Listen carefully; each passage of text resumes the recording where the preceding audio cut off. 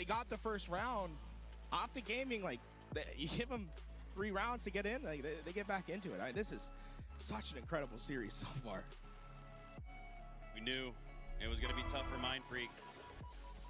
As we take a look at our split screen here, Unreal Nightmare up 2-1 on Dark Inside. We talked to Envor before this match started, going up against his former teammates. It's Envor, not it's Envor. Make sure you get his name right. I'll try to remember it. But right now, I mean, this is a big series for Dark Inside. This is really what. This is probably the series that's going to determine it, you know, for the pool of who's going to get into that third place spot at the moment. And Unreal Nightmare, they're just 1 round away. One game away, a couple rounds away. Common. The oddball perched in the small door, anticipating the push from the garage. Super CC. It's taken down. Push comes through, though. It's a nice one there from Suspector. Looney down bottom mid. Takes down his opponent. Envor with the 5 perfect shots. He's got the snipe off, but unfortunately, he's got to reload it. No worse for the wear, though. Reloads, re-racks, refocuses his sights onto Common, earns the assist. And this looked like a really good opportunity for Dark Inside to take control of the game. Folks, right now you're watching it. It's in picture-in-picture because the second Optic Gaming versus Mindfreak is back up. We are moving to that game. So just keep that one in mind. I believe this is on station D. So yeah, you see these guys are loading in. Oh, here we go. Optic Gaming versus Mindfreak, folks. It's about to start. See the fist bumps coming out. Everyone's getting themselves ready for this game. All throughout Halo history. Halo. Yo, what's up, Todd? What's up, Nutty? Optic Gaming. What's up, everybody? Have been like peanut butter and jelly.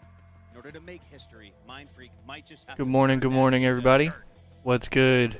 Here we go. The players have loaded in. We're just waiting for the observers to flip on the stream, and then we're in. For those of y'all just checking in with us, as we're starting stream today, Mindfreak is apparently up 2-1 over Optic in pool play. They were up 2-0, and Optic just won a game 3. Here we are.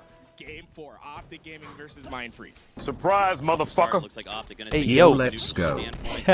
Yo, Arctic Venom with the 20 months for Eli. Welcome back. Much Early, start the slays as I know, well. Eli. Everybody Appreciate on the board it. outside of Renegade.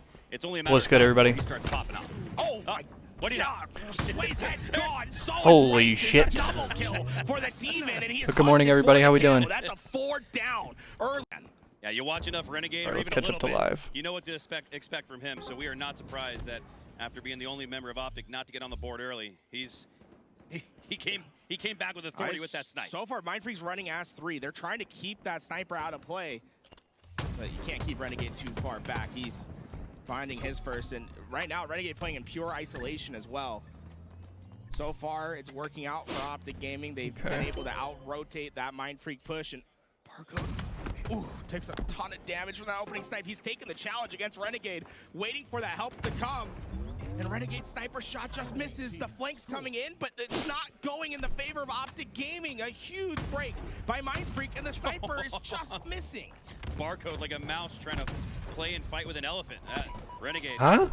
Probably should have taken him down, had multiple chances to do so. I gotta really like Barcode's ability there to take on more damage as 3 go down for Optic, but he tucked himself into the corner of B, and now it's Mindfreak scoring right as Optic reached the Trip cap 60-second cheese for threshold. Optic, or for Mindfreak as well. And look, this is the condition that they're looking for. They want those 4 downs, trip cap scenarios. That's when Mindfreak can have unfettered access to an aggressive play, and you can see that coming through. Look how aggressive these players of Mindfreak are onto those spawners. They want that situation as much as possible.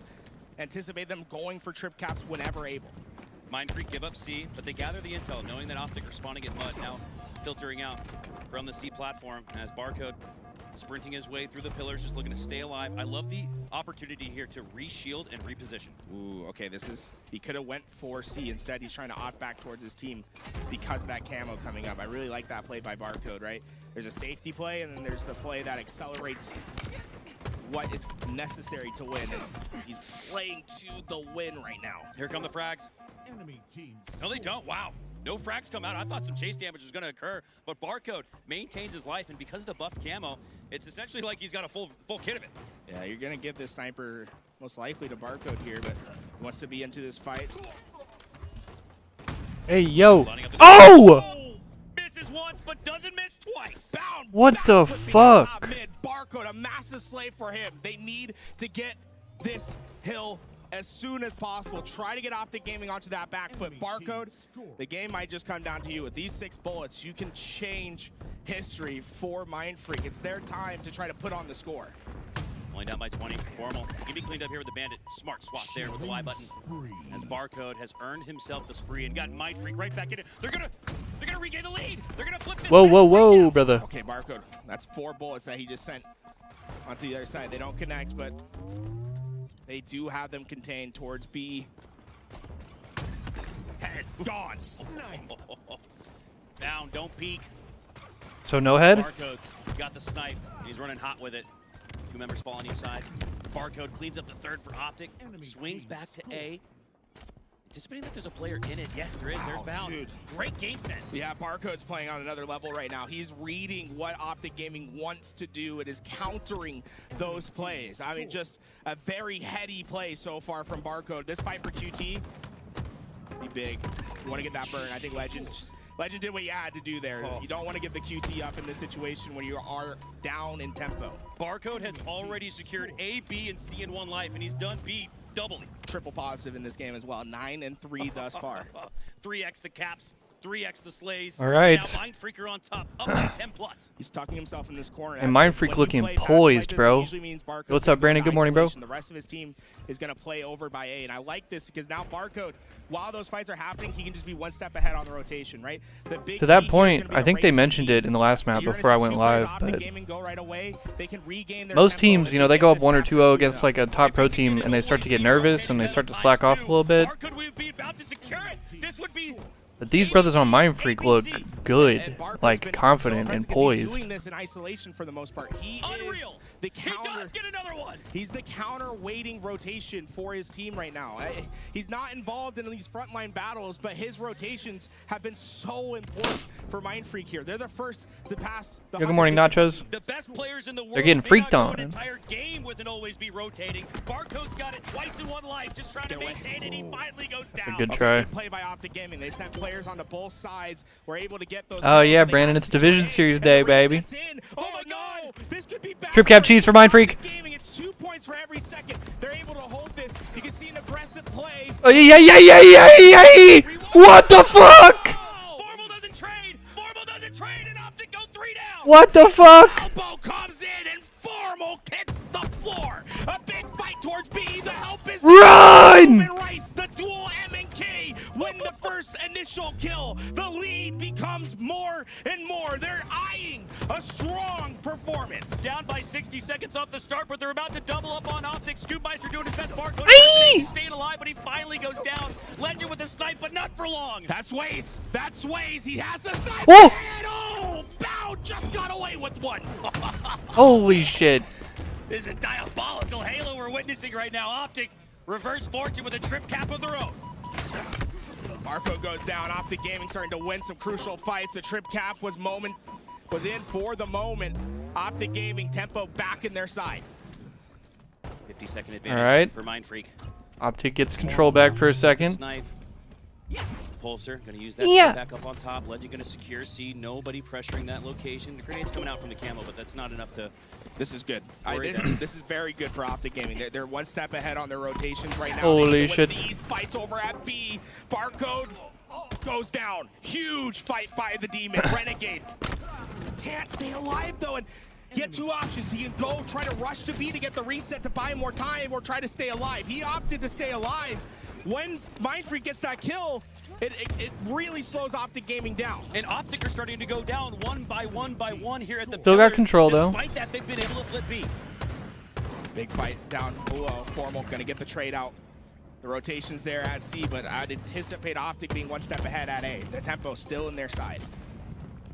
A trickling blue. Ooh, there's pressure coming in from that screen side. Players from Mindfreak are going to be quick over towards A. Renegade, huge first pick, and Sways can't go down here. You can't even take this engagement. Good positioning from that. It's heads up by Sways. It's so important not to die in these spots. Let your camo go free. Here we go. Camo in the Molnar armor of Rice. And they're going to flip this And that again. should be an easy one on Formal. Formal doing a great job though, staying alive. They're going to regain control off of this. Scoop with this on Renegade.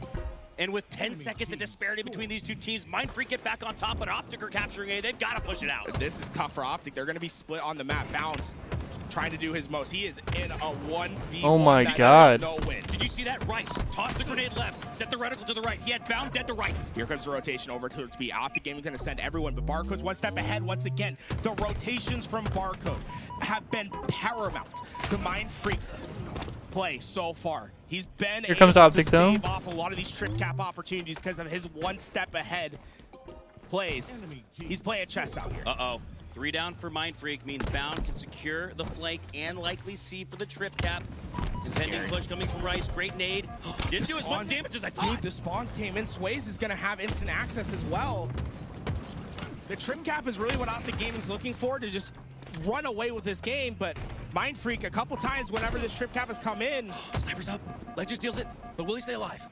they've been able to stop these trip cap opportunities. They bought themselves more time, but at the end of the day, it's the power weapons, it's the power-ups that can make the big difference, and Legend's got a full sniper to work with, and he is charging to the front lines. This is Whoa, barely whoa. towards a thriller of a finish here. 10 seconds still separating going these for two it. teams. As Oh my God. The snipe going in for the jump shot, double kill on a Barcode. Doesn't land those 3 shots. He'll reload, reposition. Aye! He gets the body. Oh, but he dies from cuts. Down. Scoob! Scoob! I know, Fig. Scoob, a massive play. Isolated, was found the massive kill, and now that moves the sniper. All right, control back for Mindfreak, bro. I believe it's Rice that has it. Keep As an we eye on the move kill feed. into Rice crunch time. can get a massive What's pick. good, Taz? Oh my Oh my God. God, this score has been at a They stopped standstill B. for the last 60 seconds, but now Mindfreak about to tie the game. Encroaching on the lead. MNK not going to be able to hit those shots. The sniper is depleted. Rice giving up on this hill. Wants to stay alive and have a second chance at this attack. Oh my Still, God. one step ahead has been Mindfreak on these rotations. Uh-oh. Scoob was able to capture A. Optic Gaming, they need to find tempo. That usually comes in the form of slays, but those slays, they're not going their way. Optic No, Legend! Sways took the ego chow down to 1 shot. Got the kill at the back of B. 210 and counting for Mindfreak. Nice fucking shots. Perfect 5 shots. But Renegade cleans up on him. Sway's dead in B, so Renegade should be able to get that. They're flipping A and B. Going to Adam Bound. Puts the A in A, I guess you could argue. 212, 192, 20-second differential here. It's a close game, but it's the Holy biggest game shit. for Mindfreak yet. Once again, Mindfreak, when they get put in those trip gas situations, have been quick Holy to shit. stop them. But Bound might have just opened up a whole new opportunity for Optic Gaming. That double kill is going to slow down Mindfreak. They're going right back for that trip cap. And They avoid the Bound trip playing this cap, well. but Optic's still in Trying to keep control. Legend Tie alive game again, there. 2-12 all. Not going to be able to get that finish. but Optic you're seeing regains the Optic lead. They want to play for that dagger. It's been a marathon. And they're getting aggressive. Game number Trade. 4, but it's going to be a sprint to the finish. 30 seconds needed for 3 on Optic 3. Gaming. Mindfreak gets another kill. Trade it down immediately. 2 on 2. Legend gets shit on again by Scoob. 3 dead for Optic. Renegades coming in for the finish. Rice is here. Rice is here. 1v1 against the Demon. The help comes. A should switch hands to Mindfreak. They have C locked down. They have tempo back. 212, 229, but it's Mindfreak scoring, but not if Optic can secure C. They have to kill Bound. Priority. They have to kill Bound The map seems fast. to be B for now. Rice, they'll give Optic C if they can take B. Does Optic go top? I think Optic's gonna try to flip A. Switching Yeah. hands back into Mindfreak. It has been so heavy. Oh my in the God. rotation. We haven't really seen much scoring. Oh my happen God. Because teams are just Yeah. in those hills. If you have a 2-cap and they contest on the other side, it does not give Oh you the my God. score. Rice, big kills, but Optic Gaming once again stopping the score. They're What the early fucking in that C ego chow? rotation. They just battled Rice out of B. What the? Optic Why are we Gaming sliding has out what's like that? necessary. They didn't get C. They didn't get C. Oh, and they don't get C. They're literally a frame away from getting C. Could have ended the game here and now. Mindfreak has a second chance. But Uh-oh. Renegade Mindfreak has shut life the for a door. second. Grim Reaper knocking at the door, and he's Optic knocking with almost the had a stop. trip cap. Guys, in 1 minute, we have to play ads. We have no more snoozes. If you don't want to miss action, make sure you have YouTube on another tab. Renegade. Oh, he usually lands these shots. What the hell are we talking about? I thought he would be with the snipe. He's gonna back up, take a deep breath, line up another one. Scoob goes down to 1 HP. Renegade's gonna B is take stopped. this out. B is stopped. Get it. This is good for Optic Gaming. They have the score. 2 dead for Mindfreak. Camo snipe for Renegade. They're gonna try to flip They A. need to win the game. Wait, This no, is they're the not. hands of the Demon. No, they're not. He's gonna go back. He realizes they let him spawn C. And the They're knife already flipping A. is creeping up. They're on B and C. And his name is Renegade. Oh my God. Big kill. Renegade stop C. Ads, I'm telling you, folks. The fight's Get gonna be YouTube for B. open if you- if you can. One of them Here we gets go. out This could bottom be it, middle. though. Who Optic is bottom Gaming, middle? they're in the hills. Somebody's gonna be on C. The rotation's in there at C. They're gonna stop the scoring for now, but As have long as to they get stop into A, something immediately. Optic We are going to Gaming game 5. push us to game 5. Oh my God. Ooh. Game 5. as Mind Reverse Freak sweep took the first two. on the cards Optic took the next two. as Optic Now, ties the series It all comes at down 2. to an Origin Slayer to see if ANZ can rewrite history. Holy fuck, son. Chad said perfect ad timing. The ad played literally as Optic Gaming won the game. I was so nervous for you guys in chat, but we got through it. Comes down to one Slayer. Last time What's you up, guys Ease? said the Slayer was a 50. 40. Optic went down 2-0 against Mind Freak, Mind Freak had a 2. and then they went down 1-0 in the oddball, and they won 2 straight, and then they won game 4, and now we're going to game 5. Game 5, and no one, not one person. Yo, all that stage ref right those there, butts are sitting that in brother the chair. that was on the left of the screen, If I'm Mind Freak, that yeah, stage no, I was ref just about to say was the that stage Mind ref Freak, the at team, too, COD is taking a Champs, break. and he I was think the we should stage give him ref a little bit of time nonetheless. for From all Mind my Freak, main yeah. stage matches. Take it, get off your seat, shake the hands out a little bit. let the And blood start he flowing on the from stream body, every and time it I just watch a Halo locked tournament. itself up, 'cause that was a That brother tense has seen the last absolute 2 peak games. of I mean, Optic gaming Gaming and the won the absolute war. fucking bottom of the barrel these last 2 games. with our shit. And they had to pull it out. I mean, Mind Freak had the actual advantages in both those games. They won the first round of Oddball. I'm not even gonna lie. Had the first That was points over intense. That was 200. fucking sick. And now we've got a colleague Where do you game think start 5 to for the turn? fucking marbles. Renegade. Getting Holy the sniper shit. into his There you hands. go.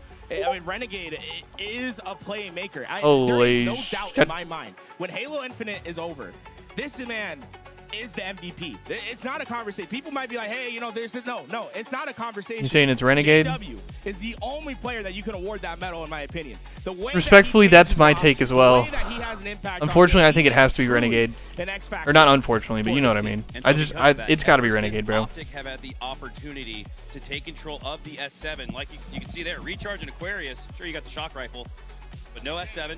And then Aquarius, no sniper at all, no power weapon at all to speak of. So as soon as we saw Optic fall into a scenario where they could grab onto the S7, they've held on to it. Who was throughout yelling in the background? entirety of the match. So very intriguing setup here. This series layout really paints the whole picture of how epic this day has been just to get started, folks. We're not even into the champ bracket yet. We are Thanks not for the even chat in update. chamber What happened yet. to- Yo, how's everybody to, doing? Dark Inside versus Unreal Nightmare. I imagine that was a win for Unreal Nightmare. Hope everybody's doing well in my chat or in Eli's chat. I hope everybody's doing well today. I hope everybody's We've chilling. been so locked in. I'm like, what have we been missing? Is Absolute the question. banger fucking match to Also, start the day Legion, today. I'm not gonna lie. FaZe just took a game against Legion 3-2. Man, dude, the open bracket teams have come to play. Sirion 131. Shout out Y'all about to Sirion. play some Halo or something, Ease? Yo, what's up, Sandman on the YouTube? What's good? I feel like I'm losing minutes off my life, like watching this game. I'm stressed. My heart. I wonder what. Looks like a Kavi and Complexity you're playing back I'm there. over 100 right now. I got my watch on. I was looking through my heartbeat. It's been insane during this entire thing. So, Mind Freak won a 4-3 King. They won a 50-49 Slayer. And then Optic won a 2-1 Ball and a 250-215 Strongholds. This has been a fucking banger series. We should be able to get the pop off, folks. There's a little disruption. I'm sorry about it. We're doing what we can. But big W's, getting able to get cameras. We never are able to see the action on the side stations. We got the cameras out. Here we go. The pumps are in. W. Wallace, or W. Callis Wallace. Oh. And to recap how we got to this point, 4-3, King of the Hill recharge, Mind Freak win. After being down 3-1 with 30 seconds left, it was an unbelievable comeback. And more of the same in game 2, where they were down 30-20, down considerably in both games 1 and 2. This series could be done and dusted already, but they had the ice. They took the 2-0 lead, but it's been all Optic ever since they got control of the snipe. Hey, game 5, it starts now. Get on Twitter, get on Reddit, get on Facebook. Yeah, look at the Instagram, crowd. Where the hell you need to go. Let the people know. Game 5, Optic Gaming versus Mind Freak is starting. If you haven't, subscribe to the YouTube. Follow the Twitch channel. If you have a Prime, hell, it supports what we do here today. Yep. Try to drop it in the chat here and now. This is it. This is what we live for. These pool play games. Game 5 is on its way. Get on Twitter, get on Facebook, get on Reddit, and get on your feet. Because Mind Freak and Optic are in an absolute barn burner here. 1-1 off the start as both teams trade out. It's a big win, though, I would argue. It's a 1-1 tie. Game It's 5, an advantage early in the to morning, lock the because they fuck kicked out in. Renegade off the start. Now they're up by 1. The win condition for Mind Freak is simple. Keep the sniper out of the hands of Optic Gaming. Keep the power weapons on your side. Toss it off the map for all I care. Just don't let Renegade touch it. Oh, Bound gets away with something there. Tries to take the challenge at the window. Uses that geometry How did to he get stay shields alive. back so fast? Shields back, goes down to one shot, but he hasn't gone down. He's keeping this sniper preoccupied. Barcode. Also, sorry, those were my Bound Discord has sounds. been- Barcode hates Bound right now because Bound has been the most frustrating slay on the map yet. Back in Snively, these rockets still up for grabs. They want a couple clean kills in order to get away with them. They know it's bait right now. Ugh. On wig peel, Barcode, massive kill. Persistence 8 to pays 4. off in the form of a headshot onto Bound. Oh my God! We're not missing. 9 to 4 to start game 5. Fire. You're not safe. Barcode is hunting the members of Optic Gaming And down. Barcode's going to He's apeshit. 4-0 to start. The rockets are still up. 6 kill lead. 6 kill lead. Oh, and he gets Starting 5'd. to run away with this, but it's still early. To the elbow. 2 players Optic Gaming can, if they win these gunfights here, they can get away with these rockets. Mind Freak have the chance All to right. grab rockets early. Here we go. They We did should not have take the shared advantage chat of it. now. Those rockets. We're almost 2 minutes Come, in, they're come, still everybody, up for grabs. V-Dive Formal's stream. by himself at rockets. So while he does Feels have good, the LG. damage advantage, the numbers advantage is in Mind Freak's favor. That's how they're able to take him down. Oh my God, it's 15 to fucking 6. Double into the assist. 3 players go down. Optic Gaming onto the respawn. They're stuck in the And base. this would is be what they a want. Big Daddy Rockets upset. are in play. Barcode, It's still just pool he's out play. of the power weapons. He collects another So nobody's 2 getting knocked out rockets the in tournament chamber. here. 15 to 6. It's a legendary start for Mind Freak, and they've kept Legend off the board. He hasn't gotten a slay yet. Actually, I wonder if Mind Freak actually saves their tournament by winning this match. I don't know how they did across Down. pools The demon goes yesterday. To respawn. It's just Formal and Barcode. The one Or, well, they made it out of no open, one's so I don't gonna know how challenge they've each done other. today, Wait for the unless this is spawners. literally They their want first 4-on-4 match. action. Double up advantage for Mind Freak, but To come out of open and This is beat where Optic was, as your Mind first Freak came pool play back, match so is job fucking not done yet. insane. Rice continuing to add to that advantage state as he takes down Legend, but Renegade and Optic Formal answer back. He's Barcode flowing. with a cross map shot on Bound takes him down, and the lead's continuing to grow. Look, he got outer rockets. Make sure you drop him before you grab. There we go. Heads up Oh play. my God. Heads up play. If he didn't do that, he grabs rockets. He has to reload them. Oh my God. We've Whoa, seen whoa, the whoa, why are we using jumping? Camo to get the camo. Barcode with an opportunity there to use the rockets, to take the rockets. He does ultimately fall. As does Renegade Device. gets 2. Renegade starting to get online. Optic down by 9. 2 players of Mind Freak trapped over into that up inside. Renegade drops Oh my in, God, but Renegade there's too in the many middle of players 3 of Optic them. around. The trades aren't coming in. Optic Gaming the Oh! rocket from Bound gets What the clean, fuck? but They need more. They need to get clean kills. They need the sniper away, and they're doing it. Okay, wait. 3 dead for Mind Freak. Optic gets a sniper. If Optic wants to come back, this is the chance right here. With the rockets. Huge slay. That was the opening strike that Optic needed to cut this lead to 7. That's exactly what Optic need. They need sound plays from players like Bound, like Legend. They need them to be at their best. Legend out with the best start. Oh my God, But I thought he was here's gonna where blame his could teammate. Get it back in blood. He's got 6 shots left to work with in the snipe after taking a little bit of damage and having his spot called out. He Oh my God. rotates. Treat the sniper like it's 3-card Monty. Optic down by Keep it 6. moving. Optic down by Do 7. not Let the players know where Optic down by 8. are. You want free kills. Right now, Legend on the bottom. Optic down by 9. No anticipation. Sways goes down, but the help is there. Rice and the 1v1. The challenge. Holy is coming. shit, bro. Sniper down. Unbelievable. We mentioned before this game started the keys to the game. No, the key to the game was making sure that Optic weren't able to get maximum value out of the snipe, and despite having it in their hands for the last 60 seconds, Oh! they haven't done that much with it. Bound does get the headshot on a Barcode, but it's still a 7-kill lead for Mind Freak. Bound gonna try to drop into this angle. He did spot Ah! a couple players for that sniper. What the fuck? Not gonna connect. And Mind Freak, they should be able to win the snipe. Ha ha! This unless Bound Whoa! kills from across the map gets 1. That's gonna force Mind Freak out of position. Barcode 5's the fuck out of who? I love Formal? this aggressive play. He's gonna go for a quick flank. If he can get here in time, they're not gonna anticipate. Oh my God, we're jumping over people. He's making it look clean. Gets 1 on his trade out. But that's fine. You'll take that all day if you're Mind Freak. You ultimately trade it out at the end of the day, and you've actually built on this lead. They're back up by 8. Strong positioning. Rice over on the elbow. His teammate on that catwalk. Complementary angles are going to help so much here. The split spawns are in. Optic Gaming staggered, dazed, confused. The Rockets could be game winning. Rice not going to go for them. Instead, trying to operate for space for his teammates to get him eventually. I'm shocked that he didn't get those rockets. They're still up. I don't know if I love that, because just as we said, the win condition for Mind Freak was making sure Optic didn't get the snipe in that micro moment. That was Optic's MO, and Mind Freak just gave it to him. I think what he's playing for is not to waste rockets there. He doesn't want to drop in, die. Oh my God! Give rockets Renegade respawn. gets away! It's risk aversion. Holy shit, nice kill. Afford to be risk averse against Mindfreak up 11. We are moments away from history.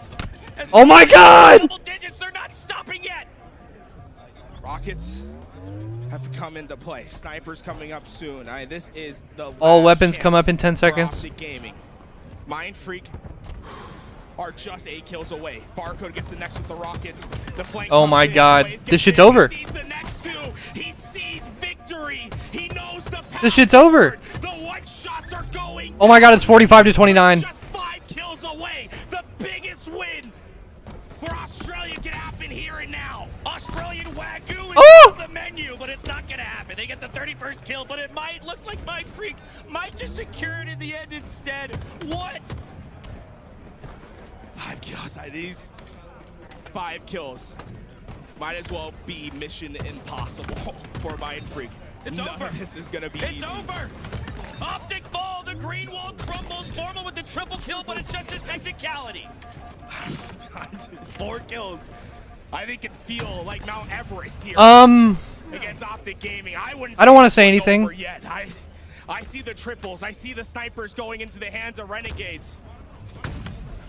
This isn't I don't over want to yet. say anything, This Optic but Gaming what are we doing? are a final boss. You must find the final kill.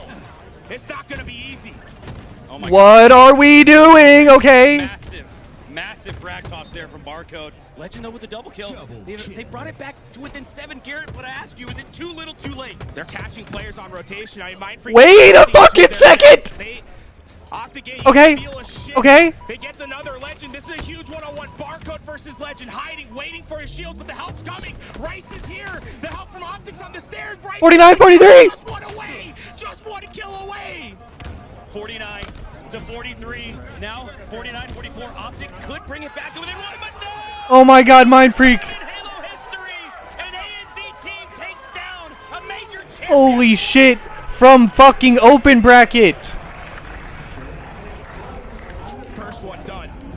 And now They go all the way through open on Friday, wake up Saturday morning, for the key and beat Optic in a game 5. is not just getting out of pools. What It the can be first fuck? in pools. They just They're the favorite now. They just upset Optic Gaming on their first match. What's the other team? What's the other team in Optic's pool? Has now put them in position to be the favorite in pool play. It's like Majin or whatever the 4 fuck. years of Halo Infinite, we haven't seen anything like this. They have worked Yeah, so Mindfreak hard might to make it get out to the this moment, fucking. to have this chance. Mindfreak might win their pool, bro. You can see the realization, all that hard work that they've done, the bonding that they've done as a team. Bro, you know whatever other They team, just had their first or whatever big other 2 accomplishment. teams rather, are in the pool. I was just thinking of whatever the third one was. Pool play became much, much easier. But the other 2 teams in the pool now are gonna be like, Talked about fuck, the speed of bro. warm-up for Mindfreak. They ended up grilling Optic Gaming. I mean, what an unbelievable Oh, you did series almost call win it, there. Brandon.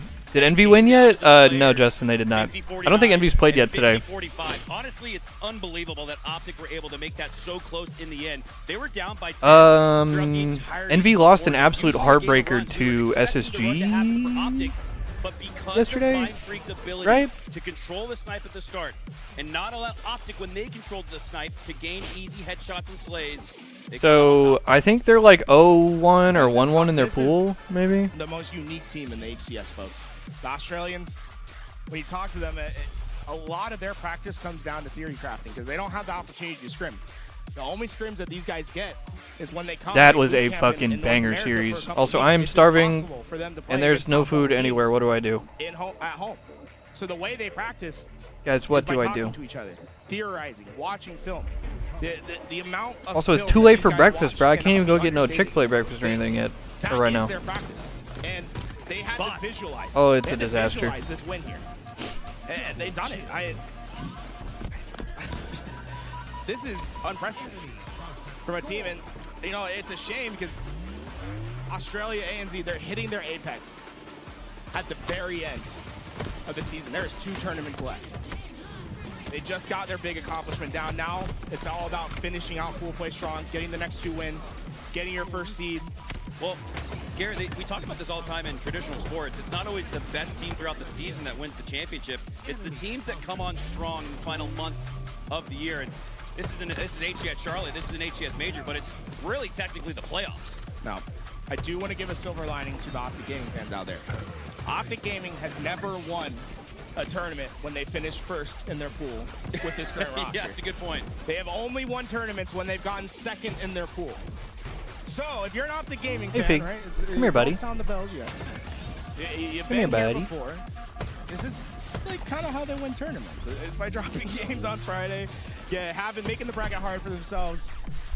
You know, they're like they're a little bit of a masochist when it comes to winning tournaments sometimes. Yeah, pool play has routinely been their Achilles heel, but it hasn't kept them from crossing the finish line. If you're just tuning in, hopefully you're not, because you might have just missed history, ladies and gentlemen. The first time ANZ has taken down a major championship in Halo history, dating back even to the Halo 5 era. And certainly to the classics, where I don't even know if we had anybody from ANZ. It was hard enough to get the Buck Twins across the pond.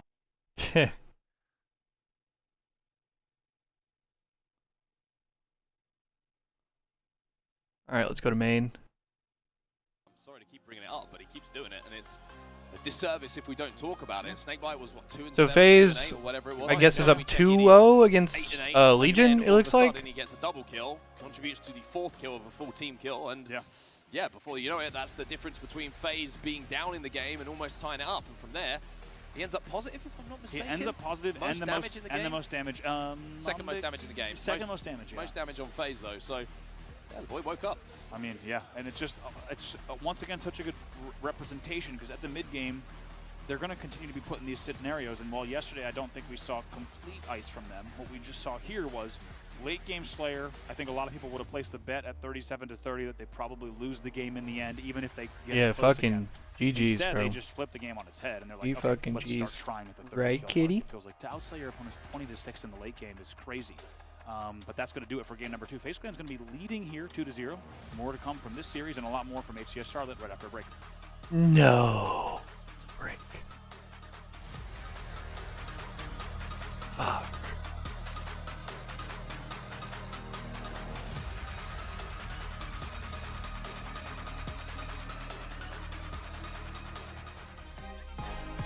What are you doing? Why are you trying to climb?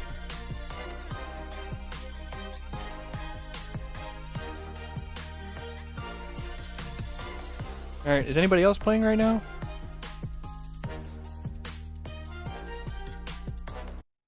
Thank you.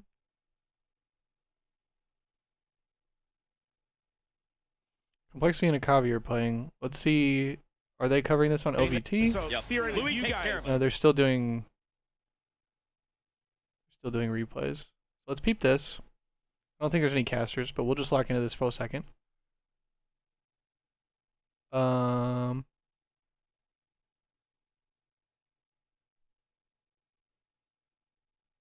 Okay. I don't know why I did that.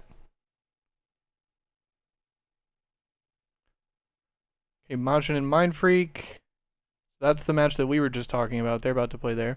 Okay, so no games are being played currently. Let's check Bravo. Oh no, this was a Akavi and Complexity. I'm dumb as fuck. My bad. Get some kind of level of trades. They did so successfully, and that's why this game is still tied. Even though it feels like Complexity have had Complexity up control of 1-0 what the against map Akavi feels like so as far. well. But pressure coming in here from the Complexity side. They now have pipes, but evenly matched. We're not seeing either Alright. team really kind of You're run free. over this. Every Good boy. single kill has an answer of its own across the map.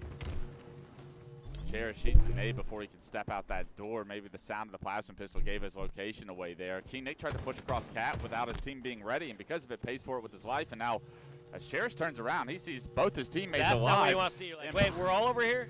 And I now thought I had this hiding spot. they're the ones trapped in pipes. You don't check your back, though. That Oh no! loses the fight, and that's a He gets his ass straight beat. kills for Akavi to get map control, the shock rifle in hand, a 4-kill No lead. way. And now, Complexity on the ropes with what was once a dominant control of the map now feels like they are the ones getting pushed and sandwiched, and Akavi look prime and ready to gain a lead.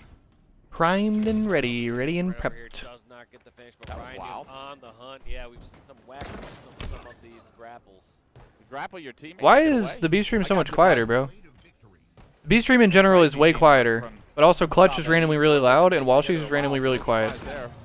Mental trying to push a player at elevator, but you see Drift trying to get over there to help his teammate trade. He actually gets the he sticks, stuck Drift him. is I was like, how the no fuck did that man's nade land. not It's kill him? Another member of Complexity that shows up to ruin what was once Alright, that Akave's BR looks real insane, control of bro. This map. It's gonna reset This here looked like for now, some but still a 3-kill Some lead Destiny bullshit, for bro. our underdogs in Akave Esports. King Nick getting My some bad. PR Nice kill. shots there all the way towards Hydro, getting that finish. Crucial kill. That can sometimes be a terrible spot to break into. Yeah. People have so many spots they can hide, they can run away through, but more importantly, just the damage you take as you have to go across C-Plat. You just know that you're going into a disadvantageous situation as soon as you push your Hydro. So when you get that free pick, massive. Yeah, you're hoping Mental. for the timing. He found the timing, and because of it, Damn. now Akave, the ones that are trying to get some level of control, it does look like a couple kills get traded back in their favor. What looked to be a surprising, successful elevator push from Complexity actually gets shut down. The 3-kill lead still remains for Akave, and with Camo coming up, we're past the 30-kill mark. These kills are going to start to matter. This Camo could be the difference maker in this game, and that's a big kill by Ryan Noob to open it up, but he's traded out immediately once again from Akave. But regardless, with all these trades, all these scenarios, it's still wild to me that we have not seen much of a lead more than like 3 or 4 kills throughout this game. Team so evenly matched, and I think we're going to see at one of these moments where we see kind of 3 or 4 go down. We saw it once from Akave as they're hunting down Complexity. Are we going to see that once again? Otherwise, we are in for a treat for this game. Yeah, a tied game. I'm not sure quite where that Camo is. I think it's in the hands of Complexity. Yep, Cherish is going to have it. Akave stuck in pipes. We saw them have a successful pipes hold before. Can they do it again, especially when they have to do it against a Camo player? Cherish not quite sure that they're all stuck in pipes. Info, So yeah. Complexity. Maybe taking this extra time to clear out the rest of the map. Saying, It's kinda okay, sus, I'm not I gonna know lie. Summon pipes, but is there Yeah, a now they lurker know. Also, this is like Now they know, exactly here comes Cherish. Gets a how he credit died and last gets a time. melee, Alright, gets he a did big get a melee down. lunge You that wanna see time. a second melee there potentially because Maybe not the a best melee use of would've made that kill camo. possible. Acid actually Just still going in and getting one alive for the melee moment. trade, He but gets taken down, but good trades in a very disadvantageous position. You do end up getting a 2-kill lead for Complexity, but that could have been a lot cleaner. I was gonna say, but low key, Akavi is probably coming out of that situation like, all right, bro, that's not that bad. Plasma grenade, I think, trying to go for just that stick trade, but in the end, Complexity. What's up, Tripticon? Far ahead now. Good afternoon I from think Canada. for Well, Akave, good actually afternoon. I hope you're doing well. You put all 4 people in Is it one afternoon spot there? on the map, like It's still pipes. the AM Kind over of here. asking for trouble. Yes, it can work out sometimes. Yes, sometimes you can win those exchanges and barely stay alive, but more often than not. Barely? Oh, so you're like an hour ahead. It's 11 a.m. Behind here. enemy lines right now. A double kill killing spree. Tries to get the triple 44, on Acid. 45, Acid gets the better of him 43. there, but Magico trades out yet another kill. 45, 43 now. Kills are Whoa, whoa, whoa! What the fuck are we 46 to doing? 44 Complexity. The chaos right now, thriving What in this the fuck chaos, was that? continuing to extend this lead to at least 2 is big. Another missed melee there by Cherish. Obviously going for that 3-shot melee, my trying God. to finish the kill. But once again, 1-kill game from what looked like Complexity kind of running away with us, getting the lead they need. Now only 1 kill separating these 2 squads. Drift with the ballsy play there, but Ryan Noob They can't find this guy. Is King Nick. And then Complexity gets 2, and now they're like in shit spots. This guy's just like at the bottom of the map, just chilling now. That players are stuck white, but this you're in no man's land right now, Drift. Camo will be coming up shortly, but I don't think it's Yeah, gonna be a this- factor. 2 what are players we in the doing? Angler Pit. Yeah, you got one and no shield, but you What can't is go anybody right to do it. doing Now in this game? 49. Complexity need 1 more kill. Magico blue plat, but Mental with the shock Well. rifle and the kill feed is gonna do it himself. GG! As Complexity goes up 2-0. Find a way to close the door. I'm on not game sure what 2 any of and that take the was, series bro. lead 2-0. They finally 'Cause that got was not very themselves clean on board. from They finally Complexity. found where players are stuck across the map. But It's also- interesting how Cherish used that camo. I was gonna Just say, to secure Akavi the rest just, of the map, and then yeah. just all collapsed on pipes. And that was That's what I'm saying, that the was- moment of that game. Yeah, they were able to get that 2-kill lead, and That was a really game of Halo for kept sure. That 2-kill lead up until those final moments. There was actually an unbelievable play in awareness from Complexity there at the end where Drift pushed into white. He was able to get a kill, and I thought to myself, that is a ballsy push, and you just What's up, benefited Golden greatly Fire? from it. But the rest of How's it Complexity going, bro? that was still alive towards blue actually went bottom middle to Mangler door and actually flanked up white, knowing that all of Akave was pushing through white into blue looking for them. And that All right, well, rotation Complexity goes right up there 2-0 is against what really Akavi. sealed the deal. That's why there was 2 players in the Mangler pit. They actually came. Got it. Sniper rifle now. Back over to main Hands stage. easy. FaZe up 2-0 over Legion Oh, currently. the big gun. Nice Big shot from shots. Uzi. By the sounds of it and by the looks of it. He's like, move, I got the shot. I need a clean shot. Unbelievable first hit. We'll see if he can do it again. This Especially Legion coming gaming from team had essentially both 90-degree angles on this pitch. one of the Just craziest elbow. matches One of hit all for each time side. Now, they'll yesterday lose a second, though, so with he that needs to hit shit. The shot. way they qualified for Last pools, round bro. alive. It's the body shot. by It's beating not Akavi, big enough. actually. Penguin's gonna grab that oddball almost Who then immediately as qualified well. for It's pools 4 later dead that night for Legion Gaming, and now Snakebite, who is holding the objective, through now gonna have a losers. little bit of fun. He's got himself a sniper rifle. Tell you what, impressive back and forth between them in this game. It's been really fun to watch in terms of just What exchanging happened to holds that back and first forth. bullet? Lead changes yet again now as FaZe will go back and believe here at the 53 kill mark, and Snakebite hitting very important body. Wow, shots what a right now. nade! And they're now 2v2 on the map. We'll see What where the ball goes here. fuck? Yuzi managed to get the play ball as well, so he's got it out of the setup, resets that ball into a neutral position, and now both teams have to fight for it. But it looks like FaZe may have had a little bit more map control and be pushed up far enough to bring that ball back towards their fellow teammates. So FaZe with the ball in their hands, only a slender lead in this round, but a lead is a lead.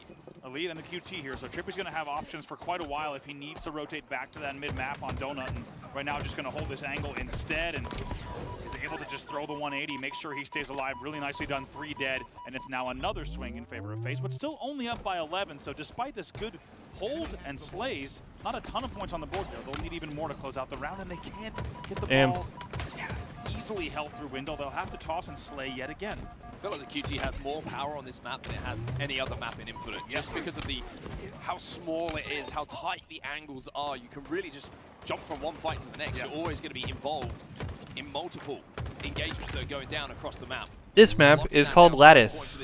It is the newest map in the rotation this series. Now gets the ball in his Or this hands, season, finds excuse Snakebite. me. And with FaZe 2 dead, there's an opportunity if they grab this objective to It's get been into a in position where this since round might be tied up. I really agree. after the Compared to a first map like event Livefire this 3, year, by the way, for I FaZe, think. compared to a map like Livefire, which is just so open, you're limited in your QT. Here, there's so much corners, minutia, little areas to play, and start to really mind game where the push. Maybe and after the punch first is 2 really coming events from, this where you year? want to be really exact with your QT placement. It has paid off so far, but still just a 10-point game. No one able to get control of the back of the base. Finally, 3 fall, might be 4 dead for Legion Gaming momentarily. Would have been good baiting and switching. It is a staggered 4 dead. This should be time for FaZe. That was a very good illustration of noping it out of a fight. Snakebite, knowing that you've got the help. That's going to be arriving very, very soon. FaZe with the ball back in their hands, and the lead just starting to increase again. It feels like this late game FaZe play is what is getting them through some of these tight games. Sniper rifle has been picked up by someone though, but Penguin with the stick does keep the numbers at least far enough away from the oddball for both teams. Azuzi's going to have to hit some shots here with his sniper rifle. Nice little shoulder he catches there, by the way. Penguin with that plus 10% boost on the ice to get that stick. Very nicely done. He feels very at home in that type of climate. Jesus. Finally going to be taken Brothers down. in hell. Body shot's going to be enough though. Oddball still in the hands of Legion Gaming here. Little Gators is trying to dodge and dive and weave behind these pillars. Penguin will get the kill, and it will be the oddball back in the hands of FaZe with Legion 2 dead. Yeah, this is big. This actually could be the deciding hold if they're able to get the initial damage off of this push. Probably will be. Penguin with some responsibility to hit some shots with his sniper rifle, at least some bodies. That's going to slow down the push continually. There's one. Whiffs the second, whiffs the third. Now he's going to change to the bandit rifle and work alongside his teammate in a more traditional way to hold off this double man push from Legion. Yeah, really nicely done, even though the shots don't hit. As you said, the good teamwork, 94 points on the board. Only 5 to go here, and I don't Should we think round one? anyone is close enough by the looks of things from Legion Gaming to get this oddball out of the hands of Snakebite. It's And all indeed, that is good, the Brandon. case. FaZe will win round number 1, and they're now 1 round away from sweeping the series 3-2-0. And as you say, such a good distribution of the hard work going in on FaZe. Take a look at Trippy's numbers so far after that first round. He ends it 20 and 12 Damn. with 9 assists as well. All right, big game. So into round number 2 then. FaZe are going to go perfect in pools to win in this game as well. QT is still up. Snakebite's found himself a cheeky little angle. It felt like Legion Gaming just completely forgot about his position. It was honestly great time, and like you said, in terms of the meta and the mind game there, we would no longer be checking that exact area on ice, but Snakebite knew that, and even though they were trying to get cozy and comfortable in window, they get taken down 3 dead. As you say, very good angle, very good even mental game there from Snakebite to know that those angles would not be checked at that stage of the push. Oddball in their hands already here, FaZe. Snakebite hitting my body. damn. He's probably frustrated they weren't headshots knowing this man. He However, just bodies the whole team. 3 bullets, 3 bodies. You'll take it every day. That's so funny, bro. FaZe collapse onto that damage. And it looks like they're doing a good enough job to That's rotate so the op funny. ball away from where this push is coming. Good lead at the start of this round here for FaZe. 16 points already on the board. Yeah, you're right. Snakebite would have wanted those, at least one of them to be a headshot. He probably wanted them all three, as you said, knowing him. But it was a lot of damage, and they couldn't collapse on it, surprisingly. It's still, though, they will get the next hold, and now lead 23-2. SSG is Stellar, Eco, Falcated, and Suppressed. That reload scared me because usually if you give him an extra second to fire an extra shot, Lucid's going to connect with a little bit of a blainer, but Legion Gaming have A little bit of a blainer. FaZe had 2 dead. As the Opal will be down. No one able to get control of it, but FaZe again 2 dead. Legion Gaming A got little bit of a blainer. Finish there on Cargo as well. Stays alive long enough. Lucid's last player alive. He wants to get this kill, but nice work. They will eventually take down Lucid for a staggered 4 dead. 2 spawners coming up now. He's a little bit trapped on the respawn here. Good map pressure coming in from Uzi. Unfortunately, the timing not on his side there. Banks the nade, turns around, and just as he does so, 2 players from FaZe are going to fly towards his position. 3 dead here for Legion Gaming. And even though the game is essentially tied up, FaZe should be able to get this ball back in their hands and get back into a more established lead. Great spot there for the QT from Snakebite. Just gives you so many options there. Not only are you retreating to safety, but this QT gives you, of course, options both sides out of the window to just let you really focus your attention wherever it needs to be on the map. He's looking like a tennis spectator at the moment, Snakebite. Just kind of looking left, looking right, looking left, just tracking wherever these players are going to be going. Penguin trying to survive long enough, and the teammate helped to come in, and exactly what he wanted to happen does happen. 3 dead here for Legion Gaming. Penguin grabs that op ball, and now they are doubling up on the score of Legion Gaming. FaZe starting to click here. Yeah, really nicely done. And as we said, there's been times where they've had to see the game come within just a few seconds. They've had to reestablish control, and they continue to do so in a convincing way. Gun Collection, though, very good shots there. Stays alive bottom middle. Enemy has the ball. Lucid just holding his ground, but good communication coming in from Legion Gaming means that he will be cleaned up. Whoa! That is a blue helmet. I tell you, you keep Snakebite near the snow and the ice. Excuse me, you keep Penguin near the snow and the ice. He hits those sticks. He gets a, I think it's a 10 or 20% auto aim bonus. Trippy should be able to clean this one up before he does get the opportunity to do so. Lucid will find the kill. And FaZe just starting to really take control now. I think Legion Gaming just starting to get a little bit flustered here, recognizing that the series is on the line in the next few moments for them. A few individual pushes coming in, and FaZe will pick you off every single day of the week. Love what we're seeing from Trip here. Boy, there's the first. Get the feeling there's more to come. Bravo's dumb, bro. He wants it very badly, but he's not going to be able to get it. Damn, son. Switches to the Bandit Rifle and then makes it happen with the double kill. It's a killing spree here for Trippy. At the moment where FaZe would love to see that. 4 dead for Legion Gaming. Man. This could be What the a game. way. This could be the series. What a way to do it. The patience there from Trippy and the entire team to not even drop a single player and get the clean 4 dead. What a way to do it. 3 seconds to go. Yeah, this is going to be it. This is going to be series. This is going to be game. And this is going to be FaZe perfect in pools. Pool C belongs to the home team here. A 3-0 win. Beautiful out of over FaZe. Legion Gaming. Trippy also drops 29 in that game. And as we said, really a great distribution of the numbers throughout that entire series from FaZe Clan. Each player stepping up in different ways across each game.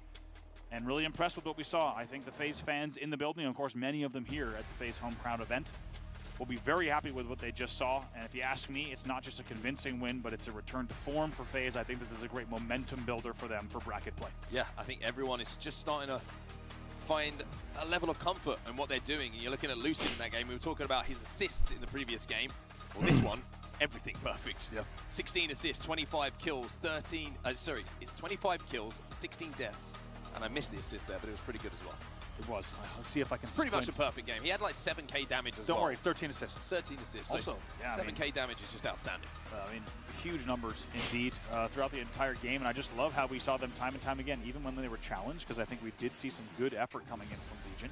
When they were challenged, when they had to break a hold, when they needed to slow down like we just saw with that base hold, they're able to kind of be dynamic and play any speed that they need to, and really impressed with what we saw. I think it's a change from the form that they were on yesterday. And also, Okay, as so I let's said, check. there's a little bit of asterisk. It is a different opponent in Legion Gaming. But We'll come back to main. So let's check what's going on B. Out. Good job by Acid to deny. Okay, Smurf. so Complexity and Akavi are in game 3. Let's...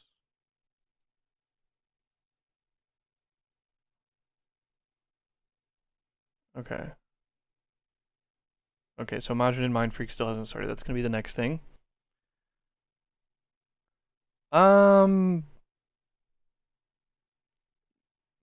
What's up, GQ Jones? What's up, Swifty brother? So we agree Optic ain't the same, and SR are more than likely winning this event. Yeah, I could probably say that. I mean, Rebellion, I think definitely looks like the stronger team at the moment. The SSG is playing Dark Inside. What's LVT doing? Some of those mistakes in the last minute or so. Okay, Definitely they're feels like covering some of this. that happened after that casting. B matchup yesterday. They were able to just get Lock in themselves here. in a nice, like, kosher mentality, not rushing into a lot of it. And with 21 to 14, you think, okay, this is a nice and comfortable lead right now for Dark. Yeah, but let's not do that. Like, Mind Freak has been Yeah, a lot of teams kind of doubted this Space like Station roster that's the coming into this best event, but that's the best Dark and ANZ Stellar a team, little bit and have like pretty they've been late pro games, at and like they most of the finally events. Like yes, they do actually have got some good to. reps of practice. So that's what They did needed not for lose quite to some Gunny. time. What the fuck? And see if they can make this comeback happen. It looked good. This was previously an 11 kill deficit, now cut down to 5, I think it's 6.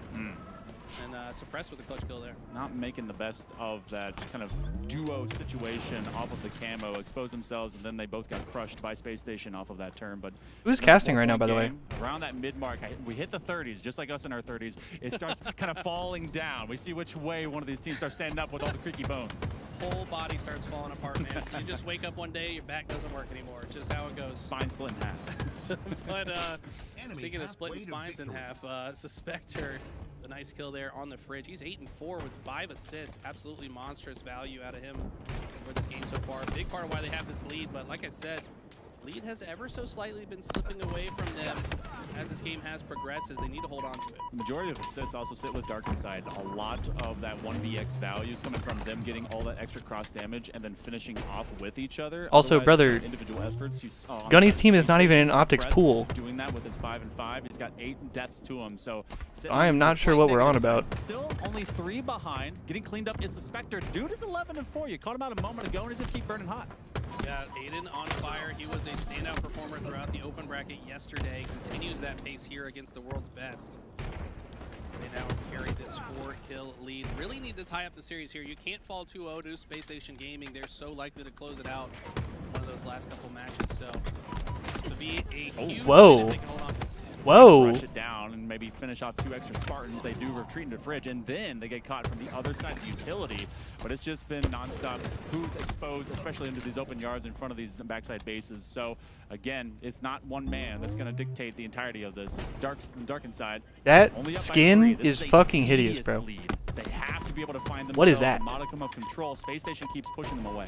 I actually don't like Dark Inside's positioning here. They're kind of like trapped around the P side. They didn't like it either. That's why this player extended into the base, and now he's catching Stellar off guard. That's the Spectre. Okay, so the teams that made it out of open were Legion, Dark Inside, So difficult to track down. Hanging Akavi, himself like a Halloween ornament. and then what was the Now other? you That see body actually was the just rest of hanging those there. as everyone becomes a deadly pinata up in the rafters here. So Suspector trying to just ignore his dead I don't know what the other teammates team to was, get though. back spawns. Oh, it was Mind Freak. I'm dumb as fuck. 25-32, a 3-kill lead. It's been holding like that for the last couple of Mind Freak minutes went for Dark to Inside. Optics Pool. Space Station has not panicked as of yet. I love these Legion teams went off to board positions.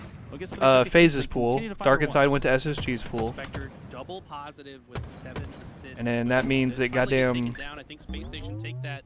the other brother's got to play Green light to Shopify. go, and just like that, they brought this within one. Spectre spawning in the blue base to see if he can work together with his team. But when you're trapped in the base, you like to take some adjacent space. That's what they're going for here. The push comes out on the P side. Eco shuts down one, but Suspector finds his trade. Eco running for his life, trying to go to mid. Can't grab the heat wave. Bro, we are, but also to that point, we are in year 4 of this game. Everybody is so good. Like, bro, look at this. SSG is also tied with the open team. Well, now down 1. As Space Station finally gets a lead. It has been Dark Insides to have. This is the reason why I would say that, like the last year of any competitive title is always like the best in terms of the quality of matches in the competition, is because everybody by this point is so good at the game. Everybody understands like down to a science how that shit works. Everybody knows what spawns to block. Everybody knows which way to run. Everybody knows like nobody misses. Everybody knows the meta. Here for SSG, they knew that they just had to keep things close. Not quite backside. Actually, they're gonna be cleaned up. Teammate comes through. Pivotal. However, the 3-kill lead rests on the side of the. Why is he narrating? Space Station simply Why did he say, however, comma? Super CC would be even huger if he can also stay alive. Take some grenade damage, so Shield's going to take a little bit longer to come back. Who is casting right now, bro? Wisely wait here near his teammates. Reposition back into the util. It's a 3-kill lead for SSG. Super CC has some great shots on the Falcon at bottom mid, but this is looking like it might get out of hand. No, it's What just it do? Ding on by the moon. next fight. Whatever they find that first contact, initiating is going to be massive. They actually have I'm a not cross in the and love this room. position from out. Bro, I need a blinker, bro. I need my wake and bake. I'm not gonna lie. Not before Space Brett, Station is able somebody to need to get get Stellar to change that DMR. I'm not gonna lie. 48-46, SSG SSG up by 2. Trying to go up 2-0 in this series. Honestly, to see if they're going to be tied up or if this is going to be a 2-up. This would be a massive comeback if Dark Attack pull this off. 2 world champions on the other side of the stage. And they get first kill. That means Stellar's good to grab camo. For this team, and when you're 1 kill away, it's almost unlosable. And It's going GG. to be Dark Inside, hard pushing out to the B side, but they can't die here at all. Wait, brother. Nade will chase them. Does the Ghost Man get him? Okay, we're good. They actually are able to get one, and that will finish it off. Yeah, I thought there was, bro, if low-key, if Stellar doesn't finish that first kill, and then they're like, yo, double team the fuck out of the camo guy. Low-key, I think you end up in like a 49-48 situation and shit gets sus. There's a huge gap there. I know you're a big fan of the European scene. Okay, so now this is going to be interesting to see, right? Because now Mindfreak has to play Majin immediately after beating Optic in Game 5. So is Mindfreak on another level right now? Like, did they get hot and now they're just going to steamroll? Or has to be exhausted. They could have 3-0'd that matchup, especially into that. I was going to say, did they exhaust themselves like mentally with that last match? Yeah, we talked about that, right? They got to sleep off the. I think one of two things is going to happen. I think they're either going to 3-0 or they're going to get 3-0'd. Have a very difficult time sleeping, but clearly they woke up just all right. Also, the stream is like in 30 FPS. That's not me. I don't know why it's like that. Can't line up the shot. Sensitivity horizontal a little bit too slow on that. But we'll be able to clean it up. Good old boxer. One man that we're also going to be watching after is already 9-5. That is Bastos. Bastos was the inclusion of this. Or go to another Game 5. Yeah, but that's what I'm saying. Like, oh, they definitely could, but that's what I'm saying is like I think that they're either going to be gassed out of their minds and like they're hype, like they're good, and so they're going to steamroll, or they're fucking gassed, like they're exhausted. Talk to us about this team. So if you guys are not familiar, I know that's weird to say given that it's 11:24 a.m. on Saturday, but like, bro, you wake up Saturday morning, you got to play the best or the second best team in the world. You gearing yourself up for that. You finally play that match and then come down with a win. It's a long-ass, grueling-ass series where you got to avoid a fucking reverse sweep. You clutch out a Game 5, a really close Game 5. Back to this place. Chick obviously has that experience alongside Mighties for especially the region. I'm just saying, the like release of emotion and the like just intense relief of like, holy fuck, we did it.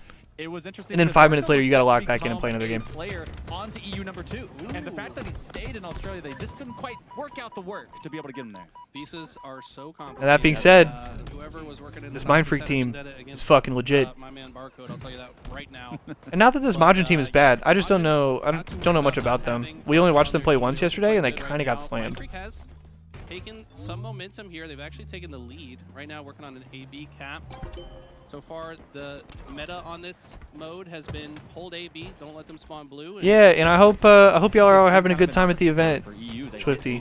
Hope everybody having a good time, doing well, vibing hard. Just hold ice. Yeah, just run it, just like a smiley face. And then It is time to hit the smoky smoke dough. Imagining the overhead map Cyclops right now, it's terrifying. But Word to so far, Triptychon. it's interesting to see those strategies clash, right? Like if Mindfreak have adopted the AB What style it do? that's been Ain't gonna commonplace mess in them North move. America, might not know what to do if Majin get into that AC setup like you mentioned. So I gotta order some food here in a little bit too. Also, it seems like this has gone the right way here for Mind Freak. They were down about, what, 40 or 50 points, and now they're up by 60 plus. Majin Club is seeing the cycle ran against them, and maybe they're going to have to take a few extra notes to see if they can be able to get beyond Mind Freak. The Aussies plus Kiwi, they're definitely doing work, and they find them out in mid-ice, so finally going to flip B, but for how long? Yeah, nice break here from Majin to try to swing some momentum back in their side. The pendulum swings once again. I think Sway spawned here in blue, but somehow wins a fight. That's going to be massive, as he's going to also pick up the S7, has a repulse, so might go for some style points. He has to, but for now it's just some beautiful grenades. Unfortunately, doesn't clean that up. Too strong. Thought he had 2 shields, maybe thinking he was like too mighty. He's trying to be able to take on that fight, especially with an S7. With some of those extra side nades from that top side of bridge.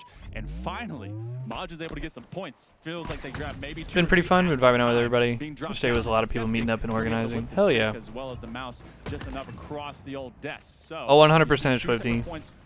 I definitely would have loved to be there, but unfortunately just couldn't make it work. From watching Mind Freak in the last series and now watching, but I would have loved to be there, man. In disadvantage, they get the first pick so frequently, so they're able to just take the map, use that numbers advantage. Is that a Batman Beyond picture? Yes, it is. Where's your motivation? A situation where they had previously gone 3 yes, it is. With a vengeance and get the first pick. As I am a fucking huge Batman guy.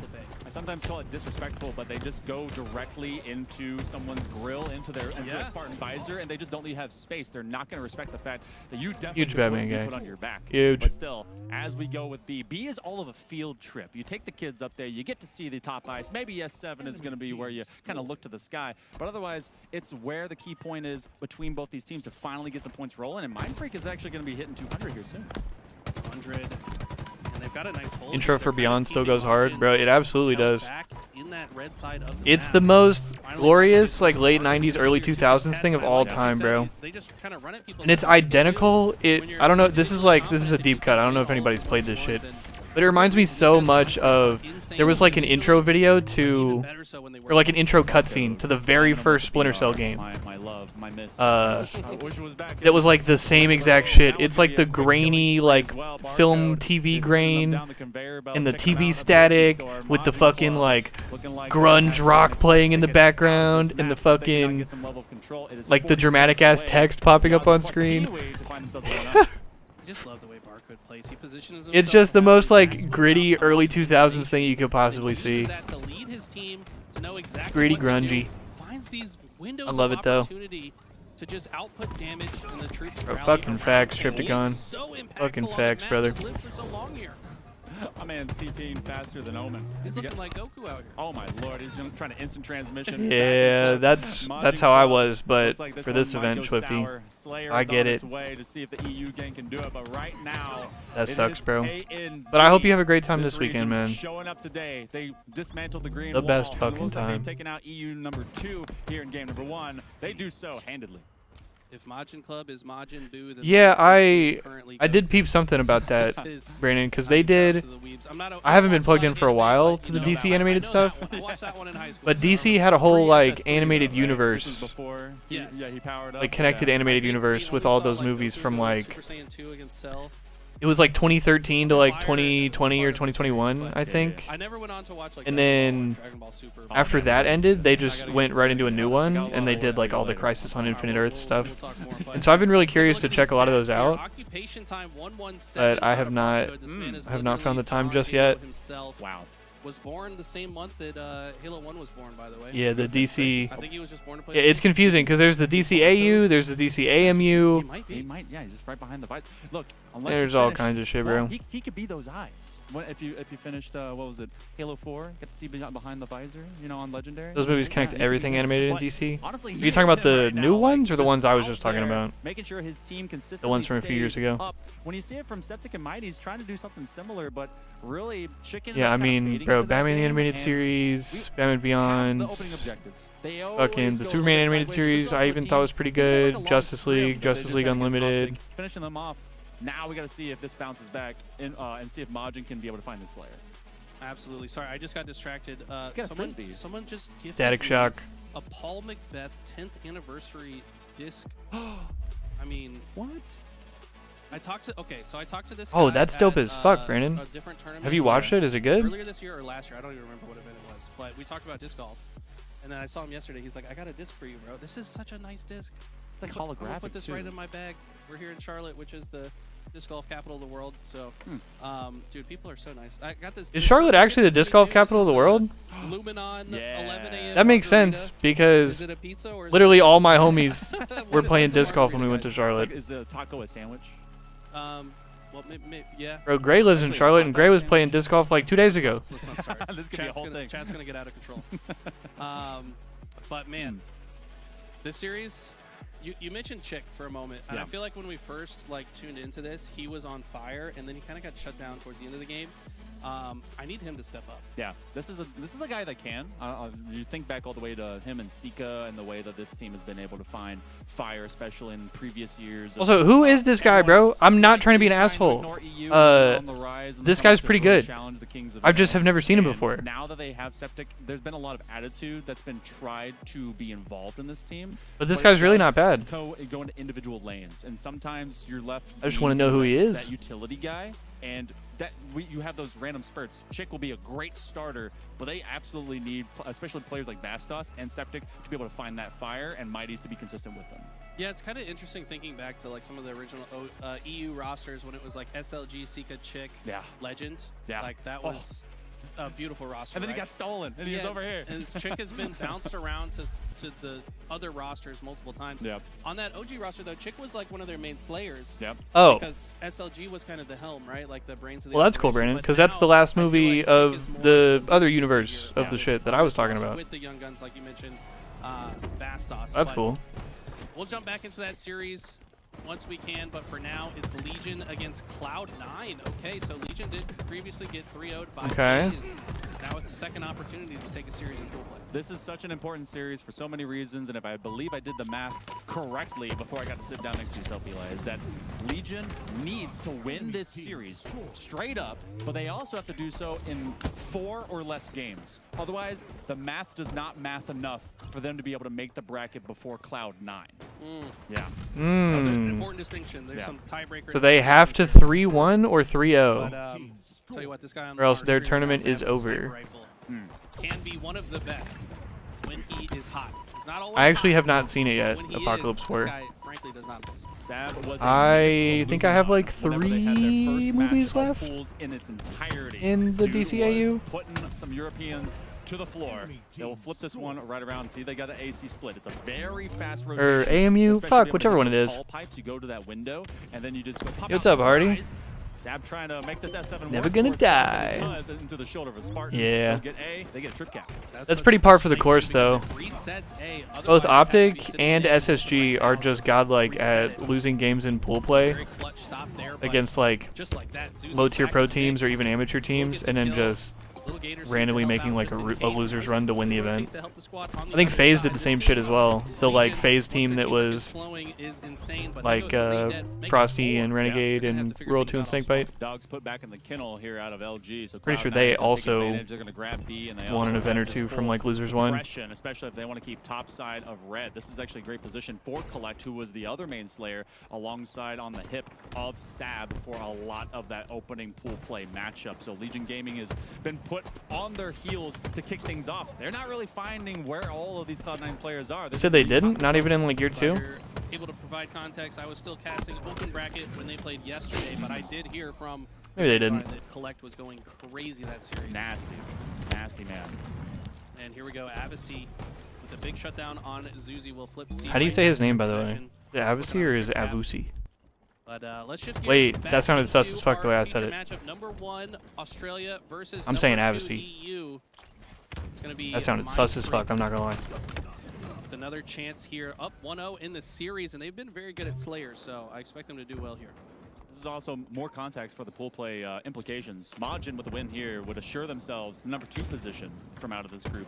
Mindfreak has the chance to do the funniest Yeah, thing. I knew they won Lost because the they won Korea. Worlds What that happens year. here They in won Olympic? 8 straight. I mean, They went down let's just go 2-0 against Optic, and then they won 8 straight to win the World Mindfreak wins Championship. this pool. But I thought at one of the They're like likely- just they at one of the really open happy, events I they had think, maybe face done that. Shopify and winners. Oh, what or a no, reward. actually, Like no. the first or second major of the year in like year 2. Right, So they yeah. would place number They would face the number I thought they 2 did that in- at the London event, like the Quadrant event, or am I which I don't tripping? even know who that is. Is that Envy?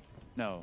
No, Envy's in Pool D. Let's see. All right. Handy dandy notebook. I might have just made that up. I'm not gonna lie. Looks like we got production checking on it. For us as TSM well. maybe question mark? Yes, yes. Or TSM. Kave if they do something crazy. So. Okay. Well, yeah, TSM already 0-2, I want to say. No, it's or no, they won. They beat. Okay, they won their. Complexity 02. Yeah, there you go. There you go. That pool's kind of mixy right now. It's weird, honestly. That will come down to those two with the Kave and Complexity. True, So, and that could be yeah. the way, I would say. TSM, very strong land team, though. Would expect them to come out on top. But let's refocus back here to Mindfreak versus Majin. They still got to win this one for any of that conversation to matter. They're now tied 14, and Rice gets a crack shot kill. I'm so impressed by the mouse and keyboard players. They've been insane. Who on Majin is on MK? It's Septic. Just them. Yeah, so Septic and the wrestler controller, and Septic has been the wild man. At times he kind of overheats, and that's something that his teammates have definitely told him, hey, cool off, but they want him to be that mental attitude, that be able to just rock Cool people off. onwards. But right now we're seeing Sways rock people away. What a fadeaway jumper to get that double kill. Man, people sleep on Sways. This guy, he's one of the 2 controller players, of course, alongside Barcode on Mindfreak, but he has been instrumental. He's actually had some health issues the past couple of years, so he hasn't been like fully in form at LAN all that often, but this weekend, health issues are good, and he is locked in, and you can see it. There's no land crud here yet. They've given us too many mango habanero mints, so we're keeping our immune systems up. That's right. Trying to keep hot. Yeah, those things will kill anything in your bloodstream, I'll tell you that. Especially on my tongue. I can't taste anything right now. I went for the Gatorade. Nothing. No citrus. No Tastes dice. like water. Okay, tight matchup here. Scoop has camo and has elected to stay out in the open. I like that play. Shout out to Laz, our observer, who's also an analyst that talks about how important it is to stay outside with camo. It's a little bit too. Oh, it's easy all to good, spot Hardy. indoors. But it is Chick getting away with a sniper, and I have some memories of this man with this sniper on this map.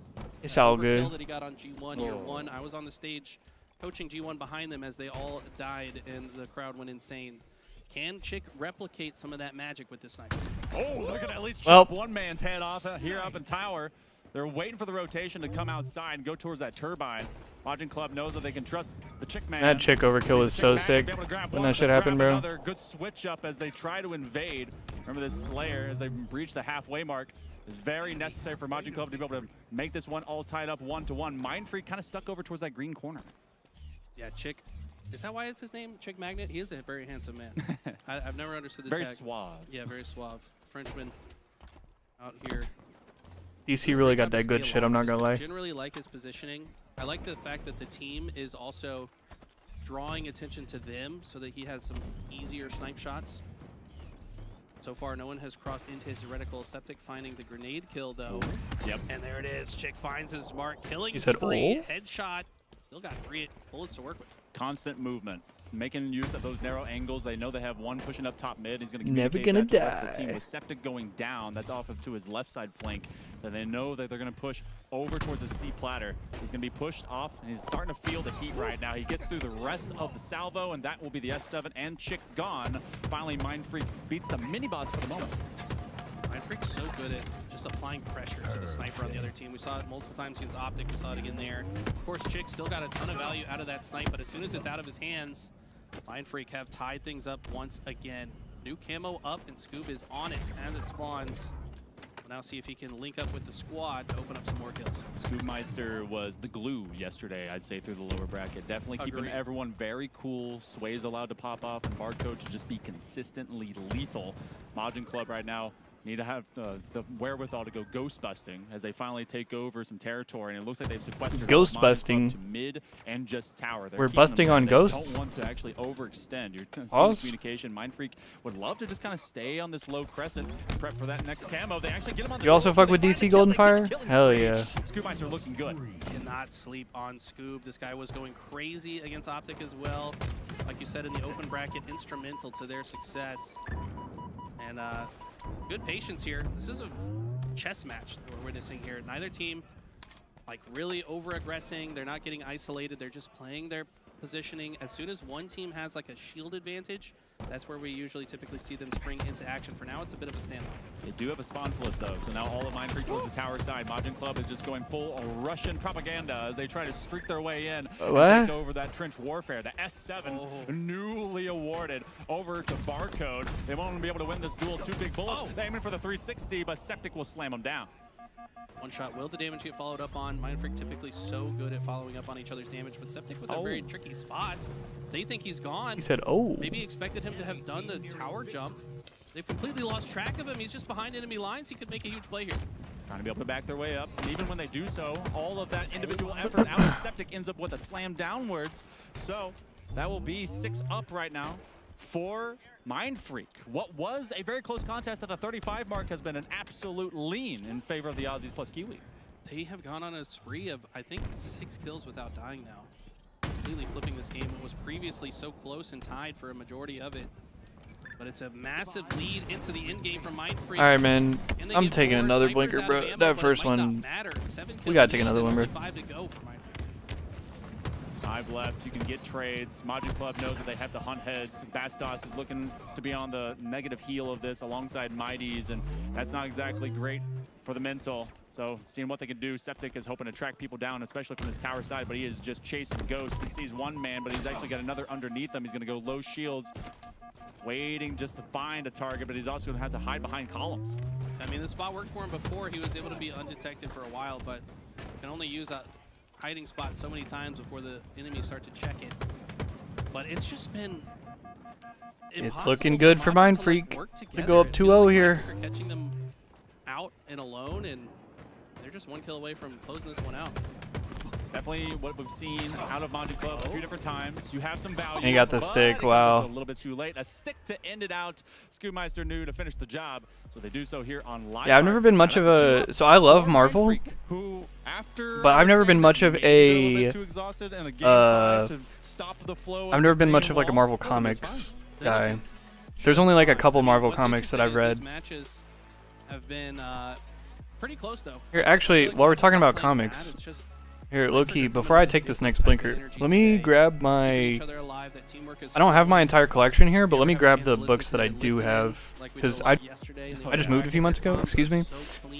So there's still a bunch of stuff at my parents' house, but I have a few, so give me just a second, let me grab what I have. To the qualifier matchup, they're like, you know what, good comms. A few extra expletives, but good comms. Right.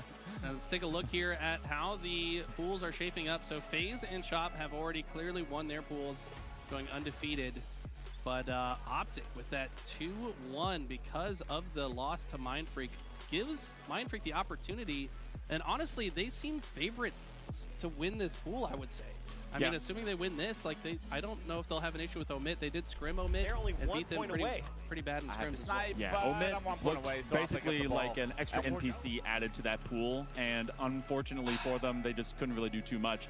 Akabe does take this one. Does this one? Bro, Eli definitely taking his time, bro. He in fucking Charlotte. I believe those are... Wow. Yeah, okay. that's... Wow. Getting the nods. Okay. So both the teams that are needing that win. That's a play-in Game 5 Slayer. Yeah, so just so you guys are aware of the implications of pools, if you win your pool, you have a significantly easier first-round matchup in bracket, which means your path to top 6 is infinitely easier, right? Right. If you lose and you get second place, you're gonna probably play an Optic, a Shopify, a FaZe, or a Space Station in your round 1 matchup. Sorry, I'm just looking at the pools so for here. To win this, I want to say they would play TSM round 1 instead of Shopify. The difference between those two teams is pretty massive. Who ends up with Optic? If Optic finish second, then I think once again we'll have a Shopify Optic round 1 matchup. Wow. Which has happened almost every Jesus. Which is crazy because it's like Optic they lost to TSM in pools at one of them. They lost to Nemesis in pools in another one. Now Luminon, of course. Right. And that's always why Shop and Optic play each other winners round 1. It's very likely to happen again here. thanks to Mindfreak. I always wonder if they kind of strategically do that on purpose. And that's crazy. Obviously, No. This last one, I mean, I'm not calling integrity issues. I'm just saying it's like, you know what? Maybe we can make just life terrible to force you through the lower bracket and see if that happens. What's interesting, though, is the 2 times that Optic played through the lower bracket were the 2 times that they won. That's After true. losing winners. Omit gotta because play maybe Mindfreak. They're getting more reps. They're getting warmed up in that lower side. They finally make it to Mindfreak, the winner's side, but Right. then they lose the shop. if they So it's win like, and then they beat, damn, there- because is it Mindfreak could ever realistically go possible? 3-0 in the pool, dude. I will say that for teams like Luminon, who didn't get a chance to scrim at all, they played That's matchmaking fucking insane. before. But all right, give me just a second. I just want to show this off real quick. But yeah, these are the ones that I do have here. I have a little small collection. I have a bunch of like actual books and other stuff as well. But like, yeah, I have like this is like one of my favorite books. This is just like a it's like a NASA book. It's Gene Kranz's book. He was like the mission control operator. But for the actual comic stuff, I got Long Halloween. So, obviously, I got like some of the classics. I got Long Halloween. I got Year One. I got the Infinity Gauntlet. This is probably the only Marvel comic that I've like read all the way through. But then I have a couple like other ones. I got Batman Black and White. These are all hardcover, by the way, except for Long Halloween. Killing Joke, Deluxe Edition, also hardcover. Well, you can't even see because it's the reflection of my fucking screen. There you go. And then also the Dark Knight Master Race, which is another Frank Miller thing.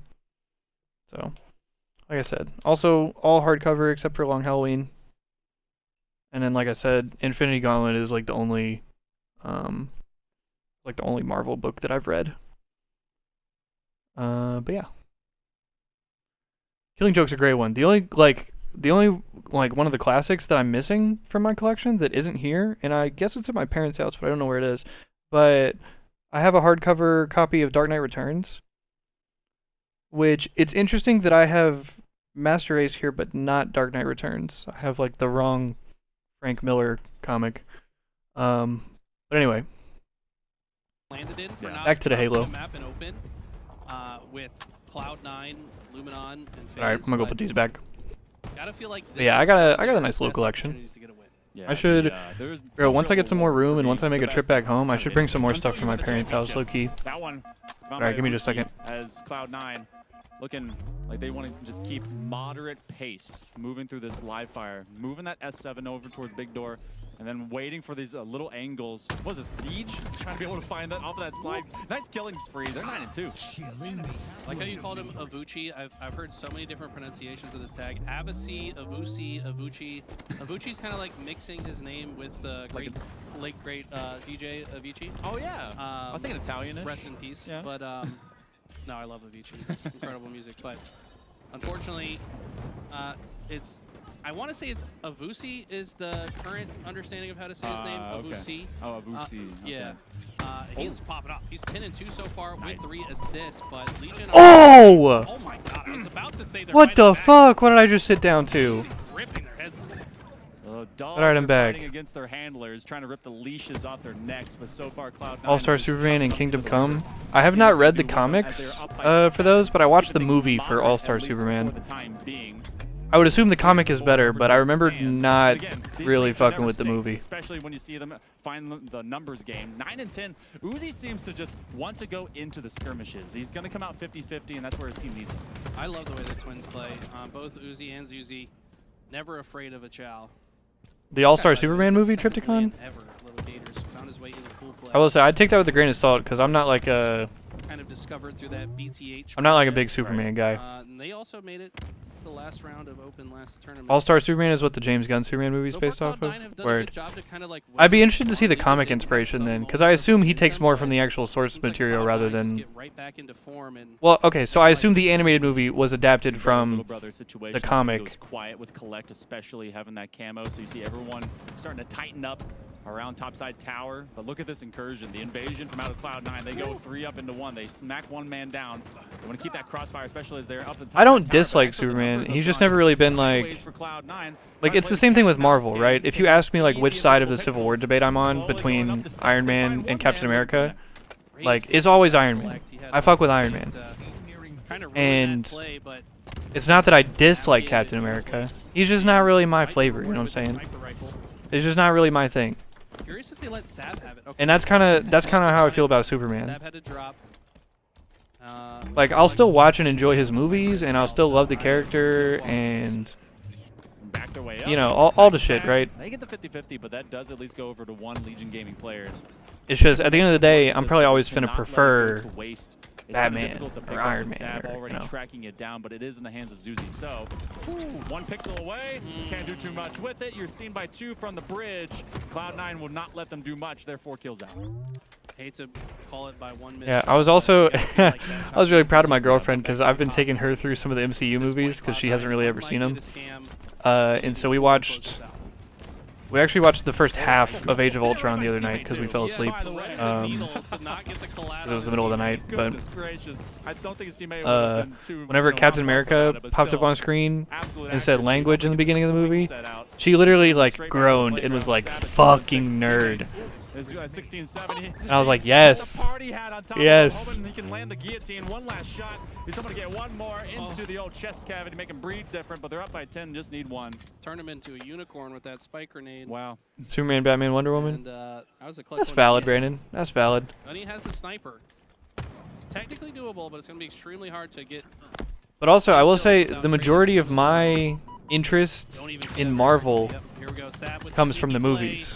Guarantees it, and Cloud9 so like my interest in Batman comes from because when I was a kid I watched the animated series and the Nolan movies were coming out when I was younger, and I had the comics, and I mean they had all types of shows as well. Like as I got older there were like more Batman shows. Batman's just been everywhere, so through open bracket and be able to make it through. I will say Spider-Man also growing up, I read the occasional like Spider-Man book and also watched like all the Spider-Man animated series growing up. It depends on who they go against though, because it's going to be the least highest. Because there was the 90s Spider-Man animated series that I first watched when I was like a little kid. There was what was they also had like a Batman Beyond one in like the late 90s. It was like Ultimate Spider-Man or whatever the fuck. Or maybe that was a different one. 4 additional teams will join the top 8 from this event. But it was they had like a kind of futuristic like cyberpunk noir Spider-Man that was like that lasted like 2 seasons, like an animated show. So I don't think they automatically make it up into the 12. But that shit was cool. Unlimited Spider-Man, thank you. I was like, I know Ultimate is also one, but that doesn't sound right. But could be an omit juice still have a lot of points. Yeah. All right, let's check out main stage. See how things shake out, but okay. Wait, okay, Complexity and Akavi are in a game 5. We're gonna come back to this if there's nothing on main. This a little bit more competitive against a team. Oh, Legion Cloud9. Okay, that's what we just watched. Okay.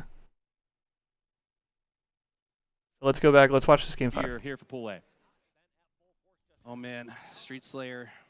This one can slow down towards the end of the game at times. Yeah, not nearly as good as Batman Beyond. But also, I mean, like, a lot of help from the team. it's Batman Beyond, you know what I'm saying? Like, also, bro, Akavi taking it to Complexity in game 5? I don't know where the audio is, but yo, what's up, Naros? I hope I said that right. What's good? Bark over the monitors, be able to find you. They will find See, I was the opposite, Brandon. I missed the X-Men 90s show, but I watched the Spider-Man one. Running hot. I was surprised he died right in front of him, but Acid continues to just walk around this map, and he's not died yet. Yeah, they will start yelling at you in Spanish. You might not understand. Bro, Batman Beyond and the animated series were fucking gas when I was a kid. Honestly, the entire like DC universe, like the animated universe, was fucking unbelievable. Because the fact that like, bro, I watched the animated series and I watched Batman Beyond, and then there were like, because obviously back in the day when I was a kid, you know, I didn't watch that shit in order. I just watched it as it came on TV. And in the early 2000s, they would just show reruns all the time of Batman, Batman Beyond, the new Batman Adventures, all the movies, you know, fucking Mask of the Phantasm and Return of the Joker and all that shit, bro. Complexity play slow into that Slayer. Meanwhile, Justice League Unlimited. M&M gang is going into a CTF that already Mind Freak is going to 3-0 Piss Slam Majin. They are up 2-0 and they have capped the first flag in less than a minute. This Mind Freak team might deadass. Septi just got an overkill. I was gonna say this Mind Freak team might deadass go 3-0 and win the pool. Won the pool after making it an open. I want to say Akabe might have done it once.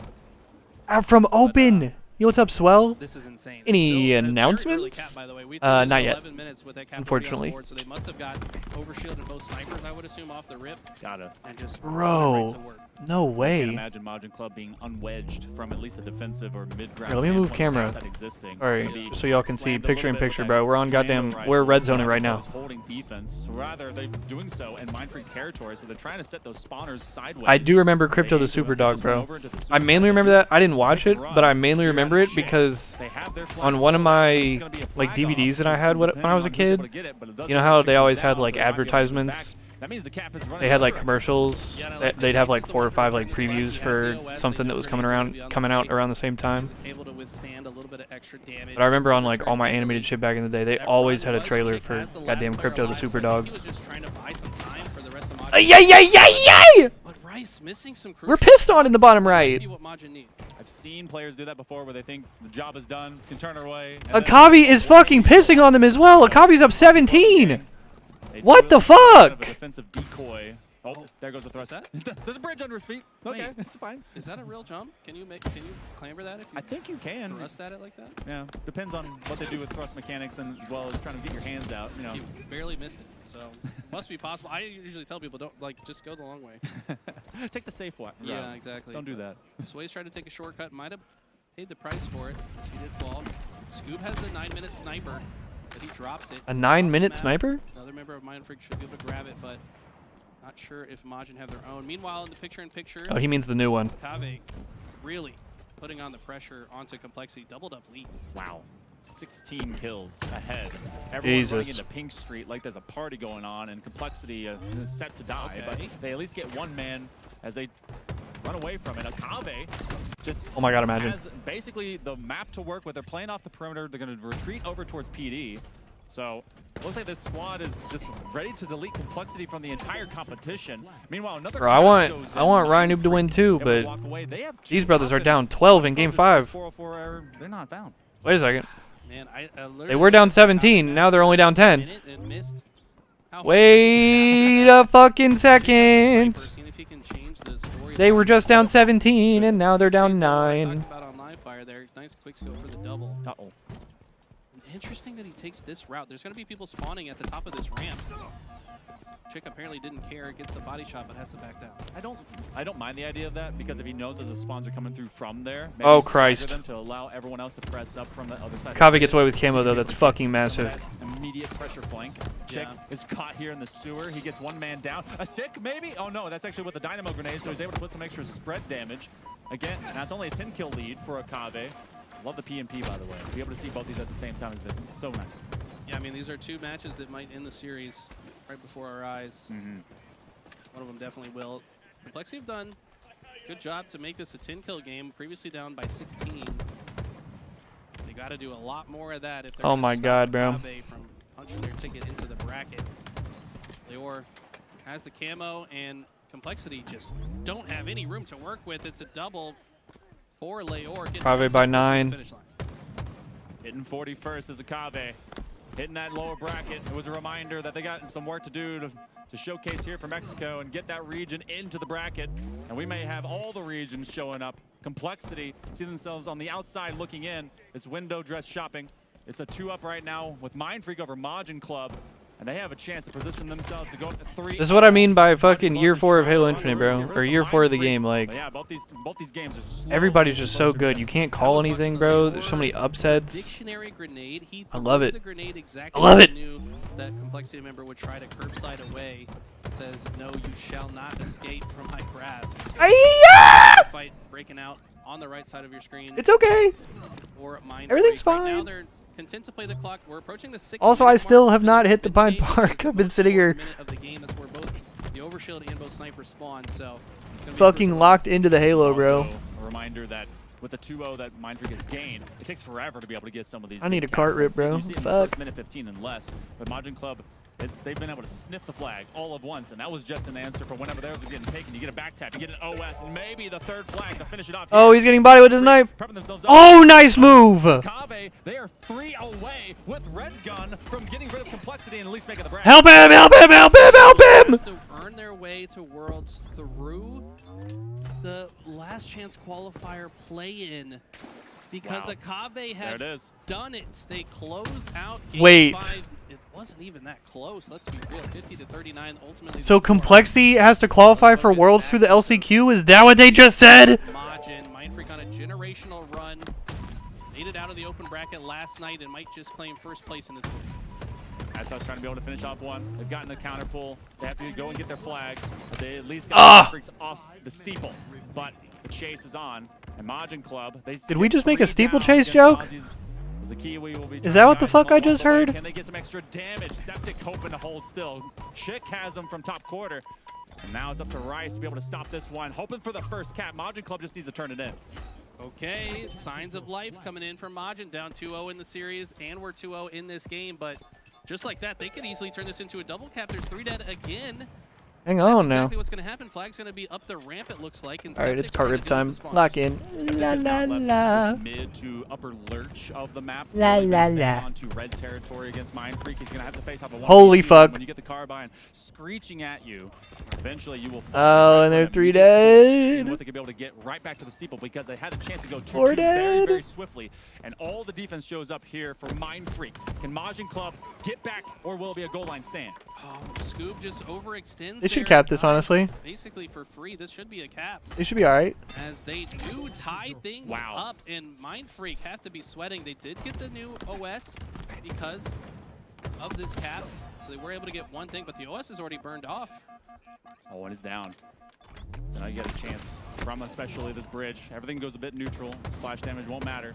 But even with Mind Freaks succeeding that most recent cap, they have definitely been on their toes, forcing Majin Club to be in the back of their base. If they can be able to escape some of these corners, maybe they'll be able to take on Mind Freak. But Mind Freak is right around the corner from being able to pull his flag. They're all in perfect positions to run a perfect flag run. By the way, they've got the snipe side, they've got the top ramp, they've got Scoobmeister in perfect position to run the flag. All the stars are aligning. All they have to do is take care of the spawners. Waves finds one, Barcode finds another, and I think that's the game. That's it. Get up to top bridge. I don't think so. You see 2 kills go down in the kill feed. That is open and clear, and that is a 3-0. Mind Freak will be 2-0 in So Mind the Freak, stage. They're going to be 1 series away from trying to be perfect and going to the top of the bracket. if they beat Omit, Team left in Mind Freak's way is they will win the pool. and Omit have not looked good, and I'm a huge fan of every member of Omit, but as a team, they just have not looked that great. So you got to imagine Mind Freak are feeling good going into that series. They're feeling phenomenal. You go 3-2, you stop the reverse week against the green wall, and then you find the EU number 2, and you really don't let them get started. There was some moments of sparks of life beginning, but Majin eventually was put away. So that means, I think mathematically, that both EU squads are also in the lower bracket currently. Yeah, Luminon started off yesterday 0-2. Yep. Have they played the open bracket? They did. They finished it off. It was 3-0. Mathematically, they're good to go. Legion, I think, just got finished off. So you're correct. Yeah. There is a chance that the 2 EU teams run into each other on the lower side then. Oh, yeah. They've done it before. Yeah, they'll have to face off against each other to probably qualify for top 8, I would imagine. So just so you guys know, it is 12 teams that make it into the bracket. You'll have a lot on the lower side. Or 4 will start on the lower side. It'll be the 3rd place finishers from each pool, which right now is shaping up to be Luminon, Majin, and Unreal Nightmare so far. And Akave just earned their spot as the 3rd place team in Pool A. So things are getting interesting. And We are very close to bracket play, okay. So ladies and I think gentlemen. we will On that note, this has been an absolute blast casting with you. Hopefully we can do more. I'm sure we will. Heck yeah, man. Weekend's still early. Oh no, that was the. we're gonna Sorry, go I was to break, muted. guys. Don't go Nachos anywhere. Gamer, We'll but come that back. was We'll the have stream. more That games to wasn't. watch. That wasn't me or you. The screen glitched like, or like their camera glitched.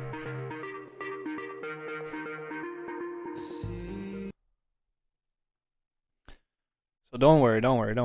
We do get to Seattle, but there's still a lot to do here in Charlotte, that's for sure.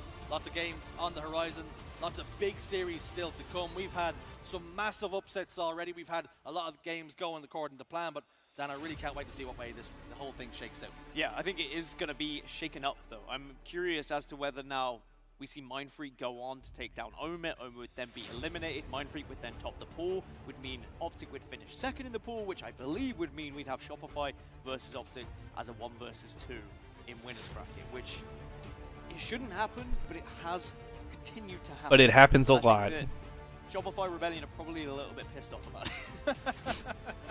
And if I know anything about Halo tournaments, Dan, is you get one surprise, but usually it's like waiting on a bus, that you wait for one and you wait and you wait and you wait, and eventually when you get one, actually a couple more follow it very quickly in a quick succession. So we're not done just yet. We are not done just yet, but of course pool play is almost concluded, and then we Anyways, let's get back to the action. championship bracket, the big business games. But we still have a couple more games that are going to be happening on other streams, but for this stream in particular, we're going to go for a break. When we come back, we will be starting the main show. Lottie will be on the desk, and of course have Tony and Snipe down alongside her as well. So don't go anywhere, make sure you stay tuned in, and we will see you for the main show.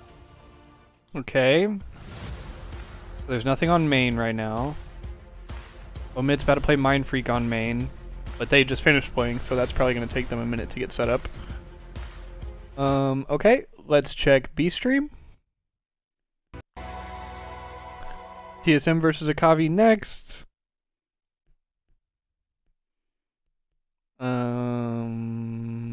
Okay.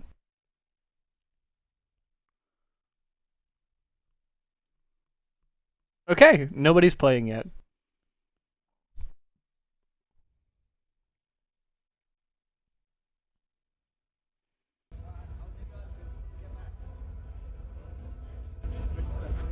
We'll go back to LVT because I think they have the venue POV while we're waiting for people to set up.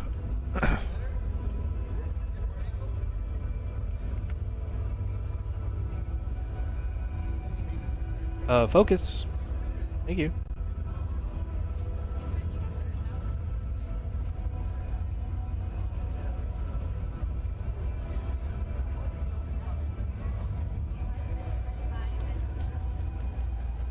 Envy is either playing or getting ready to play over there.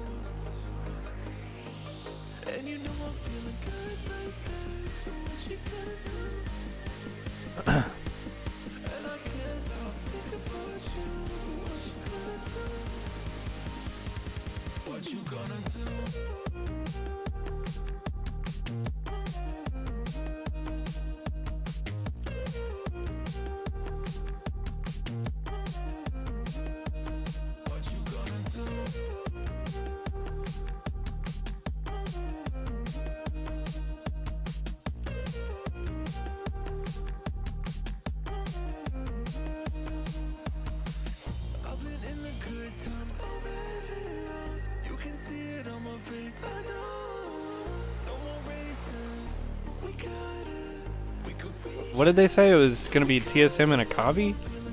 Right?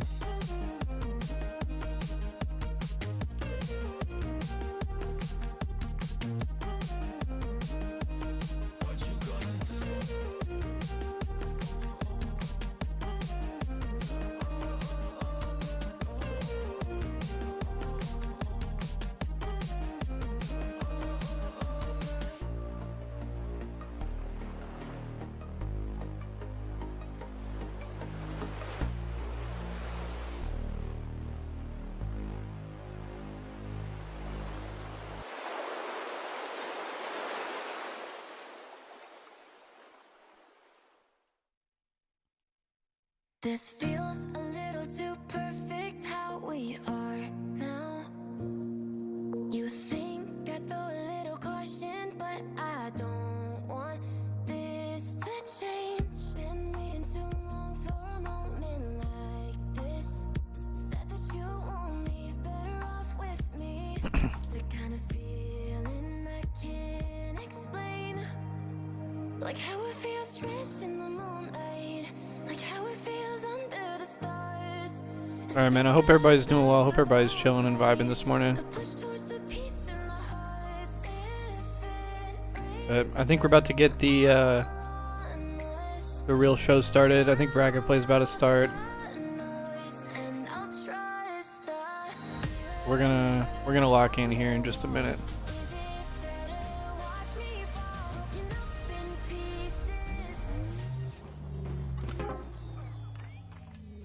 We got some Halo to watch. Oh, Envy and Dark Inside, let's go.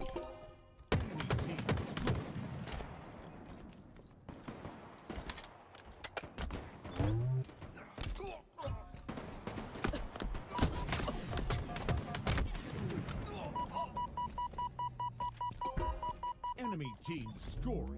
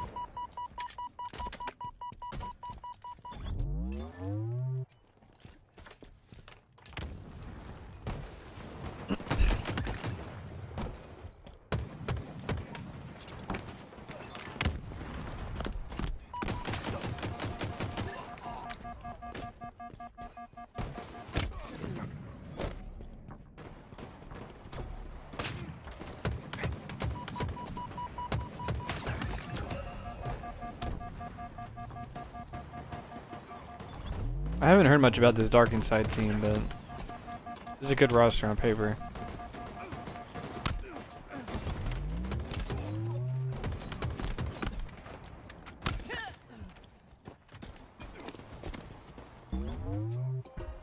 Enemy team scoring.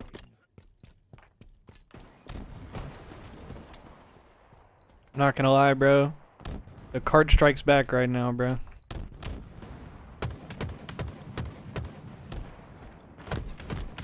That shit slammed me.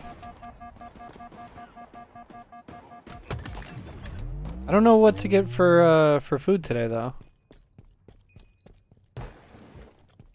So you had pancakes with syrup today? Oh, shit! I was thinking about breakfast too. That sounds so good, bro.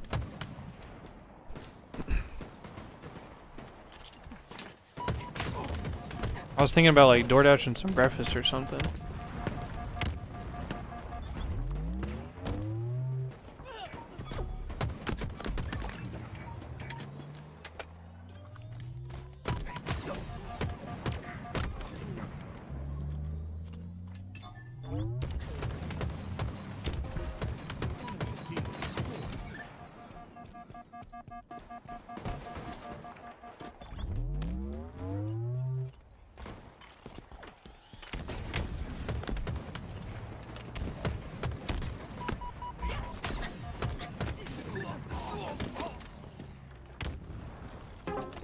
Enemy team scoring.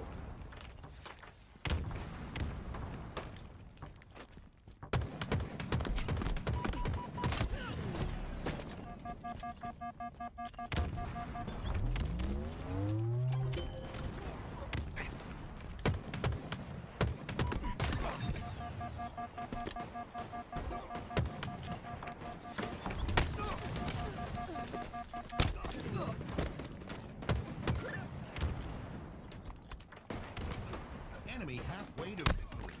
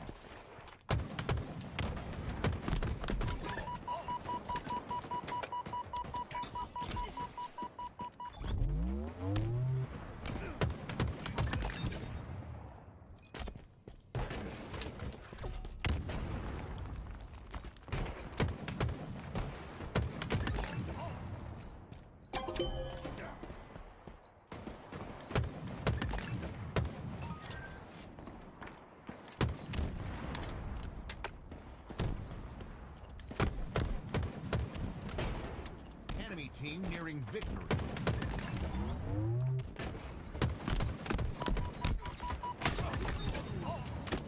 Double kill.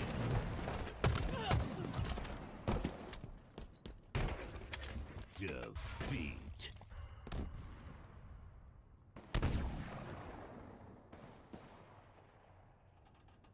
You gotta think Envy's probably gonna dust him here. With all due respect.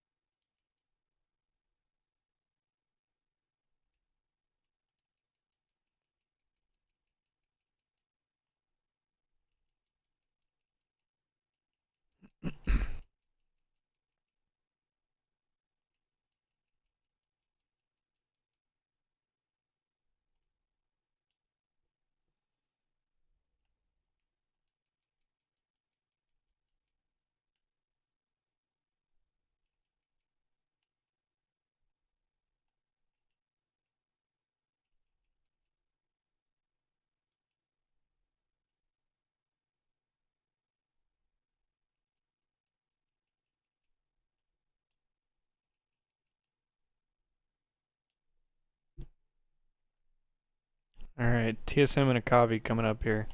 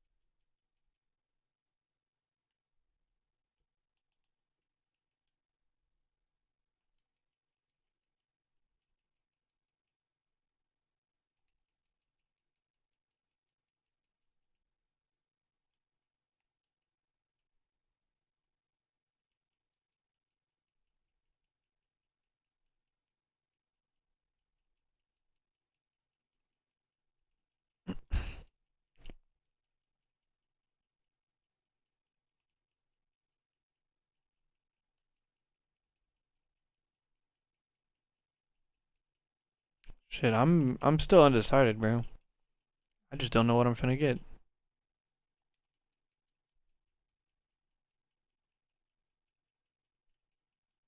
don't know why I'm so indecisive today.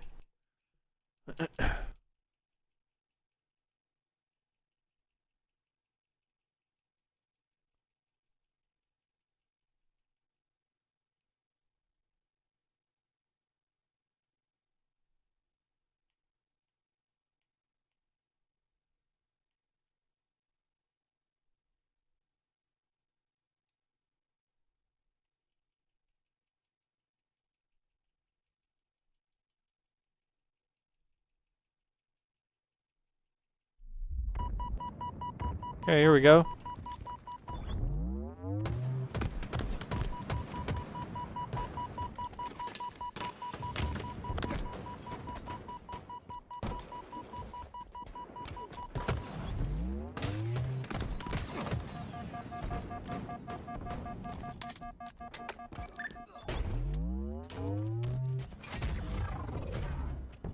Hello, everyone, and welcome back. Hey, much love, ATS Nachos. Charlotte, day number 2 here. We are just wrapping up the last. I appreciate you, and I know Eli does too. We'll have TSM Akavi as our main featured match, but before we get into that lobby, let's give you guys a little bit of bonus Halo. Dark Inside versus Envy. Envy up 1-0 in the series, and up by 6 after the double from Descent. Yeah, Dark Inside's been competitive in all the games that they played. They were just a kill away from taking a game onto SSG, but just seems like they haven't been able to clear that last gap in these games, get some of those wins underneath their belt. I think they only took one game off Unreal Nightmare. This is their last chance to get themselves on the board against right now, a pretty hot Envy team. If they do defeat Envy, I think, I don't know if they have a path forward because they lost to Unreal Nightmare. Yeah. So, but hey, Pride on the line, Dark Inside trying to get what they can here, and you know, at the end of the day, their day's not over. Even after this, they'll have the last chance qualifier at the end of the day that they're going to play in. Yeah, you can make the same case for Envy in the sense that going into this weekend, a lot of people had Envy potentially upsetting Pools and taking first place. The upset of the weekend so far is looking like Mindfreak, which might just be the first open bracket team in Halo, not only Infinite history, but just Halo history that's made it from the open bracket to #1 in Pools. My God. Yeah, that's definitely a rarity. Like I'm trying to think if I've ever remembered something like that happening. Folks in the chat, if you have, let us know. Has there ever been an open bracket team that's gone out, gotten to Pools, and then got first in their pool? I think the only team I think that could have done it was that Sentinels team that Formal played on when Royal 2 got suspended for it. It's a little bit of an asterisk though, right? Yeah, definitely an asterisk. That's a top 4 team going in. That's in the open bracket. Mindfreak. That's a top 12, potential top 8 team going in. So a little bit different here as Precision. Lead has started to narrow here as it was looking to get away a little bit from Dark Inside, but they have brought it back to within 6. Kid Nasty, Super CC, they're just trapped. There's really nowhere for them to go. And Envy, you got Boa Constrictor, gets around and they start to squeeze the life out of these last few players. Oh, that's Tick. I thought he was gonna get a 2 there, but gets the 1. The assists come in, and right now Envy, they just seem to be rolling. It's not like they're blowing the doors off Dark Inside, but they're not making any mistakes. They're getting their trades. They're just playing good, clean Halo. Grabbing the snipe. Good, clean Halo. Condition here. Holding on to the S7 is Yaxin. Looks to go to work, pushing up on the nest bridge. Takes the gap of Suspector. 2 players left inside of green. 1 retreats into the garage door. Yaxin gets flanked by Looney. Nice positioning there. He's not got a lot of sniper ammo left to work with. And Descendant falls as well. 3 go down in total. Make it all 4. So, goddamn. It's crazy. Despite going to all 4 down, the lead somehow, since I was last on the mic, has grown by 2. Envy up 8. But I'd say Looney controls a lot right now on the map with this sniper rifle. And if Dark Inside's going to go on a run, I'd really like to see Looney have that sniper, man. It feels like he hits some of the craziest shots when he's given the opportunity. He is truly one of the sneakiest top 5-10 snipers in the HCS. Probably kind of faded for saying that, but just watch Looney work, and you'll see why. Through Yaxin, the only player left alive for Envy. What's up, Retrified? It's gonna get peeled here. There's nowhere really for these guys to run. Great job by Looney. Just oh, hell yeah. There we go. Perfect timing. Sounds good, brother. Just a 2-kill deficit. Now the Curious, what's your favorite map? Are you saying in like all of Halo or in just Infinite? All good for the same. But that is a good question. I don't actually know if I know the answer to that. Brings it to within 1. That's the Spectre actually. I have to think about it. Bottom middle of the map. QT Did he stick him? Wow. One of my favorite plays. I love the sticky QT. No, I was thinking, man. In all of Halo? Crazy. I didn't even realize he had the QT. That was like such a smart play because he basically forces Envy to deal with him right away. Probably like Truth or Midship. They have a chance. Like, if certainly up there. You can get in those kills. If not, you know, you QT out. But unfortunately, his teammates dying on the other side. Well, it all goes back to when I believe What's up, Greeny Gear? That's it, man. Had the QT, and Descendant was about halfway through that arm animation to. Yeah, I would say QT, like but Looney took it from Truth or Midship. Probably like the Truth version is like my favorite version of it from Halo 5. Want to be down by 3, but Envy still keeping him at bay a little bit. Yaxin having There's a lot of Halo 5 maps, honestly. For day Kali, one. Plaza, Rig. He had such a fantastic LVT tournament, you know, during the Pro League finals. He had a little bit of a slow start yesterday, but in this game, I love Livefire. 6 so far in this Slayer, working alongside his team. If Yaxin can keep those sort of stats up, I think this Envy squad. Rage 3, obviously. Game 5s that have been like yeah, really like the Pit is fire. in some of their closer series. Envy have been clinging to this 3-kill lead. It still sticks. I don't know. I'm not partial to a lot of Halo 3 maps. Like I don't really like Guardian. I don't really like Construct. Was looking to clean up, but everyone's dead now. Chase grenade, I should say, more of a stopgap grenade goes out to prevent that push. I don't know though. I like a lot of Halo 5 maps. Heads towards the pillars. Mainly because earns the assist. 3 go down for Envy. Precision. I like swarm on him, and this could bring Dark Inside back to within 1 into the 40s. They got what they need, right? I think I like the playmaking potential of like the Halo 5 maps. There's a lot of routes and jumps and different things you can do. This is a position that favors Dark Inside. I wouldn't be surprised if we see this gap closed, but And Envy, they're dangerous. Like even when they're on their back foot like that, they still are able to find their kills. This whole sequence started by when Precision stayed alive as the last player alive for his team. Halo 5 maps are amazing. Unfortunately, I am not Eli though. Still up by I'm 3 just holding there. it down for Eli They're this not weekend. letting go, and they're actually growing on it now. In the blink of an eye, they're up by 5. Spectre, the last Spartan standing, trying to make a play here. No pancake. Oh, His teammate shot him. So I think I got the. His teammate the said, assist "Ball from don't the lie." Envy teammate, but this is the difference between good and great teams. Good teams can take their advantages and run with them. Great teams can be at a disadvantage and grow their lead. And that's what we saw from Envy there, right? They went 4 down. I'll throw down, Sank 3 in down, there. Last player having to retreat. They Sank is lost cool. Sniper, they lost all map control. What do? They grow their lead. It's absurd the way that the top 6 teams are able to accomplish things like that. I'm very, very impressed with how we've seen Envy battle from this layer, because like Dark Inside have done what's necessary to create paths to come back, but Envy just largely ignores it. Yeah, this has been the visual metaphor of the bully holding out his opponent with the palm of his hand, and they're swinging, but they just can't connect. That's a little bit of what it's looked like, because Dark Inside have gotten close. They just haven't connected enough to do enough damage to the higher-seeded Envy squad, and that'll about wrap up game number 2. Envy 2-0. Up 2-0.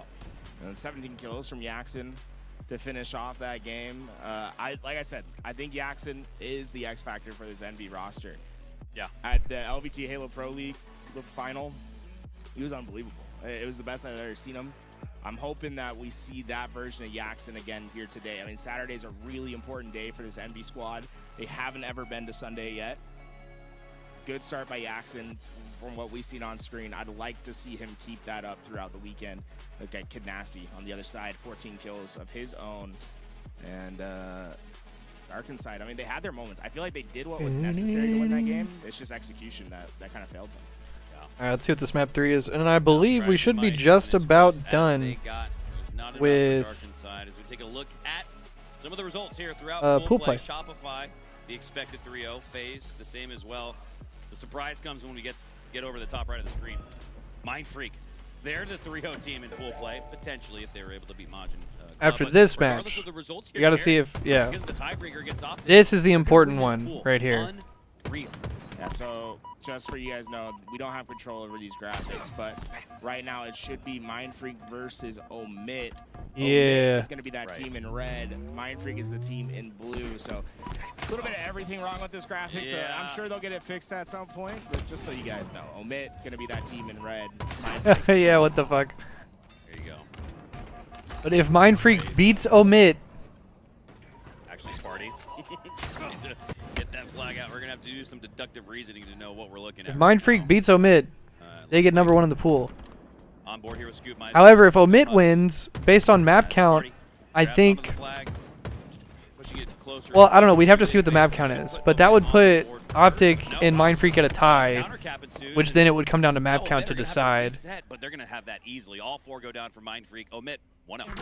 Yeah, that was really well played by Omit as well. I mean, they just Omit baited go up 1-0. Mind Freak into those open spots. Basically create a main Yeah. grinder. Bro, the names are wrong, the teams are wrong, You guys want some odds and everything's sausages wrong. 'cause, man, they ripped them apart on that cross. Grilled slow on the Bobby. Was Mind Freak there. Getting kind of cooked, but now they're starting to heat up themselves. 3 go down for Omit. As Rice pushes into the base, but he was already weak beforehand, so he'll go down. Look at that. We put our own little graphic over the top for you guys to not get confused at home. There we go. Oh, look, they're slowly they're fixing working it. on it. No, They're Omit working got on there. it. Let's go. Hey. Omit, the first one's on the board, and so far, I mean, it's a good Omit, but What the I don't fuck? think there's a because they lost to Majin yesterday. Omit is out of the tournament. I don't think they can win any tiebreaker. It's unfortunate because this is such a good team. You know, it's like Sparty anticipates he might. That's a make good it job 2 fixing points, that shit on the might make it fly. Through the LCQ, but like we talked about all throughout the day 1 of open bracket, you want to take fate into your own hands. Omit might not have that opportunity. right now, we see another flag out and on its way back for Omit. Huss is in. Okay, so this is Scoob, not Huss. So we're the bottom left right now. Just follow the caret on the scoreboard, guys, if you're curious about who the players are. I'm sure that is another thing that'll get fixed relatively Yeah, soon. the top of your screen is accurate. Just Erase the bottom left from your mind because It's me, bruh. It's not telling us accurate info. As another flag. Omit goes up 2-0. With back-to-back taps. Yeah, for those of y'all that are just checking in, Eli is at the Charlotte event in person. So I'm doing a little takeover of the Twitch channels, and I'm kind of live just holding it down from home for the weekend. We're just watching the matches and chilling. On the complete opposite side where there's so much cover, but I don't think they're going to be able to necessarily stop this push for Mind Freak in total. All 4 players will Yeah, no Eli this weekend, just me. Down, and this should give Mind Freak their best opportunity. Although Eli has been checking in. He radioed in from the sidelines yesterday. We got him on the fucking phone. Past the 50-yard line, Barcode playing bodyguard. And so far, I mean, this has been good from Barcode to get up and get those kills, but a couple players did lurk through. There's someone from Omit that's returning this flag. They get the touch, they do. Huge play by Rice. That was close. Is there going to be a BTB Bonanza at this event? I don't know. Gonna have an easy job at that. Sparty. I actually don't know if there's any show match or anything. Okay, so Mind Freak get a flag, 2-1. I don't know if there's going to be like a show match or BTB Bonanza at this event.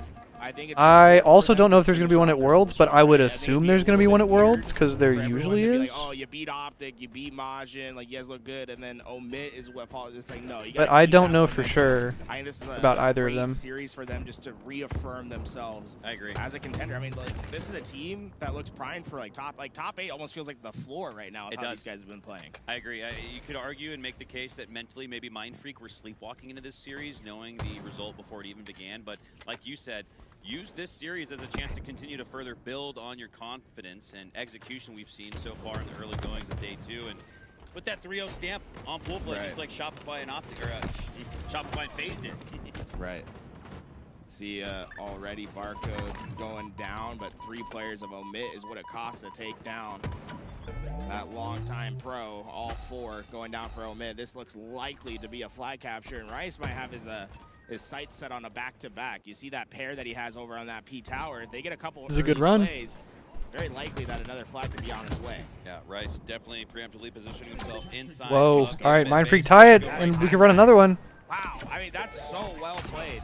Oh! He gets the corner. That is such a well-played position, and you know when you talk. Oh, he fumbles! They have a large focus on film review, and that's something where I think they identified what to do in that situation. It feels like that was really well rehearsed on their end. It was perfectly set up, and now, so far, perfectly executed by Rice. He still maintains his life in the run as he works it through.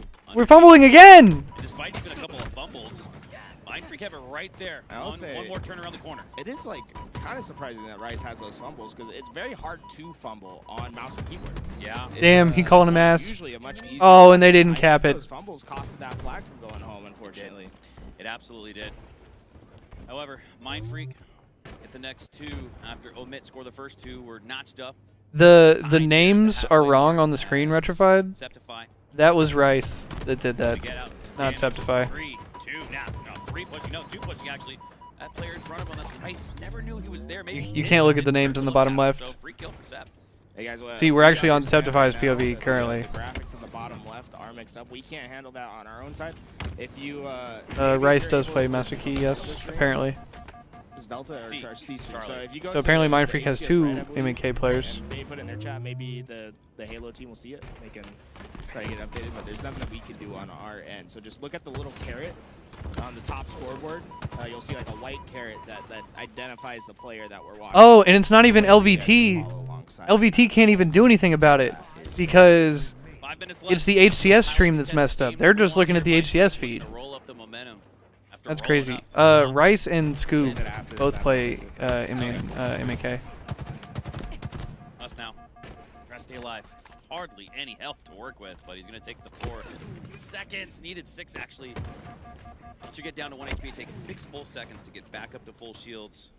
He was afforded 4, but he needed 2 more. Now that Sparty back. He's able to get some spacing. I mean, this is looking good for Omit to have an attack here. They got over towards that camouflage. It's been Spartan that keeps them at bay over on the util side. Now it's just going to come down to the first couple kills, and those look like they're going to omit a nice 2 down. The last 2 players on both utils. And Spartan trying to take both of them on, but it's to the meat shredder. But he does. Has 2 Too much to slays. ask for, I guess. As Huss and Omit have another flag out. Need to secure a couple more slays. Going through the middle of the map, this could cause trouble, and it does. All right, I need to Yeah, a secure couple some big kills, food. that should stop that flag, and I'd like to see Barcode potentially just keep playing forward here.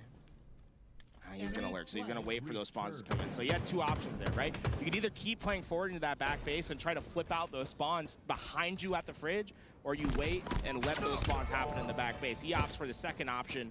With that, they got a couple kills in the util, but the last 2 remaining alive, able to keep those eyes on the flag. It's only going to be stuck at the bottom of the base. Barcode knew that death was imminent, so his only play there really was to just try and get that flag out into the courtyard, advance it a little bit further towards their cap point as Sways staying alive here in the util. He's got Barcode dead ahead. Sparty dead.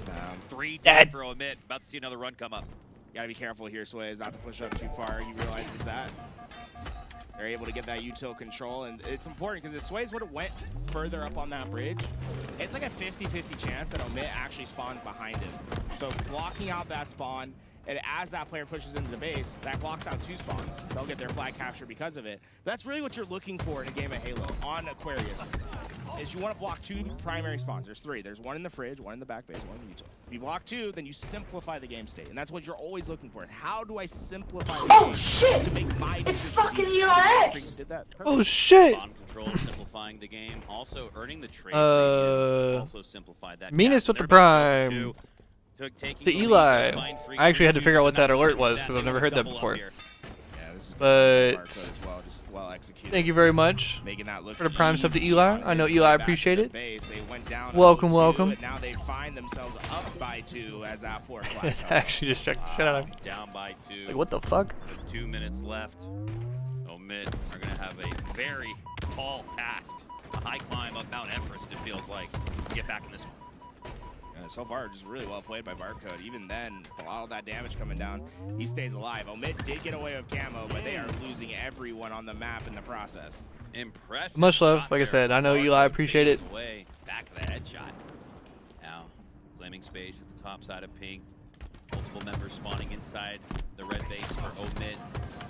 Sparty with some good shots, but he'll get traded out. Omit, Three go what down is we again. doing, Just baby? 1 for Mindfreak. That's going to afford them a chance to run once again. Yeah, tough Oh, he was position, up just have to find 2-0. a life for his team, and have a lot of work ahead of him. Like how Sways just limited the angles. He's going to force that player to drop down to deal with him. Gets around the corner, up the stairs, no! Omit still have a chance at this return. It's up to Rice to stop it. It really felt like Sways was playing with fire there. Okay. And now Mindfreak as a whole might be. Here we go.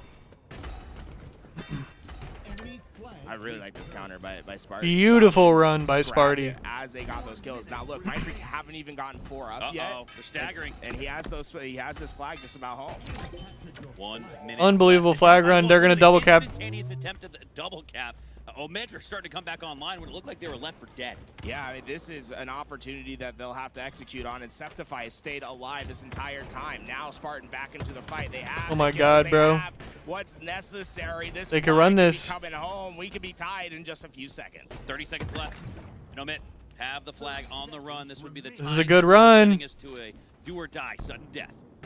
So far, that flag well on its way. It is likely to come back in. No damage done. Oh my now. God, with 20 seconds left on the We are clock. tied up. Overtime Omit double likely caps. at this point. 2 caps in 30 seconds after Mindfreak had scored the last 4 in this match. Now tied up at 4. Down. But Omit go 3 down. Can Mindfreak get a pull? No, I don't think there's anyone there to pull. They're going to play for the reset instead. Should but go for OT. Really well executed by Omit. I mean, just fantastic ability to recognize how to adapt in that situation, right? Because they're trying to work on stopping a flag capture, right? Not only are they able to do that, Spartan immediately goes, oh, they left this opening. Let me go grab flag, bring it back. And they got back-to-back flag captures in less than a minute. As soon as the cap went in for 3, Septify was on the run for 4. So perfectly played process here. Because of that, we're in sudden death. So far, it's going to be Rice playing in that back rank, that mouse and keyboard aim, able to get a ton of damage down, and he's really going to be that player that's primary role is just to be a damage dealer because he has such steady aim with his mouse and keyboard. And it'll be interesting as you watch more of Mindfreak because you're going to see a lot. Gonna rewatch the first season of Red vs. Blue later? Rice, That sounds he vibey. has a very slow sense, slow DPI. Scoobmeister, the other mouse and keyboard, is like his opposite. It's a yin-yang, right? You have two very distinct styles for these mouse and keyboard players. And Rice, he got all that damage. He's got the first flag out, and there's only one player alive to stop him. Yeah, Septify was getting some shots from the fridge into the back of Rice. Oh, but Rice taking way more than just a couple shots from Septify. I feel like the entire Spartan's alive for a bit. But some good shots. That flag I'm stops sorry. for now. As It was just funny. to gather the high ground. They need at least 2 or 3 more slays to get this one in. He's doing his best to get down into the bottom ranks, get some damage in, but that flag's still in just a great Hell spot yeah, for bro. Mindfreak, and here it goes. Sways just a few Red vs. feet Blue is away. the shit, bro. Nice. Nice fucking shots. Wow, what a play. Wow. Coming in for the pull to force Mindfreak. They need a That was sick. reset. Well, wow, that was a snappy shot on the Lethal. He was coming in hot. That was, I mean, Lethal's in a spot where he has no other Nice options, right? fucking He has shots, to bro. play for that flagpole, and that's just really great recognition from Sways to be like, no, I shouldn't close the space, right? If I go for a beat down here, maybe I get the kill, maybe it doesn't get the kill, and he gets the flagpole. Let me take these shots. I get the kill in time. He gets it done. He doesn't take any extra damage. Perfect play. And if you advance on the map forward to get that melee, you gotta have to work your way back to pull the flag once again. So by holding his ground, staying right next to where he was within the radius to pull the flag once again and get it back to the cap point, that's how Mindfreak secured it. Yeah. With that, we do have more matches to come, and so far, I mean, Mindfreak looking fantastic in their game. We have Akave and TSM in game 1 right now, and it's like Soul Snipe and TSM off to a hot start. They got the trip cap into effect. Yeah, close. Just single-digit seconds just about separating these two teams when we hopped on. But a trip cap for TSM should afford them an opportunity to double up on the lead. And Soul Snipe sprinting into this hill, guys. You'll notice very low gameplay for the time being. That'll be fixed after this next game. Yeah, when you we're use the essentially- observer that HCS has. It has a caster audio on it, so you have to be a little bit mindful of that. In the next game, HCS has actually allowed us to have our own observer in the pool play. So Oh, we'll that's have, cool. LVT gets their own Palace feed. That's cool. on the sticks. But yeah, for those of you that are curious, essentially what we're waiting on right now is there's like 2 pool play matches that we're waiting on the results of before bracket play can start. So we have to wait for the Mindfreak and Omit match, and then we have to wait for this TSM and Akavi game. And then after that, the results of all the pools will be out. Then they'll be able to make the bracket for championship bracket. Because like essentially we're trying to see, like in the Mindfreak pool, we're trying to see like if Mindfreak wins, then like they're 3-0, they win the pool, and then their first seed, Optic second seed, which means that like Optic's gonna have to play like a Shopify round 1, right? However, if they lose to Omit, depending on the map count, that could put them at a tie with Optic. And then it gets weird because then it comes down to like map count and shit as to like who gets the first seed. So like potentially shit could be weird. I don't know any of the implications behind this Akavi TSM game. I don't think Akavi just beat Complexity in game 5, so I believe this match determines whether Akavi makes it into losers bracket or if they get knocked out of the tournament right here. I think it depends on what happens. To see whether they or Complexity make it. But I'm not 1,000%. Reinforcing their position, and while they're doing it, they're going for a trip cap of their own. B under pressure. Acid gets the stop at A. B is saved for Akave for now, but man, it's still TSM that's controlling the tempo of the game.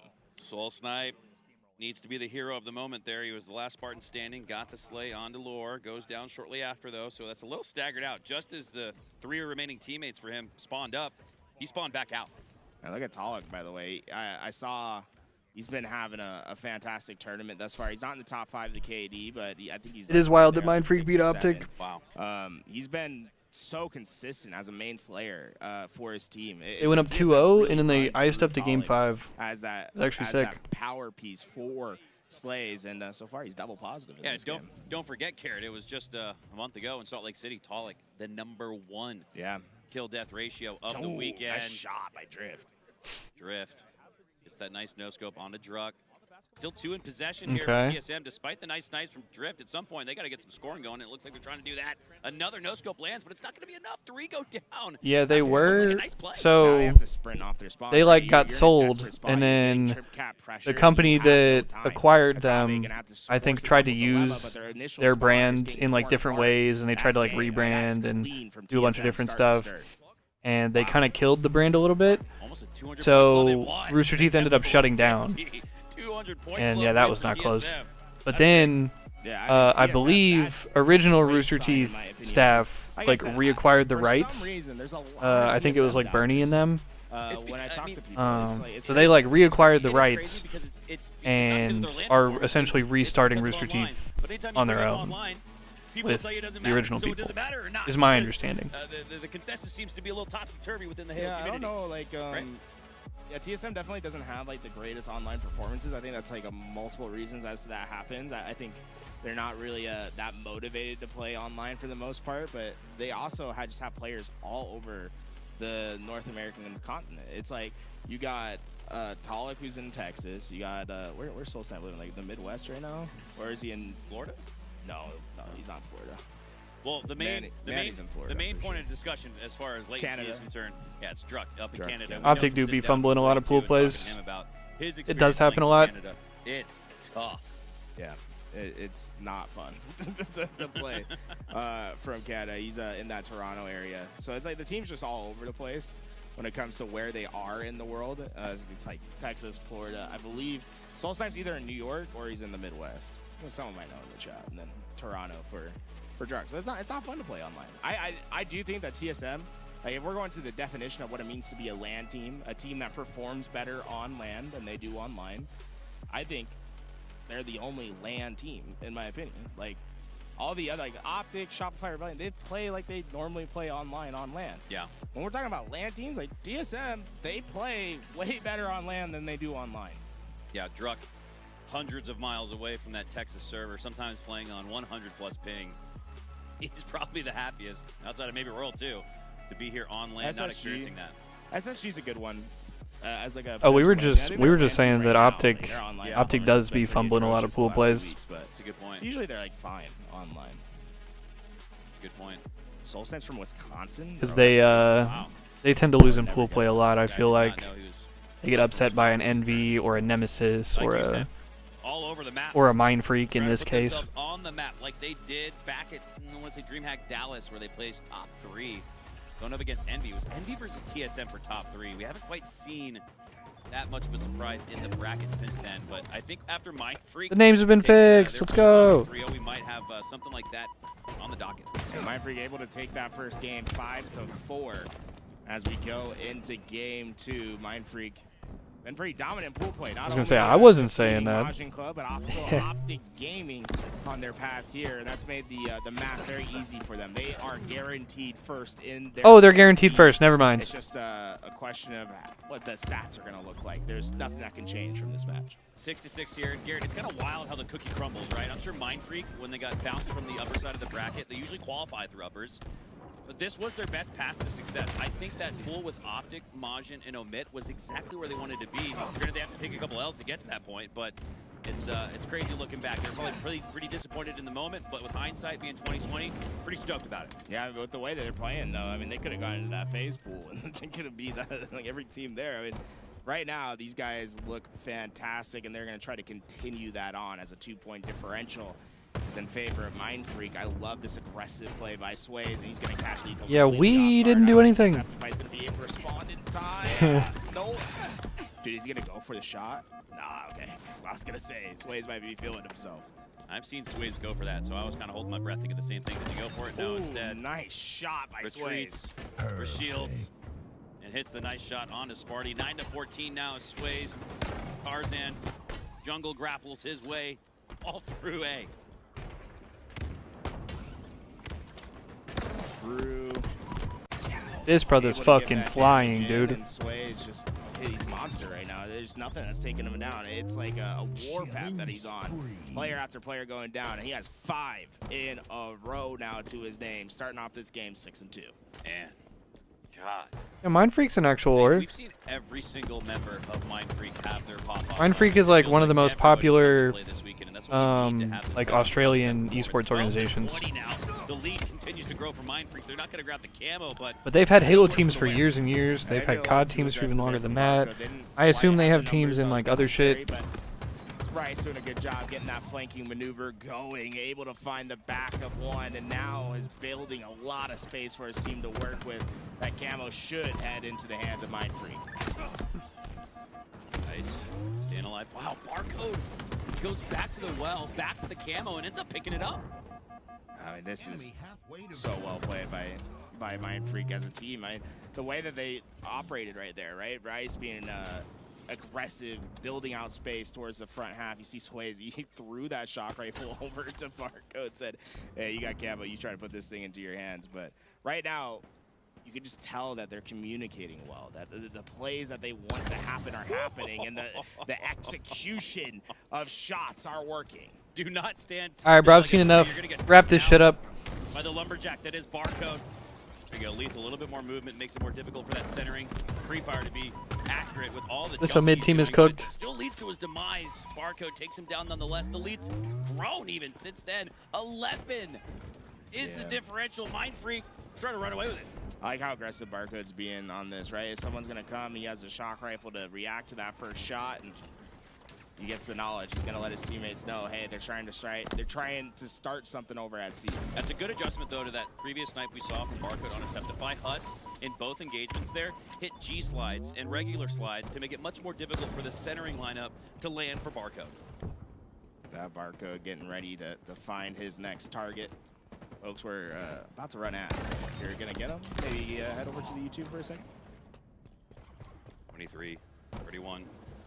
Lead still considerable here for Mind Freak. He said, motherfucker, we're about to run some ads. Between the decision, does he want to go right into the tower and try to push into A, but with his teammates spawning to his left shoulder, they're going to take the route into the long haul now, clambering All right, into the glass. food has been That's ordered. Huss. Takes down Scoob with the grenade, Lethal Scoob. with the headshot on a Barcode. This is where Omit can bounce back. And that Septify well timed on his flank, able to get that kill. And, you know, it was a double-digit deficit that Omit is just slowly but steadily climbing out of. They have really done a fantastic job these last few rotations, but Scoop Also, I'm and not gonna lie. Rice combining for 3 After this kills match, in just an instant. and like maybe before the main show starts, or like as it's starting, I think I gotta go take like a quick. As Rice takes down Huss with the frag. I'm gonna toss, go check, like grenade goes out, Sparty. walk outside real quick. I'm gonna take a quick like 5-minute shower. I'm gonna like, I'm gonna just hit the little refresh. You know what I'm saying? Make sure I'm all the way awake and locked in for this next match. You know what I'm saying? This way is working his way into. He said, "Wish ease would ease the fuck off middle me, of the map homie." with this camouflage. A lot of freedom with this camo to just try and find your spots, take action, and right now Sway's getting damaged, but the rest of his team's going, dude, that is such a good job. Oh, dude, Septify though. Oh man, reaction right there to throw that sticky. He said, out. "Oh, Really great. dude." Trades will benefit Mind Freak though. Up by 2 team wipes and 2 possessions throughout what feels like the entirety of game number 2. Trades will benefit them as Septify works his way through the whirlpool. Anticipating players to push there down to the plasma pistol pad. And now Scoobmeister finally approaches. Septify, does he have the time? No, that 3, that go down. Mind Freak well executed on that play. Huss, the only one alive, is going to be able to find a couple to answer back, but they are very quickly running out of runway to work with. Yeah, 6 kills needed for Mind Freak. 8 kills needed from Omit just to tie it. As this one is in favorable win condition for Mind Freak. Barcode gets a slay off screen. Swayze goes down, but again, it's all resulting in net trades. Actually, still a trade there. 2v2, +1 net outcome for Omit, but they need +4, 5, 6, 7, 8. They're going to get back in this. Just a couple more kills here from Omit. No, not from Mind Freak to get the job done. Septify, stop that nice shot with the first. There's a couple more that are coming there. Damn. Great nade by Swayze. to get that kill, and that will be the last that Mind Freak need. 50-42, they go up 2-0 in the series, and we move into TSM versus Akave. And you can see the scoreboard going to look a little bit different. This is actually our in-house observer, Callus. We taking the action. Looks like TSM. Let's go. 42, 43 kills now. These guys running through Akave. Wow. TSM, we've been talking about how they're a LAN team, and But also, thankfully, TSM is speedrunning this, so hopefully we can get to bracket play a little faster. Up by a considerable margin. They can cakewalk their way to the finish here and go up 2-0. With that, see damage going down. Just a few more kills, but Akave working well here, but Talik refusing to go down without taking one with him. Pushing through the doorway is Soul Snipe as he cleans up on Magico. Drift's going to clean up on him, though. It's all it feels like, just kills, assists, and deaths added to the stat sheet, though, as this one's been wrapped up since we joined in, to be completely honest with you. Yeah, just a couple more going for TSM. Sniper to the hands of Acid as he tries to wrap around to find his shot. But at this point, it's just a formality about what the stats are going to be. I don't think there's any way you can change what the result of Game 2 is going to look like. Acid with the snipe.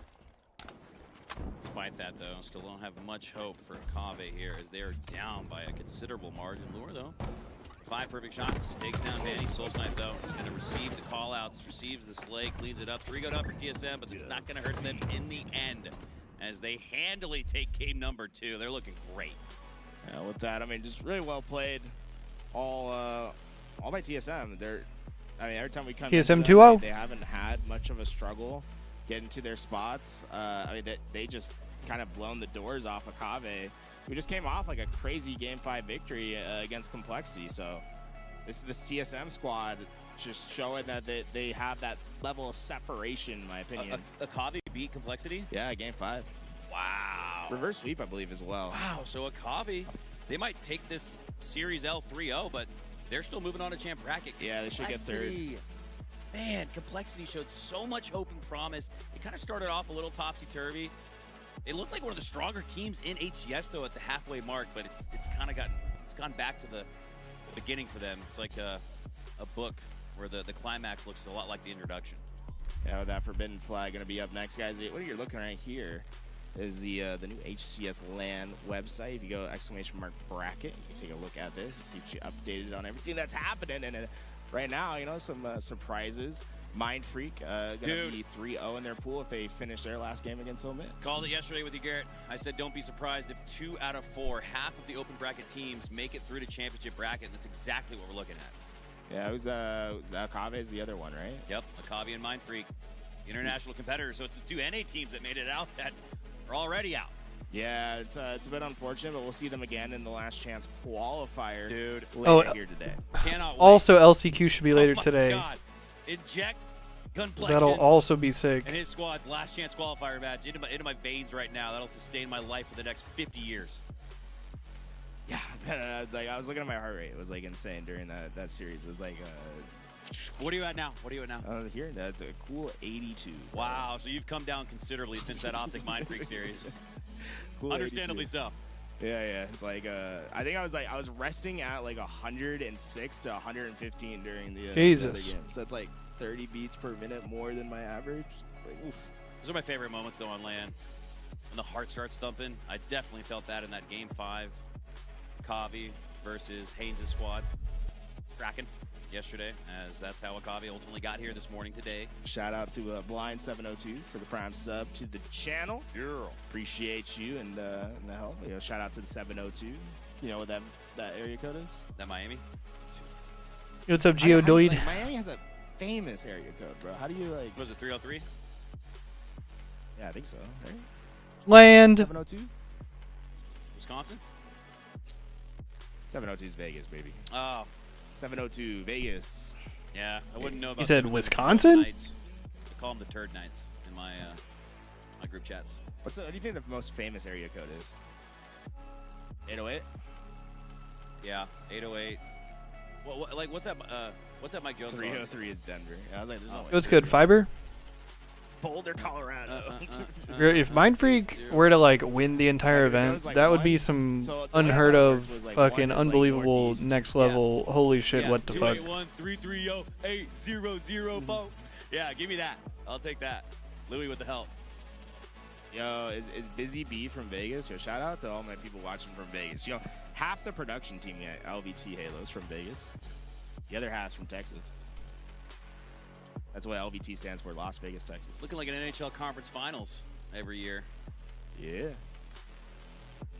As we We get won set. one. You guys won one? Yeah, we did take you down last year. 3 years in a row. Got to the conference finals and then lost the cup. Kind of heartbreaking. Yeah, I like how everyone's just repping their area codes right now. Yeah, everyone just typing like random numbers in chat. A little biased. Oh, Where does one find the bracket? That is the wrong bracket. The bracket that's in Eli's chat is the bracket from last weekend from the online tournament. If you want to find the bracket, I mean, I'm sure it's in the LVT or the Halo chat. Cell phone number. Like the main one. Yeah. I see. You said an error code. I was like, yes, it is an actual error code. But Okay, but like, Regified, that literally is my answer though. Yes, if that lines up on someone's cell phone. So here's the thing. Eli walking So let's say I started as an Optic fan, right? If I was an Optic fan like 10 years ago, right? Oh wow. I like Optic, but I also like the players on Optic. Snakebite, Lethal, Royal 2, Frosty, you know what I'm saying? Las Vegas, Texas, baby. But then, that team splits up. Or it doesn't split up, but it switches orgs. And now Optic has a new team with Formal, who I also love. But also, those players that I loved from Optic go to FaZe. So now, I like Optic, but I also like FaZe. Okay, but like competition. And then those players split up, and some of them go to SSG, and some of them go to Shopify, and some of them do this. Hey, look, it's the fucking boys! It's Eli, and Madison, and Nick! It's all the fucking homies! We got Trippy, Woodham, Best Man, Snipe Drone. Dude, that's sick. Is that custom made? I don't think you can buy that. And somebody else! Shots right there, Cycles right there, dude. Eli, dude, you see Eli's signature? It's pretty cute. Bougie, bro. Someone didn't fail second grade writing, dude. World man, Woodham. You're outside next to Frosty. Lunchbox, Formal, Frosty. Thanks, Eli. Tell him to turn around. Yeah, bro. Wave it to shit! Wave it to shit! Oh, wow. Speaking Somebody of bougie, yelling. My God, you can even see with the wrist work. You don't even need to look at the signature. You know Garrett just did some work. Hey, whoever's helmet that is, that's cool. That's Appreciate very cool. you. That would be really cool in the stream room in the office. Yeah. We have helmets in the office. Do you have a stream room? So one of my community members, his dad, rest Nice in periphery peace, he shirt. passed away, putting in a lot of work, trying to live on with his legacy because he was very kind, very giving, and Girlfriend loves he them. worked on the Bungie marketing team during Halo 3's prime, and so he sent me Little column A, little column B fiber. full-size We'll cutout, see. Halo 3 legendary Master Chief helmet, Halo 5 legendary statue with Spartan lock and Master Chief running through the gates. So I got it. Spartan Got a lock. pretty I have that as stream well. Room, thanks to Maya and his pops. Rest in peace, man. I know we're missing him. Yeah. Well, first of all, that's a cool story. Appreciate you telling me. What do you think is your favorite side character in Halo? Cortana. Okay, is Cortana? Hey, what's up, Noisy Boy? We'll take it. If not Cortana, got to be Sergeant. Johnson. Match has been insane. There was a bunch of crazy stuff yesterday. I was 11 when I beat the Halo CE. Bunch of crazy upsets and open bracket teams and all kinds of shit. Today's also been crazy. Grab. I had to go back and play it, and that's what he cherished on him. Yeah, that's actually that's what was cherished had in mind. Yeah, was recreating the Halo CE legendary cutscene. I was a big Arby guy. I like Arbiter. What will you have your Arbiter do? Yeah, he's got a good voice actor.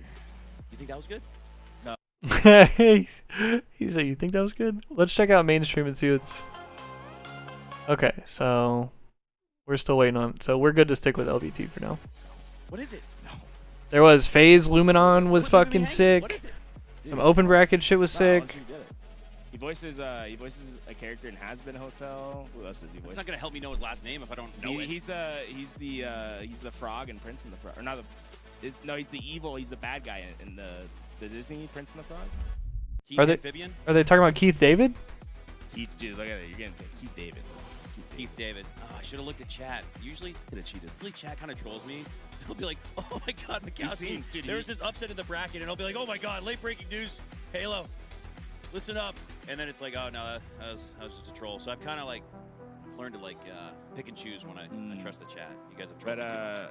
Yeah, he is Gus's dad in sight. That's so funny. Nah, yeah, dude, he does musicals. I can see that. You can see. Heath David's a fucking legend, bro. Absolutely. Yeah, Halo the musical. Dude, imagine the CE, like the CE remake that's rumored is like actually just a musical. I don't know, Retrified, but I think it has to do with like. Dude, where's Halo Studios? Tashi! I think you only get the gift badge for like a certain amount of time after you gift. So I think it probably expires after a certain amount of time. You might have to like gift again to give it back.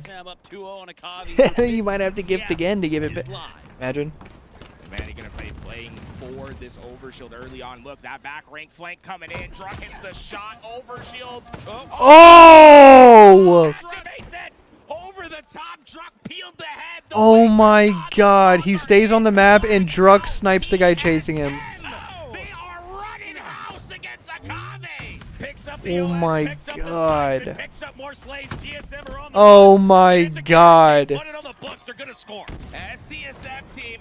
They look good. They are getting fucking ran. That is unbelievable. They are running fast. They are executing on slays, and Druck is peeling wings.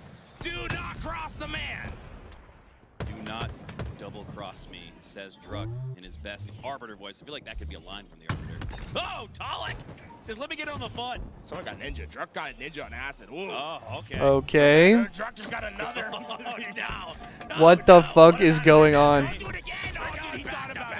He thought about it. He was going for Two gooses on the side of Akave.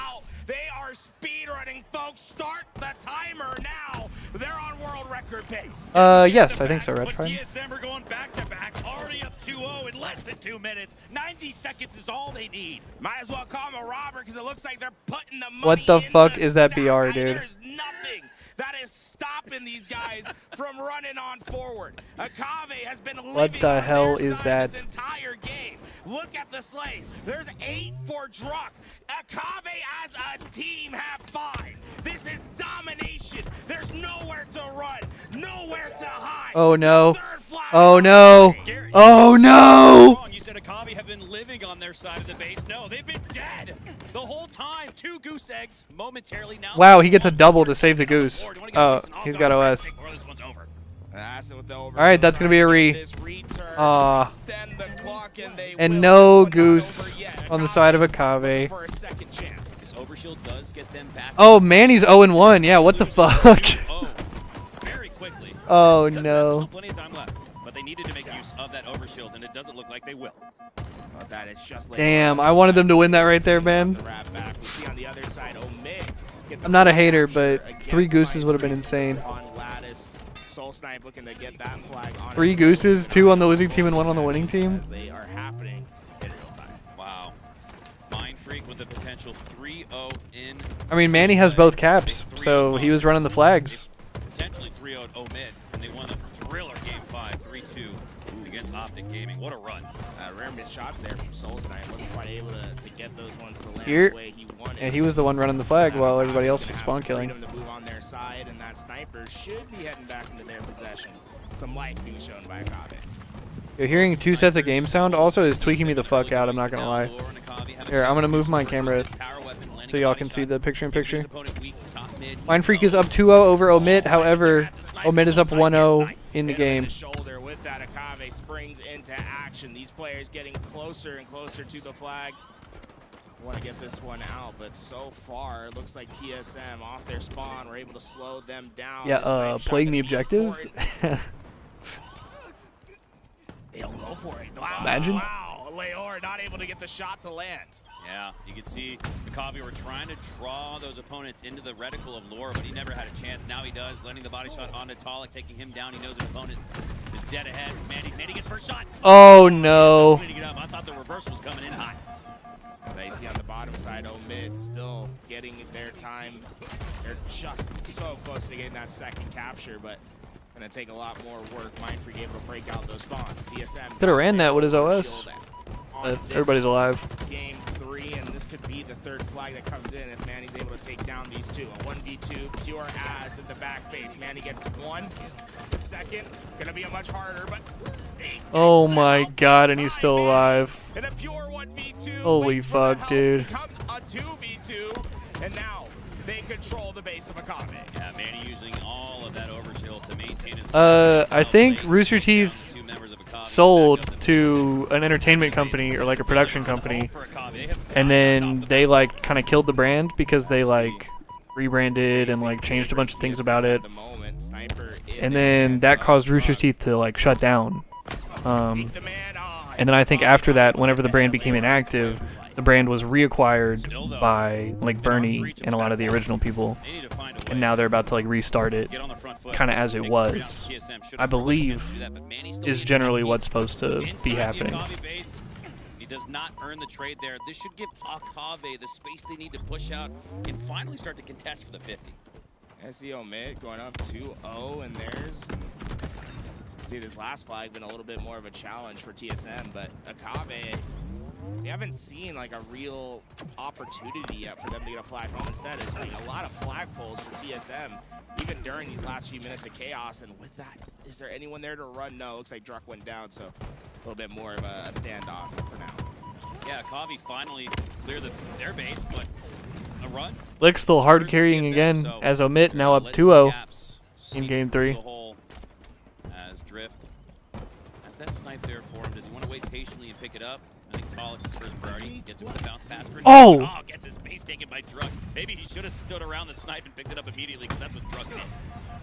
Druck trying to keep him off that overshield. A lot of pressure. And he being put onto lives. him. He gets away with his life, but the overshield was grabbed by Akave in the process. Acid going to have the double shields to work with, but they're not going to last long. DSM prioritizing that player. Druck gets back into action with the sniper, and things are not looking great as a flag is on its way. Druck has overwatch of the situation. This is Oh my god. Deja vu. This is exactly what it looked like in the beginning. Druck staying alive. Mind the gap. No. He thrust through it. Soul snipe. Rounds the corner. I think he's going to face some pressure from the sniper. Yeah, you can't go for it. You know that they have sniper, so you got to. Damn. There it is. You got to not reveal the head. This could be an opportunity for a counter here. Drift gonna get aggressive as he's out of sniper ammo. Drift. Oh, he gave up the spawn, and they spawned right there behind him. It's like the first opportunity here for Akave, and they've got to make the most of it. We're already less than 5 minutes left in this one. Akave hasn't really shown us Oh, my Discord's going off. through the first 7. I see a lot of damage going down. Manny not able to win that fight. Acid does get the return. Akave still not out of it, but they have not had any offense to speak of yet. It's the furthest we've seen Acid reach TSM's side of the map, but he gets taken down rather quickly. As Soul Snipe gets sniped. Body shot from Luor. Goes down moments after. 3-0 lead for Omit at the bottom right of our screen, so maybe Mind Freak will fall at least once in this series. Yeah, very similar situation that they had against Optic, where they went down early into this hill, but I don't think they're going to be able to make the comeback happen this time. Omit, yeah, just too easy for them to play keep away here. Druck feels like he's made his home here top mid with the snipe, paying rent. Snipeville. He might just grab the overshield as well. Rags to riches, and the rich get richer. That Druck. Also, Mind Freak about to put a point on the board. Corner, but the right one took a couple extra shots because of it, but still that extra overshield, just one player alive for Akave. It's going to take a miracle for them to stop this opportunity for TSM. Andy on the run. Half shield, so he's going to have to wait to advance that flag a little bit further. Soul Snipe playing the role of Overwatch here. He's got his teammates watched flag as well. As Akave starting to seep out of the base and back to the respawn screen. Yeah, really well played. And they just forced Akave to go into those bad spots. And with them being 4 down, by the time Akave spawns, that flag is essentially going to be home. It's more of a layup than anything else for TSM. Man, you're going to be able to punch this last flag, and they'll take the series 3-0. 3-0 in game 3 and 3-0 in the series as we swing back to our Omit versus Mind Freak match. Mind Freak to get on the board, Garrett, but like we alluded to previously, just not enough time. Yeah, it's going to take a lot to get these next couple of hills, but, you know, never say never, as my boy JB says. 21 seconds of neutral time to give up. Justin Bieber? to ask and you don't know. Justin Bieber? Yeah. Didn't know he said that. Septify. Famous. He famously said that. For like months. I'll take a look back at my pop culture reference. Someone didn't watch the new ingrained in Halo. Someone didn't watch Karate Kid with Jaden Smith, bro. That's also an insane shout. Halo right now. As Lethal chases out Scoopmeister. This one's over. I imagine that Hill will not light up in anybody's colors. Neutral time eliminates the clock down to 0-0. Omit win their first match of the series 3-1, so they're starting to put it together. Oh my God, Druck. That's a lot of damage, bro. Jesus. 6.4K. 2x just about, a 1.5 we'll call it. Well, yeah. That being said, guys, TSM. I missed the Justin Bieber joke. What's that about? He said never say never. Fantastic series from them. Mind Freak gonna have And then to he said extend word their to my series boy one JB. more at minimum. Mikowski said, who the fuck is Trying to that? force it to 5, but I believe the calculus has been done on this group. I do not think that there is a path forward for this for any other team in that pool. I think everything is set in stone. Wow. Yep. Just finishing out the remains of pool play, but like you said, the results are already known. Guys, we are less than 80 followers away on our Twitch to hit 90K. If you're watching for the first time and you haven't followed the Twitch channel, this is my time to tell you, to implore you, think about it, guys. You're gonna employ me? Implore. Implore. What's the word I said? You said I'm gonna employ you.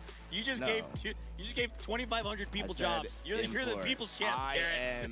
IMPORE. No, you said employ. Employ you. Clip it, chat. Everyone's got a job now. There you go. You're the prizing. That's cool. Yeah. What do you notice about the prizing? What do you mean? It shows where people are. Like if you got top 6, it's like shows like in real time where they place. It is interesting that they aren't doing the 12th through 16th. Like they're labeling like Complexity got 16th versus who got 12th. Yeah. Chat, I've just received some glorious news. Hey, follow LVT. Yeah, shout out. Dude, we got a few Which I followers. cannot Thank you guys so share. much. You guys are watching on the I gotta pull up the YouTube chat. I feel bad. I've been looking at the YouTube chat. Secret stuff. Pull it up. We implore you to pull up both Twitch and YouTube. And Nick immediately texted me. Yo, shout out 10 gifted subs from Vented Ninja. That's my homie. 147 to the channel, man. Guy.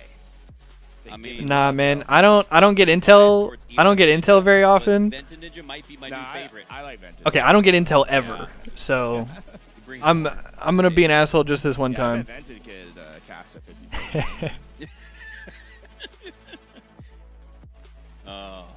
Having some fun here on day 2 of HCS Charlotte. What a weekend. We've had 2 unbelievable narratives. Day 1, the narrative, the moment, if you will, was Gunplexion, Uzi, and Zuzi finally breaking through to pool play after 4 years of what feels like 17th place finishes in every single event. Little Gators didn't quite put in quite the grind. He's only been doing this for 2 months. He's like, yeah, it doesn't take a lot to get the pool play. Yeah, he's like, I don't know what took you guys so long. I just tried. This is free. And then day 2, not even halfway through, by the way. We haven't even gotten a champ bracket yet. Crazy. But the moment has been Mind Freak. So you know how this works out? Is Pool A plays against Pool B. So like Pool Seed 1 of Pool A plays against Seed 2 of Pool B. Seed 1 of Pool C plays against Seed 2 of Pool D, etc. Vice versa. Right. So Shopify Rebellion versus Optic. Optic. Seen that before. This is deja vu. Mind Freak versus TSM. Dude. Very doable for Mind Freak to automatically be in the top 8. And once again, discounting the TSM boys.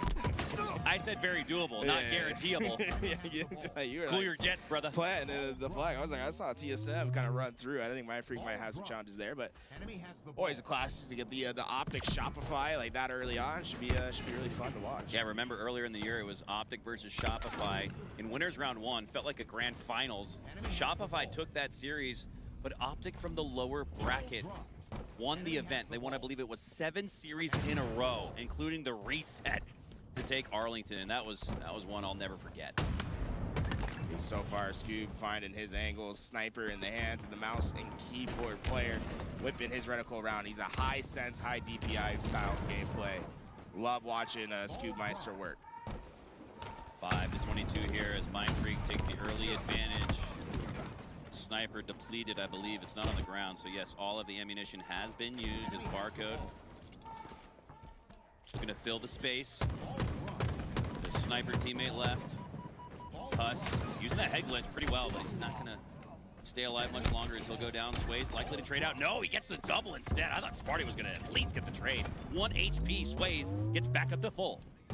Oh, that Sway's gonna get some spacing over towards that blue window. You see Omit forcing their way through the bottom of No. It's not any like it's nothing about like a game or new no new game or anything. It's nothing like that. On the sandbags. Sorry, I wasn't trying to be silent. I'm also in another tab answering messages. I was trying to type back in like 3 group chats at the same time. He can potentially try to hit a tower rotation. I think he's going to go for it. Can he get to Nest without taking too much damage? He does. But I believe this is quite literally the last game that we have to wait on before bracket play can start. My food has been picked up and on the way.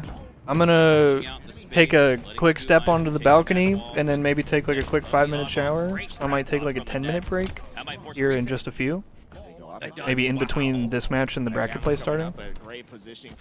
And then we will probably be on for the rest of the day. We've already been on for 3 hours, and I believe we will probably cross the 12-hour mark on the stream before the day is done.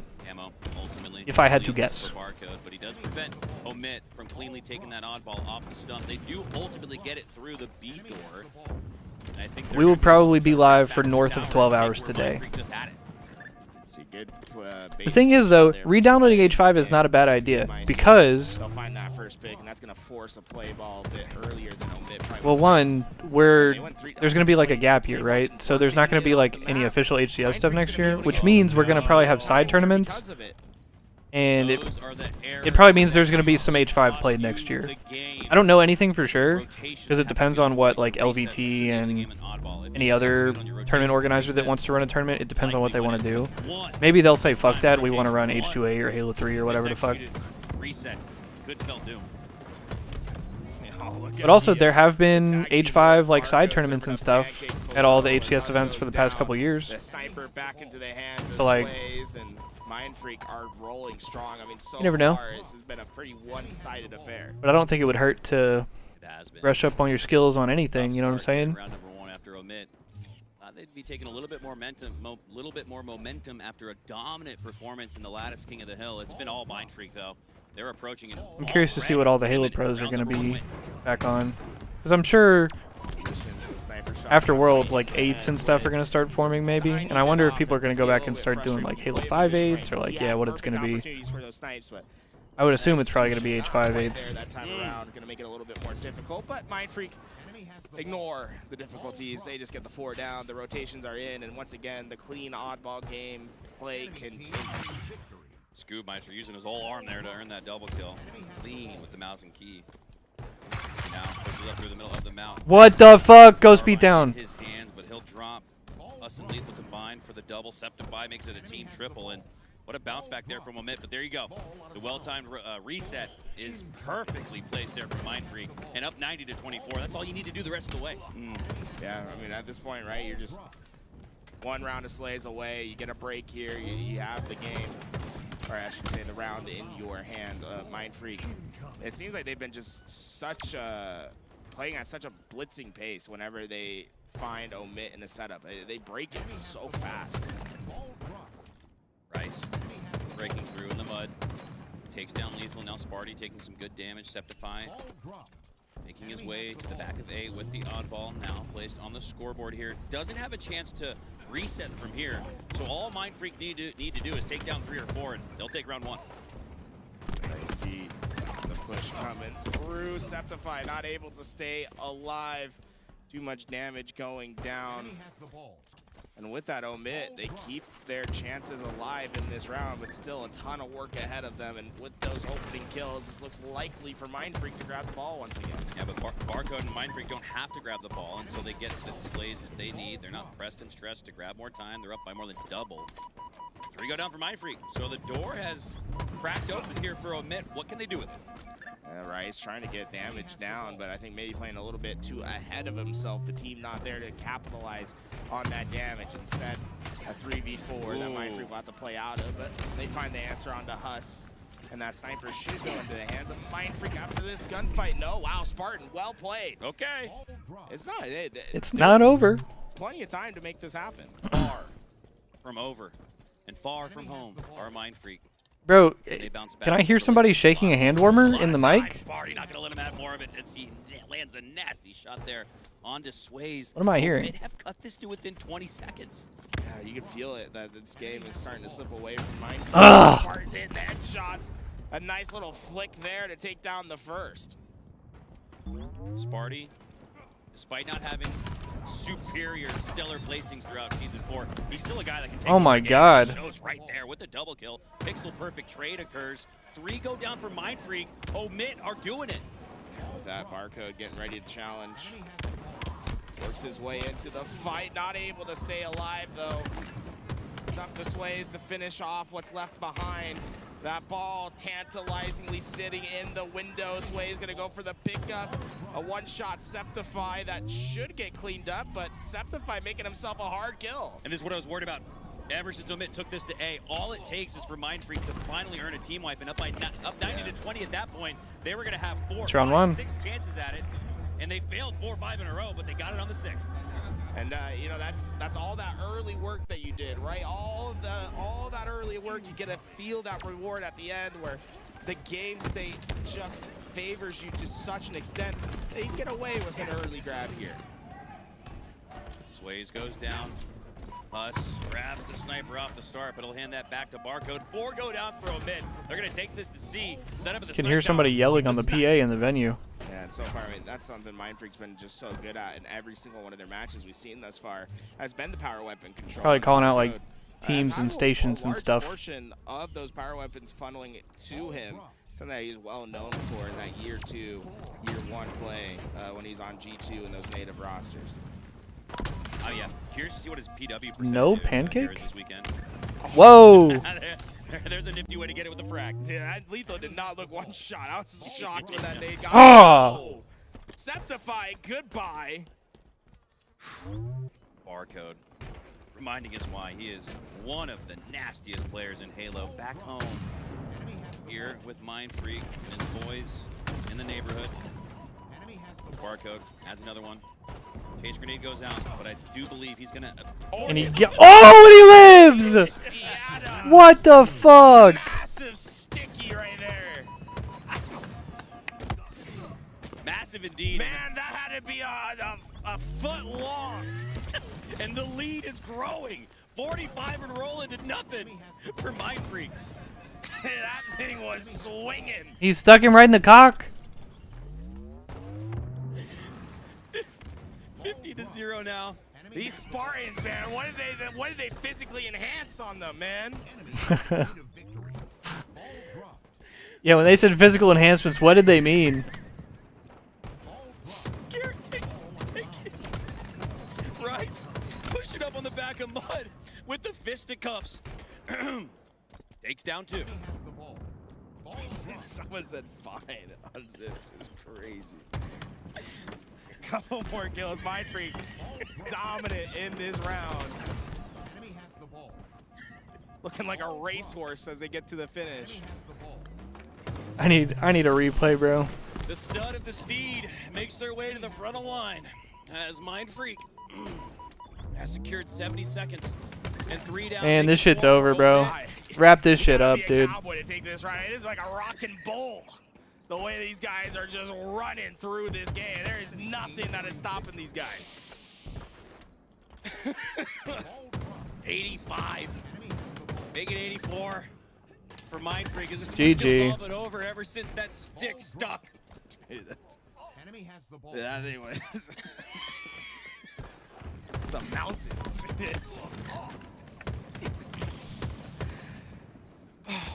Man, 100 to 0. Perfect. Oh, 100 to 0. An absolute sweep. Not in the series, but in the odd ball. They had GG's. the tool to make it work. As they saw, I mean, look, that's a team. They're grizzled veterans at this point. They just went 3-0 in pool, then no big celebration. It's a job done.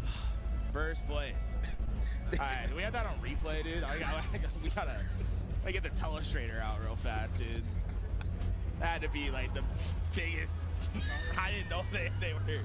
Dude, that grenade was massive, dude. It was the tilter in the game. Holy hell,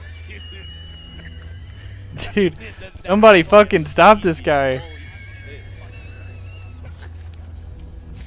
Oh my god. That thing was crazy. Oh, the ANZ boys come in swinging from Australia all the way over to North America, and they're looking like the big dog in the fight. All right, we good? Man, they were. I think he's got the replay eye. He's getting it over for us, dude. Let's take a look. Dude, look at that thing. It's. Dude. And it was Lixthal. Dude, we're gonna like slow this down by like 150% or something. Wait, yeah. Look at it through the wall. The craziest name. I am done. I am passing off to the mic to the first person in the community that walks by. God, dude. That is a way to win. Victory. Man, how did it take 4 years to witness that, Garrett? Man, you're like a 40-year-old man in the Texas heat trying to pull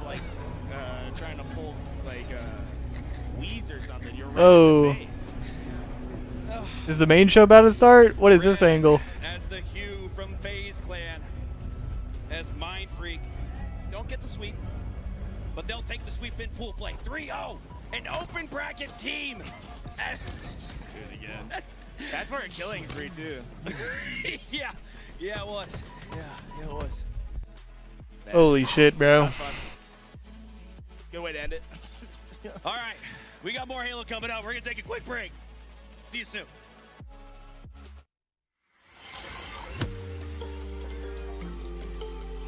All right. Let's see if we got shit on the mainstream yet. We do. Optic Shopify already. Oh shit. Huh? Was?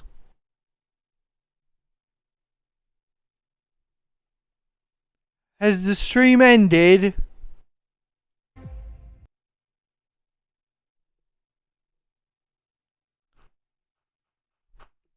What the fuck, son? Also, somebody's knocking on my door. Oh, I think that's my food. What the fuck, bro?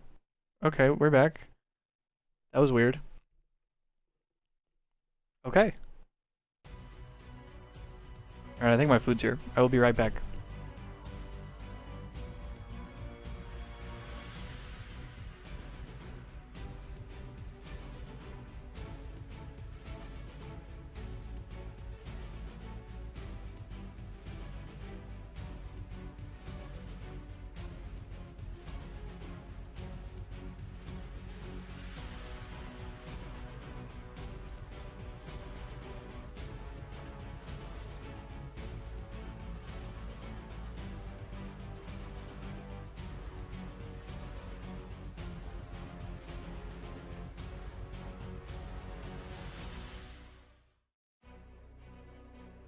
But alright, y'all. I'm going to take a very quick break. I'm going to take a little step out onto the balcony real quick, if y'all know what I'm saying. And I'm going to take a little quick 5-minute shower. And then I'm going to be right back. And we're going to be locking in for this Optic Shopify game. But yeah. Y'all hold it down. Keep it locked. Like I said, I'll be back in like 5-10 minutes. Give me just a second. Alright. Be right back, y'all.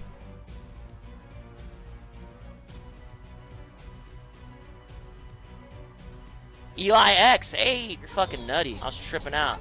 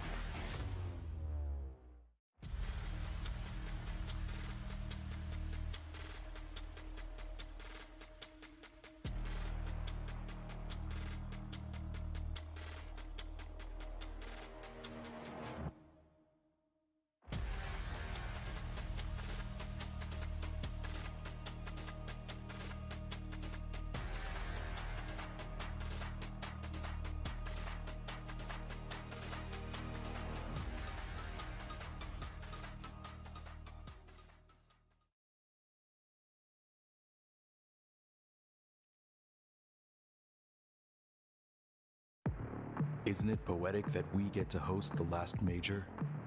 Soak it all in, because this is the finale.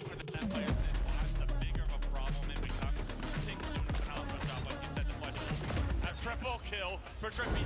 Now the collapse can come through. Trippy leads the charge. And the rest will follow. Catwalk as well as Whirlwind. Another one here too. Fabio, one shot.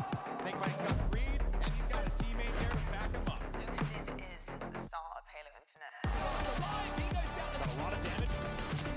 Team's able to clean it up. Now it's a little bit more complex. 2 dead. Now 3 dead again. 5 back base. As he goes to kill shot here. Oh my god, the cross. Do you know the kill shot? He's going to be Cut him down. Cycle's going to be able to challenge that.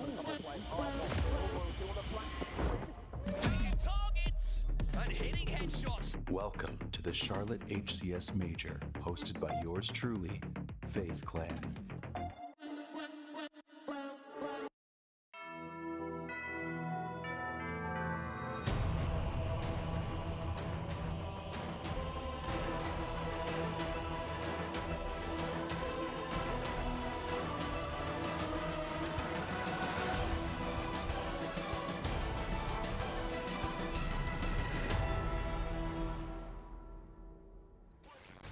Good afternoon, Charlotte. Welcome back to North Carolina, and welcome back to the Charlotte Convention Center, where all of the incredible Halo Infinite is going down on of our main stage. And of course, we do have wonderful booths here as well, because fans are funneling in. They're here for the perilous journey that is the championship bracket, which of course starts on Saturday. So day 2 here at the final major of the season is going to bring so much to the table. It actually already has this morning, and I cannot wait to talk all about it. My name is Lottie Van Prague. I'm going to be desk hosting for the remainder of this weekend, joined by 2 amazing analysts, and I'm very excited to have you once again on the desk. Snipe Down, welcome to day number 2. Tony, why not be casting, an absolute legend in his own right. Fellas, day number 2, Saturday here at Charlotte. Wow, what a morning. I mean, I was literally getting ready, watching all of the games that were happening and just trying to basically have everything on a screen at once. But my eyes could not be taken off some of our open bracket teams who are really starting to put the work to some of the best that we have here.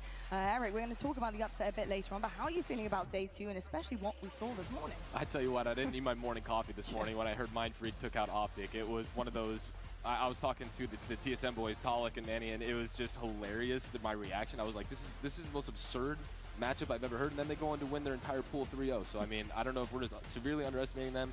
Optic may have underestimated them. We'll talk about that. I got a couple points I'd love to hit on, but yeah, pretty insane. Oh, don't worry. I'll let you hit on them.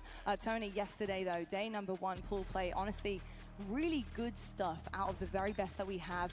Seeds kind of worked out the way that they were supposed to. There was a couple of hiccups from some of our teams, but smooth sailing, so to say. A couple teams I was kind of surprised with that didn't really kind of bite the bullet early on here this weekend were Envy. I was hoping for a bit more from Envy here. Going up against Space Station Gaming, we made a real big hoorah about it on the desk, and I think everybody was expecting them to be lights out, if not, honestly, taking that series. How are you feeling about day 1? Yeah, I mean, in Pool D, you know, Envy definitely had a capability of finishing out first place in their pool.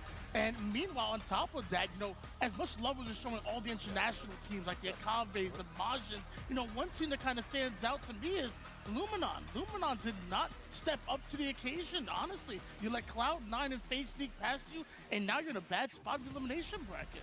Yeah, I've got to say, you're just looking right now at your champions across this season on our roadmap, and you're looking at Optic Gaming, who had a 2-peat here. We're searching for that 3-peat, but of course, Shopify Rebellion squeaked that one out. We're into our last major here, and it's funny looking upon all these trophy lists, because Optic Gaming, once again, in the fashion that it happened to them previous, they have dropped down early on. They are fighting for their life, and they're facing Shopify Rebellion here again in the first round. This is absolutely insane. Snipe Down, I have to ask you about, you know, the kind of breakdown at the beginning. What happened versus Mindfreak? How are you feeling about this real early hiccup again from Optic Gaming? Yeah, I'm starting to think that they just want to play Shopify in round 1, and obviously that's not the case, but they have won tournaments after facing them early on. And there is something that I learned. Apparently Legend was the only one there warming up before their series versus Mindfreak. So I don't know if maybe they just slept in or what was going on. That was some words going going around, but clearly it affected them not getting in that practice. And you know, we'll see what happens going into the series, because this is a big one and there is no mistakes to be made. There is no mistakes to be made here. You literally have one safety net, and as soon as you fall into it, that is it. You cut a hole in it, you're going through, unfortunately going home. Looking across our pools here, this is exactly what happened yesterday, and as you can see, the spots have been filled by open bracket teams. They've been battling all morning long, and Mindfreak, they managed to do the impossible. They're the top of Pool B. I literally, it's the weirdest thing to see, but also the most epic thing to see. Shout out ANZ, shout out Barcode also coming back, barking his way through here, because I've got to say, I'm so impressed. I think it's really difficult when you're looking at teams that are coming from across the globe. You are not as familiar with what they are capable of. They don't get the practice against North America, and why not Mindfreak? They've always been around. They have had a really great history in Halo and in Halo Infinite, but I think to be peaking at the right time, again, I told you we'd be talking about that once again. This is perfect. This is exactly what you want to see if you are a Mindfreak fan and you're an ANZ fan as well. 3-0 in top of Pool B with Optic Gaming, previous champions twice through. That's pretty epic stuff. How are you feeling about those lads in that roster? Yeah, definitely want to give a huge shout out to Mindfreak, the most interesting team that we have going into championship bracket. Half the team on mouse and keyboard, half the team on roller, and I want to give a shout out also to everybody from international play. I want to give some love to Wakabe. I want to give some love to Majin as well. Even Luminon, even though we didn't see you hit second or first seed in Pool C, we did see you're going to be in elimination bracket. Honestly, international competition is tough right now. It is incredibly tough. They really did show up. I mean, they have been showing up time and time again, and it's been phenomenal to see. Let's see how far they actually can go here, because here is the championship bracket. We have the upper, the lower, of course, the safety net here, which is just insane. I mean, obviously, Shopify Rebellion versus Optic Gaming happening right at the top of that upper bracket. This early on, one of them will be going down. One of them is bowing down to that lower bracket, and then potentially on the ropes to bow out of the competition. That is insane to think. You will obviously gonna, put everything in one basket on one of those to make it through. You don't want to meet them in the lower bracket, so I do actually feel kind of sorry for a couple of teams that will be meeting them there. But Slimedown, when you're looking across this, what are you most excited for other than that kind of crazy first round matchup against Shopify and Optic? I mean, truthfully, every one of these matches I feel could go either way depending on how the teams come out. I think, Space Station, Cloud9 has their opportunity to take out a Space Station that we've been talking about has been weak. Envy still got a decent matchup against FaZe. They would obviously prefer the Cloud9 matchup had they won their pool and took out Space Station. And then Mindfreak versus TSM. Those are, I have no idea where that's going to go. I'm picking Mindfreak for that. I would love to see the momentum carry forward. Every one of these series is going to be absolutely electric, and I think these are going to be some of the best first round matches we've seen. I cannot wait, and actually I can't wait that much that we're going to go straight to game. Let's head on over to the casters. It's going to be the first one on the main stage, boys, and it's a big one. Walshy and Clutch, I hope you're ready for Optic versus Shopify. It's lining up green in here, and I cannot wait to see what happens. Dave, I'm ready for this. I know you are. And dinner is served early on Saturday. We got Shopify versus Optic once again. Winners round one. Optic slip up in pools and now immediately get thrown against the team you think that they would be finding in the grand finals later on this tournament. I gotta ask, what are you thinking of this Optic team as they woke up slow on this Saturday, once again getting fed to the wolves of Shopify Rebellion in bracket play? I mean, in the history of Halo, anytime we've had a dynastic team who've just dominated throughout the seasons, they haven't fallen in these ways. You haven't seen these early pool play losses. You haven't seen them lose to an open bracket team like this. So it's just confusing to me to see this mixed results. They have the highest of high ceilings, but seems like their floor also is a little lower than I expected to be. And it's always Shopify that kind of find themselves tasked with the bracket that doesn't really favor them as Optic continuously. This is the third time this year Winners Bracket 1 has featured many of our grand finals so far throughout this year. Both of our champions so far throughout this year. Shopify's got to be sitting there thinking to themselves, can you guys just figure it out?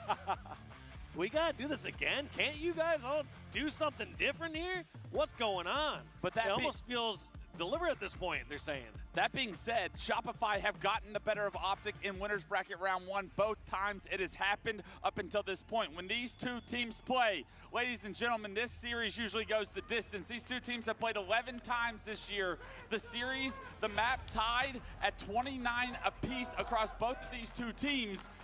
And if you're in this venue, I don't know what you're doing if you're not sitting down watching this one. This is the series we've all been wanting to see, and we get it early. Yeah, Like, you're not sitting down watching this. You should be standing up watching this. Yeah. As Wes said, the games between these teams are tied 29 apiece in their series. However, the series score tells a different story. 7-4 in favor of Rebellion.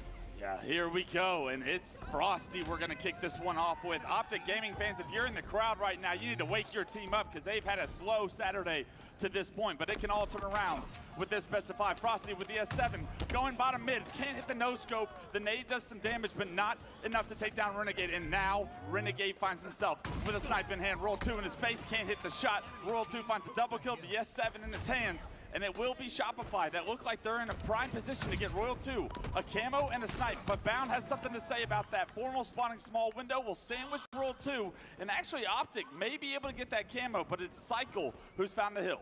And it's always that tough start at the beginning here of live fire. Do you go for the camo, or are you gonna be able to roll that advantage into a longer hill time, or do you just grab the hill right away? Well, Cycle doing everything right by scrapping up this time. Yeah, there's been 6 kills in this game. It's already about to be 1-0. Cycle, the only player that pushed green from Optic, actually taken down. So Cycle caps his hill. It's a perfect first hill for Shopify as it rotates the tower. Optic are gonna have an opportunity here to get back in this game with the tower set up. Formal found that camo snipe, and now he has to do work to get his team back in this. He has a healthy amount of ammo as well. 5 bullets, that's gonna be enough to get a good setup here going on over at the tower. Able to clear out Frosty for that very first kill. Can he find the next one? It's gonna be Last Shot. Last Shot does take down the hill player, but Formal still with that camo and the snipe gets stuck by Last Shot. Last Shot finds 2. Formal's got to be a little irritated on that, but Renegade with the S7 is exactly what the doctor ordered for Optic fans. Yeah, we're gonna see he's now gonna hold the top tower, and nobody contesting that top center lane. That makes things much more predictable for anyone on Optic. They know they're either gonna come from dummy side or they're coming from Nest. Let's see how locked in Renegade is early on this Saturday. 2 players coming up the tower. There's no chance for him. He gets a small window to hit a shot, misses that shot, and with that, loses his life. Frosty finds another kill as well. 3 go down for Optic. Shopify have broken the setup pretty easily from Optic, and now we'll start to get progression on the second point. And I love seeing this energy out of Frosty. You saw him win that fight. You can see him mouth something to the effects of sit down as he out-BR'd Formal. 3 members of Optic push green to get Frosty out of that position. A lot of information given to the rest of Shopify. Can the rest of the team hold this setup for tower? Doesn't look like it. As Bound picks up 2 in the kill feed, it is all 4 going down. Frosty the first one to spawn, but Optic break that setup immediately as well, and they'll continue progression. Already over 50%. Get this back to a 1-1 score. As slow as you started, Optic starting to get on their feet. And look at the score lines across the board here. Legend, still not killing the board, but most assists, has 5, which is the rest of his team combined. I love the fact that he's not playing too different though. He's just post up near Nest saying, I'm still gonna land on my shots, hold this up, and try to keep Shopify out of the hill. Shopify break the hill. Frosty with camo and snipe this time around. We saw Formal with this opportunity, now Frosty with the same power-up, power weapon combination.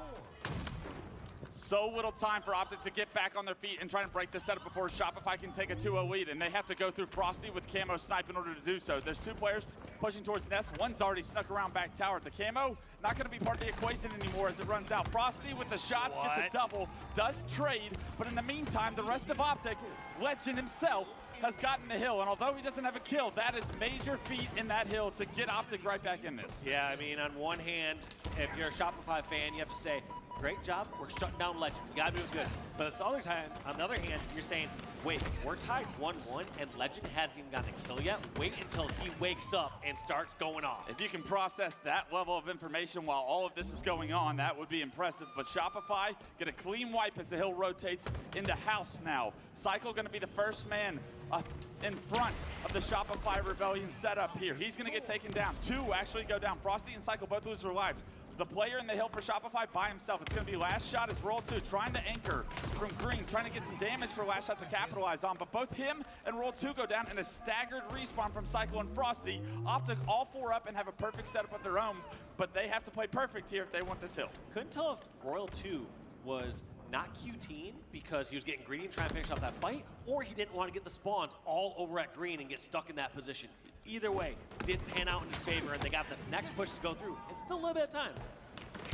Optic trying to crawl back in hill number 3, and Renegade hits a couple of body shots with the snipe. finds himself two by himself. It's Roll 2 who stands alone on the map, gets in the hill, and this will be Shopify taking the lead once again, 2-1 here shortly. That's going to be the second hill for Shopify. Looking strong, looking good. When we're looking at the kills across the board, pretty much even for all these members of Shopify. The only one that's positive right now is Frosty with a +2. So Slays, neck and neck between these two squads. Roll 2 trying to get eyes on that camo, but Renegade just tiptoes around his sight line right there, able to get away with that camo. And now, although Royal 2 is able to play big door here with the snipe, Renegade's got the camo. He's going to try and get up close and personal. And look All right, at Joe. this. I love this from him. If he can get We're some back. initial damage from his team, Apologies that's for the time to go. milk. Yeah, and last time when we saw I just needed that little refresh real quick, you know what I'm saying? I love this. It was all because of Renegade really pushing through to that side. What's good, Nachos? What's good, Sonic Black? Renegade slipping What's going on? mud. You saw Frosty didn't catch that Checking in timing just a last little bit time. late for this map one. Renegade makes Optic play. down Once 2-1 again, in game one. undetected. He's milking me. He's Trigger milking me. discipline from Renegade right there. Just a heads up. All right, bro. I've already been on for Repulse, camo nice stick, fucking play working from to his Renegade. advantage as well. I've already Last been shot on for like did see 3.5 him, hours. too little too late. He didn't I know needed he to had take a all phone the intel call. in the world I needed to play get a around, and quick little Renegade takes that shower. last shot to help Optic almost guarantee this fourth hill. Oh my god. Look at this. Renegade just buying so much time over here at back green.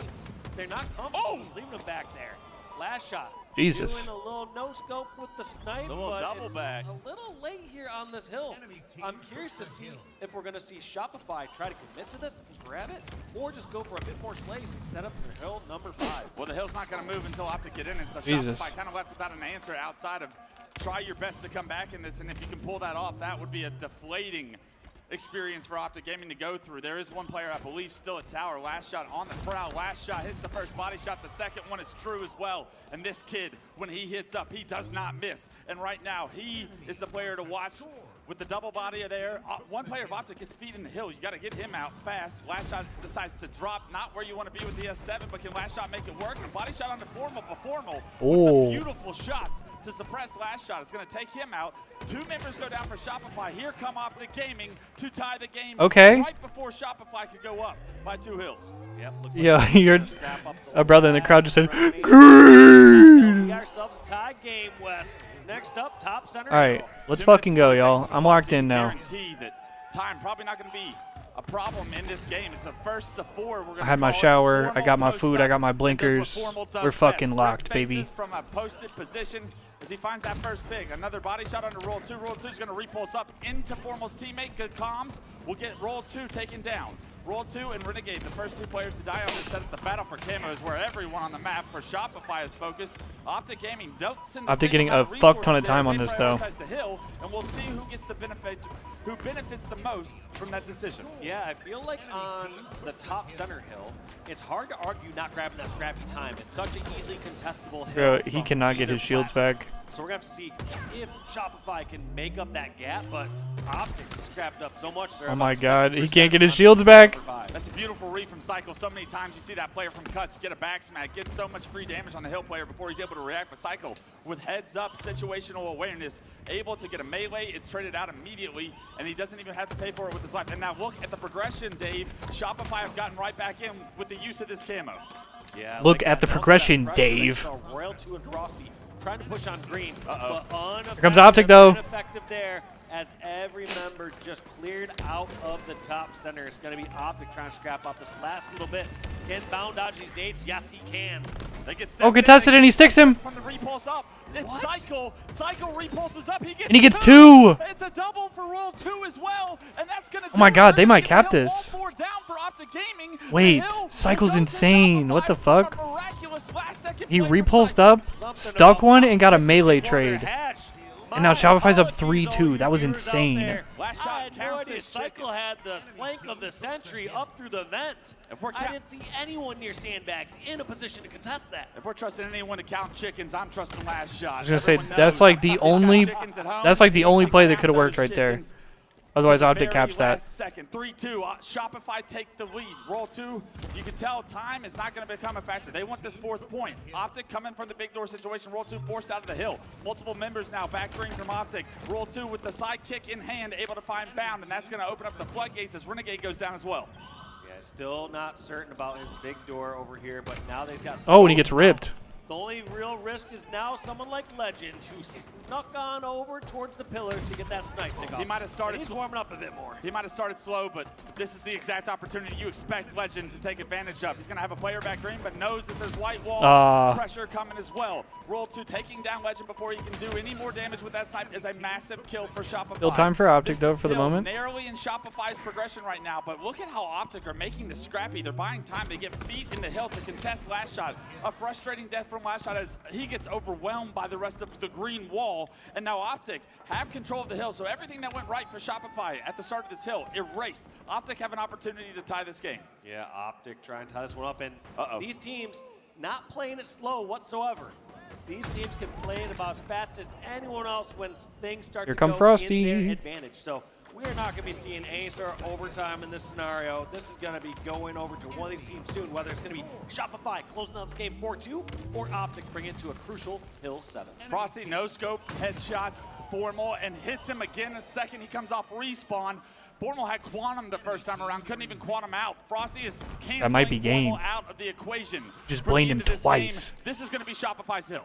Very interested to see where that first grenade landed. Did that land all the way on the scoreboard there? Wait, contest. I can't believe I've seen players. Okay, Optic get in at the last second. Oh my God! Somehow, some way, Bound. Optic get in at the last second. Oh my God! It's doing Bound things again. And they're gonna tie the game. What the fuck? He gets another kill to his name, and he's gonna tie this game up for Optic Gaming. When you think Frosty's done enough, Bound answers back. One of the fastest, if not the fastest player in the game when he's G-sliding across the map. How did he get somehow close that gap quick enough to just contest it? Now Shopify, luckily, not crumbling just yet. They're all the way over at tower. You didn't see Frosty. Good amount of initial time for Shopify at this hill. That person in green, he didn't have a chance. He didn't have the grenades. Instead, setting up for this final hill. Oh damn! This is where these series are decided. It's the Shopify should break right here. 3 dead for Optic. Differences that players make at the end of these close. This is looking really good for Shopify. In these series right now, it looks like Shopify able to get almost halfway progression. Optic all coming off respawn. Yeah, right Optic now, is in a shit spot right here. Snipers coming up, and you know everybody wants genuinely that S7 horrendous. in their hands. Yeah, they're gonna. Those shells were pretty rogue. There's gonna try to get this sort of control before jumping this hill. You're not gonna see Royal 2 leave this tower unless you see like an all 4 down scenario or a 3 down scenario, and he knows he can grab that. Look at Want to make sure that they just keep this map control first. Frosty forcing oh my God. him. Meanwhile, the GG. That should be game 1. So much space Camo about to be up as well. Say, Optic is staggered. They have a snipe. They're about to get camo. That's time anyway. G fucking G. Shopify takes game 1. As last shot with feet in the hill will score the final point, and it is Shopify that take game 1 4-3. It's as close as it gets, ladies and gentlemen, and if that is a sample for what we are in store for this best of 5. This is going to be an absolute banger to kick off championships on Saturday, I should say. Yeah, no kidding. You're used to, when you see these two teams battling out, you're used to seeing them in the finals. And we I guess you very could may make well. an argument for the 2025 season of how often we've seen Optic fall to second pools and play Shopify Rebellion, first time in pools, first round. But these two teams so evenly matched. We now just have it to a, when we go to the game score, it's Optic taking 29 games, Shopify Rebellion winning 30 games. These teams literally as close as you can possibly be in skill, and they're both at the peak of the mountain. Yeah, that game went back and forth. It was Shopify in the lead, Optic tie it up. Shopify in the lead, Optic tie it up. I really can't wait to watch the rebroadcast and see how Bound was able to get into that hill before it was captured, the 6th hill. Right before Hill 7. I don't know how Bound got feet in there, and what he did after was absolutely miraculous. I've been confused those last few hills. I've been confused all day. I mean, on hill number 5, you see Cycle somehow get through. Yeah, can we see the replay of that actually? 6, I want to see the Cycle play. Today I woke up, I thought it was October 4th. It pretty much is December 25th with the kind of gameplay that we're seeing. This might be the best Halo Infinite as of yet, and what these teams have in store to end this year is going to be nothing short of absolute brilliance. Here so far, we're shifting our mindset, Dave, as we take a look at the highlights on where Optic Gaming are for the day what are you doing, now, buddy? going into a Game 2 Slayer. And when you talk about the series that we've seen throughout this year between Shopify and Optic, we're not playing with scissors. the times Optic lose the Cat's trying to Slayers grab are the times scissors off the desk, Optic bro. falls short of Shopify We're not playing with Rebellion. scissors. And knowing that Shopify now have that Goofy. 1 game advantage, looking at Game 2 as an opportunity, as a appetizer for what Good this boy. series is for them. Optic Gaming have got to refocus and reshift what are you specifically looking at? Who are you specifically looking at for Optic to get right back on track and make this series an even keel? I mean, stats don't tell the whole series, but it is incredibly rare where we saw our 2024 MVP start off 0-8. Yeah. So he needs to have a stronger start. In the end, his stats totally fine. I didn't even realize Doing Legend even early in had the game, that tough of was a game. fine, getting all the assists, just some things not falling in your way. But Bro, and if Cycle doesn't make that play to get that top middle hill, then Optic wins the game right there on that green I hill. think if anyone's going to step up in this game too for Optic Gaming, it is usually Legend that is nothing short of brilliance when you watch his point of view. It's going to be Solitude, Slayer that these two get to duke it out on. There's a camo, there's a shock rifle. We saw plenty of those paired in the first game. What's up, with Uncle the Joshy? S7 and the camo. I You am saw Clay. How much success Frosty was able to have. You I'm saw Reclaimer. Formal anchoring the tower with the same combination. But Eli is at the event. I'll just say this for those of y'all that are just joining us as well. But Eli is at the event in person. He's running around the venue and hanging out and watching the matches there. So we're holding it down. I'm doing a little takeover and holding it down from home, watching the matches while he's at the tournament. Shopify gave them everything and honestly stole some of those hills away. But yeah, for those of y'all that don't know me, I'm Clay. I'm a Reclaimer. Also a Halo guy. Also a Grassroots partner. Excited to see how both these teams decide to play. I'm usually watch partying these events with Eli We're gonna anyway. see a bit slower of gameplay at certain moments on this one. You have no choice but to, unless you want to try to force some action. Oh my God, Legend does want to force some action, just flying into the yard. He was dead to rights in a situation like that, but he wanted to put that pressure on. That's a statement from Legend saying, What's up, Astro? The Triple King. I have gone by several monikers in my past. Trades across the board, shock rifle in the hands of last shot. What's but good, I believe Astro? That camouflage is still going to be up for now. Nobody able to go for it as the map continues to get split. Spawners coming across everywhere. You see last shot kind of getting surrounded. There's players struck flanking him, and there's a player in front of him because Renegade forces himself to be such a hard kill. Formal is able to pick up a couple of kills. With that, he's able to find this camo and the shock rifle, and already the power up and power weapon are paired together, and now it's Formal's chance to once again change the outcome of this series. Yeah, that staying alive by Renegade was absurd. He said, "Let's fucking go, man." Yeah, that also seemed like I should have hit. I'm glad to hear it, Astro, and I hope everybody's doing well today, man. Hope everybody's chilling, vibing, feeling good. Hope everybody's enjoying the Halo thus far, and hope everybody's looking forward to the rest of our weekend. This is literally round 1 of bracket play, so like, bro, we have another like probably 7 hours of Halo today. Whole ass championship Sunday tomorrow. It's Optic with the pressure, 11-6. That was a beautiful What a weekend! push What a weekend! onto the back of Tram there as they were able to finish Nothing off better than a every Halo single one of weekend, those kills am I by right, losing one fellas? member.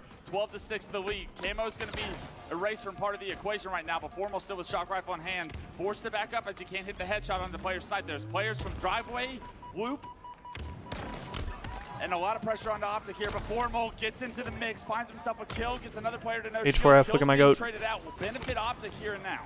Yeah, and you feel like Shopify, they're overly committing here to try to take out these players over a yard and driveway because the shock rifle's there. That's out of ammo at this point. So all that time that they're chasing around Formal and trying to get that weapon back, Formal making effective use of it, getting a few picks here, laying down damage, and his team now with a 7-kill lead. Yeah, Shopify wanted to push out that more successfully, but Optic do such a good job of trading the situation out. The teamwork is starting to show out for Optic early in this game too. 16-9, multiple players stuck in the back of blue. They're both knocked to no shield. Renegade head on a swivel, turns onto Royal 2 posters, gets that kill before getting traded out. 3 go down for Shopify as the second camouflage is coming up. Optic may have an opportunity to get map control. It's Legend finishing off Frosty, popping the camo, and can he stay Optic alive? with definitely a better start to this game than the last. Definitely looking a little bit better. This driveway side now, Legend's gonna have to try break behind the defenses here of Shopify. In fact, maybe not. The player's gonna just make a push towards you. That's gonna be the opening that Optic need to make their next charge, and here it comes. Frosty with the jiggles, making him such a difficult kill. Legend loses a couple of teammates. That's the map control gone, and he's forced to trade with Frosty in that situation. 22-16, still Optic in favor, but you thought that that was going to be an opportunity to run away with the game, and Shopify starting to fight back. 100%. I mean, it felt like Optic were gifted the opening slay. they had the camo and they started the charge, but Shopify answered to a couple kills of their own on the opposite side of the map. Kind of isolated Legend out there. He didn't really have an option. He was always going to get traded out. It was just a matter of does he get that kill on the Frosty. He is able to get that kill, and since then, Formal's found himself another shock rifle. A little bit of success with the first one. Let's see if he can have even more now that he knows where Shopify are, all stuck in the back of loop. There's a lot of map in front of Formal right now. If they can keep Shopify pinned down, that would be big, but as Formal relocates to bottom U-turn here, multiple members pushing top posters right now, and Formal gets back up to top sniping. Now he's got Cycle in front of him, but Frosty looking over, and Frosty not to no shield. Cycle still able to get a shield back, but Cycle gets the best of Formal. Should be cleaned up by Legend. Legend trying to hunt. Oh my Cycle God. down. The repulse makes it a little bit more difficult, but finally Legend able to get that kill, and a much better start for Legend as he is 8-4-3 here in game 2. Yeah, definitely a better bounce back game from Legend right here. 30-19 scoreline. Yeah, massive lead. I mean, we talked about highlighting Legend going to this one, but I think one of the people who's doing real amounts of work there is Renegade, getting 2 kills in your kill feed, dead, bringing him up to 14 and 5. The MVP Renegade, 14-3 and 5, getting his team back into this series. Part of a leadership quality is doing it yourself sometimes, and Renegade says, I'll do it myself. We'll hop on board with him, and he looks to be aggressive. All Shopify are top snipe. If he hits this left at the right time, he is going to find even more kills to his name. Frosty does try to turn, but it's a killing spree for Renegade as he outdoes Frosty once again here. I mean, I'm having flashbacks to Halo 5 World Championships where you have Renegade on the Splice roster, flanking around over to Yard, hitting the likes of Frosty and Royal 2 from behind. Renegade challenging the world right now, and Cycle brings him back down to earth with some shots of his own. Cycle trying to do what he can, but still a tough position right now. Down 15, making 14 kills. This is Optic's game to lose. Cycle though. Camo could help. It can help, but I don't know if it can help by 13 kills. It will make a dent, and it depends on what they can do if they can get Optic in some sort of spawn cycle, but you start to think of like Camo as adding maybe 3 or 5 kills in a very good or very average time. 13 kills, completely different. Cycle was actually getting hunted by Formal there. He actually does a phenomenal job to stay alive, relocates, and able to take down Formal, but in the meantime, he's still losing teammates. Members of Shopify are dropping across the map, creating this still 11-kill lead. This Camo, he's having success with it, but at the same time, Optic doing such a good job to trade kills out until now. 2 go down for Optic, the last 2 players forced into blue, and this is where they could get trapped. This is the moment Shopify could come back in this game. Legend just being so patient. Hang on now. Spot cycle right away, trades out the damage, but that's gonna be Legend and Frosty going down. So every single time it seems like Shopify might have an open, might get a kill. Optic get a kill of their own and make it so Shopify can't get a 4v3 or a 4v2. Yeah, I can't tell you how big of a kill Renegade got off screen. Oh! My God, last shot not going down. That was without a sick. fight. What Gets the a fuck? triple kill. Beautiful Okay. shots from last shot up close and personal to make it a 7-kill Down game. by 7. And all of a sudden, Shopify's momentum starting to manifest into a comeback. Just like that, you saw last shot assuming they're gonna spawn over near Hotel or something. Tries to position over near LR, does not work, and instead the Yard gets taken over, Royal 2 falls, last shot falls. That might be game though. That's just a great push from Optic immediately. No hesitation, push out, take over some new ground over at the Yard. Yeah, if they hesitate there, last shot probably continues to go on a spree, but such a good job from Optic. No, don't flinch, you go when it's time to go in Optic. Now reaching the 47 kill mark, 3 kills to go. Here comes a push from Shopify into Yard. It's free shots on the last shot. It's free shots on the Cycle. Bound, the player that was called out so much yesterday to try and step up when these 2 play each other. Bound having a great start to this series. And Optic tie the series at 1. This series up, and they win the Slayer. The important games that have haunted them against Shopify. Optic find a way to get back into this series with those same games. Not gonna lie, they looked so good during that Slayer game. I mean, I think that score, yes, it's not a stake or anything like that, but it's still a commanding score. 50 to 40. It felt like any time Shopify got something going on, Valiant got something going on, it did not work. It felt like Optic always had an answer, some sort of kill across the map, some sort of trap, or just some sort of brute force effort from someone like Renegade just to snag a kill. Yeah, it's not some sort of effort. It's Renegade on the map doing things. 19 and 11. He's got 4 assists to pair with it, but those 19 kills gave everything to Optic, especially how quickly he was getting those kills earlier on. He kind of slowed down towards the end, but Renegade kept Optic comfortably in the lead to where as long as they continued their formula, continued to not get spawn trapped and locked into certain areas, they were able to get out, and Renegade, having so much success, keeps his team in this series to get to game 3 tied up. Craziest part about Renegade's scoreline there is I don't recall him having shock rifle. I don't know how many, if any, camos that he had. That's just pure skill, running through the map, getting flanks, making things happen. Route Man gets paid, and Renegade with those flanks, with the shot.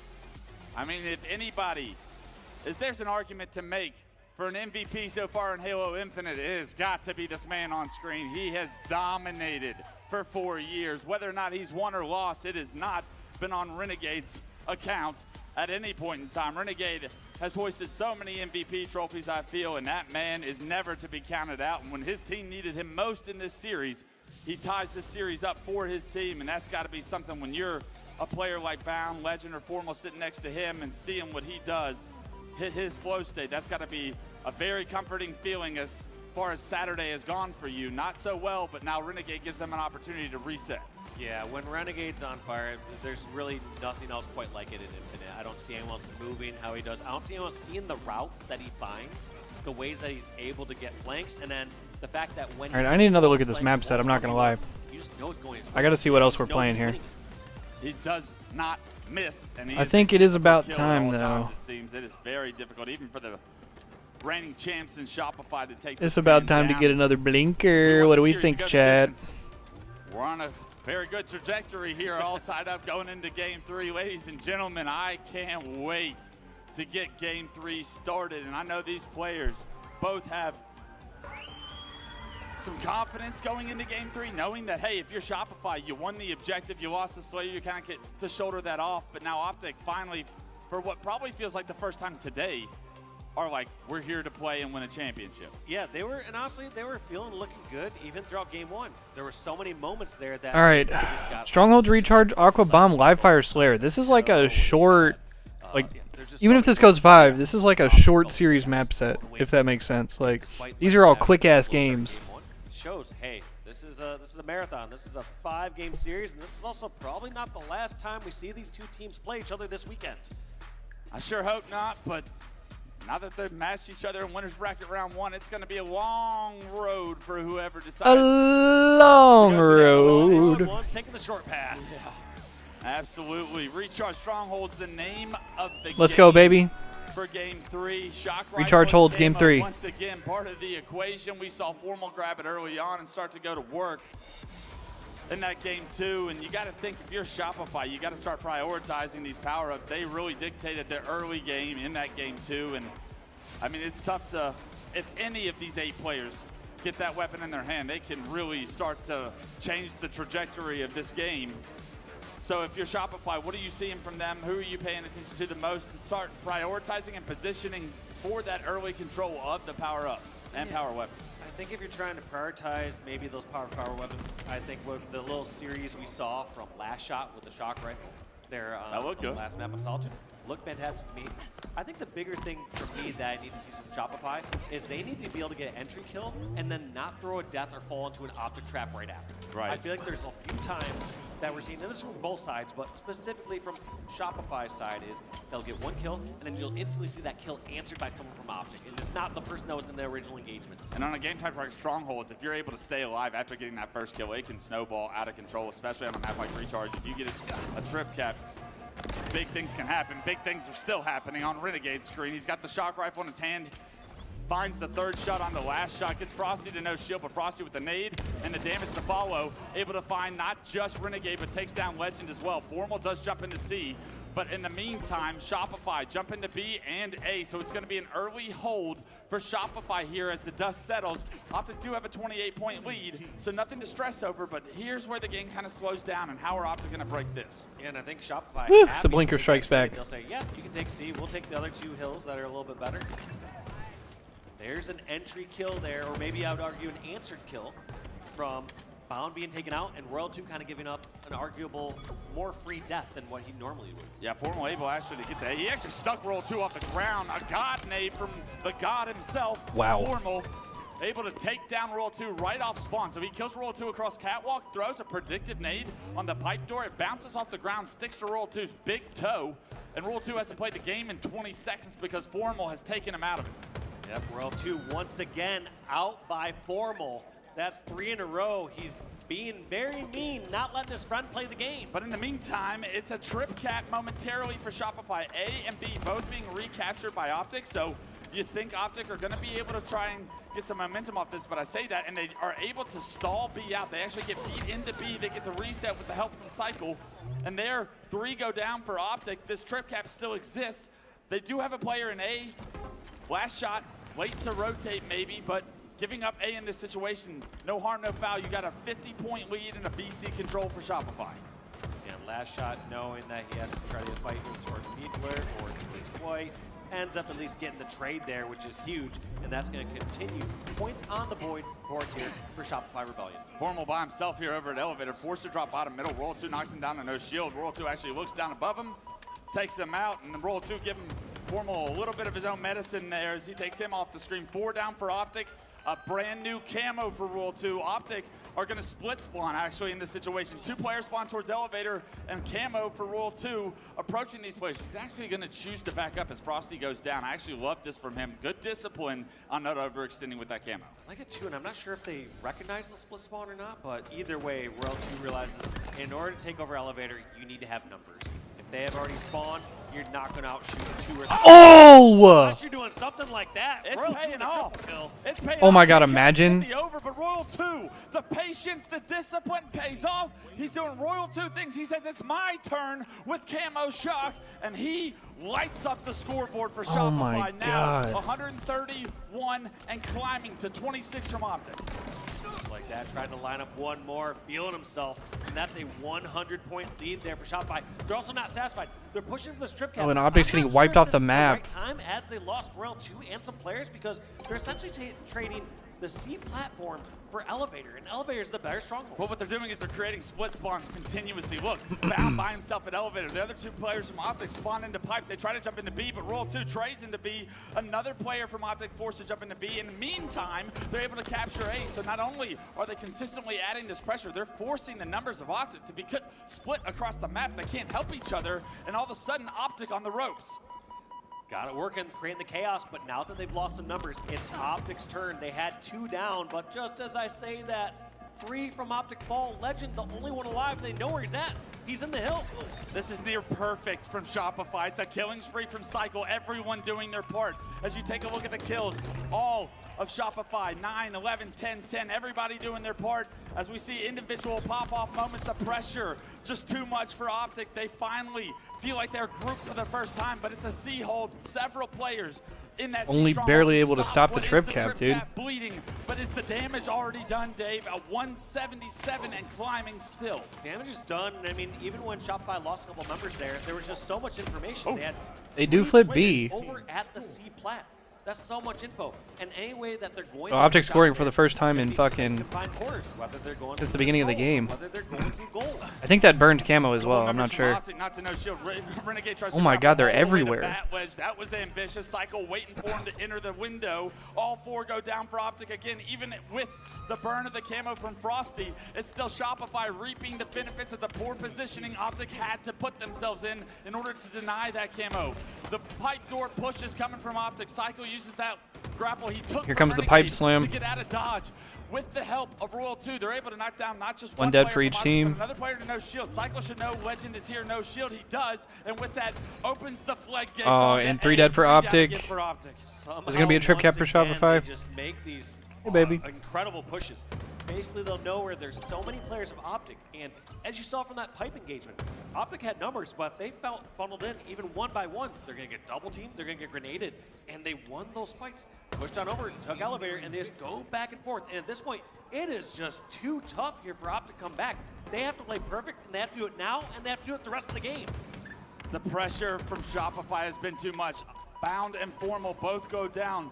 A player tries to come across catwalk, and a trade will do everything for Shopify to win this game. 244, they're in C as well. Optic with no answer, Optic with no chance. And Shopify takes And game 3 Shopify as the take quality goes back to the shit for some series reason. Series lead 2-1. Shopify 2-1. by That was a Shopify. fucking slamming. Every decision they were doing so well done. They were making the right rotations, taking the right fights, hitting all the important shots, keeping Optic staggered. One thing that was so impressive to me is that a lot of times when teams are pushing their advantage, like let's say that they have trip cap or they have 2 caps and they're going for that 3rd one, and they lose a member or 2, more often than not, you see the next 2 members fall, and you have these staggered spawns. Shopify, however, they lose 1 or 2 people, somehow hole up, get into strong positions, be over in pipes, be in difficult to kill spots, buy time to their teammates, and if anyone Optic overextended, they would get an answering kill of their own. Yeah, that last control from Shopify lasted the last 5 minutes of that game. It was never Optic's opportunity to get back into it. It was always Optic on the ropes. Optic on the ropes, they could not figure out a way to break what was the relentless pressure from Shopify. And what a response after game 2. They said, Greenwall, you didn't invite me to the barbecue, hurt my feelings, and came back and dominated game 3. But if we know anything about Optic, you can never count them out of a series. No. Fans. Undoubtedly. Doesn't matter if the game was won by 1 hill, like in game number 1, or right here, a dominating fashion around 250 to 50. Royal Optic, 2. you can never count out. Royal 2. Hadn't seen much of his point of view so far throughout this series. We get a glimpse of him. Chance with the power-up, power weapon, and I mean, he's been doing this for 15 years now. Doing just another check-in here with Royal 2, and yep, still goated, still insane. Still cooking heads. But like you said, Dave, 2-1, even after that dominant Strongholds performance, this series, this Halo, still far from over. A lot of Halo left to be played here as we see these 2 teams match up so often. And so often do we see it go the distance. Game 5 on the horizon after a neutral bomb Aquarius. And when these 2 teams match up, I feel like I always favor Shopify when it comes to Assault, but now it feels like with just Aqua Bomb being part of the equation, Optic have got to be a lot more confident. I feel like on Fortress, they always fell short to Shopify, so they are very happy to see that Aquarius Neutral Bomb is the name of the game and not a Fortress coming up. And Shopify have to know they have to keep their foot on the pedal. And we have, what is it, Aqua Bomb game 4, bro? This to be decided by a Low-key, this could be a Shopify already 3-1. in this series. Taking a quick look at both their records here on Bomb. I mean, their stats are damn near identical. Shopify's played a couple more games. Optic. Just 0.1 more average points. Now, the only thing I can say in defense of Rebellion here as we go into this game 4 is the game 2 they lost. I felt like there was just a lot of disorganization, mainly chaos caused by Renegade. Yeah. Just getting behind enemy lines, shooting people aside, winning all these one-on-ones. Aquarius, yes, you can be. All right, here we yes, go. you can do certain things, but Game not 4. as much as you can on Shopify up something 2-1 over Solitude Optic. Or many of these other maps or Lattice. In yet Here another on winners Aquarius, one people matchup know the routes between to this our point. fucking It's gonna 2 be at best some point some teams. guessing game. All right, did they go back to their side, bomb siren? Did they go towards bottom tank or whatever it is when you're chasing someone down who's weak? But Renegade, he's probably not going to be afforded that exact same luxury of all the same sort of flanks, which was very successful in game number 2. Maybe Renegade doesn't benefit from that, but does Optic benefit from the idea that the S7, the shock rifle, removed from this equation? Finally, we get a map where it's bandits out and let's gun up. Ugh. Right now, it's Bound. And he took a who's shot at the advantage plasma nade in the gun middle of up, that finds fight. himself a double, and I feel like Bound is one of those players on bandit-only Bound is maps schmovin'. that can be a real nuisance to deal with. He's already setting the tone for Optic. A great response after a game 3 poor performance from all of Optic to get back into this. And Renegade found himself the camo, found himself last shot with his back turned, and that's got to benefit Optic for early control of the map. Good start here for Optic. Renegade has to know that bomb was a little bit of a trap. Oh, and then he gets eagle-eyed and nuked. There. I wonder if he was still in a Holy test screen, shit. or I wonder if they just were predicting where Renegade would go.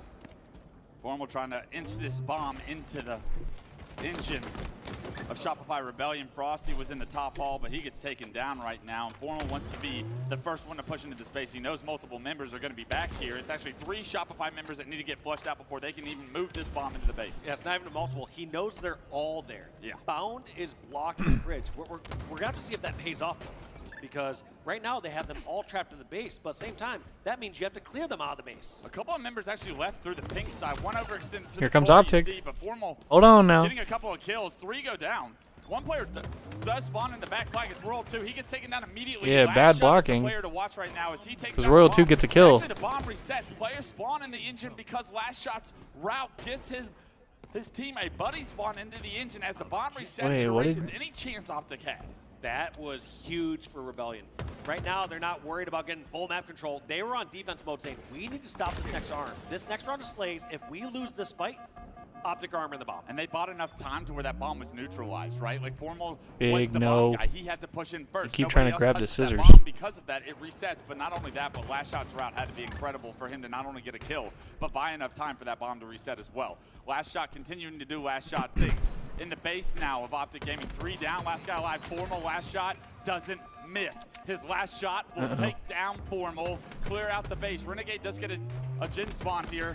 The rest are going to be spawning pink. It's a split spawn. Is Renegade able to actually get a kill on the Frosty? That's going to delay some of the pressure, but Last Shot still on an absolute terror in Optic's base. He's got information that Formal's in the back of the base. He's no shield. Cycle looks over the shoulder of Royal 2, takes him Shopify down. goes up Royal 2 1-0. the bomb, and then Shopify gaining an And I guess, early bro, lead that's the with 9 difference. minutes left. That's the Shopify difference takes that lead, between and it's these not two optimal teams to right see a now bomb and the this form early that they're in the game. showing is that I mean, you look at the Slays, Optic gets perfect opportunity and control and makes their push, and then they accidentally like maybe don't block correctly, or and then somebody hits a route, they lose track of Last Shot, and then it fucks up their whole push. Shopify gets a chance, they just go in and get an arm. The previous attack. The objective efficiency from Shopify truly showing out here as they get Welcome that back, 1-0 Tripticon. lead. And Frosty, in the meantime, has found himself the camera Renegade getting shot from the What'd back you get from the and store, front. bro? He gets removed from the map. Formal front the base. That's 2 going down for Optic Gaming.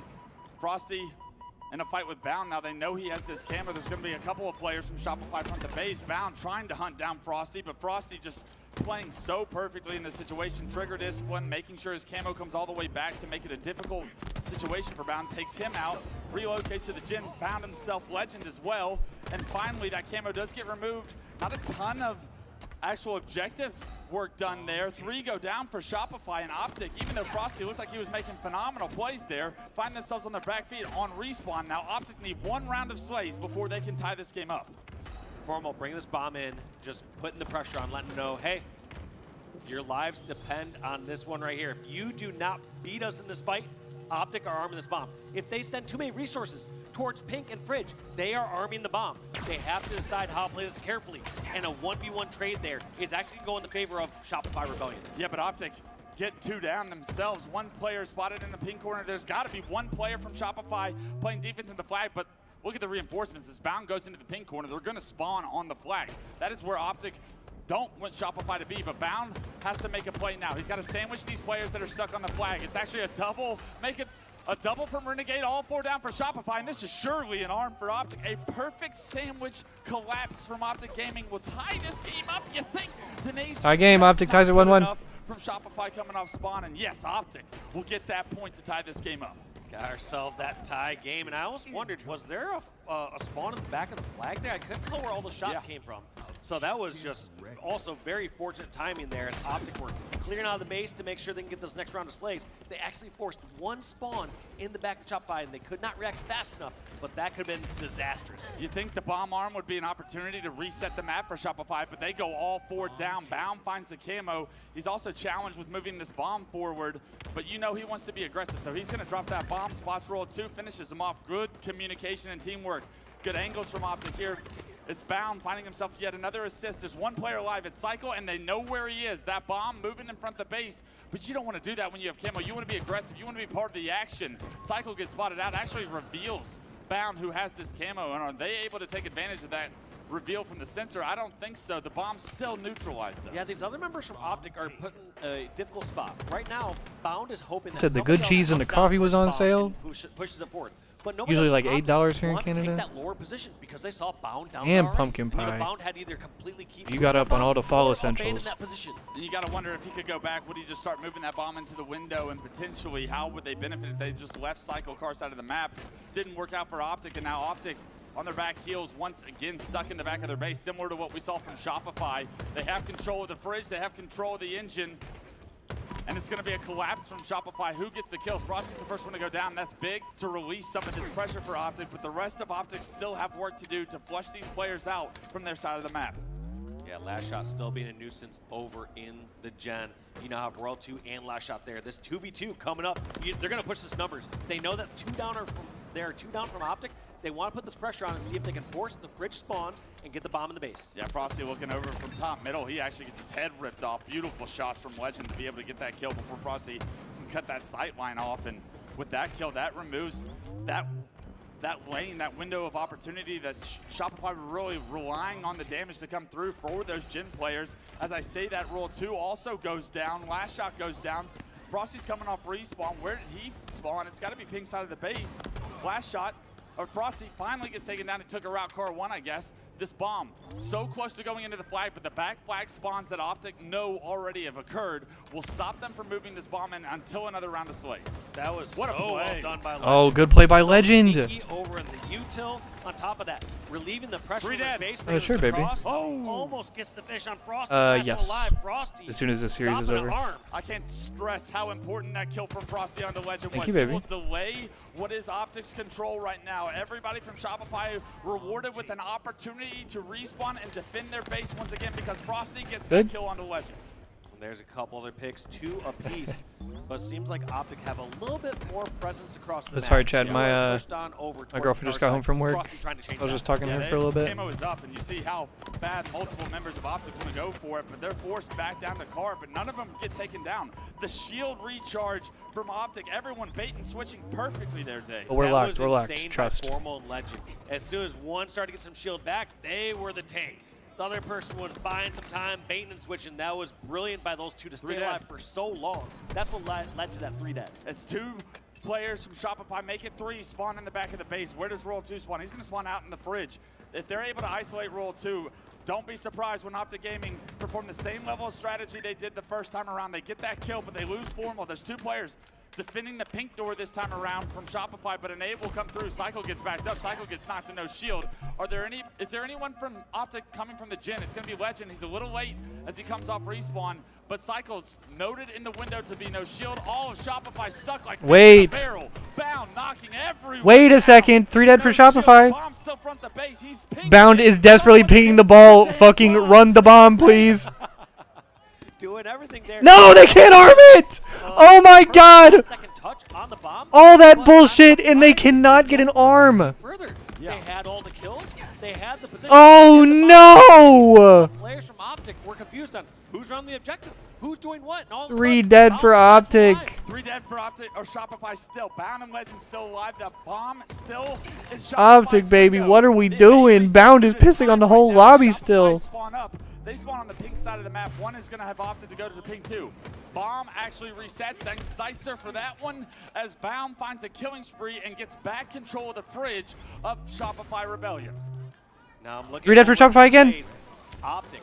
We're dead for Shopify for a second. Heavily now. Formal going plus. They're gonna 10, spawn Gen. Plus 7. Renegade plus 5. But keep in mind, it's an objective game. All these slays, as you saw during that last round, didn't And translate still no into a bomb progress. If they can't do that, all Shopify need is just their one opportunity. They just need to outslay for 30 or 60 seconds and get their one arm. I mean, Bound clears out Optic space again, sees the bomb bottom middle, and has got to be saying it again. Someone get the damn bomb. They have outslayed Shopify so heavily for what feels like the last 3 minutes. Cycle is 9 and 17, bro. You do not get these games every day. 2 minutes on the clock. You gotta capitalize, son. Best believe the next arm is going to put so much pressure. Oh!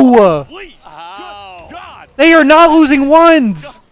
Last guy, last shot. Burns the camo. Are they gonna move this fucking bomb? Renegade in the Gen. Flying his way. Renegade moving this bomb in. They do only have 1 kill, but this pressure is being Oh, and they overchal immediately. Go 2 dead. Frosty in the window, challenging Legend, backing Legend. This Optic team about to piss me off, son. Down. Shopify release what feels like have been the past 5 minutes of pressure. Finally, Shopify with the bomb in hands get into the enemy Gen right now. Optic, they start to They about to piss me off for real, dude. All right, we're now in defense, and they realize what's at stake here. If they lose this next round of slays, Bomb's being armed, and there's only 1 minute left on the clock. The Optic need to get these kills. They need to stay alive. There's 2 players weak over here on the BR. Can they stay alive? That's going to be 2 falling down. Oh no. Optic go 2 dead. Optic go 3 dead. And they're arming. And that's 4 dead clean. That's an arm. They get it for 45 seconds. Oh my goodness. The efficiency, how slow the game turned down, and pressure, burst pipes, or it All the makes kills in the diamonds world. and diamonds. But this Optic But team with can't play the Shopify fucking creating objective. they're headed to winners bracket round 2 if they're able to close this game out. A minute left on the And clock. Shopify's moving the ball again. They're about to just end this fucking game. They're about to literally just end the game. In last shot's hand, and The game's he's in over. their base. They overextended. The game's over. No. Last shot forced to drop it as Renegade jumps up, but multiple The game's players over. are here, and all 4 down for Optic. What Shopify the Rebellion fuck get the was third that, arm baby? before the time goes out, and that'll do it. They once again knock Optic Gaming. And shout out to production for not switching. We didn't even get to see the pop off. Get the job done, and they scratch their shoulders off. The dust is off, and they say, Damn, we love to see Optic in round 1 because we always beat them there. They just made that Well- critical in game number 4. I mean, the most surprising part is Optic. They had this lane. They had things going on. Just a couple missed objective opportunities. And it felt like they either need somebody Well, to, like, just I start running back anxiously into await the somebody to get rematch. into it, or they're gonna go Although back I to will work. say, You know they're kicking themselves in that game number Optic's 4. form has been a They little had shaky, all the so slays we'll have to in see if the anybody world. takes them out along the That way. translates to an R. Shopify, Losers one 1 round of is a slays tough at place the to base. start. They get their armaments Not that they back. can't do They it. get a We've seen them second win arm from Losers right 1 after. multiple times, in Yeah, fact. before we talk about the brilliance of Rebellion, I do want But to say if they're already Optic looking shaky, goes back and thinks about this and series, you don't have they've any more themselves mistakes in to several make, different games. Game you're gonna have to be careful, bro. Several different hills slip out of their control. So close, they lose that game by margins, very small margins. And then you go to this game, what feels like was predominantly controlled by Optic. They outslayed Everyone positive on Shopify Optic. several different times. It felt like they They got just multiple fucking fumbled wipes it, bro. without being able to get the bomb physically into the base to be able to arm it. The name of the Everybody game is negative Neutral Bomb, except for God's Frosty. sake. You need the bomb in order to score points. But Optic weren't able to do it. Maybe that's testimony to Shopify Rebellion's defense. But it only took Shopify 1 clean wipe each time they got that arm. And even the third one, I mean, that was just Optic trying to scramble for some kind of level of success there at the end. So if you're looking at this series, Optic fans and the team can actually keep their heads up and be like, all right, we've been here before. We've gone through the elimination bracket. We've proven we can do this. And we're a lot better than that. Very few mistakes costed us an opportunity to go through the winners bracket this time around. But Shopify, All right, man. they've got to I'm be still pretty locked, happy but I with gotta the eat my results food. They're from what just happy, but occurred. also it's got to be a little unnerving seeing. All right, what let's see who the Optic interview do is. in that neutral game. That was uncomfortable for them in like that 10 to 4 minute mark where they're just getting outslayed over and over again. I always talk about the game in those few snapshots. Worst case scenario, neutral game, best case scenario. Right. That neutral game, all Optic, all day. Optic. They were destroying that on Aquarius Bomb. But when it came to the worst case scenario, Shopify, they turtled up. They knew how to hold up. They knew how to play defense. They stopped all those aggressive pushes from Optic and stopped those overslaying periods from being bomb arms. Yeah. And then when it came to best case scenario, similar for Shopify. They got control and they made quick work of it. They get control for 30 seconds, get one round of slays, get the bomb arm. Yeah, it was beautiful to watch how efficient they were with that objective, because not often do you see a team that strong at neutral bomb, especially playing the likes of Optic. From Optic, it was a little bit more sloppy, to your point. You think they played so well, but got so little from playing so well, and that's going to be something that they go back to the drawing board and they look at. But as we move forward, it's going to be a long road for Optic. What do you have to say to the green wall out there that's listening to give them a little bit of hope that they can go on this run again? I mean, they've done it before. They can do it again. They put themselves in these rough positions. I've really never seen a team like this. A team that's so strong, that has a few stumbles every event, and then still rolls back and wins tournaments. Still has won 2 out of 3 events.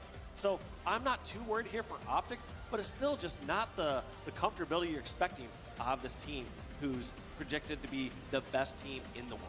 I can guarantee It's well said out of Walsh. their confidence Well isn't said. shaken, and that we will see more of Optic, and maybe even Shopify will see more of Optic later in this tournament. But I can also guarantee whose confidence isn't weighed. He said, It's "I'm also Royal slicing 2 cheese for on the snack main time." stage with Hell an yeah. interview from Guy Blaze. Look at Royal I 2, can man. agree, Wes. His confidence has not wavered. Feeling like $1 million on the main stage. Make some noise for Shopify Rebellion, everybody. Winners round 1 yet again. Royal 2, where you guys got to go up against the green wall. Are you tired of playing on round 1? Were you expected it this time around? No, I thought this was going to be like it looked like the pools, how they were going. It was going to be like a normal tournament. We probably wouldn't match up to them until winners finals. But of course. It wouldn't be an HCS tournament without meeting them round 1 again. So. It would not, okay? And I know the fans, you guys enjoyed that first round matchup, yeah? Amazing crowd we got to kick off this Saturday. Now, you guys lost to Slayer in this series, but winning the objectives. Let's talk about the map 4 because you guys were on your back foot the entirety of that map. And then finally, when you guys reach Optic's base, you get a quick double cap. I know that felt good. Yeah, no, I think we just played it perfect. On that map, sometimes you can see both sides and you're just trapped in your base and you can't do anything. I think we just had better defense. And then as soon as we have one opportunity, I'm so confident in this team that we can, take advantage and arm. Definitely had the better defense in that series, okay? And your offense is matched up to none, okay? What do you want to tell these Shopify fans as you guys get ready for your second round matchup? Because we still got a lot more Halo to play today. I just appreciate all the Shopify fans. I know this is like the last HCS major of the season coming to Worlds. I appreciate everyone coming out to the booth. And yeah, just whatever side you're on, Optic or Shopify, I appreciate all the Halo fans. So thank you. You heard it here from Royal 2. Good guy, Royal 2. Booth, and that's going to do it for us on the stage. Lot, take us away. Thank you so much, Blaze. Wow. What a matchup early on Saturday. We are so blessed up here.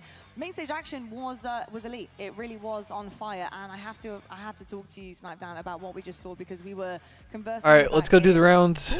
Let's see if anybody else is playing. Really for Optic. See what's going on in the B stream. B stream will be right back. C stream says starting soon. The D stream is no longer going. Example of that as he's cut Piggy out of the Got Envy and FaZe.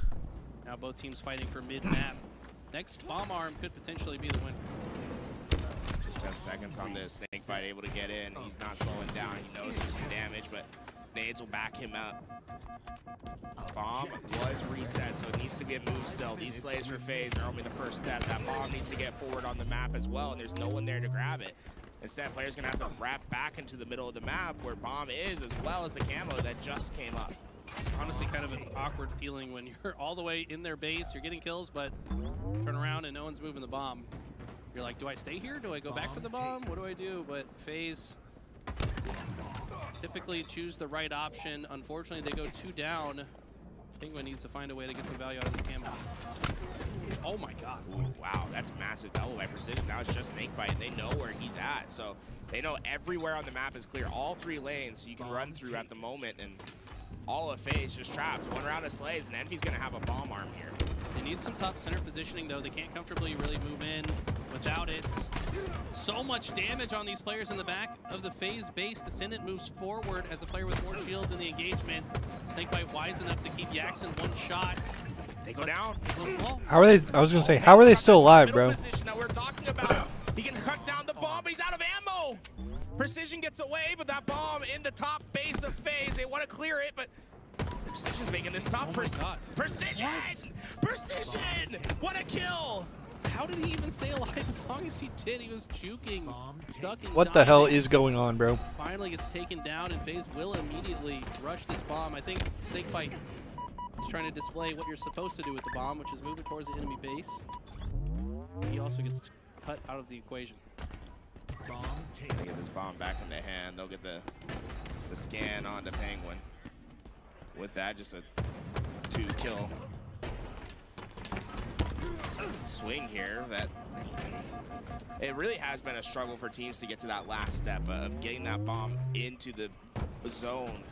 It feels like FaZe, when they've done it, it's been successful. Envy's had a few chances where they've gotten it in but haven't been successful at that capture. That needs to change here now. I mean, it's just very difficult to multitask, right? You typically need all 4 guns in the fight to win the fight.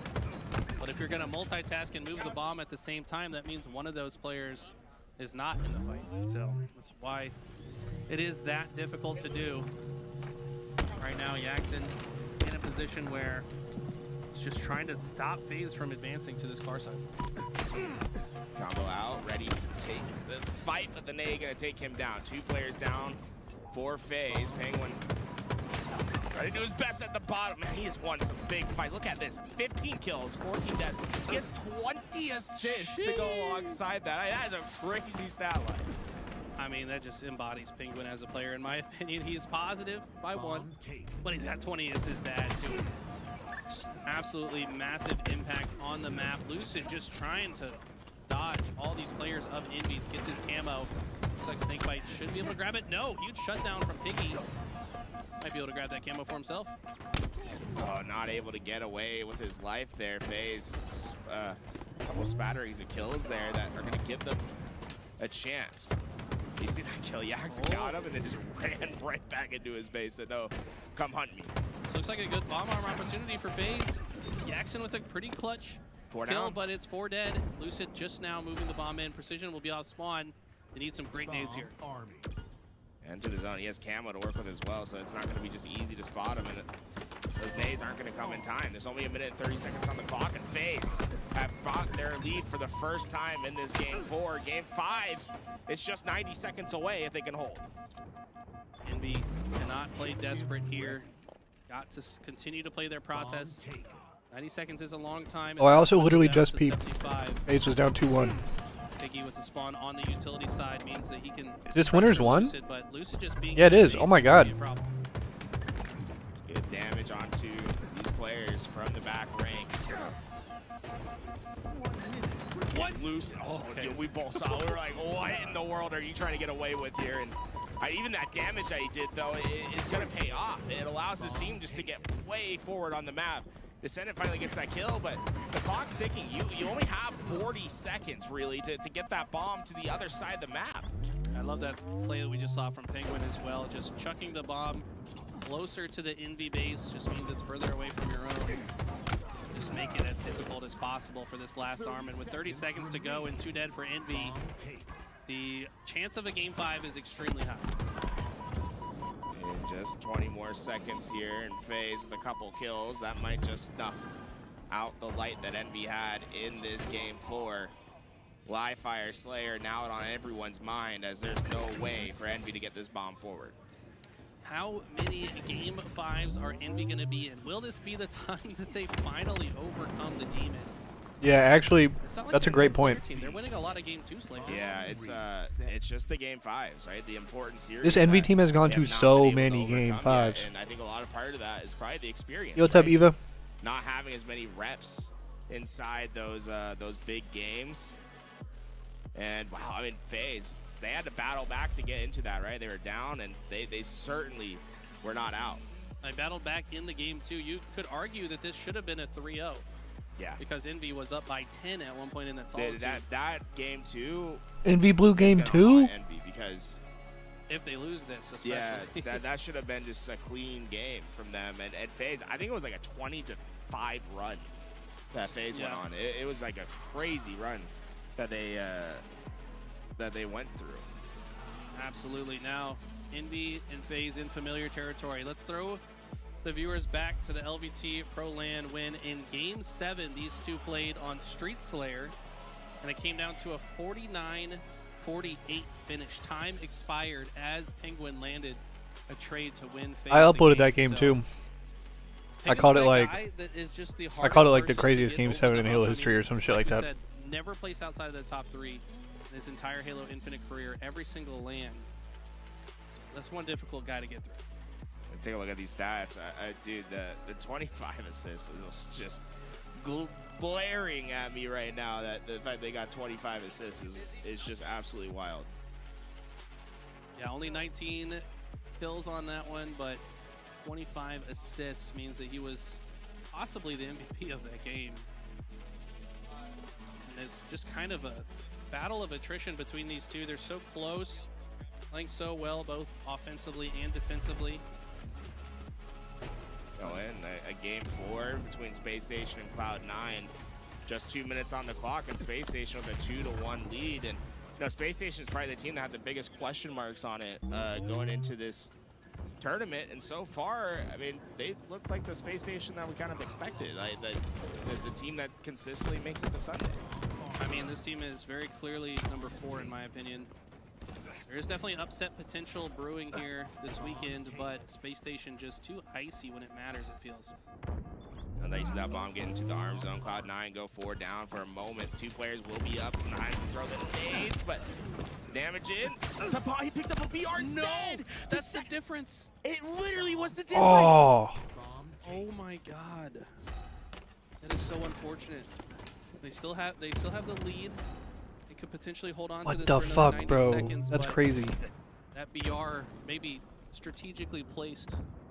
Imagine. I'm gonna drop my weapon here. Just put all the weapons in the base. That way they can't pick up the bomb. Big break. Yeah, put the Warthog over the flagpole, right? Yeah, that's the old school tech. See, Cloud9 trying to make the most of this second chance. A very slowed down game since that moment, but it's going to be Space Station that strikes first. Suppress gets the opening kill. Trades are out, but the bomb still moving in the favor of Space Station. Still on the side of Cloud9 as Colette tries to clean it all up. He'll get those kills, but with a minute on the clock, the reality is that bomb needs to be on Space Station Gaming's side. Like, Cloud9 needs an offensive pressure here. Looks like they have grabbed it and they're moving it. Boo is juggling it on through the P side. The problem is all of Cloud9 are on the P side. They've been revealed by the threat sensor as well. And without any complementary angles, this is going to be hard to play out of for Cloud9. Yeah, you see all Cloud9 trying to wrap around to that ball. They're there, and Lucy's going to make his way through, but we're going to get a lot of knowledge on this push. Oh, I think they tried to go through the outside. Boo Boo just able to get his shields. Doesn't go down. This is a chance for Cloud9 with 20 seconds on the clock. They're in the arm zone. Oh, shit. 3 down. Oh, no. And they don't get it, bro. I think I understand Boo Boo's thought process. He doesn't drop the bomb because the only way they score is if he trusts his team to get the kills. He didn't want to spare any time in the arm zone, but hindsight says maybe he could have dropped the bomb, get some more damage down. That's going to be Space Station taking the series. And SSG went 3-1. With that, Cloud9 will fall and have to find their way back in the elimination side. A Game 5 between Envy and FaZe still to come. And, you know, as we've seen history, the Game 5s. Eli X, hey, you're fucking nutty. I was tripping out. Last time these guys played in a Shout out to the new decisive followers for Slayer, Eli. it was Game 7 at the LVT Halo Pro League LAN, and it was one that FaZe came out on top of. Envy made so many good plays at the end of that too. We saw Piggy icing up with a crazy double kill. Back A. But it's just like, I question the mental of Envy at this point, because every single time the other team comes back on you like that, it just wears on your mental ever so slightly. They've got to stay mentally tough. They cannot check out, especially against the likes of FaZe Clan. And one half our winners bracket is determined. Shopify Rebellion will be going up against Space Station Gaming in the upper semifinals. TSM awaits the victor of FaZe versus Envy as they were able to get a clean sweep against Mindfreak, a 3-0 victory. And then after this round, we won't go into semifinals right away. Instead, we'll be dropping down into the lower bracket where there's some crazy matches. Optic Gaming versus Luminon, dude. Optic's gonna have a crazy run to go through. Cloud9 versus Akave, and Mindfreak will take on Unreal Nightmare. Okay. Yeah, you see the number 2 next to Mindfreak. They're technically the 2nd seed now after stealing it from Optic. They should, I think, be able to beat Unreal Nightmare. Don't want to count Unreal Nightmare out, but the way Mindfreak have been playing this weekend, it feels like they should be able to beat them, which would be massive. If I'm not mistaken, that would be the first time the Aussies have ever placed top 8, so that's a pretty big matchup. Yeah, if they win that one, they get top 8, and then top 6 if they win their next. That's huge. I mean, that means they don't have to play the last chance qualifier as well if they get the top 8. Yeah. So yeah, all these matches going to have some big implications, especially like all those losers matchups are Worlds qualifications matches. Technically now they're I didn't even think about that. Spots are determined by pool play or by points. pro points. So a lot of teams aren't necessarily in risk of not making it to the LCQ because of their history, but one of those spots is taken by Complexity already because they fell in pools. But they've got a ton of points. So with that spot, but do they have a ton of points if they don't get a lot of points from this event? You know? Yeah. See, that's where it gets a little complicated. You got to count this event into that as well. We need the mathematicians as we go into game 5. Where's Asherman? Asherman sent me a breakdown in my DMs that are still confusing. I'll be honest, because it's it's a bit of a complicated setup. Here we go. One final time. Envy versus FaZe. Game 5. It has been A historic trend All right, game 5, motherfuckers. that Envy wants to buck. These game 5s have not gone their way. These Slayers, so important through a tournament run. One last chance. Envy versus FaZe. Game 5 starts now. This opening break going to be very telling. Sniper, #1 priority on the map. #2 will be that camo spawning at 11:30 on the clock. It's FaZe that strike first to get the snipe in their hands. Snipe Lucid wants to get away with this. He was down to 1 shot, but no one there to punish him on that play. Instead, gets away, has more opportunities to work, and if he's able to get the camouflage alongside with the snipe, it could be Also, a the huge screen's kind of glitching a little bit. It's like tearing a little bit. Yeah, if it's But that's not on my end. I don't know what that is. Would be huge, but look at the shutdown. I think that's on the Envy in stream's the end. perfect spots to make sure he doesn't get away. Yaxon tried to get the next one too. I mean, Yaxon basically waited until that camo was picked up. It had perfect timing to get the shots necessary to take down Lucid, and it's more of a what-if situation, right? If Yaxon doesn't get that kill, what could have happened? What could be backbreaking early on into a game of Envy? A massive kill that, at the end of the day, it's only going to count for 1, but might be worth much more. I gotta tell you something. It's scary when Trippy starts a game 5, 3-0, because this guy, when he's in form, he's got the nickname Big Game Trippy for a reason. And something tells me he's locked in right now. Shopify 3-1'd them. See Trippy looking for an angle to take. No one giving him anything, and you can see this is the hallmark way to tell a game 5 is happening. Is how They slow Optic the game got can slammed. become. I mean, at this pace So that we're playing at, it's super like close game 1. time might be the equation, but good play by Trippy. Pretty good game 2. 5 in a row that he starts with. Big game That Optic Trippy. won and tied the series. Not only that, but Lucid's able to Game 3, Optic got absolutely fucking slammed in the strongholds, and then on the game 4 assault, they looked fucking lost at certain Lucid points. knows this, knows his target's 1 shot, and looks to apply some pressure. Knows that pressure's going to be coming. And then they lose 3-1. Looks to maybe try to get that damage in, but Snakebite keeps him away from the nest side. Snakebite, an aggressive play, but cut down. Yaxon playing patiently here. He's not only going to find one, no. he'll get the second and the assist, and Lucid just gets away with that kill. That sidekick coming in clutch. No, Biggie doesn't know that Lucid's 1 shot here. He's getting chased down by Precision, but That's so much damage from Tommy Lucid, though. Biggie before falling. Those trades favor FaZe. That was an opening slay that went in the favor of Envy, but Yeah, and they were tied 1-1 for the entire game, and then it just like once they broke through at the very end and got that second arm, it just felt like it was over. Like they spawned them out and kept cycling them. Oh my god! Overkill. What did I say about Big Game Trippy? Trippy is 11-3. The entirety of FaZe. What the is fuck, 11 dude? and 17. It's just Trippy versus Envy is a tied game right now, folks. That is insane. Snakebite still has a little bit of this camo left. Wants to use it to grab this sniper. Does so. Elects to reposition to top tower. Camo has expired. Well, will expire in a second or two. And he's already got some shots lined up. Maybe he late procced this camo because he could. Yeah, he's thrown off my timing. Probably thrown off the timing of Envy as well. Finally, that camo will dissipate, but still 6 bullets of sniper into the hands of Snakebite to work here. And finding players with backs turned, it always feels nice just not to have to actually take an engagement. And there's 2 snipers on the map, folks. Two snipers, only 1 shot for Piggy. There's 6 for Snakebite. Piggy just got a clutch double right before that. But yeah, not often do you see the dual sniper action. Piggy gonna try to see if he can find another angle, and I don't think FaZe are expecting him to have this. No, he could catch Snakebite by surprise, especially on this tower. He looks away Oh, at the wrong Jesus. time. Oh, the shot doesn't connect. Snakebite gonna stay alive, and he has extra ammo to work with, anticipating the push. Biggie comes around the corner, but dealt with early on. Did you see his spike grenade got redirected by a grenade from Envy? And that might have been a good defensive grenade, but just like that, Envy only down by 2 after a couple great pushes. And more importantly, they got the sniper to Descendant's hands. He's been unbelievable. Has the most power weapon percentage kills in the tournament so far. I believe 9% of his kills throughout the tournament have been from power weapons. They just trust this man, and for good reason. He's insane with it. Look at FaZe.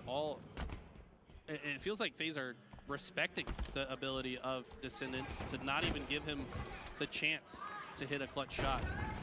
But the locations of FaZe are being located ever so slowly. They're now being surrounded.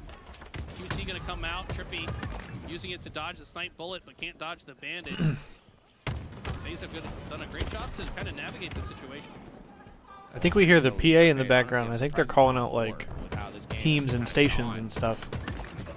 Lucid, perfect flank. That player had no idea that he was coming, and it's 2 kills that go their way. Precision did get the camo during the chaos, but For some reason on Lucid's POV specifically, it looked glitchy as fuck, dude. Can he get away with his life? He's being hunted. He gets a second one, wow. So smart. That's like the only way he can get another kill before dying there. And also Yeah, have an deadass impact to sounds like a help his fast team food win their place. fight. The reality is that the lead grows for FaZe. You know, you make a good play to get at least a little bit of value out of your life, but as a team, FaZe is starting to control the game. A 5-kill differential now. Precision thinks better of chasing Lucid into these chase grenades. Well placed by the members of FaZe, and look at that. Lucid slides out with this tiny amount of timing. Might just turn 3. No, finally gets shut down, but that's a huge lead for FaZe. Aggro as fuck. Now Precision will cut it back to where we were before. Trippy stuck between 2 players, but they didn't know about it. Yax caught off guard. Penguin comes in to get the assist, and Piggy's trying to clean up what's left behind, but too many players of FaZe are there. They'll have to back down, and FaZe, once again, getting away with a little bit of extra value.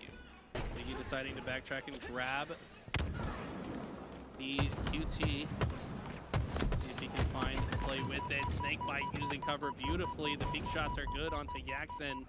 Somehow Precision got away with a sniper, but he gets taken down. And Envy get it back into their hands. FaZe still by 7. Differential. Envy just is such a tough road for them to come back from. I mean, FaZe at this point, they just need to make sure they don't sell the game away, right? And get with each other, and FaZe very patented at slowing games down. They like to play these slow-paced games. Sometimes to their detriment, but usually only against teams like Optic and Shop. Typically close these out against every other team. We have seen FaZe play slow to the point that they throw the game away. Will that happen again? Oh, me too, Eva. Player peeks through Precision. Me too. Not going to be able to take that shot. 8-kill differential, only 4 minutes and 40 seconds on the clock. That's a long time, but with how this game is going, I wouldn't expect kills to come at a rapid pace anytime soon. Precision gets the body onto one. It's cleaned up by Descendant. Yaxen finds one. Oh. But they're unaware of Penguin. It's happened a lot this game of just being unaware of a player's position. Things are getting lost on the map. There's been a few fortunate spawns for FaZe, I will admit. One flank play that we saw from Lucid was because he spawned at the perfect flank opportunity. It's one thing to get lucky, but also to get it to max value in that situation is huge. But Iggy with this camo. Descendant finds the opening slay, and the cavalry has arrived. They're going to need more kills than that, though, if they want to come back in this game. That's really well played by Piggy. I mean, super smart play with the camo, and even now it doesn't really want to decommit from this fight, but they've been able to build that, shrink that lead back down to 5, but there's still a lot of work ahead of them. 1 shot's to the left. Lucid goes down. Penguin will join him. 2 untraded kills. Let's make it 3 as Descendant gets his answer. It's a 2-kill game that might turn to 1. Trippy's 1 shot, and they are in the hunt. They smell the blood. Sharks in the water. Piggy working his way through the state. Oh my god, imagine. Not good enough. Piggy has played flawlessly on this life. I love the way he played that entire tower scenario, but when he goes down, it's now a 4-kill lead once again for FaZe. And Trippy turned to him being 1 shot, stranded by himself into a 2-kill swing for FaZe.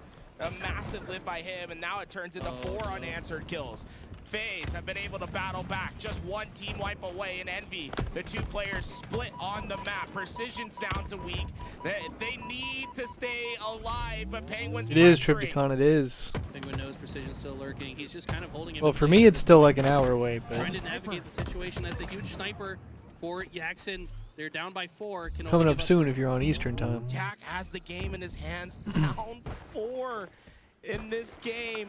They are pressed against the wall. There is no room. It's a sheer cliff that's below them. They take 1 step too far Hell yeah. back, and this one's over. 1 at 420 and 1 at 520. Trippy to the corner. Oh, he knows. Spotted with the Ooh. stick. Miss! It missed! He's alive! Oh my god, bro. 3-kill difference. He knew exactly where Trippy was. He checked that corner, so he must have had good intel. And now look at this, they spring to life. Precision finds one in They're the pushing kill over feed top on the middle. other side in isolation. Envy gets one. No trades. No trades. It's a 2-kill difference. Trippy stuck in the back of green. They get that info. Still 5 bullets for Yaxin. 5 kills to win the game. Ah. It's in his hands. The first goes into the ground. Camo, though. Trippy survives. Getting back to the camo. Players are pushing. FaZe go down. 46-47. It's Snakebite trapped behind the pillar. The head. Oh, it's the body instead. He's got no ammo. He's got no ammo. Everywhere, but no cleanups. 49 for FaZe. They're 1 kill away. Oh my god. FaZe clutch up. And fucking FaZe wins it. Yaxin was doing everything he could in the ends, and he just sees his whole team die around him. Oh He's my unable to be god. a part of the ends, and it's FaZe that somehow He bodied like time 2 or 3 after people right there, time just couldn't find a navigate kill. these game 5s perfectly and close them out. And Envy loses another game 5, game 7.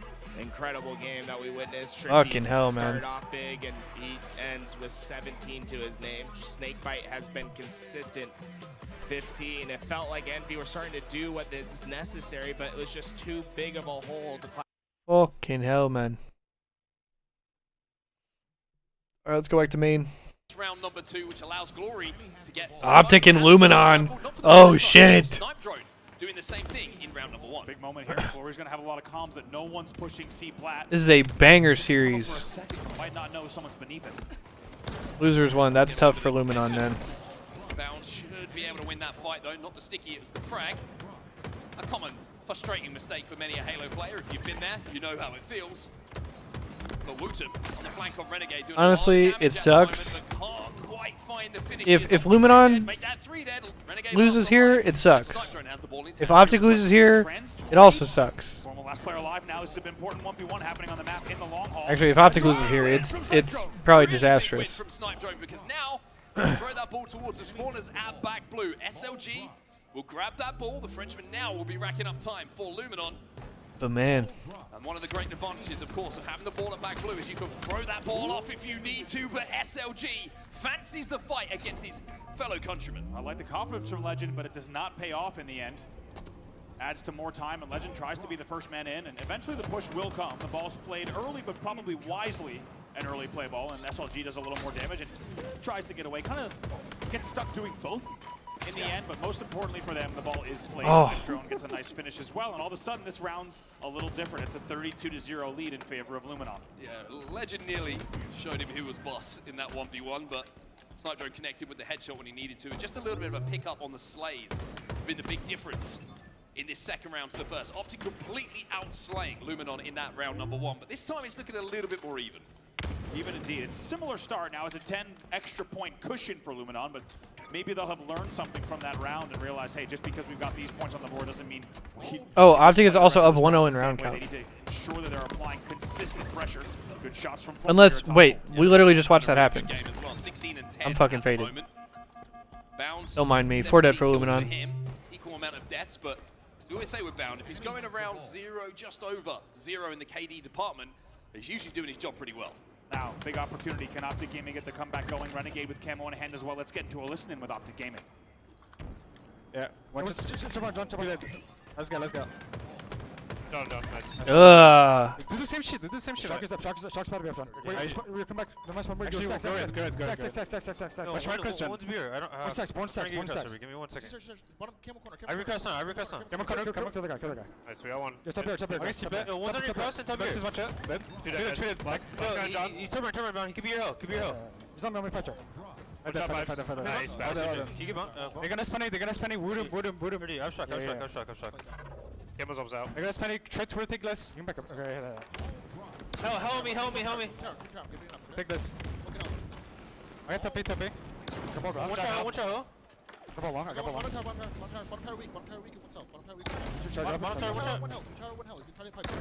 Very weak.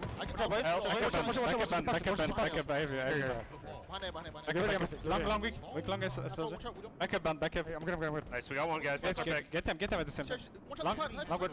Yeah. Stack. Nice, two dead. That's again. Long weak. Weak long band. Nice, 4 dead. Ever. Block him. 4 dead. Woodum, spinner. Watch this. I recross, man. Okay. He's weak C. Actually, yeah, one sec. I'm playing long. Cyber cross, man. I'm playing long, one sec. I don't have your C-steps. He can walk up C-steps on you, though. I'm actually... Intensity certainly there in the comms for Optic Gaming. Got to shout out Legend as well, really is commanding the troops, especially when they find that 4-dead situation. He's immediately calling out first spawn. Amazing comms across the board, and if you look at the scoreboard now, it is 84 unanswered points from Optic Gaming. When we got into that listening, they were trailing 32-0, and what a hold it is for them here, as they're only now 10 points away. This could be a 100-point hold for Optic Gaming. It could be a perfect hold. Wootton finally breaks through, but is anyone close enough to challenge this Opal? Snipe Drone somehow gets a double kill to throw it off the map and break this incredible hold from Optic. Luminon need to be perfect themselves now. SLG's going to try and scarper away with that ball, but Renegade plays his life so well. How about Renegade tiptoeing around those grenades? Absolutely unbelievable to not take any damage there. And just like that, he's going to make this push a top gold. SLG puts up a fight, though. Got the help flow inbound, and the teamwork just starting to come to the fore once again here for Optic Gaming. Luminon are trying to force this ball at the moment, but I think the Legend's going to collect it. And with 3 dead, that's going to be the round going to Optic Gaming. No one's going to be close enough to stop And Legend. GG, Optic takes game 1. Here. Optic Gaming will win map number 1 here, 2-0. Really clean win from Optic Gaming, and if you maybe were worrying about some wobbles after that early Shopify match, or maybe even, of course, the pool play result, maybe that gives you just a little bit more reason to lean back and relax, because the confidence and the composure that was displayed, and also the fantastic comms across the board of Coach Lunchbox included. It's a fantastic game, 161-57 in a lap score. More importantly, 2 rounds to 0. And Optic Gaming looking really strong in game number 1. Yeah, real efficient as well. Something to just highlight. We were talking to Wes about the Optic Shopify series, and there was a few moments where Optic didn't look the most efficient when it came to some of the objective, but that obviously was not the case, especially with that incredible hold that they had in round number 2. And I think on the other side of things for Luminon, probably looking at that series layout, seeing oddball game number 1 and thinking, this isn't going to be easy for us, and we can't get too disheartened if this one goes against us. This game number 2 is where the series really starts for them. A Slayer, an opportunity to tie the series up at 1-1, knowing there's no more oddball left in this series. Right, and also they'll know Optic's record in Slayer. Let's take a look at some of the highlights from that game number 1. They'll know all about Optic's record in Slayer. Of course, it's been much talked about, and for good reason. The Slayer history that Optic Gaming has, specifically with Shopify Rebellion, and how Slayers have been historically Shopify's game type when it comes to Optic really not showing up in all the Slayers. Now, it's worth noting a strong Slayer performance from them in their recent series, Optic Gaming, against Shopify, so indicating that maybe some specific work has been done. I'm a big Woodham fan as well.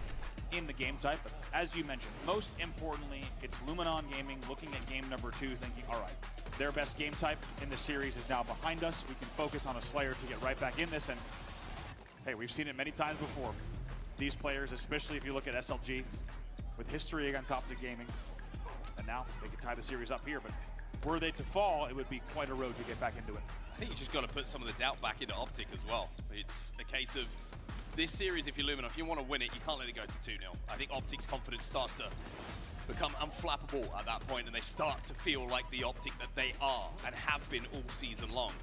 If you make it 1-1, a little doubts start to creep into the back of the mind, especially with the Slayers. Yeah. Take game number 2.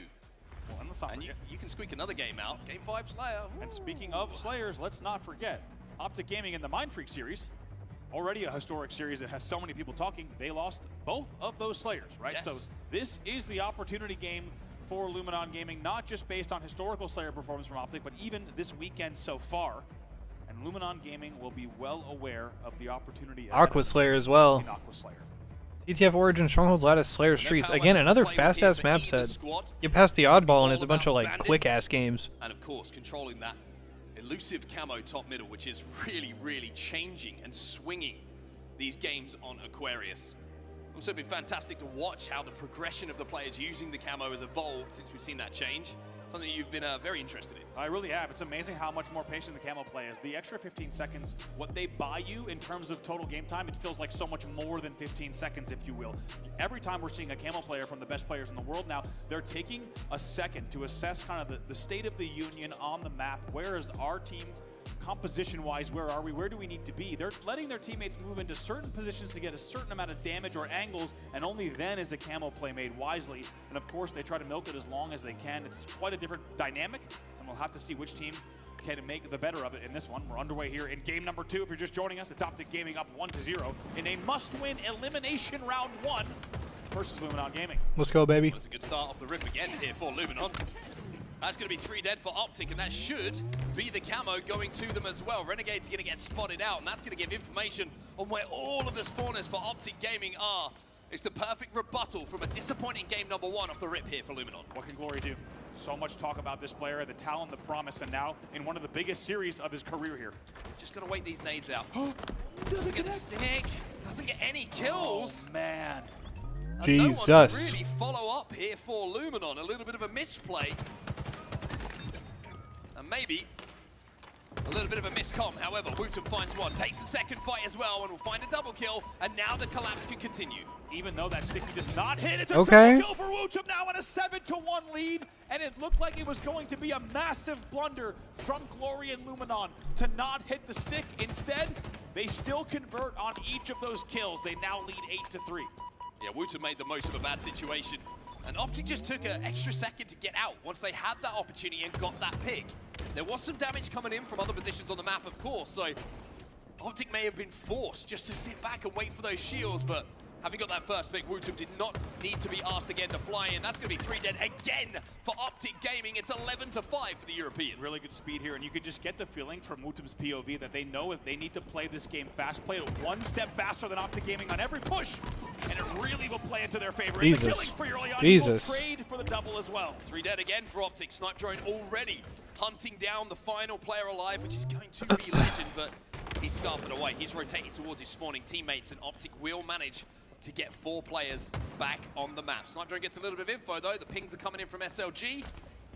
And now with map control, Luminon can step forward and look to extend this lead again. And Wootum here already at 6-1. Trades Ooh. on this one now from Snipe Drone. And just like that, still a 7-kill game. Somehow Wootum stays alive. Let's get into a listening here with Luminon Gaming. It's one shot, top blue. Top blue. Go back. I'm going top. Yeah, 3 here, 3 blue. That's one. They full camo. Free blue, you're pinching, Navy. Yeah, I got it. I'm going out yellow front. Couple 5. Top blue, formal. I'm looking top blue. Vent. Yeah, watch your top blue as well. I'm letting exit. Oh, on nades, I think. I keep the black. Don't kill me. Going for camo. Yeah, bottom car weak, renegade. Popping camo. He's yellow side, yellow side. Yeah, the big middle. Yeah, up so. Nice side, one more. Got one weak. Got one weak. I'm looking. Kill me. Where you going? I don't know, blue bridge Gen as well. Nice. Blue gen formal. Watch out blue gen. Come on, watch that. Watch out blue gen. One more renegade. Probably blue flag. I'm bottom mid right now. I'm coming blue flag, I shot. Just sure. He's absolute. Yeah, blue Back cat also. Blue cat Okay. one shot, Legend. He's absolute. I'm looking for blue He's cards. going P1 or P2. He's one shot Legend. Okay. One's back shrooms. There's two. P1 weak. PD weak. Watch out P1 formal as well. Bridge, head.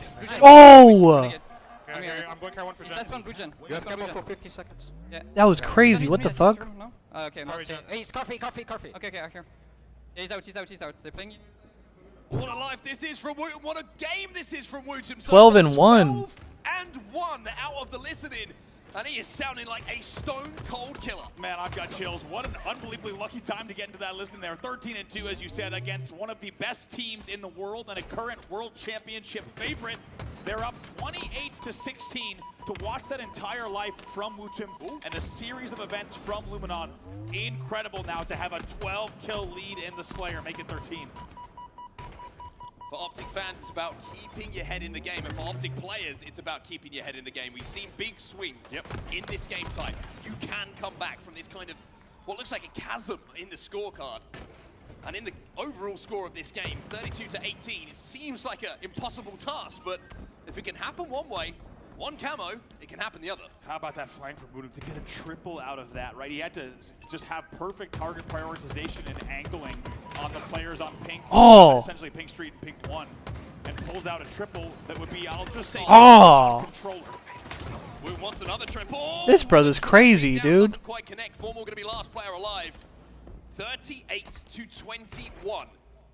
With 12 kills remaining in this game for Luminon to tie this one up. And Optic, again, just trapped in the back of a base. You got to say it, Wootum is already a household name in professional Halo, but just in case you're just joining us for the first time in a while, welcome back and take a look at this. 17-3. I mean, damn, they are down 20. SLG already pushing up, trying to trap him in the base again. Camo coming up, and if Optic don't get this, it's game over. You feel Legend with a perfect. will be traded out. Bound, gonna miss the shots, and Snipe Drone is not going to do so. Wootton versus Formal. Formal at least. I mean, damn, Wang Doodle. Where did that camo go? Is anyone in position to grab it as yet? Renegade, crispy. You know that meme? Like the clip of Stephen A. whenever the Nuggets were beating the Clippers in the bubble? He said, they're down 20! Camo is still up top middle. They're down 20! It's over! Grabbed by Renegade here. SLG gonna do a little bit of damage before he goes down, but Optic find themselves 2 down. Snipe Drone feeling Jesus. confident. Challenges with no Wootton is 20 and 5, bro. Holy piss, brother, man. Important individuals, and Renegade starting to find a little bit of fire, but is it too little too late here for Optic? Short answer, yeah. 48 to 31. I won't even call it a miracle to be required. I would actually say not possible, especially with the way that Luminon is playing, certainly. 2 kills to go in what was almost a steak dinner. Optic getting a little bit more control, but Snipe Drone gets 49. Yeah, Snipe Drone, really important kills, 2 of them right at the end of the game to close it I out. mean, Boy, damn. What a game 2 from Luminon. Our hands 1-1. We find ourselves after Luminon strike back against Optic on Aquarius Slayer. Wait till you see these stats again. I'm sure all of us were watching the top right-hand side of your screen throughout the entire game, but you're gonna need to see them again in the yes. Wootton, very notably, is a mouse and keyboard player. 5 in a game 2 Slayer, more than quadruple positive against Optic Gaming. Probably the most notable mouse and keyboard player in the history of Halo. I can certainly count it on one hand. Unbelievable performance from him, demanding respect here in Charlotte. And I think you've got to give credit to teammates as well. A lot of times when we were seeing Wootton, he would win the first fight, but then the damage output from other teammates means that he could position himself to clean the damage up and make sure that that damage did not go to waste. It is an incredible individual performance from Wootton when you're looking at the statistics, but it's even more impressive when you look at the overall team performance. Unreal performance, nearly a steak dinner in game number 2, and we said that this game number 2, by the way, we'll take a look at some Wootton highlights. Look at him, yeah, see? A mini montage from this man on your screen. Alright, give me just a second, y'all. Phenom is putting on a show here. It's been a good day for mouse and keyboard players. Yes, it has. I have to wonder if that's going to continue here. Obviously, we have a long way to go in this series, but this started it off. This was such an impressive kind of decision, and I like one thing I've always loved about Wootton. Game number 1, not a great game, right? Game number 2, Glory makes a bad play, gets a little bit too aggressive, gives the camo kill away, and you're thinking, oh, this is where Optic push out. But Wootton just has this confidence where he's like, no, I still believe there's an opportunity here. There's a window for me to push through and get these kills. And that kill in particular, we just saw the double beatdown. No one does it better than him on mouse and key. He just gets out of those situations with the trade. Crispy, man. I'm telling you, unless you have mouse and keyboard and your name is Wootton, you're not hitting all those shots in the exact way that he did. Just so clean. I mean, look at these numbers again. 21 and 5. I'm just going to say it. These are matchmaking numbers. Putting it up on the main stage against Optic. That's crazy. And you look at the guy, and he's very quiet demeanor. Yep. Very to himself personality. He's not going to be giving out too much until the game starts. Yeah, Let me tell you, he is a stone cold killer in game. Extremely competitive, extremely driven, and would love nothing more than to see a similar statistic line and a win for Luminon in this game number 3. Man, yeah, and you talk about, we have to go back to we talk about the momentum for Optic Gaming out of game number 1. That has been completely flattened. You could tell that's not just a Slayer win for Luminon, that's a 50 to 32 shellacking. And Optic Gaming will have to go back to the drawing board. And I think one thing we haven't talked about just yet, that man on your screen, Legend, right? A part of the Quadrant roster that has taken down Optic Gaming historically. Legend has been on both sides of this. So to now be here tied 1-1 is, to be honest, not where they would have expected to be, right? They also would not expect to be a limb round 1 after the way that their year has gone. Let's not forget, they are still the winningest team this year with 2 titles on the board. But a lot of work to be done yet here in Charlotte. Yeah, let's not forget as well, not the first time they've been down in the elimination bracket early this season. Very good point. Not the first time that they've seen these kind of elimination games this season. Yeah. And off the back of those elimination runs, who's standing tallest at the end of the tournament holding the trophy? Optic Gaming. So they will know how to get out of these positions, but how many times you have to put yourself in it in a season. Yeah, it's a great point. While this is, you know, there's no other word for it. While it is dire circumstances to be in a limb round 1, you're absolutely right. And I think it's a very important counterpoint you just raised. This team has been here before. They will not be panicking. And their best performances all year long have started right here, somehow in a limb round 1. If you didn't catch it earlier in the season, at both Arlington and DreamHack, they had this exact same scenario and setup, losing winners round 1, having to fight through the entire elimination bracket. Take a look at some fly cap leaders here from Charlotte so far.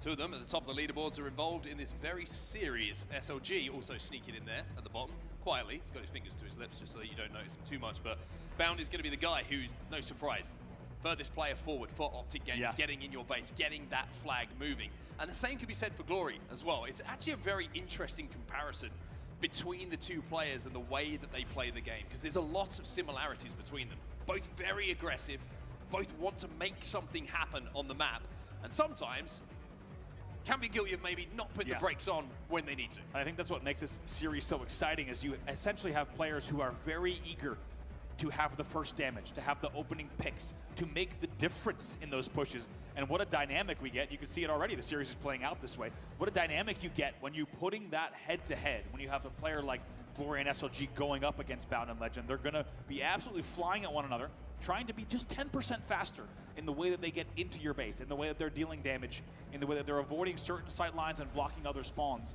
And we're seeing now, in the head-to-head, tied up 1-to-1, as these playstyles are kind of clashing just directly in combat. It's been amazing to watch so far.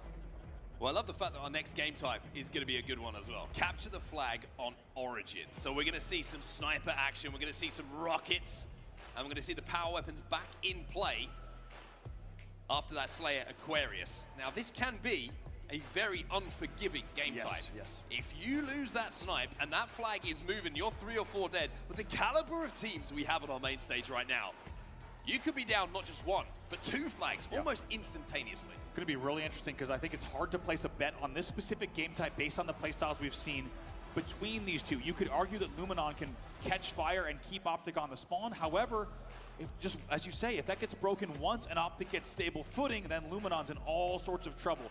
Luminon can't play this game type the same way they played the Game 2 Slayer, because it really could come back to bite them. You cannot go full pedal to the metal in this game type. You need to be careful not to lose control of your base, because for a few minutes of play, if you do so, the game could be over.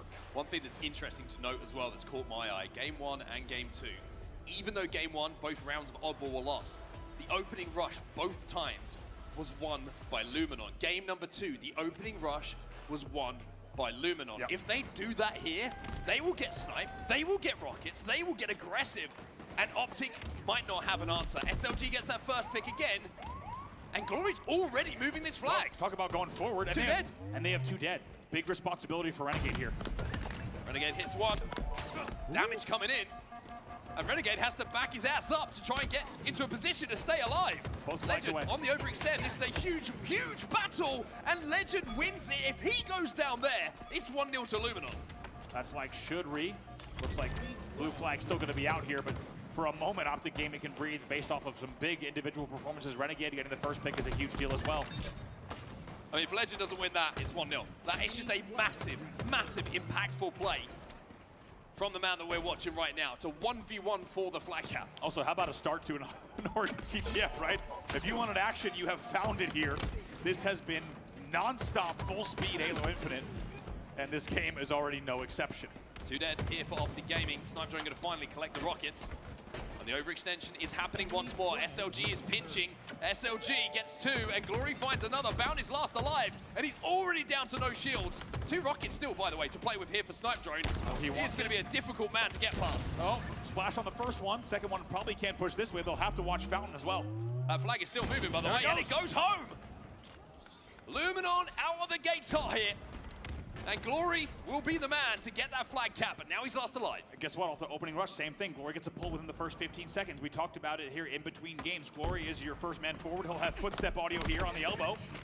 And that's going to be a nice assist. So once again, as the first man forward, doing what he needs to do to at least trade if not pull. It only took a minute 30 for the first flag to go in for Luminon, and they're also slaying here in a 2v2. It's very interesting to watch what Luminon are doing at the moment. Constant overextension on the elbow side. Takes me back to Splice in Halo 5, how they really did adapt this game type to work in a way that worked for them. SLG feels like he's the player who's like, oh, don't worry, I'll just go and fight everyone and snipe. You guys just get that flag moving. Try and pinch Optic. And Optic not had an answer as yet. There are certain game types indeed where that really is going to be a beneficial playstyle. We'll talk about that in just a second, though, as 2 fall for Luminon. Maybe an opportunity here for Optic Gaming. Yeah, really important kill there from Glory. Not only to just quell the pressure, but maybe put some pressure onto the rocket pickup as well. Wutum's going to be taken down to no shield. SLG going to be challenging Legend, but in the meantime, this distraction from Legend is allowing the rest of Optic Gaming to move into the base. And Legend can pick these rockets up now because everyone from Luminon is in the death screen and Optic have that flag moving. Excellent timing there. Glory's going to be your first player forward if he has any kind of angle, but this flag should go. This is a cap. No one in position. And now you start to worry about the double cap. Sniper coming up. 2 dead for Luminon again. And I'm pretty sure that Legend still had a rocket. He's picking up a flag. Renegade with snipe. Flag moving again. Great call. You and I are thinking the same thing. It's dangerous double cap territory when you've got 2 dead during the run, and Glory gets cut off at the pass. It's a double for Renegade. Beautifully done. 3 dead for Luminon. There are skulls everywhere here, and Renegade is ripping Luminon apart. It's a double cap and a double kill as this man is taking the game over. Unbelievable. Game takeover is the only way to say it here. They'll now lead 2-1 on a perfectly executed back-to-back cap. What did we say? The second you lose control of the map, Optic Gaming will make you pay. That's what they're doing here. SLG trying to get a flag moving just to make Renegade turn around. Frenzy. But you're not going to turn him off. This is insane accuracy and sniping coming in from Renegade. Killing frenzy from him here. Just absolutely popping off, and we've talked about how sometimes Renegade has to be the one to pull Optic Gaming across the finish line, and he keeps getting away with it. SLG just come off the spawn, has managed to escape the wrath of Renegade. Snipe Drone might not be so lucky though, he goes down as well. Good news here for Luminon, finally there's no ammo left. Renegade is 14-5 after that. Unbelievable passage of play, and guess what? You saw a highlight reel from Wutum in game number 2. Renegade said, let me put something together real quick for the replay team in the back. What a series of events. However, the job is not done. Still 2-1, they need another flag to close out the game. SLG wins a fight, 3 dead though for Luminon again. And they have struggled to get out of their base. It's 4 dead, Snipe Drone and Glory come off the spawn. But Renegade has already turned the corner, already got this flag down S1. It's desperation for Luminon. They have to stop this flag or Optic will take this game. Wow, doing it all on the map. Let's see if he can round the corner. He does. This one's done. Oh, maybe it's not. It gets stopped right on the line. Legend has to make it. Wait a second. Bound will finally put the flag in, and Optic just explode to life in that game, having got 1 flag down. And Renegade, much like he did at the first event of the major in the elimination bracket, says to Optic fans, I've got you boys. Jump on and enjoy the show. I cannot wait to look at these stats. In the end, it's Renegade. All right, motherfuckers. Apologies. And 6. Take a look at those stats. My girlfriend was It's not like the other. An unbelievable blowout performance from him, and it is just like we said. Yeah, my girlfriend was just about to leave for work, so. They needed to be careful, and all it took 16 was and 1 flag 6. to go in, and Renegade grabs the next Damn. snipe, and he never looked back. Let's also not Optic forget, 2-1. Yo, what's up, house? Nearly going triple positive. He also escorts that last flag back perfectly by choosing a bridge to grass to fountain route Okay, without hang on. taking really any damage. And even though it took a little bit of a flag juggle and handoff for Bound to close it out, they get the job done. Renegade J-Dub on your screen, reminding us that he is one of the best to ever do it. A lot of discussions happening amongst the community and people who have watched every single event of Halo Infinite, who is going to be the Halo Infinite MVP. Well, if you've not got him in your discussion, you quite simply don't know. You got to be the front runner for that award. Thing for me about that kid, that All due killing frenzy respect. that we saw from Renegade, it happened so quick. I mean, it was in about 60 seconds or so that he got those kills.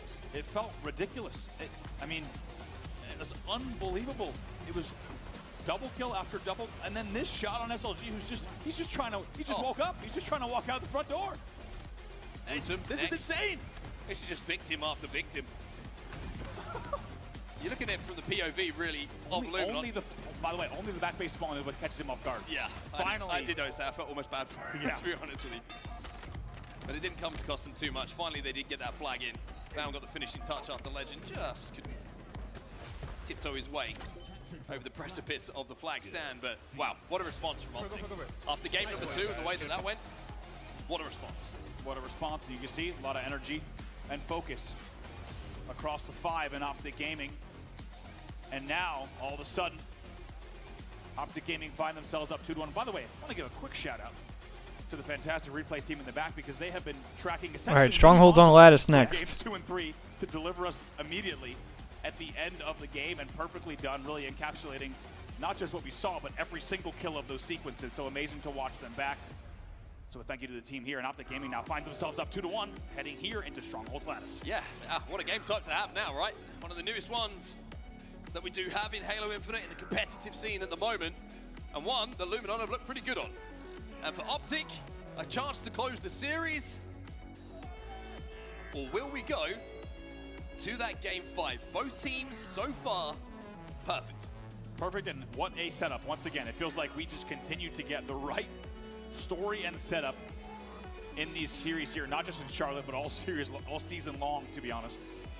And Luminon now needs to ice up, focus up, to get themselves into what would be a deciding Game 5 and a do-or-die Game 5 in Elim Round 1. Optic Gaming looking so good in game number 3, but there is still work yet to be done, despite the 2-1 series lead. It certainly is indeed, and as we see the seats here in Charlotte starting to fill up as well, and everyone who's come to enjoy the Halo, get entertained by what has been an incredible series.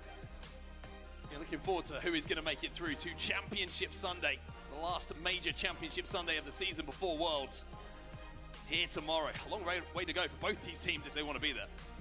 Really is, and you got to think it's pretty wild, but as we said earlier, Optic Gaming has only won this year when they've had this exact setup, which I'm not going to lie, logically doesn't make a whole lot of sense. It doesn't make any sense. It doesn't make any sense.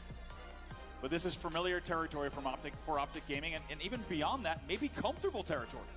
Because when they get these pool play wake-up calls, as they did at the Optic Major, as well as DreamHack Dallas, it seems to... but yeah, the Optic Rebellion series was 3-1. I'm sorry, I'm trying to multitask at the moment.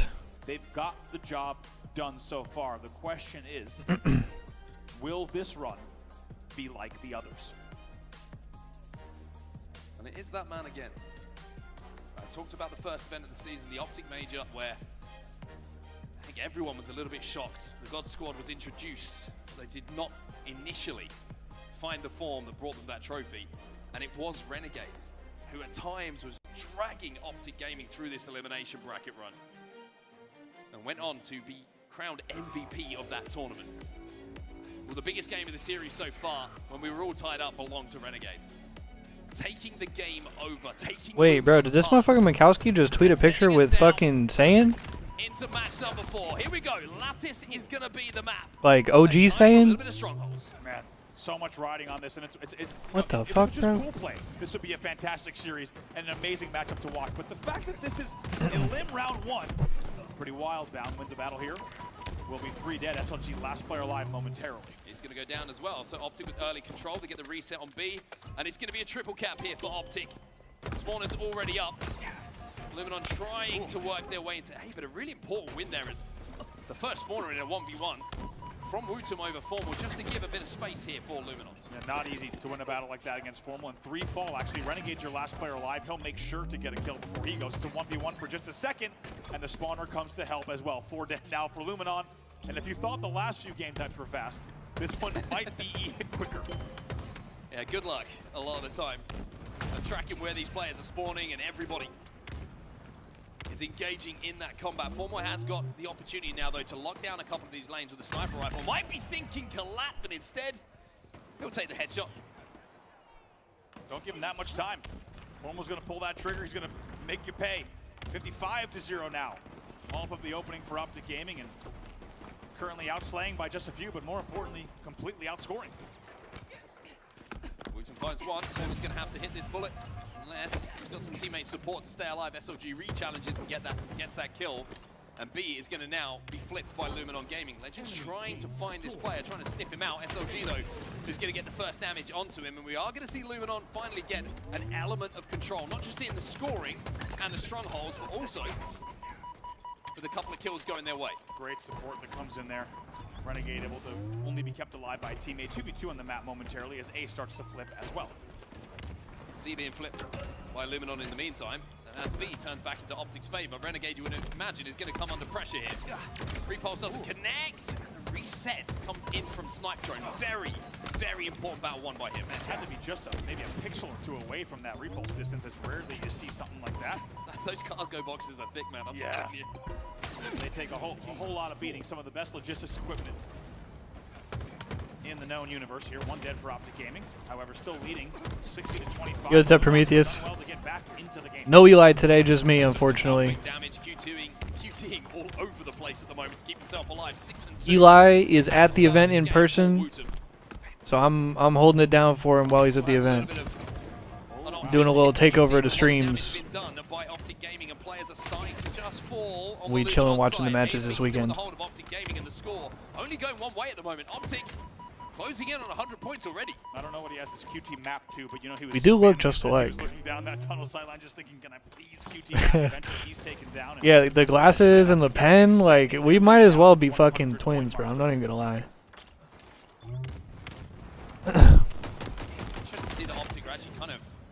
I'm assuming he gave you access to the stream. Yes, he did.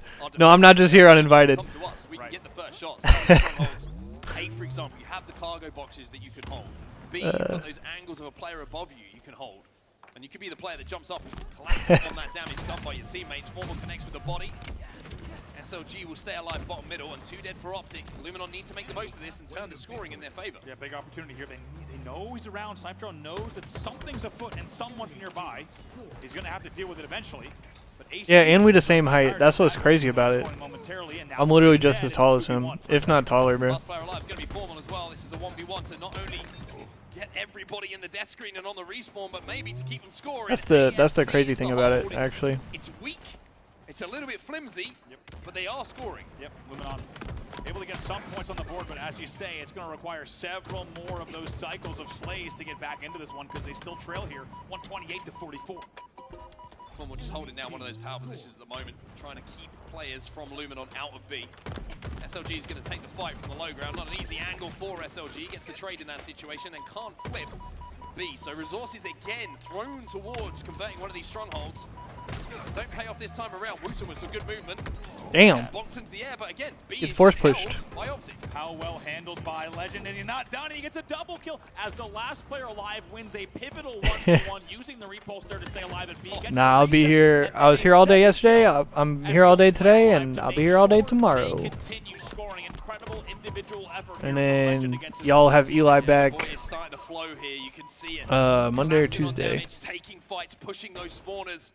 Legend wants to take this game by the scruff of the neck. And what a story as well, right? Let's not forget, for Legend to be the one that's shutting down the European hopes here is quite a storyline in itself, without a doubt. It It's is. a huge lead for Optic Gaming. Do I have the puppy? Nah, no puppy here. I do have the kitty though. More damage, more kills. He's 10 and 6 in this I don't know game where with he 8 is right now, assists as well. so he So probably the lobby causing assists some destruction somewhere. with the least deaths in the game as well. It is pretty remarkable to watch this guy when he finds that flow state. It really is. Pause, ease. Also, I have been showing the kitty off today. I don't know where he went though. Like I said, he probably off fucking Luminon need to find something. They need to find it now. breaking Otherwise, something. the tournament's going to be over with a very disappointing top 12. Wooten finds 2, but Legend, of course, does not go to the death screen without taking at least 1 with him. Glory is going to re-challenge. Wooten. Oh! You just Kill the team. God damn. times of a player like Legend. I think everyone, as soon as that battle started, I think everyone looked Where are we going? Snipe drone? And as soon as you saw that he had a sticky grenade in the back pocket, you knew what was going to happen. Am I liking the tournament so far? I mean, this has been one of the craziest like tournaments in the entire game as far as like upsets and like crazy results and like I don't know. There've been some godlike matches, competitions like higher than it's ever been. A lot of upsets, a lot of crazy shit. Like yeah, Mindfreak top of the pool was insane. Damn. By Renegade. The thing is, though, Mindfreak, after winning the pool, immediately lost in Winners 1. And so now Mindfreak is right back in Losers 1. It's reset, excuse me, over at C. Optic now finally flood over. And Legend's going to be that player, surprise, surprise, to impact the game for Optic. SLG finally trying to wrestle B away. That's been a mainstay for Optic. They've worked around it and just can't get control of B at any point. My planet needs me, says Renegade. Yeah. And just absolutely nopes out of that situation. My planet needs me. In the most obnoxious way possible. Just being, I mean, a menace on the map, to say the absolute least. A will flip, and once again, Optic is scoring and looking for a trip cap. Yeah, but can Luminon get to the Game 5 is the problem. It feels like it's entering the conversation and the time to speak about now. I fear this shit is over, brother. Otherwise, their tournament Jesus. is going to be over. 20-10. Renegade in this game after a remarkable previous game as well. John looks fired up. I mean, and doing it with style, right? He's repulsing out, he's repulsing back in, he's absolutely in your face. Here's Optic Gaming at the 240-point mark. Well, we saw him take to the stratosphere a few moments ago with that repulse, but it has been an out-of-this-world performance from Renegade. And Optic Gaming in this game 4. Desperate plays here on A. Killing spree for Renegade, but you get the feeling this game is... I like that insta off the wall, though. Ridiculous happens for Luminon. Snipe drone last alive. That should be GG's, and that should be wraps for Luminon, unfortunately. And it is done. Optic Gaming will send Luminon back home and start the dream of another elimination bracket run. Oh boy. GG's, If you wanted GG's. to see the most dramatic possible storyline develop for Optic Gaming, I think that's exactly what we have teed up here yet again, being 3-0'd in one of the biggest upsets in history in pool play by Mindfreak, and now they've turned this into the beginning of what Are they sponsored by Noob Combo? Is that what that shit historic stands for? elimination bracket Shout out run. Matty Their Rums. First opponent in Luminon, as you saw, was no easy task, but in the end they closed it out in 4 games. Yeah, bro, watching them in Objective versus Slayers is like, it's literally night and day. 250 to 52. I swear to God. One thing we've learned from Optic Gaming elimination bracket runs throughout this season, throughout this year, is they get better and better and better every game as the series go on, as the games go on, and even though they're down there early, you got to wonder if the rest of the tournament is currently taking a look at that Optic Gaming performance and thinking, hey, we might be seeing them a little bit later on. 22-10 from Renegade in a game that they allow 0 players on the opposing team to even go positive. It was a dominant performance, and it feels like Renegade is not just the X factor, but the one that's just popping off in these games and just, I mean, putting up numbers that, to be honest, he has no business putting up. And also, as we saw, passages of play as well, where just you cannot find any gaps. Even when you think you have him dead to rights, it is easier said than done. And Renegade and Optic Gaming looking like they might be back on form. A lot of work yet to do, of course, but it'll be a lot of fun to watch and see. All right, blinker time. Many times has been described as a game changer, right? Yeah. If you needed to explain to someone why, I think you just show them that series. You're like, there you go. He just has this ability, whether it be All right, chat. Who taking blinkers with me, man? finding a route, an angle, whatever it might be, where all of a sudden things start to click for him, and he can completely change the momentum of the series. I think that series belonged to Renegade. You have to say, big moments for his. It really did. It was amazing to watch, and we're lucky to have Blaze on the stage here with Coach Lunchbox to break down exactly what we saw in a fantastic Elim round. He said, me. All right, everybody, make some noise for Optic Gaming as they come out on top. Yeah, we're taking blinkers right now, and then we're taking blinkers again in 25 minutes to lock in. Main stage and lunch. You guys didn't start the day off the way that you wanted. What's been going on? Look at Coach Box, my goat. Yeah, we're not closing out games like we normally do, so we found ourselves in losers bracket again, but the guys have proven they can do it, so we're hopefully going to make the run. All right, yo, and the Green Wall fans in here know you guys can make a run, right? Now, and you know, in doing that, it had to come down to taking down this team. Now, Why the music going guys, so crazy right now? You know, we saw you win one Slayer earlier today, but these guys dominated you in a Slayer, turned the series. Music just going 1-1, crazy. Going to the flag game, 1-1 there as well. And then you had some big-time plays being made by Renegade. Talk to me about him as a player, and when he's making shots like that, how does that alleviate pressure from you guys to really get back to that prime-time Optic form? Yeah, I mean, John's been that type of player for his entire career. He gets one weapon and, you know, hits 7 headshots with the snipes. I would agree, Trypticon, except for the fact that I think the trees hit me harder than a lumberjack. Definitely is. Okay, Renegade, big to the green wall, coming in clutch every time. Now, lastly, these green wall fans, man, get them hyped. You got a bunch at home. You know, they're looking to make you see you guys do yet another run. What do you want to say to them? Yeah, don't lose faith. They've proven they can do it. Don't count us out. Don't count them out. They've done it before. Shout out Coach Box. That's going to do it for me and Coach. The best box in the league, Let's go. if you know what I'm saying.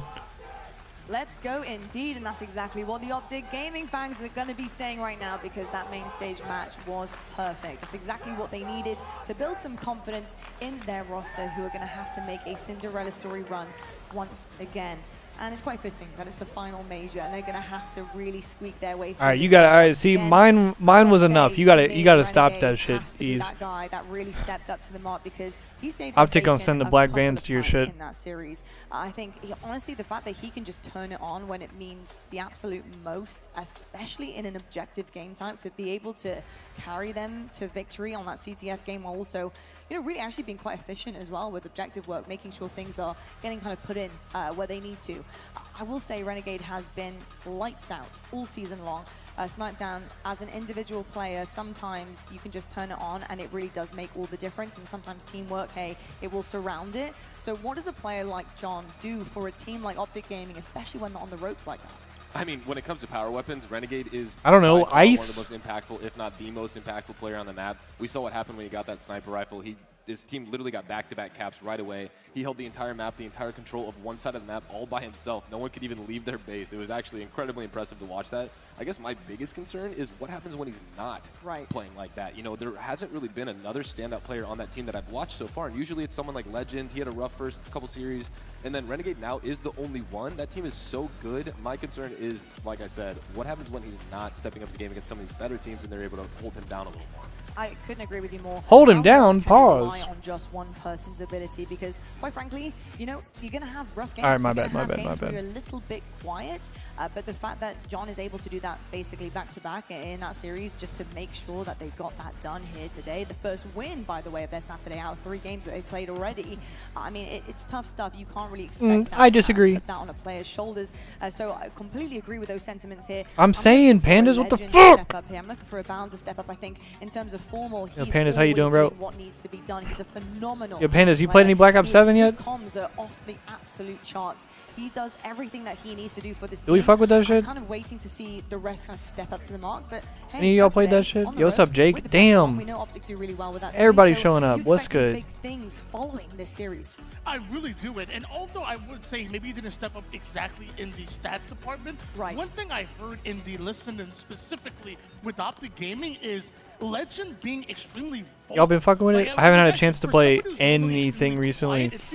Jordan was saying that the wall bounces actually remind him of like AW, and I was like, oh. command the comms a bit, so I actually did love to hear that. I'm sure once it starts to move into I am intrigued to hear that. KD department, we'll see some great things as well. But definitely want to give a shout out to Legend. That isn't it kind of poetic? You know, you see the boys from Luminon.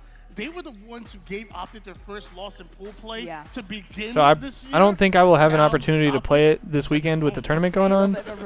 But I'm off. I took off work Monday as well, just because I knew I was going to be like playing so much or streaming so much this weekend. Bonjour, Renegade. I will say though, in terms So- of the championship bracket, Optic do have an awfully long way. So to we will go. definitely have a chance to play like So they will Monday move or forward. 3-1 will be the anytime final after score in that. series, sending Luminon Gaming, our EU powerhouses, home packing. Who will they meet? Alright, though? I'm Who's taking a gonna blink, be I'm taking a blink, I'm dropping taking a down? Who's blink. gonna be meeting them here in the wings? Carve Esports or Cloud9. Cloud9 also, you know, looking to make a run here too. I think they're another one to watch out for as alongside Envy. Actually, I'm looking here. That went the distance against FaZe earlier on. We were watching that kind of on the side station there as well. Envy versus FaZe. FaZe do manage to get that one done, and honestly similar sentiments to the way Optic Gaming were playing in that series. It was really a couple of individuals stepping up to the mark where it mattered most. I saw Trippy really starting to find his groove there, and Snipedown, we were watching that on the side as well. FaZe Clan need to step up in the teamwork department, I think, pushing forward, but good to see that everyone's starting to feel themselves individually. Yeah, that FaZe roster, man, they really like to put you on the edge of your seats, but we got to give props, especially to Trippy for that Game 5. He has been so consistent when it comes to those. Snakebite as well. I mean, if you look at his stats, even from yesterday, he dropped a Killing Frenzy with the Shock Rifle to bring them back, and they had to fight their way back. They've done that again, and I think the thing that I really like about that roster right now is that they are actually, even though it might be a little scary and they're giving up some kills and letting some teams back into the game, but they are closing out games that they have leads in. Oh, the like canted aiming? They have in the past. Yeah, I love to see it. Honestly, the growth is definitely Where your shit's there. like sideways? It's going to be baby steps, especially right at the tippy top of the mountain, because it's so difficult to be good at this game at the highest level consistently. Everybody here in the HCS is so incredible at this. And this is why we're seeing upsets. This is why we're seeing close games that are coming down to the wire. And I hope you guys at home are enjoying it. I'm really excited to find out what we've got coming up next, because I believe we actually will see Shopify Rebellion once again going up against SSG. Ooh. Now, SSG have been quite the difference maker here. I am a little bit shocked at how they're doing. They're doing quite well. Space Station Gaming, Tony, how are you feeling about the roster going up against the most buttoned up that we have here in Halo? Yeah, I mean, throughout their ups and downs so far this season, I kept talking about how SSG's gameplay really translates extremely well into LAN. They want to play bully ball, they want to hold forward, and they win their gunfights. And in the past, it felt like maybe one player might have been maybe too quick to get into the action, too quick to be the first one to die, and the timing felt a little bit off. If SSG find that timing in their teamwork again, this is a dangerous SSG. That's going to be an exciting series. Well, we're going to get to talk all about that on the desk in moments, but if you are tuning in, listening to us yap about the best players in the world, you guys get your hands on these amazing Twitch drops, so make sure you are tuning in all weekend long. Support your favorite players, because while you do so, you guys get the in-game goodies. So make sure you're tuning in, guys. It is Saturday in Charlotte, North Carolina. It is absolutely gorgeous, but inside this venue, it is way hotter because that stage is on fire. We have incredible teams battling it out. We're going to head to a quick break, but when we come back, we do indeed have that team, the one everyone wants to take down, Shopify Rebellion, sitting so comfortably right now in the winners bracket side of things, and SSG, the dark horse of the competition. Can they do it? Can they push them off the pedestal? We'll have to find out. All of the main stage action coming your way right after the break. Okay.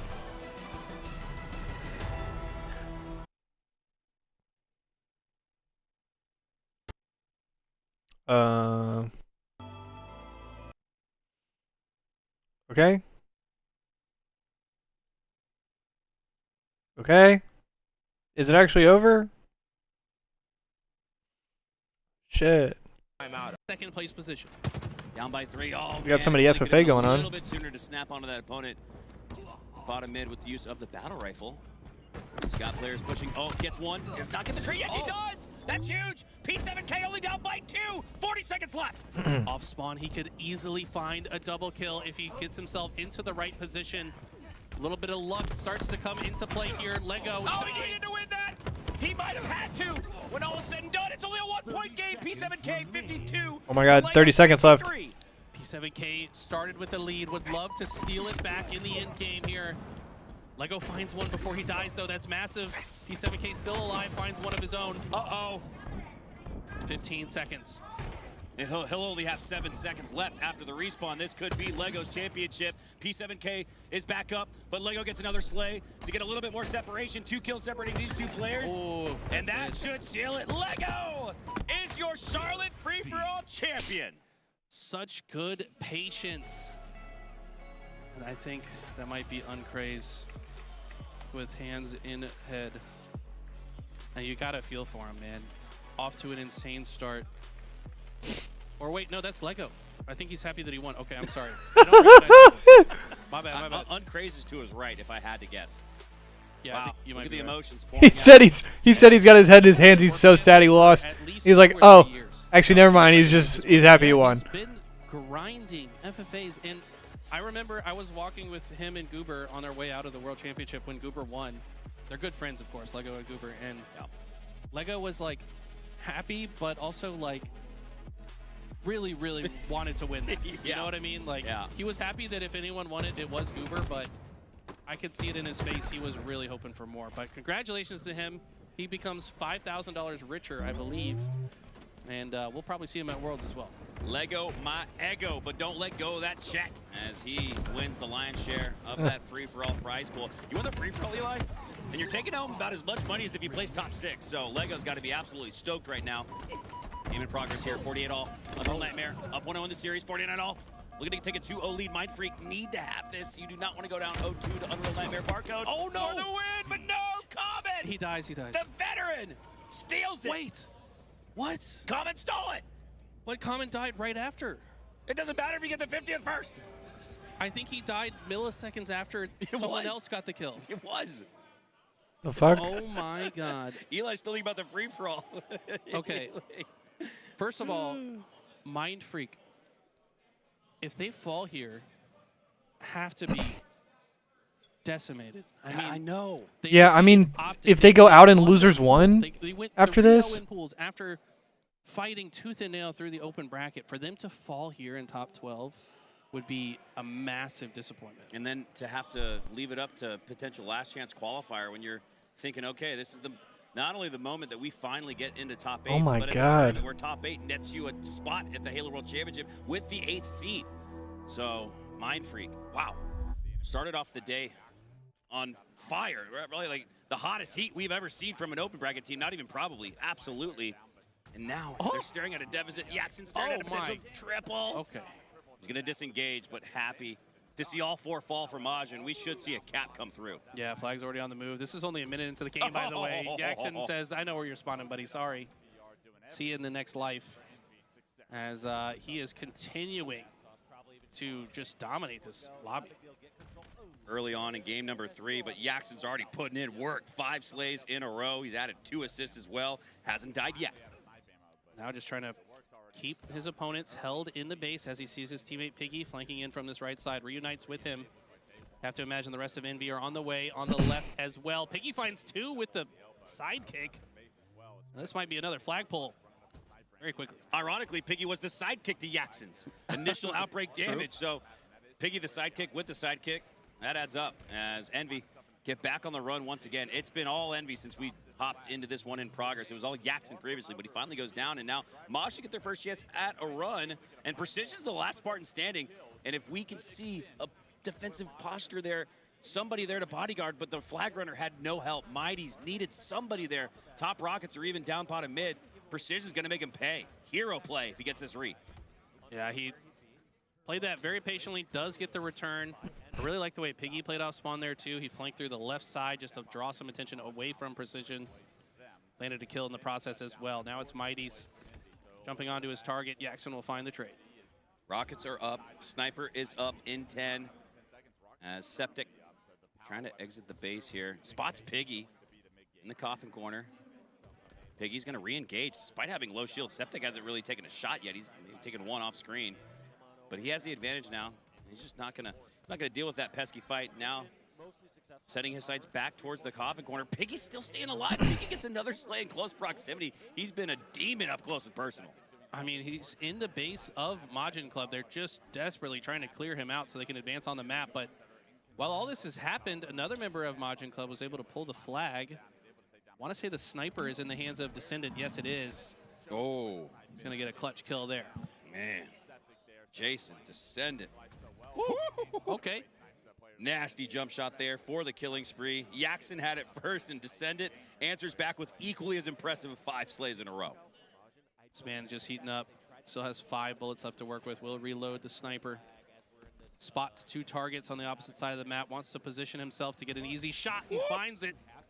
Precision finds one as well. This might be another flag pull here momentarily. Something about the snipe on Origin just lends itself to pop-off moments. Check HCS Twitter. I'm sure they'll post Renegade's killing frenzy just moments ago. Descendant's got going up himself.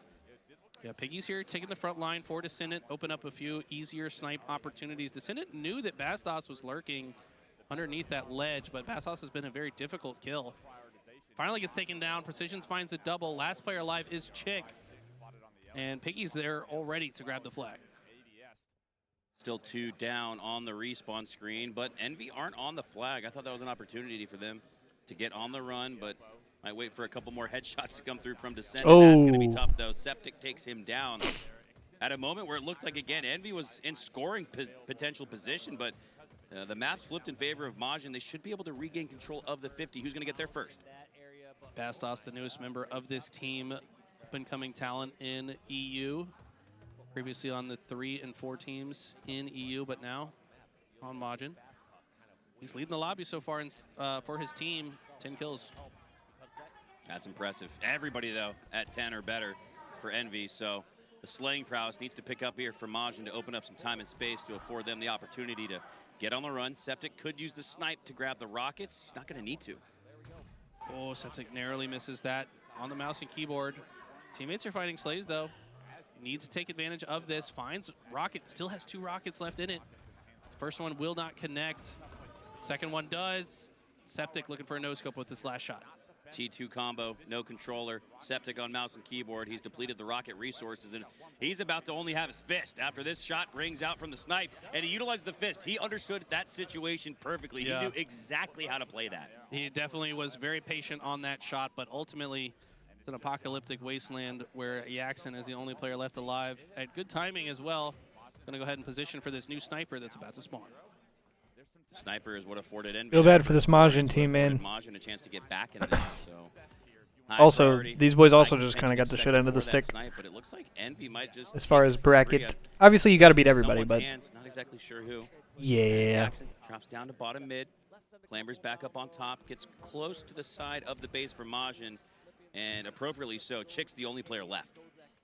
Only player left. Yaxon patrolling the low ground, joined by Piggy now. Wow. Crack shot onto. Are we sure that wasn't Chick. mouse and keyboard? Yaxon looks like he's on MK sometimes. This guy's flick shots are impeccable. That looked like Septic's POV previously with the MNK, so impressive headshot snap there from Yaxon as he spots the spawners coming out of the coffin corner, pushing up towards the snipe ramp. They've already gotten to the 50, so a good job clearing out of the base, but they might just head right back to where they started as 2 more go down for Majin, 2 more for Envy. Yaxon occupying the high ground. Mighty's already weak. This should be an easy win for Yaxon, but he has to reload. Flag on the run for Majin, and they're taking advantage of a difficult situation. They don't quite have the slays to go on the run, but they're causing Envy to push back. What's up, Cosmic Titan? Yaxon's been alive for Are the co-stream drops working? They should be. If you can't see them tracking, you might need to like refresh, or if you're on mobile, like fully restart your app maybe. Yaxon stays alive again. New rockets about to come up. 2 killing sprees But already. it shows them as working on my end. As Sometimes Twitch is a little weird about it, but now content to just lock and load here at the top of Snipe, looking out towards the rocket, trying to make sure Chick does not grab it. He calls for help from Descendant, and that was a Hail Mary from, yeah, that was absolutely a Hail Mary. Cross-map grenade toss prevents the rocket pull from Majin, and it should be the flag pull up next for NB, but Yaxon goes down. There was a beautifully. Yeah, I think Twitch is a little glitched, unfortunately. Prevent Yaxon from comfortably advancing. But now, Piggy and Precision working the base. Got 2 rockets. Wow, Piggy's just had these in the back pocket. Just waiting for the right time to use them. Flag out, running underneath the rockets. Piggy with the rockets. I like this. I think you should just hang out here. Wait for the push. He was not anticipating, though. He was looking right. The push came from the left. Yeah, Chick did a good job to position himself to where the rockets the splash damage would be very difficult for Piggy to find. Cuts him out. Those rockets amount to nothing. Great long-range shots traded by Piggy and Chick. Piggy forced to back up. You have to imagine Majin posturing for a potential base overtake here. 3:20 left on the clock. We're officially in the end game, and Majin haven't gotten much offense going. They're still in the fight. Chick staying alive at the top of Rockets. Mighty breaching the base. And with the use of the thrust and the melee, takes down 2. Septic can make it 3. He does. This is their best looking opportunity for a flag run yet. Which way does he run this? Doesn't have anybody with him to block the spawn. Doesn't have the timing either, as Precision and Yaxon cut him out as well. And Envy maintain their lead. Mighties might want to continue. Yo, good looks, Eva. What does he want to do here? Can't pull the flag just yet. Oh, an unfortunate spawn for one or the other. It's going to be Mighties ultimately. Good looks. From Precision there. Spawn right into the crosshair of Mighties, but was able to take him down. Mighty's did do enough damage, though, for Precision to get cleaned up shortly after. Bastos with the snipe, 6 shots to work with. This is Majin's chance. We saw Envy with the snipe in their hands for the entirety of this game. Now it's on Bastos. You got to make a play. At the same time, look at the pressure that Envy have been putting on him. They've been tracking his location so well. They don't want to give him any free snipes. Bastos so far only landed a single body shot, but it's mostly because Envy are pressuring him so well. Mighty's has the flag. Okay. On the bridge. Did he hit that G-slide and advance it forward? Wow, look at that. Look at how, yes, he did. Look how far he tossed it. Now, it doesn't stay on the high side, but look at that. It's already underneath the base. Yeah, I don't know why the screen's tearing like that. That's not on my end. Time's running out the stream. for Majin, not only in this game, but in this tournament. They cannot capture another flag in the next minute and a half. You said it's on all the streams? Damn. That should take Yaxon down. If that one doesn't, Really? the next one will. Yaxon dead to rights there. Occupying a space where frag grenades have an easy time bouncing around and finding his shields. This chick making his way towards Oh, really? the rocket. 120 Shout out to Jeff, by the way. They still have a chance, but they gotta get these next rockets. That's the homie right there. Facing maximum pressure, and it's followed up on by Descendant. It's got the rockets. You have to imagine that was the token they needed. He went down. Okay, he goes down. Can anyone get to the rockets? No. Precision says those will be mine. And all he has to do is stop them from getting top rockets. And that might be the way that Envy wins this game. Wow. Precision with the height disadvantage, but the shots are in his advantage, in his favor. 25-15, now 16 and 20. The most assists in the lobby. Chick really the only one close, 14. 30 seconds left. 30 seconds to go. This is very difficult territory for Majin. They're going to have to just start holding forward at some point here. Got to at least pull the flag out to activate overtime. But you also got to stay alive to give yourself a chance to actually cap it. Biggie. I like how Envy, in the last minute, haven't just parked the bus to play full defense. They've actually pushed out on the opposition. They have a flag out as well. Yeah, and that's probably going to be it. That's Fool's goal. He's going to go down. They're going to make it damn near impossible.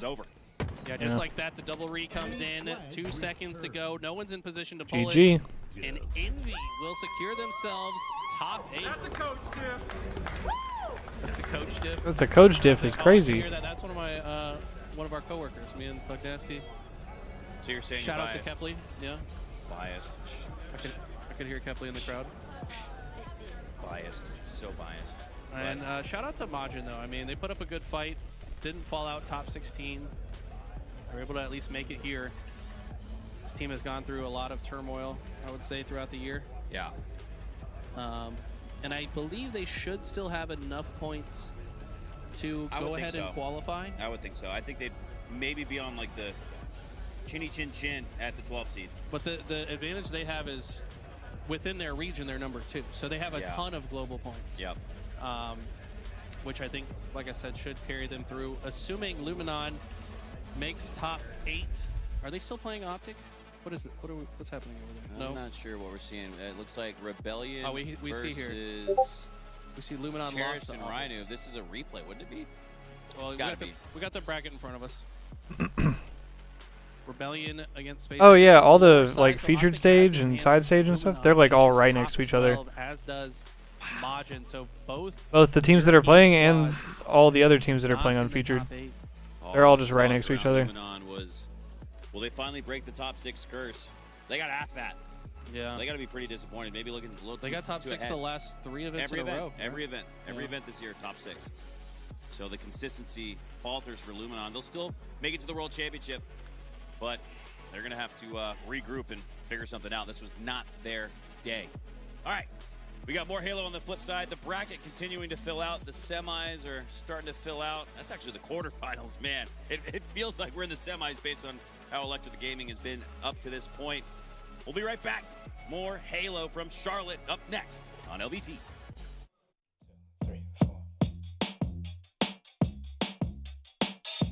All right, give me just a second, and then we will switch back to one of the other streams.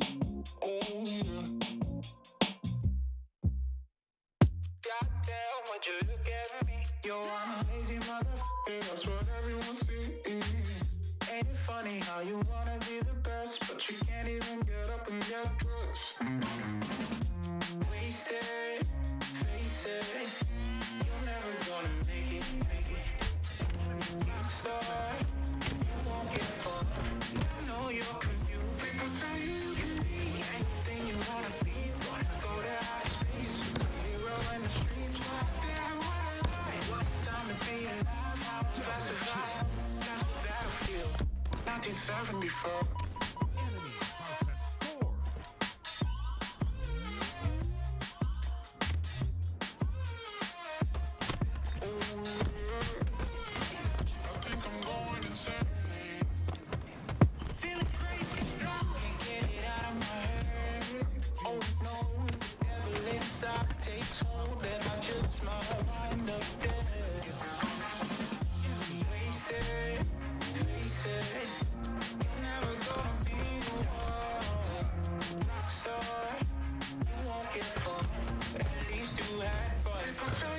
Yes, LG. Optic lost in pool play to Mindfreak and lost their pool, so they played Shopify in round 1 and lost.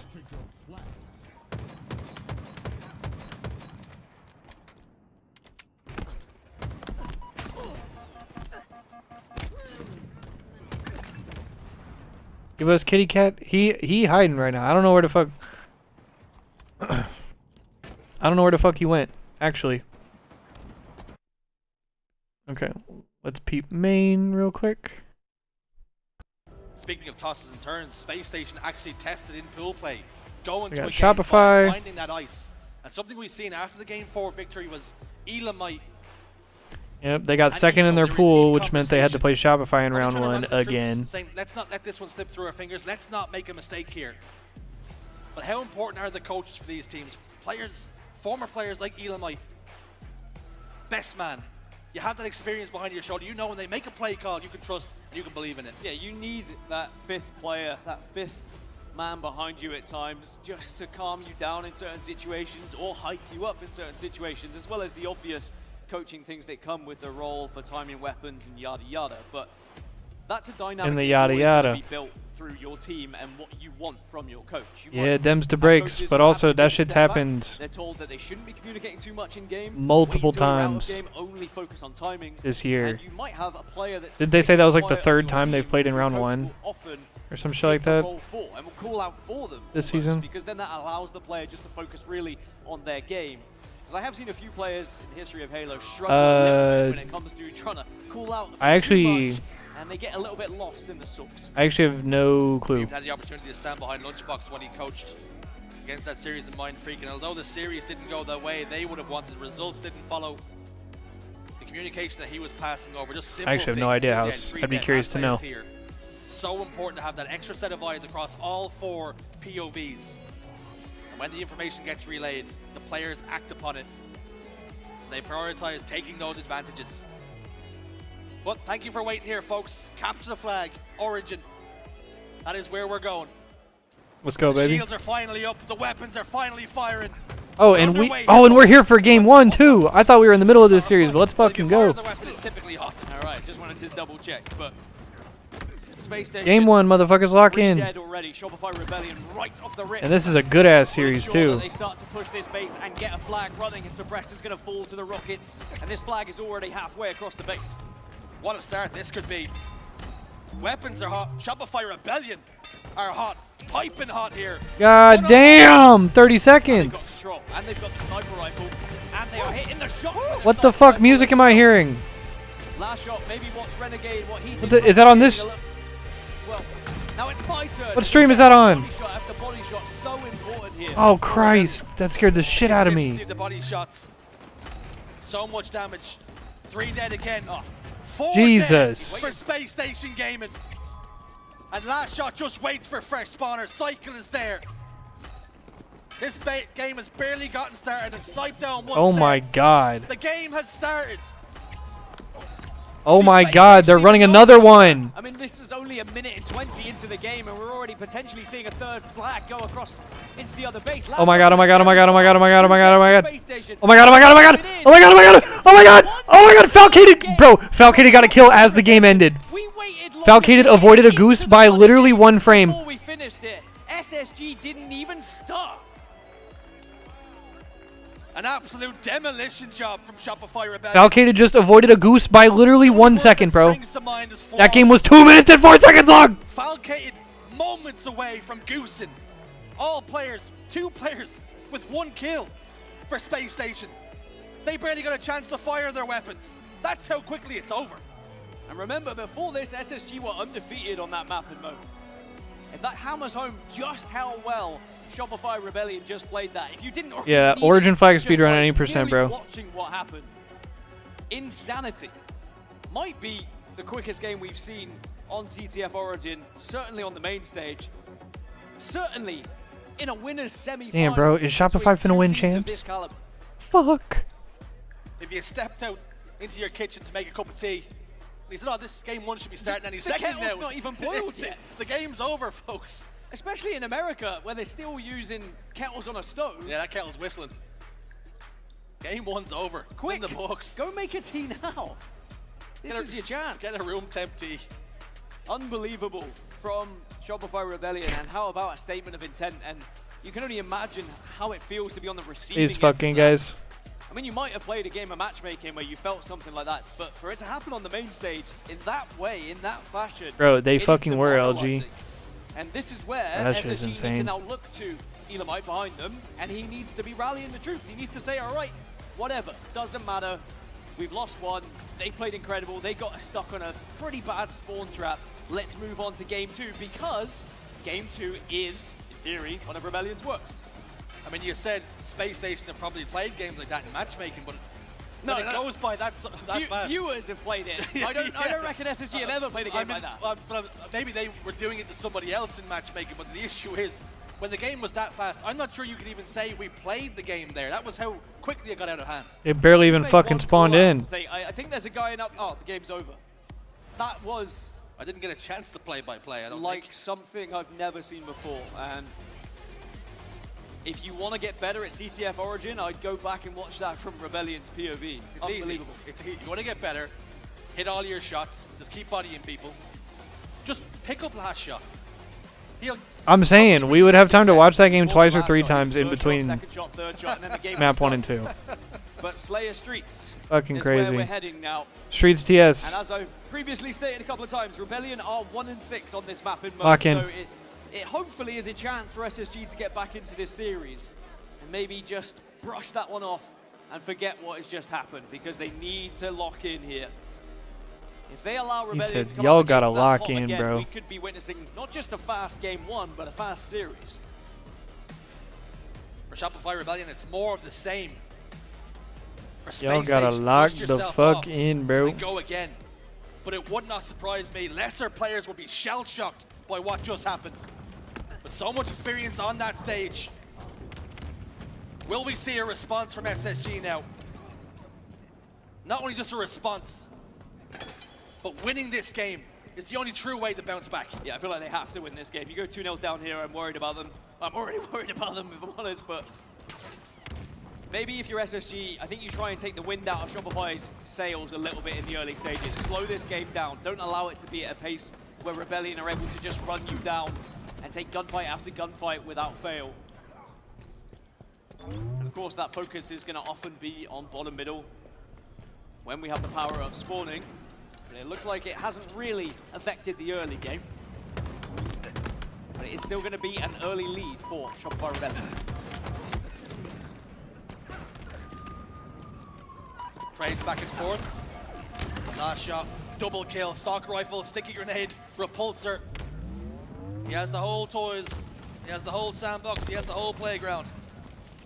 The whole toys, Over bro. back tower. He has a teammate That's what there I as wanted well. when I was a kid. Suppress has come looking for a fight. And he's going to get one. And he wins it. Royal 2 settles for a trade, knowing there was an enemy combatant coming behind him. Eco in the arcade.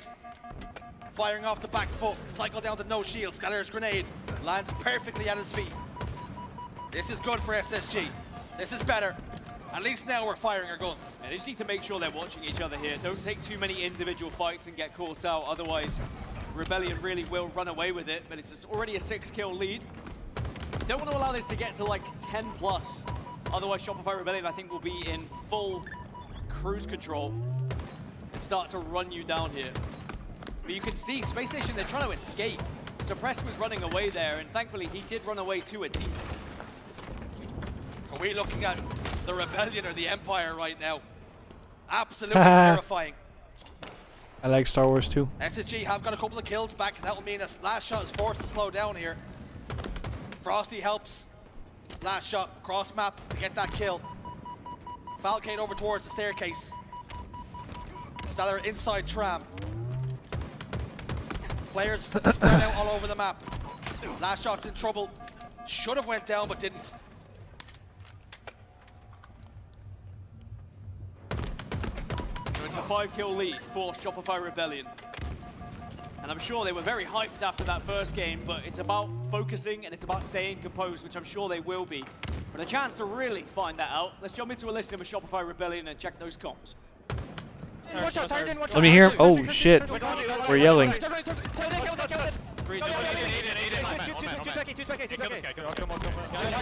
Oh my god. I'll go cuts Preston. I'll go cuts Preston. Hold on. Actually, no, I can't. Watch him in though. Matt, clear it so you can help us to see already. Go quick. I don't think so. Okay, Matt, get up on the map. You can look cuts. Damn, that's good ass IG yelling at a Frosty. We wait for their play. Ivy, the double challenge. Two men. Like it's top 2 me. Ivy. I'm walking past C. He'll be out driveway. He's C-block, I think. C-block coming. Got one, another one. To your right. Ivy weak, Preston. Alright, good shit, Wyatt. Watch your PD. Yo, Target, I'm burning bin map to Target. Yeah, I'm going PD. Back A. Okay, can we charge? Okay, absolutely back A. Back A, Preston. Tires, Wyatt. Use back A, Red Bird, arcade. He's going B steps, Red Bird. B steps, Red Bird. Last two. Keep up, 2 shots. Watch out. Another one. One more charge. B steps. Yeah, 2 man, we can keep walking. I left. Yo, 2. No, come 2. Watch out, Ivy. One shot. Yeah, let's go B. Playing south 3 shot. Can we back in? Can you point the P1? What a good listening, bro. Well, I mean, there was a lot of passion in there, a lot of importance. What a good fucking part was listening. probably the collective. Yeah. Just to make sure everyone was on the same page. But Rebellion, I mean, you heard some things there like, let's wait for them to make a play, let's not force anything here. Those little minor details is what is keeping Shopify Rebellion ahead right now. I think the call out at one point was let them make the play. They were set up for okay. success. Goddamn. You're trying to tell me this team's record on Street Slayer was 1-6 coming into this. Correct. Are we sure? Can we check the numbers again? And again, I will always go back to the point that a bad game type for a team is going to be focused on when they are in scrimmage. Regardless of whether you don't scrim Slayers, you can still practice them. And you can still go over VOD review, and you can still check as to what went wrong. And it seems like maybe Rebellion have found all of the things that were going wrong previously, because it's going very right at the moment. Camouflage for Royal 2. Team requires 14 kills, double their series lead. They can just sit and wait. Information gained. Stellar slides across. They know it's going to be a pink hit. 3 players over towards Cafe, and Frosty's in big trouble. Frosty gets 2. Somehow, some way, Frosty's fighting out of the smoke. And SSG are just shadowboxing right now. They can't land a blow. Yeah, Frosty landing a 1v2 is fucking hell, massive man. for Shopify Rebellion. It stops the space station push. It stops them getting any sort of map control. You might want to start chalking this one up to being 2-0 to Shopify Rebellion. They look flawless. Such little mistakes they're making. They have not made a single mistake. Some may argue that just giving a kill away can be a mistake, but that's not how Halo works. Sometimes you have to give kills away to get kills yourself. You gotta move pieces around the board and find Jesus openings. Christ, and he's yelling at him. When Shopify have found those openings, they've really punished SSG. This series so far has been absolutely terrifying. There's been almost a complete gulf in class between these two teams. This should have been far more competitive. But Rebellion are not being willing Is to somebody give inch here. chanting "Let's go snipe down"? 2 more kills and Frost. Oh, Cycle. I heard "Let's go snipe down." 49 to 35, make it 50, and Shopify Rebellion are looking terrifying. They are in championship. Like form. wrong decade, bro. They've already taken down their biggest rivals, and they are looking to shoot another team down into this elimination bracket. SSG taking a bathroom break, and boy, do they need it. Damn, that's fucked. Because at the moment, they are being outclassed. Bathroom break required. An extra player required, it seems sometimes. Shopify Rebellion, flawless. 50 to 35. I don't even want to talk about the capture the flag game. It might take me long. It might take me longer to talk about it than the actual score took. I forgot it happened. There's, can you miss it? There's a look at the stats. Cycle 15, 9, and 6. Royal 2, 12, 7, and 5. And like someone in the back said, Royal 2 across the tournament has never gone negative. And it doesn't look like he wants to do it this one either. I don't even need to fact check that. I would just believe it, just because of how Royal 2 plays and how dominant. There was a flag game. It lasted all of 2 seconds. How do you even get back? I mean, okay, no exaggeration though. The flag game was 2 minutes and 3 seconds. Game 1 still on the brain, I'm sure. Like I'm not even trolling. This bathroom break. They speed ran them and 2 of them breadsticked. The Rebellion fans are in the crowd, and they must be loving every second that they're watching right now. I think it might be quicker to tell people what isn't longer than game 1 than what is. I'm sorry? Wonderful performance so far. All smiles on that Shopify Rebellion side, and none of them want to move. Those seats are hot. Don't go anywhere. It's how confident they are. Yeah, it's not the fastest flag game I've ever seen, but it is certainly up there. It's probably top 5. Fastest flag game I've ever seen to date is still Daytona in Halo 5. Unfortunately, it was against Trippy and Tommy Lucid and Ninja.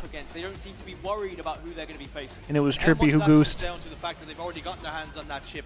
But that game was all of 1 minute and 20 seconds, I Will there believe. still be some anxieties there had they not gotten their hands to lift that trophy?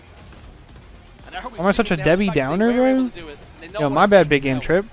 I didn't mean to bring up. Has that given them somehow I mean, a buff? my bad, It's all bro. smiles and laughter. I'm not trying to be a hater, bro. I'm Well, just how many saying. teams have you seen be in this position, even dominated like this, but will Because be this shit would have been crazy if Falcade hadn't gotten that kill in the last second and he would have goosed. Oh my god. happy to be there. Oh my god. That's beautiful to watch, because one of the things that always annoys me and has annoyed me across the history But my of bad, esports my bad, bro. is watching I'm not teammates trying to be a hate hater. each other, compete alongside one another, and not enjoying themselves. We're playing video games at the end of the day, but if you can play video games, enjoy it, and be the best in the world, that's the perfect But recipe. I like calling people Talk out. about smiles and laughter on the main stage.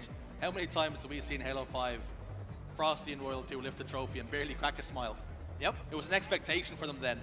But now starting to find maybe some more enjoyment in the wins and the small things. And listen, I think I would enjoy being in the position I'm in. Well, it's kind of funny to look at like the Shopify team now because like, okay, last shot's a personality. Like he seems comfortable, but Cycle definitely you can tell like he a little more reserved. He a little more like low key.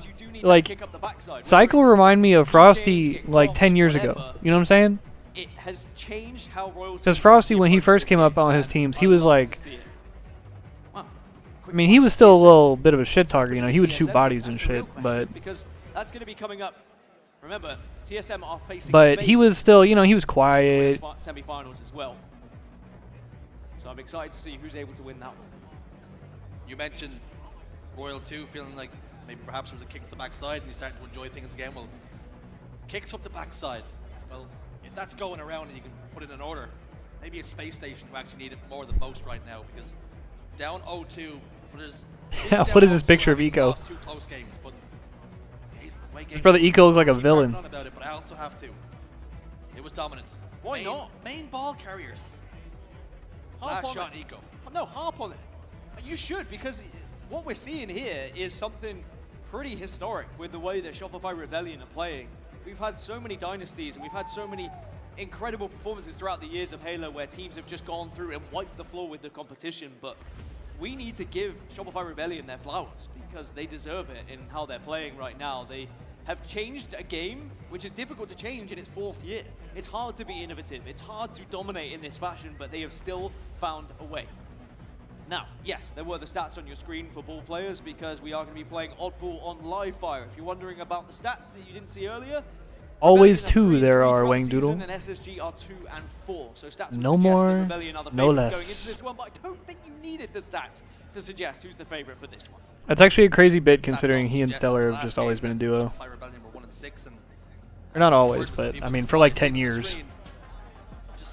It's beggars belief how that was able to happen with how they played it. Perfect.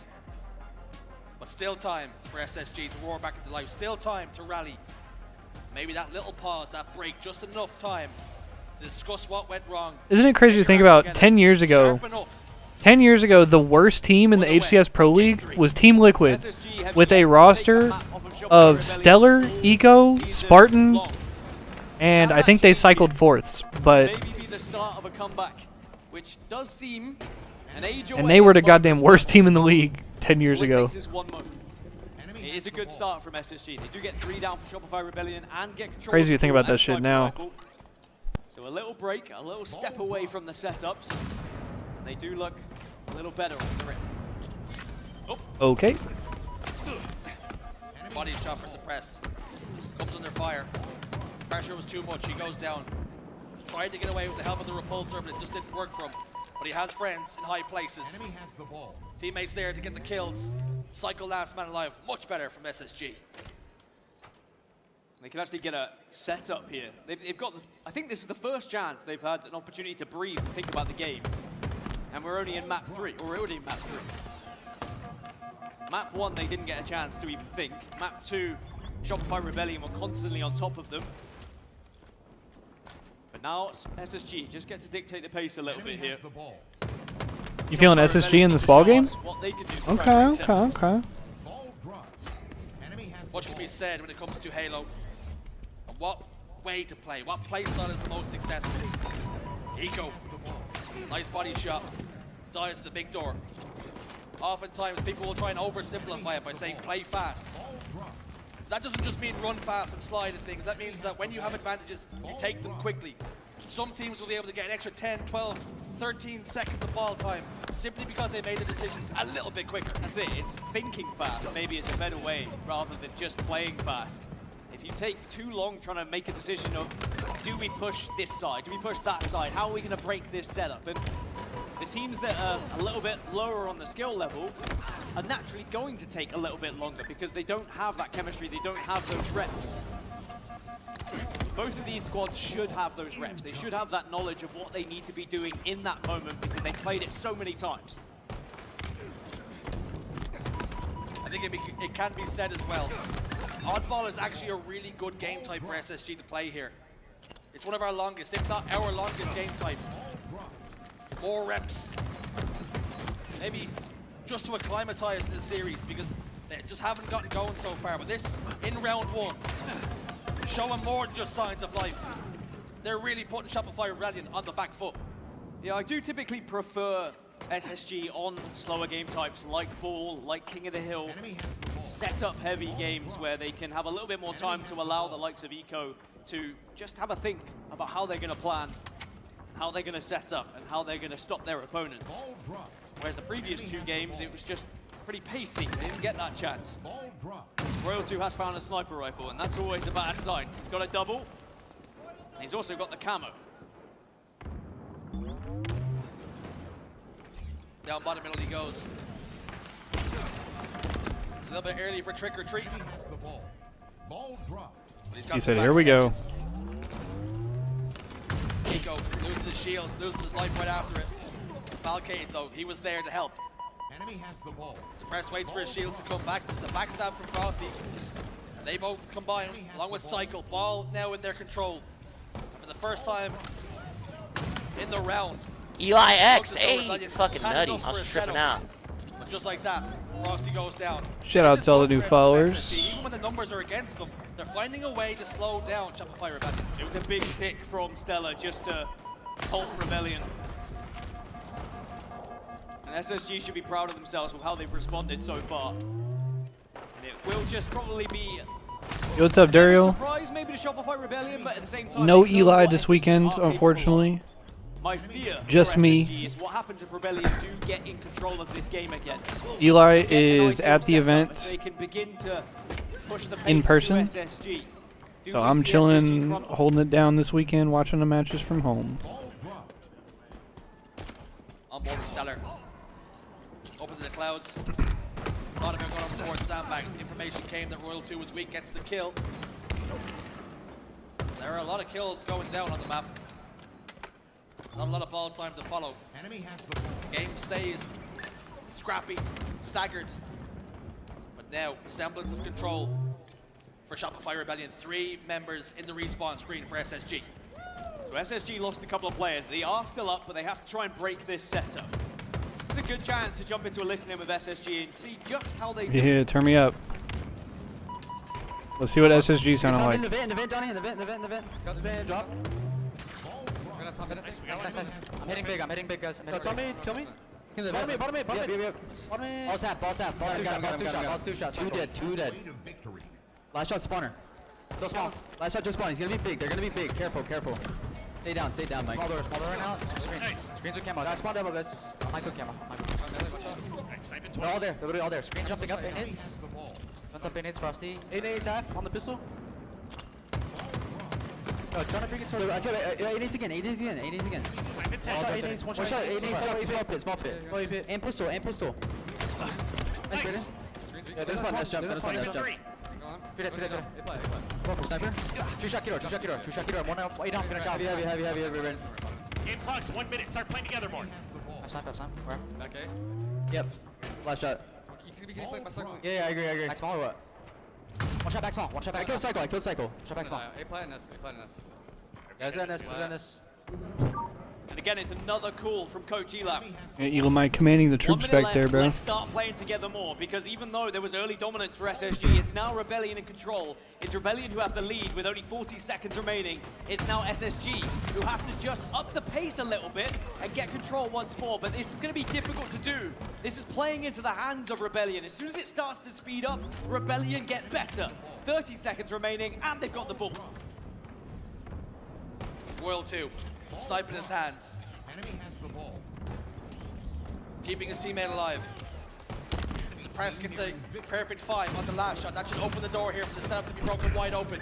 Frosty top middle is there to capitalize on some damage. Yeah, Elamite, like, can we fucking do something? Trying to stay alive desperately.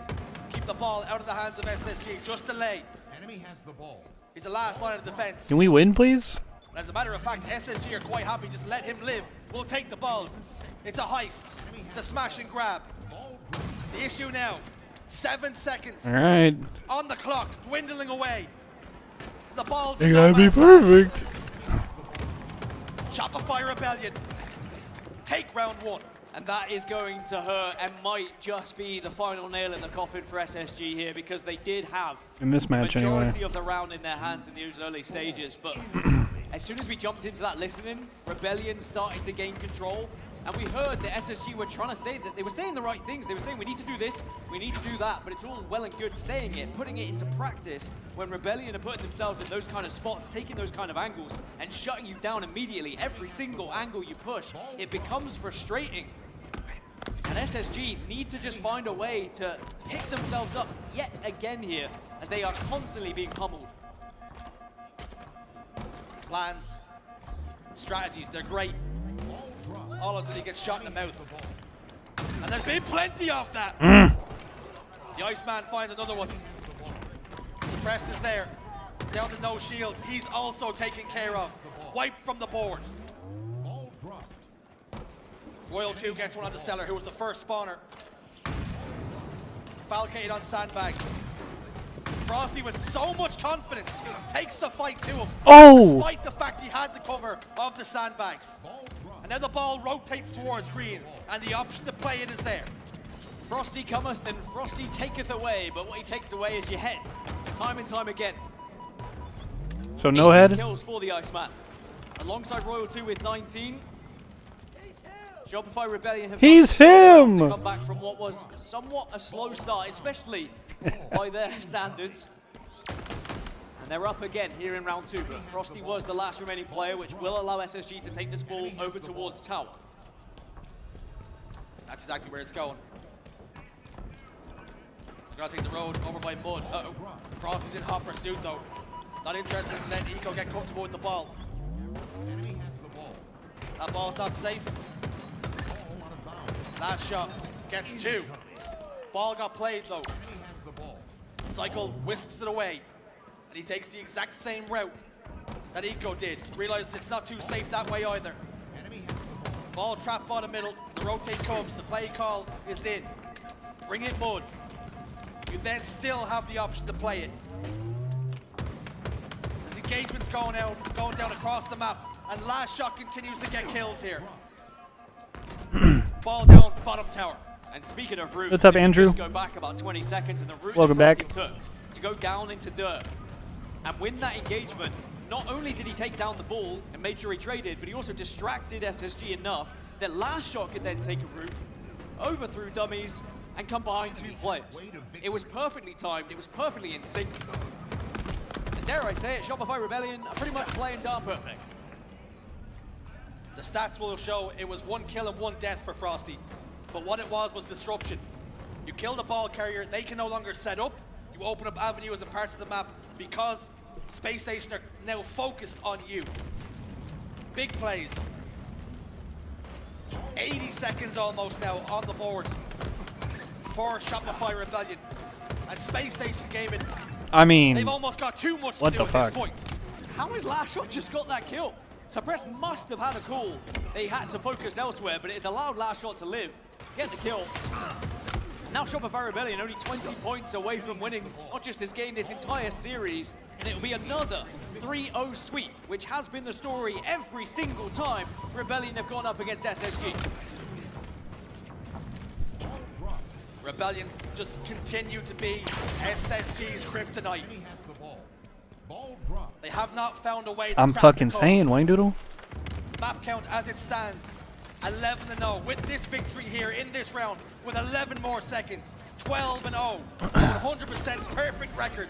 That's exactly how they've played. 3 dead for SSG. I mean, they've not just been kryptonite for SSG, they've been everyone's kryptonite in this tournament so far. And Cycle looking to see if whether he can put the final seconds on the clock here. Final moments tick away. A bit of nade damage, not enough to take him down. And Shopify And they get it. Rebellion complete the clean sweep. Shopify 3-0. And it's yet another Jesus, brother. winners final that Shopify Rebellion will find themselves in, and they will await TSM or FaZe to try and get into, again, a grand final here at a major for the HCS. And the way they're playing at the moment, I wouldn't want to go up against them. Doesn't matter who's on your team. They are in championship form, and they are looking like the best team at this tournament. But they haven't faced everyone yet. Have to remember that. There is still a FaZe or a TSM that could potentially test them here. But everyone else that's got in their way has been brushed aside. Alright, let's see what else we got going on. It's about dusting yourself off, licking your wounds. Okay, bro. Is there actually... Did they turn off the other streams? Or am I tripping, bro? No, they didn't. Our streams are just fucked, I guess. Okay.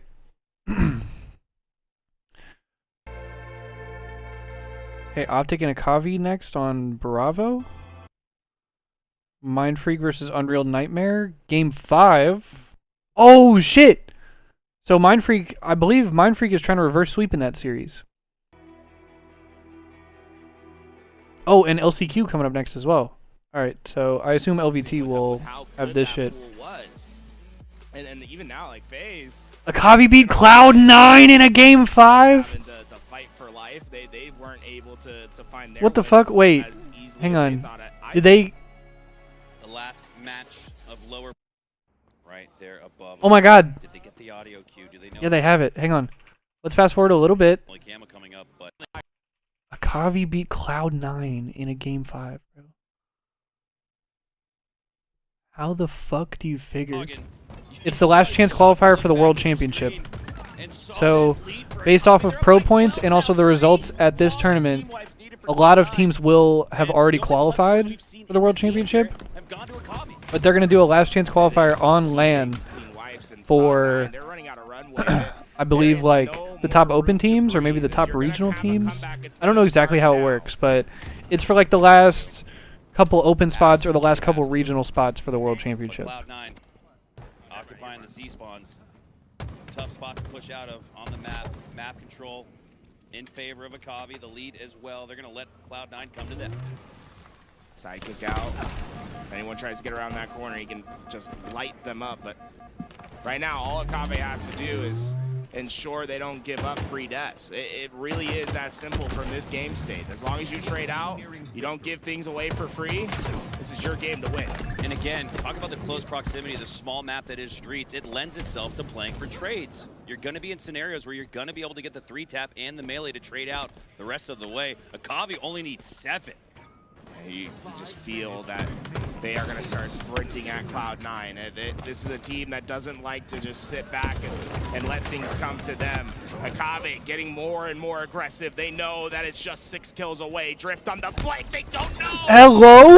Oh, that got close. International competition has been so close. Wait, yeah, I want to see the pop-off, bro. To securing a top 8 finish, it looks like Akavi might just do it. 5 kills. Leor working his way back. He did 14 and 7, double positive. He has 12 assists to go alongside that. Leor, this is MVP. Unbelievable. Responsible for 27 of the slays. That's damn near how many Cloud9 have put up. Dude, that's a crazy stat line to have in a Game 5 elimination round. Like, Leor just came to fight. He came to play. They know.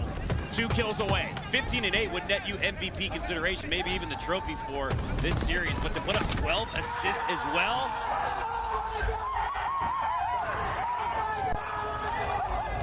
They done it. Put him in the trash. I know what that translated to. Or at least your trash. He said, fucking shitters. History once again embraces us this weekend as Mexico, I believe. Look at Hishek smiling back there. He's so happy. Just got their first top 8. Oh, man. Akavi. Reverse sweep. Look how much it means to them. They definitely just got their first top 8. You can just, the body language, the tone, the jubilation. It's definitely a historical performance that we're witnessing from Mexico. Props to them. Vamos! Think about the drama that went down with this roster after Salt Lake City tapping buttons had left, gone to the competition. People thought, hey, that's the death of Akavi. No. They make do. And the champ goes, vamos, vamos, vamos. They are one step further into the tournament. Top 8 secured. Now standing in their way is an Optic Gaming. The death of Akavi? No, it's a rebirth. Oh, sick. Not guaranteed for All right.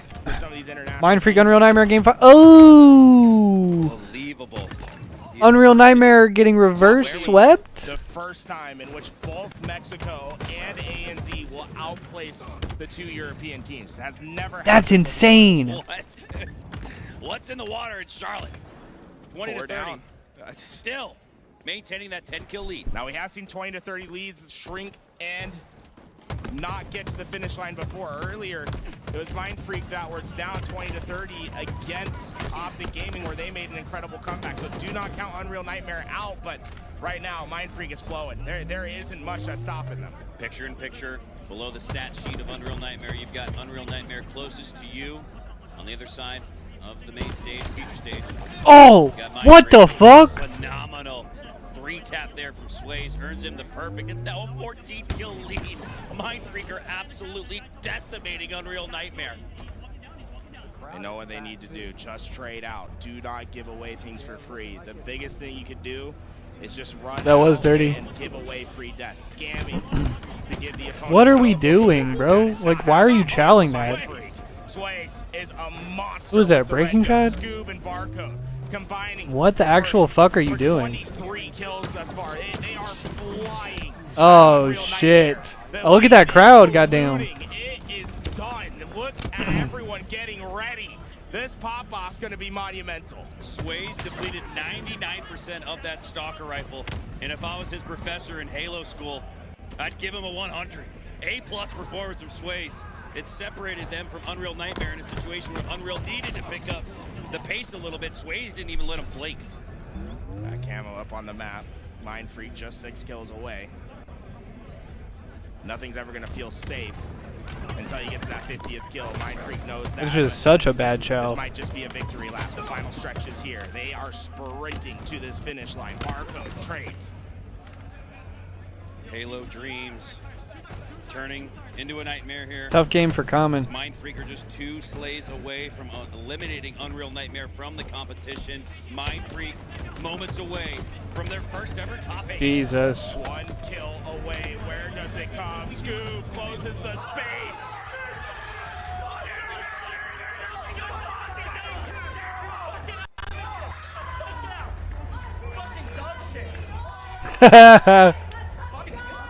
And they celebrate. They've done it. Top 8 from the boys down under. The Australians. So is that top 8 for Mexico and ANZ Sways have finally done it.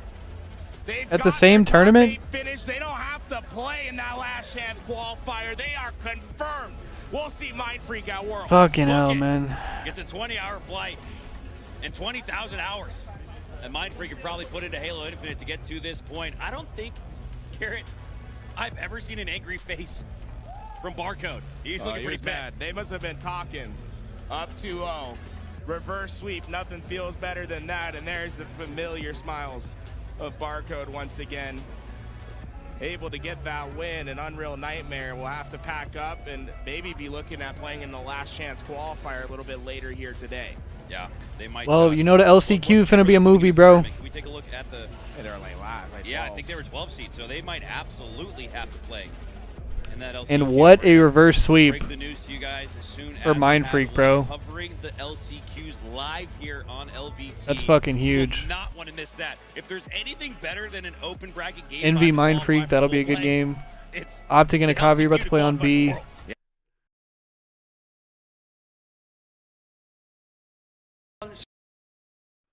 Let's check mainstream. Waiting for them to see if they can actually take down the Okay, biggest nothing on opponent we mainstream do yet. have here in the HCS, and of course that's going to be FaZe versus TSM. That's going to be coming our way next. But what can you guys get Okay. your hands on for watching it? Well, FaZe TSM is about to be on main stage, it appears. Optic Akavi. Okay, Optic Akavi on Bravo. They have not started yet. We just watched Mind Freak and Unreal Nightmare in Game 5. D-Stream. Okay, that's going to be the next thing. So, nobody's playing right now. Okay. That's insane, bro. At the final open event, top 8 placings from Australia and from Mexico, bro. Which, is that... Did they say that those are like the highest international placings in history for both of those? Because I know, I'm pretty sure I know for sure Australia has never gotten top 8 in an international event. I assume it's the same for Mexico. But that's fucking sick, bro. Congrats to both those teams. That's fucking sick, bro. It's actually fucking sick.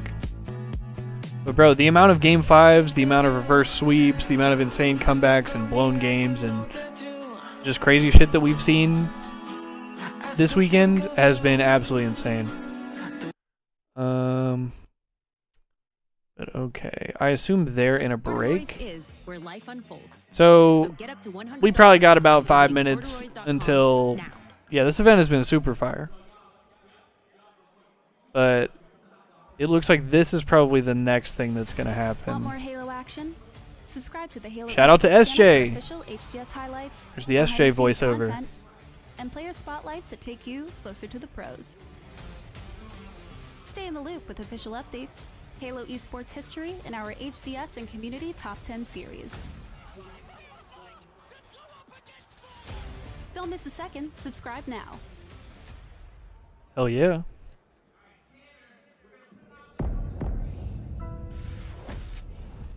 Alright, we'll just stay in the mainstream for now. A cup of water. Oh, are they just showing off Spartans?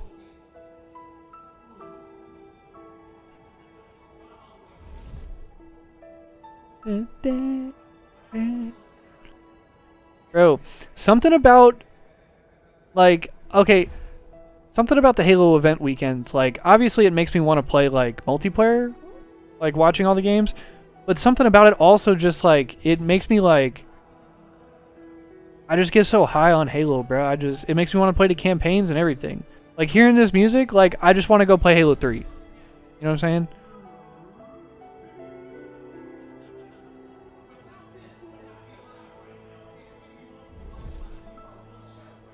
That's all it was too. Whenever we went to like anytime I go to Worlds, and you know, if you've been to the World Championship, you know, but the entrance to the World Championship for the past, I mean, since it's been in Seattle, everyone that I've ever been to, they've had like the Hall of Halo that you walk through, and it's got the banners of all the past like World Champions and National Champions going back to the Halo 2 days. They have like screens lining the hallway that's playing like footage from all the past National Championships and World Championships. There's the fucking statues of like all the Spartans and shit, and then they're just fucking playing the Halo music over the loudspeaker. Like something about it, bro. Something about it.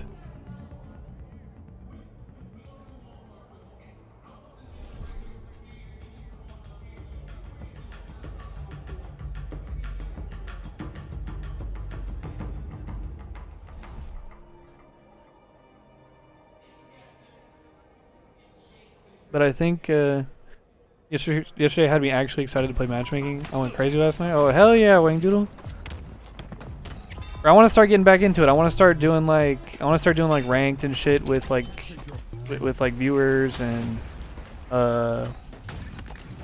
it's about time for us to revisit some of the Halo campaign stuff.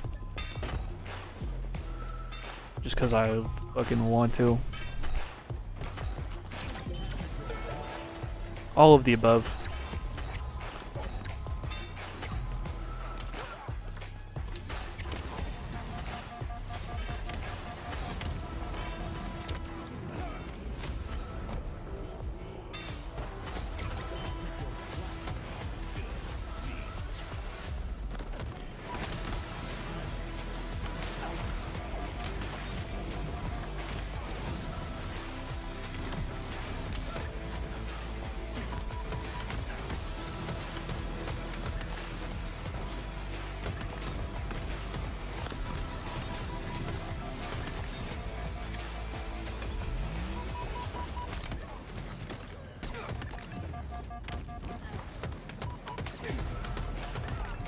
Yeah, that he low-key got shit on bad right there.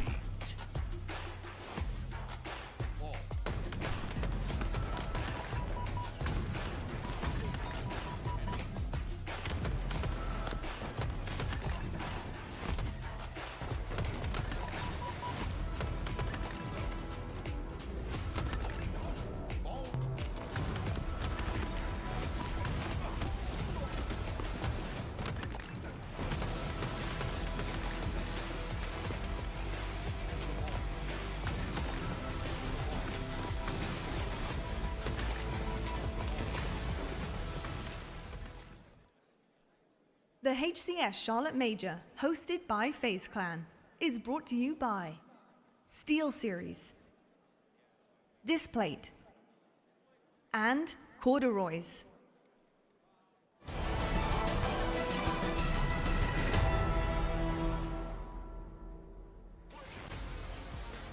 Well, folks, no matter where you're traveling from, where you're watching from, all signs lead back to Charlotte, because this weekend we have our final major of the season. We're very much into our Saturday, day number 2 in the championship bracket. There's some young guns as well on the sticks who are hopefully one day in the future going to be up on that big stage with the big lights, with the big dogs. And talking of big dogs, I'm joined by 2 of them. I got Sniped Down and Why Not Be Casting. Hello, boys. Welcome back to the desk. We're here, of course, for the Halo Championship Series hosted by FaZe. And speaking of the devil themselves, they're going to be on that main stage very shortly, going up against TSM. This is going to be your winners semi-final on the other side of the bracket. And of course, we saw Shopify just managed by the skin of their teeth. It really was quite close and pretty crazy, to be perfectly honest with you, heading into, of course, that winners finals for tomorrow as well. If you didn't know already, I was joking. And if you didn't know, you need to go watch it, because it was unbelievable, that series, especially Bro, no way. Shopify fan. But let's talk about this matchup, because of course we have FaZe, Yo, chat. who are really trying to I wasn't dig tweaking. for their Hold up. hometown. They're here at their own major, going up against TSM. And TSM, honestly, I'm pretty impressed with the journey that they've been on. I think, honestly, we came into things thinking that it was a little bit disappointing, a little bit lackluster, but they've proven us wrong. Yo, so chat. I expect this to be a much better series than I think I would have literally yesterday. Final I've seen boss everything I Saiyan need to cameo know at about HCS TSM, but Charlotte. FaZe is where my questions lie. How are they performing currently?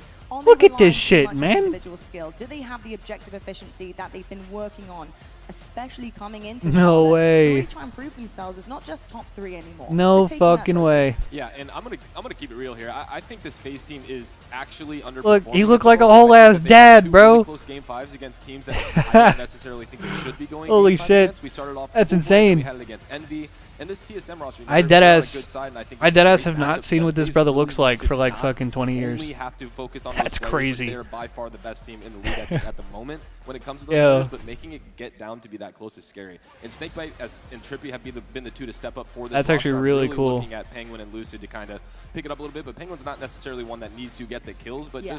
just a little more out of him, and I think this team will be well more balanced. 100%. I really do think that Penguin thrives. You look when the rest good, of the team too. are kind of firing on all cylinders, and I think that's what you're going to see from a teammate who really fills in all of the blanks, which, quite frankly, are crucial to winning a series, crucial to be able to move as a unit. And Penguin is somebody that is so imperative to the team.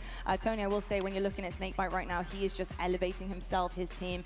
A couple of situations that we've seen so far this weekend where really he has saved the day. Quite frankly, he's been the hero that the team had needed. Don't want to see that anymore. It's funny coming from me saying that, but I don't. I want to see a fully cohesion of this team. I want to see a machine well-oiled. How are you feeling about the general, though? Because he has been supporting so well.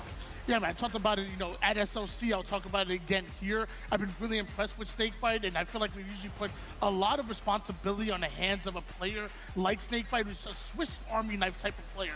Whatever the team needs him to do in order to win, that's what he does. If he needs to play more objective, he'll step up and do that. When his team maybe is slacking on the slays a little bit, he'll drop a 2.0 KD out of nowhere. Linker It's a lot of time. responsibility to have on your hands, but players like him and even like a legend on the Optic, they are very valuable to their team. Certainly are indeed. He's been godlike for sure. But Snipedown, I've got to say, how important is it for a teammate like Trippy to really step up to the mark? We saw him do that in the last series, and I felt like, yep, there he is. Big game Trip. That's what we've been expecting for this roster. It's so important to not have one person doing it like Optic, had Renegade earlier on, really saving the day for them too, but to have that support role as well. Slaying is so important to open up the map. So Trippy firing on all cylinders is going to be so important in the series. Yeah, absolutely. And Trippy is one of my favorite teammates I've really ever had. He also does anything that he needs to do. He's very good. Him and Snakebite are actually incredibly similar when it comes to getting power-ups and power weapons. They're almost always on that. Trippy, year one, I thought was the best player in the game due to his control of the power weapon. So, I mean, I'm looking at him and Snakebite again to kind of control those areas of the map. And honestly, Trippy's just evolution as a player has been so phenomenal to watch. And I think, last year it was a little hectic, but right now he is cementing himself as one of the best players in the game again. 100%. Trippy has been phenomenal, and I love to see him continue to shine, especially in our final season that we're seeing here. On the flip side, though, talking about somebody stepping up to the mark, has to be Tarlik for me. I have been talking about this guy for so long now, but he really is the lead on TSM for me. Yeah, I've always thought I Tarlik think, is again, the another kind of Swiss the Army best knife, player but on really TSM. producing the slays that are needed as well to keep his team in it to win it. That brother Tony, is talk gross. to me about him and what he does for TSM and how important it is for him to also have an incredibly good series here as well.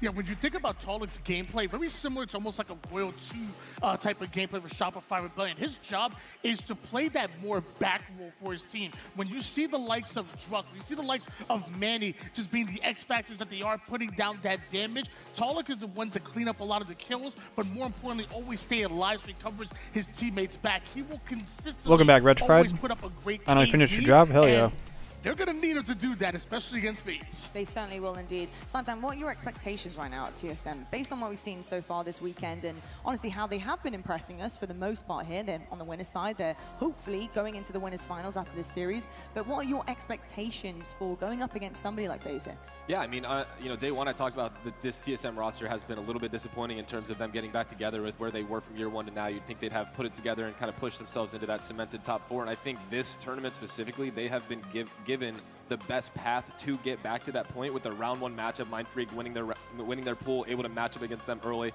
They win that series. Now they get honestly a favorable matchup against FaZe Clan when it comes to play styles. FaZe Clan likes to play a little more well-rounded teamwork game, and the TSM roster is that scrappy team, kind of similar to the Envy roster, which they just went to Game 5 with. So I do think that this could be another one of those series, but if FaZe finally did put it together, we could also go and have another quick one. 100%. And I'm just looking right now at some of these like statistics over this tournament so far.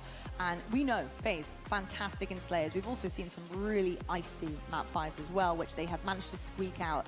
I will say though, when it comes down to some of the objectives, Ice in it's map still 5s. a little bit questionable. I mean, I'm looking at Stronghold. 6-0 in Slayers TSM is have crazy. a What the 3-0 fuck? record on this in the tournament, and FaZe and Norton 2. I mean, there are a couple of question marks coming in here, and I think in terms of TSM, I think they can start to squeak away with a potentially good layout for them. Tony, my big question is, do you have the layout? Because I do not have the layout. How is it looking? Who is it favoring? To be honest with you, it really is a bit of a toss-up. That game number 1 CTF. All right, I'm gonna go put my food up. Really Give me just a second, doesn't y'all. favor TSM whatsoever. It's kind of similar to what we had in the last series, where it's just not a good record for TSM. Meanwhile, FaZe are undefeated, similar to what Shopify Rebellion were at this tournament. So far, Capture the Flag Origin not going to be the best for them. The good thing is Slayer is going to be a huge test for TSM. Both of you are undefeated. Both of you have been very good Slayer teams so far. So even if you drop that game number 1, game 2 is a great way to bounce back and to reset the tone in the series. I couldn't agree more, and there's me harping on about Stronghold. It's not even in here, folks, so ignore me fully. I will say, though, I had my own Lattice as well. I think Lattice can kind of be a little bit of a kryptonite with FaZe, so I'm interested to see how they also have improved there. I have seen currently one situation when they have won on Lattice, and it was looking really, really good for them, but you know, consistency is key, right? That is the name of the game here. That is what we're looking for. Do you think right now, Snipedown, FaZe are consistent enough to continue this run and do it on the upper part of the bracket? I think with the teams that they've been up against, they are giving themselves the best chance to gain the consistency when they, you know, hopefully for themselves make it to the winners bracket finals. I think all of these matches are going to be those, like, the matches that need to get them to where they are, because right now, if they were to match up against Shopify with what we've seen, I can't necessarily say I'd be very confident. So honestly, this is one of those major turning points, because this is their last match of the day if they win, if FaZe wins this series. And that is what is going to be building their momentum going into the match tomorrow. Based on what you said there, because I am there with you, I fully agree. I think it would be very tough right now to face a team like Shopify this early on, and especially for FaZe, who I think actually really do excel on momentum. I think that's something we have learned about them in the past 2 events now. How valuable are reps for a team like FaZe, do you think, who are still trying to adjust and grow together and can do it on the fly, but having multiple series in order to do it and different teams to go through at different levels? How imperative is that for when you do face a team like potentially Shopify in a winners finals? Yeah, I think it's hilarious when we talk about how matchups work, because matchups are such an important thing. And with this FaZe roster, they have done such a good job of just powering through. We talked about how their discipline and the way Snakebite, you know, manages his team and how much work and effort they put in, probably more than any other team when it comes to that. And I think it really was just a slow start for them with the play styles and the players on that team.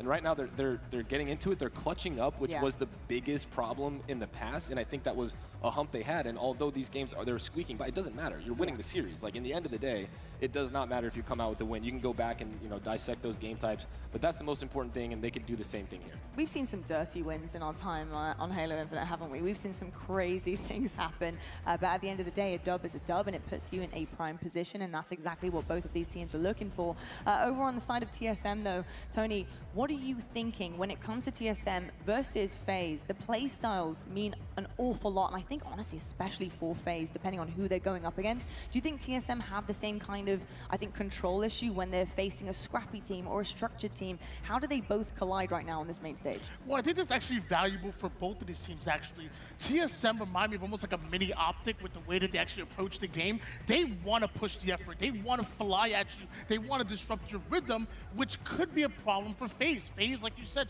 want a very structured game. They're really confident on their angles, their positioning, and ultimately their half-court setup. Well, it's up to TSM to use that speed, disrupt their timing, and it's up to FaZe to find out, can you lock down the map like you're known to do?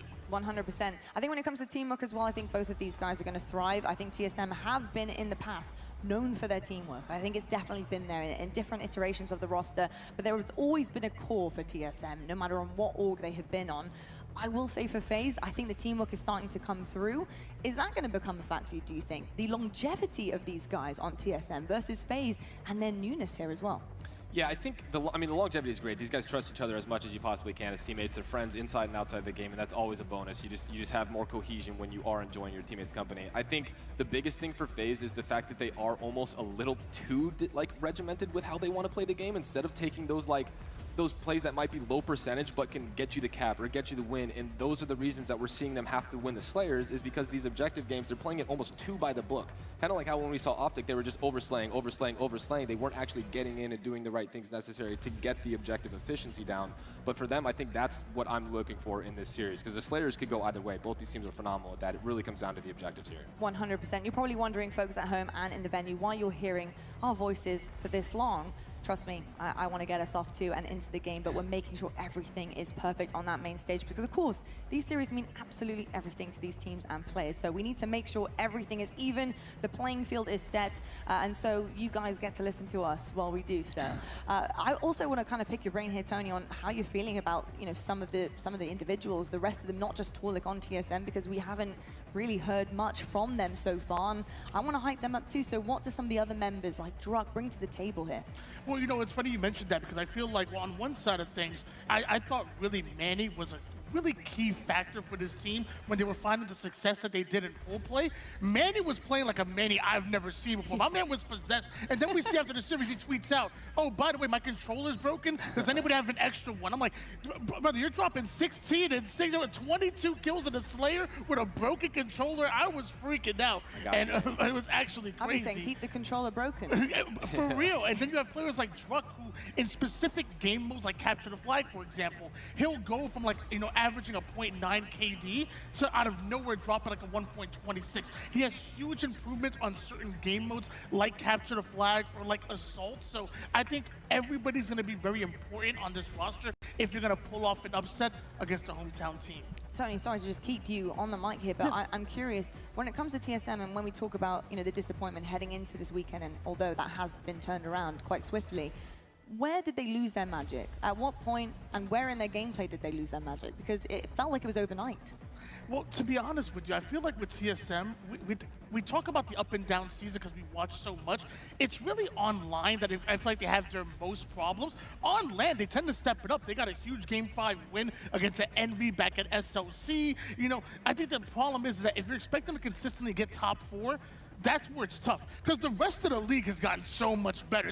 It's not so much of TSM's taking a step back.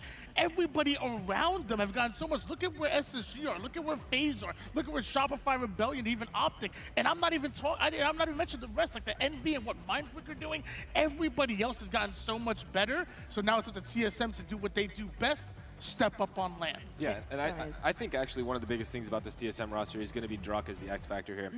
We talked a lot about Bound early on, and I think in terms of playstyles, Druck is very similar to that, where he can get a bit ahead of his team, and they can kind of, he controls the pacing with his momentum, because he is by far the fastest person on that team.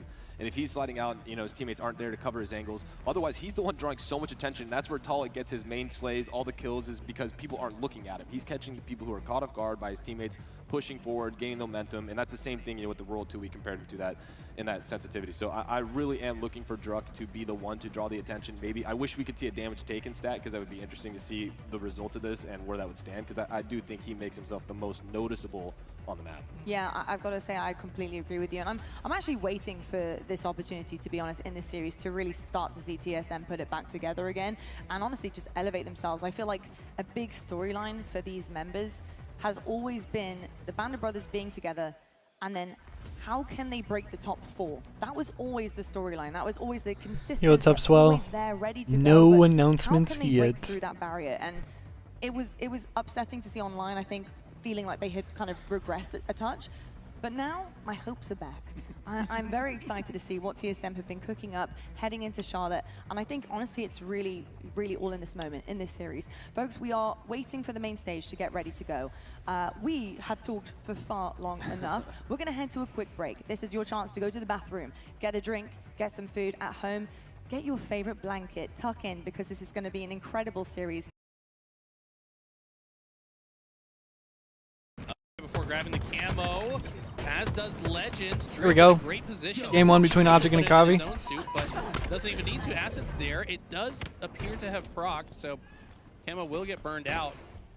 But Akavi just keeping up with Optic Gaming very impressively so far. Quickly approaching the end game. Just 10 seconds left until we're there. About 4 minutes left on the clock. We're still tied at 0, so this is going to be a 1-0 game, Eli. I think you can almost book it. Whoa. What the fuck was that?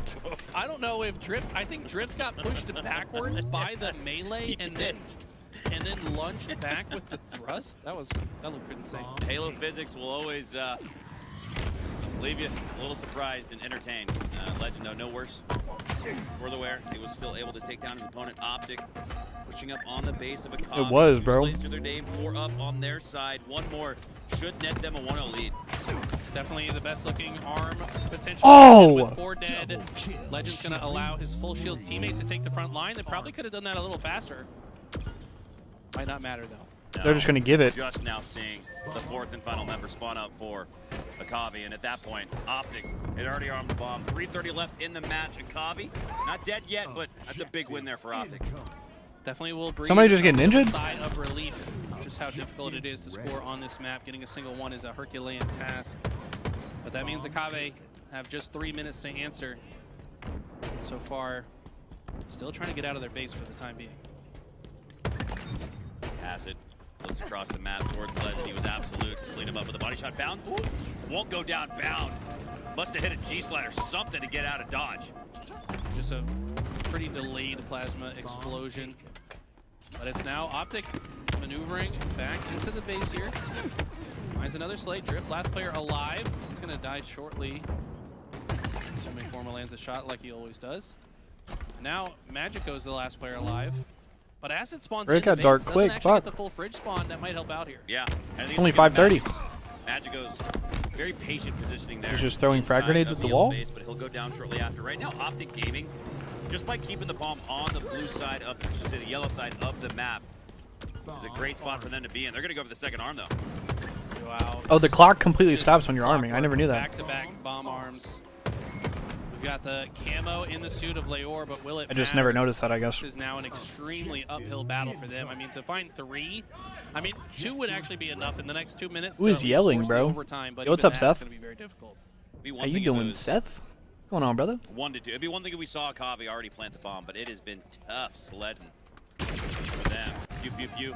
Coming out from the plasma pistol, cleaning up with the fist. Onto bound is Luor. Momentarily taking space, the top side of Aquarius. Still has that camo to work with. Threat Seeker illuminates Renegade. That's a free back smack for Luor. He's got a couple stickies in his pocket. I think he's got precarious things in mind with these stickies. Hell yeah, Seth. There it is. Have you been watching any of this tournament, or are you just as well now, with some like, base. just now Okay. checking in? This is possible. This is going to be a cap. And with 90 seconds left, it's just 2 So to this 1. it will be a 2-1 game. Do this. He's going for the slay with the plant. Did he get it? They got to finish that with the kinetic weaponry. They don't plant the bomb. They didn't get the plant. Because of it. Renegade had a perfectly placed grenade and finds 2 in that situation. They didn't get the plant. No I think that way. that just spelled the end of the game. because now they're literally just going to hide in the corner with this bomb. I mean, this is brilliant Oh gameplay right here. my god. Territory for Akavi. If you What were the directly fuck, involved in dude? The bomb being planted, maybe you're on the respawn screen. Just or gonna on the watch other side live, of but the I saw some highlights and on you look down at X. the scoreboard, you're Oh, probably word. asking your teammates, Yeah, this has "How been the hell an are we not absolutely down 1-2?" insane event. There's been some this crazy is, ass series, ton of upsets, ton of like game fives and Literally play keep insane away, just try to games keep and the bomb out comebacks. of Akave's hands for the rest of this game. That was Yeah, absolutely felt a dagger, like their one bro. chance. Keep themselves alive in this game. Gonna have to start thinking about game. I'm trying to figure out who's yelling. I wonder if we're hearing another side station or if we're hearing like the FFA or something. But you gather momentum at the end. You take something from game 1, you can take the game 2 with pride. Instead, Akavi still staring at the goose egg. The Renegade continuing to slay out. He will trade out, but not before earning the double kill and the spree. I don't think they'll be hurting too badly though. You know, of course they would have liked to get that score, but I mean, it practically was a score. And they've held on and played very close with Optic throughout this game. And the Slayer category, it was basically even for a majority of the game until these last few minutes. It was. Yeah, I checked in when there was like 4.5 minutes left and it was a tie game. Yeah, about a call it 10 And kill Optic just disparity here for turned the Optic fuck up. Gaming. And I think that makes sense, turning those 2 team wipes and then some into 2 scores as Optic Gaming take game number 1 from Akavi. But we saw some life from him. Saw some life indeed. We saw Leor making some great plays. Yeah, Made bro, great plays somebody across the is board from the squad, screaming. but That Leor cannot be felt one like of a these standout. matches. Going into live That's got to be fire somebody in the Slayer. FFA or like Gotta be free play honest, or something like that. Optic extremely strong on this one. Also, fuck, I didn't look at the map set. I don't know what next map is. All Let me year grab another long, drink it though. has been the Slayers with the lower seeded teams Also, having I don't know the why the stream keeps doing that little flicker static thing. That's not me, that's on the stream. I don't know why it's doing that. A-N in all caps.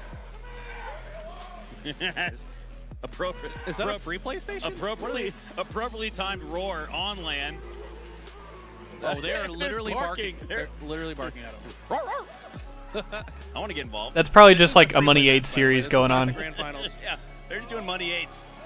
Yeah, there it is. Energy is electric here. I was gonna say they're probably just playing 8s on land, yelling at each other. Because I was like, none of the pro matches are going on right now. There's no if, Eli. You got to be there, man. Don't give him the out.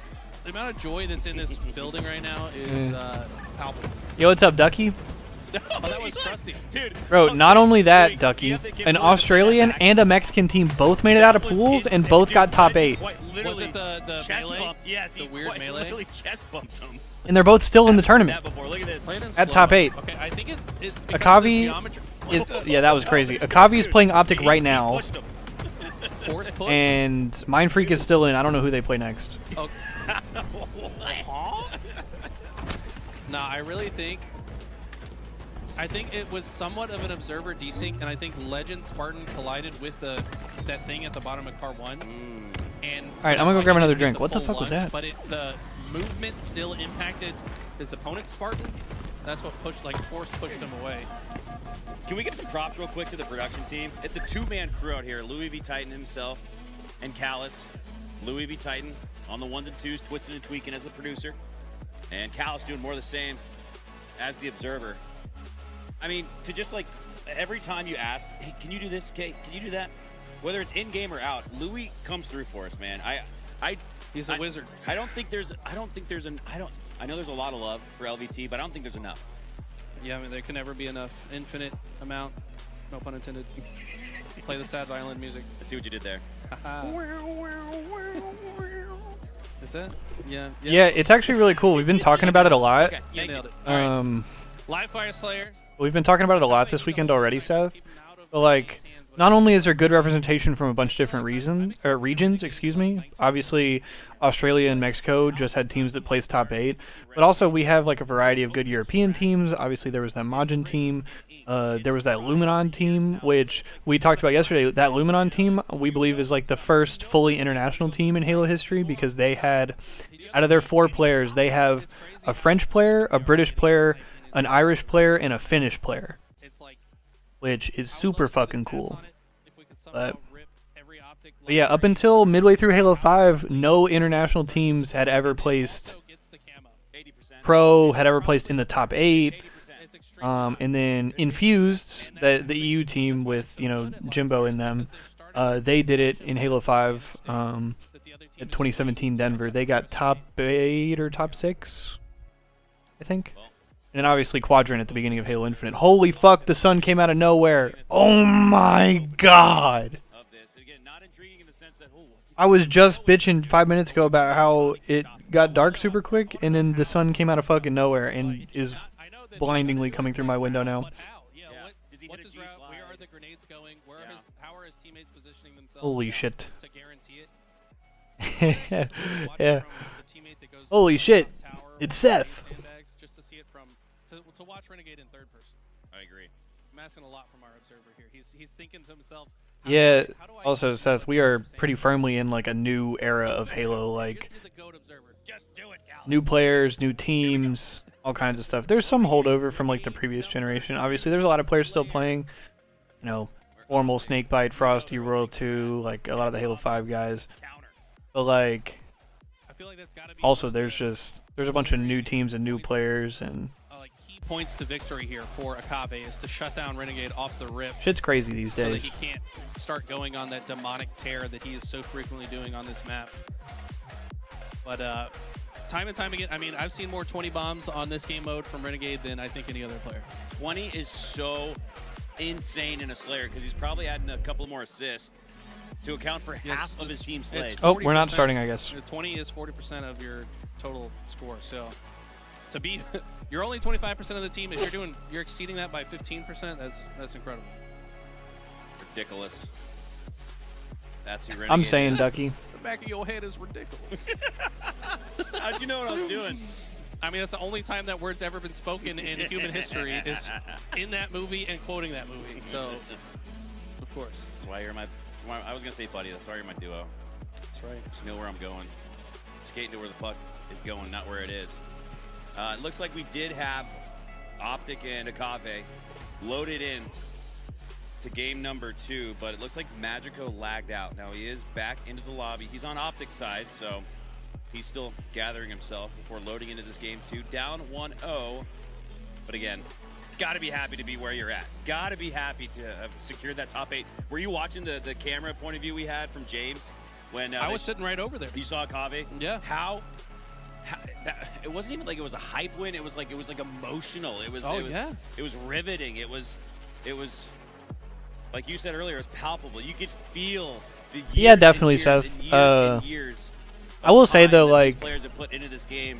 obviously Infinite didn't necessarily turn out to be what we wanted it to. I mean, same but with Mind Freak, it was but also there's a lot more things at our disposal these days compared to what we had like at the end of Halo 5. Because like through the grassroots program, like we do a lot of community events and play dates and watch parties, and there's tournaments and there's online tournaments, and we got the Twitch drops and all kinds of different stuff. Whereas in Halo 5, it's like once Halo 5 ended, we just there was nothing for like 2 years, right? And so we just had to like, especially for like content creation and stuff, you just kind of had to like come up with stuff to do.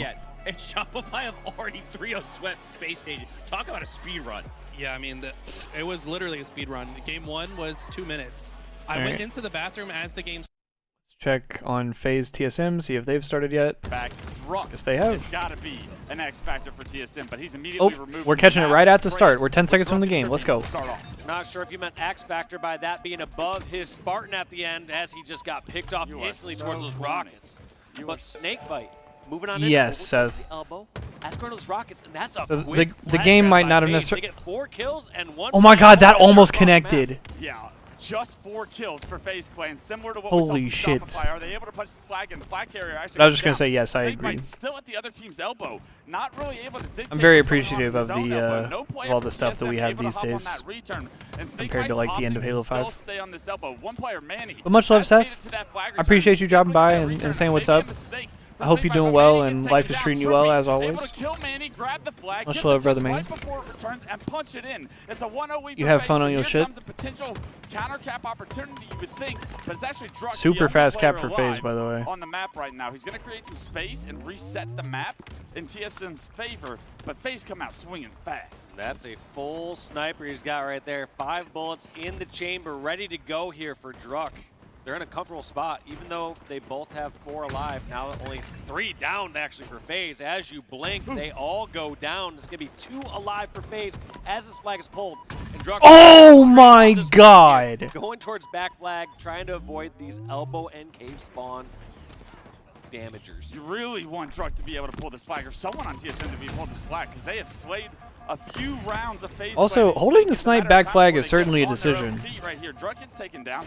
Because he lets them spawn in the cave and on the elbow next to him, and then he's just kind of in a pinch. From FaZe Clan, and maybe if you're Druck there, after you hit that beautiful shot in cave, you think about running that flag, because right now, you kind of get a reset of the map, and all of that's a wash. I'm actually really surprised there wasn't the pull there, because sometimes when you're in doubt, especially if you pull off a kill like that, you don't just assume the team has the perfect setup as they're coming off spawn. You don't think they always have the guaranteed angle, but it felt like he gave them more credit than they deserved. Yeah. He just instantly went towards the back of the base and is trying to wait for his teammates to come in for the next pull. Tall is going to be overextending towards the flag. Trippy finds him, knocks him down in a shield. Easy kill for Penguin to pick up. Unfortunately, another Trippy cap goes for down. FaZe. Though, it's another overextension on the elbow side. That snake bite amongst all the chaos has been running the flag, and now FaZe find themselves up 2-0. The second pair of rockets just came up. TSM just has no idea how to handle FaZe right now. Have situation to get these rockets, because they find themselves in a deep hole here already in game one. This is frustrating for TSM because they're not getting outslayed. They're Oh, damn. And they're running it again. Pulls every single time from FaZe, and they escort it along the runway every single time. Oh, nice run. I love the tech. Pushing this all the way back towards his elbow. Missed the last slide, but it's all good. Already back to his flag, and FaZe giving you I mean, Jesus. Shopify Rebellion impression in this game so fast. You blink, you go to the bathroom, you go get your popcorn from the microwave. The game one is over. FaZe Clan. Yo, Chad, does anybody actually have popcorn in the microwave? Clinical. So efficient there. That would be fire if you said that and somebody actually was like coming back from the microwave. You're like, what? Flag.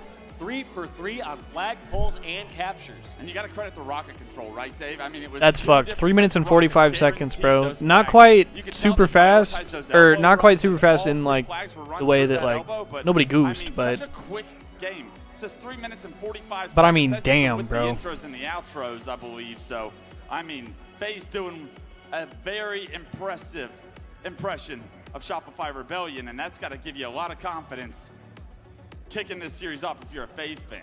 Yeah, I honestly had a couple question marks of FaZe going in the series. One thing that Snip3down and many of the analysts have brought up as we're going through matches, they've gone to a lot of game 5s. They've gone to game 5s against teams that we don't feel as the same caliber as FaZe or as TSM. So what's going to happen when they fight a team like TSM? And we got our answer here.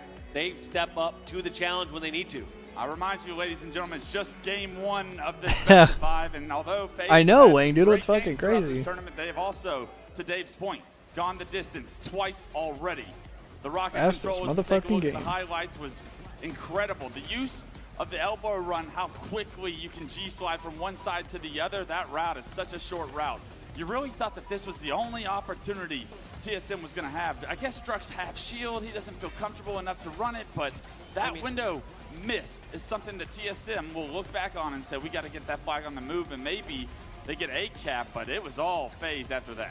Yeah, I was going to say, their question isn't as much, how do we get that one cap there? The question is, how did 3 caps happen in that time frame? It felt like that replay was basically just watching the entire replay of the entire game. As TSM prioritized the snipe side of the map, I feel like FaZe was favoring the rocket side, and they were just quicker to the flagpole. FaZe did just enough on the snipe side to defend overextenders to stop them from going in, and in the meantime, you had multiple members of your own team overextending towards that elbow, getting that flagpole, and once it gets going, it gets scary for those angles.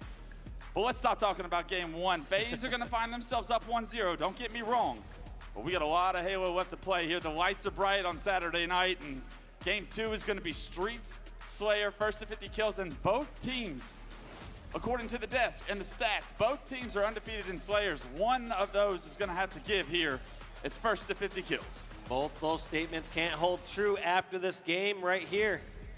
And you know, after a little disrespect on TSM there, a little bit on the objective play, they're saying, hey, you guys want to step outside, take this one to the streets? How about this next round? But you don't seem to be laughing so much anymore on this challenge. Yeah, we'll see if they do a better job here.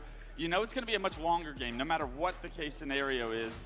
And FaZe don't have the opportunity to really prioritize an objective and manipulate how they want to finesse TSM around this map. TSM get more of an opportunity to play on their own terms. What are you looking at from TSM strategically to kind of counter what we know of FaZe's play style on a map like Street Slayer? I mean, they just get to play their lives. They get to hit the gas when they need to. Yo, look at this shit. Hold up. Look at what these motherfuckers just sent me.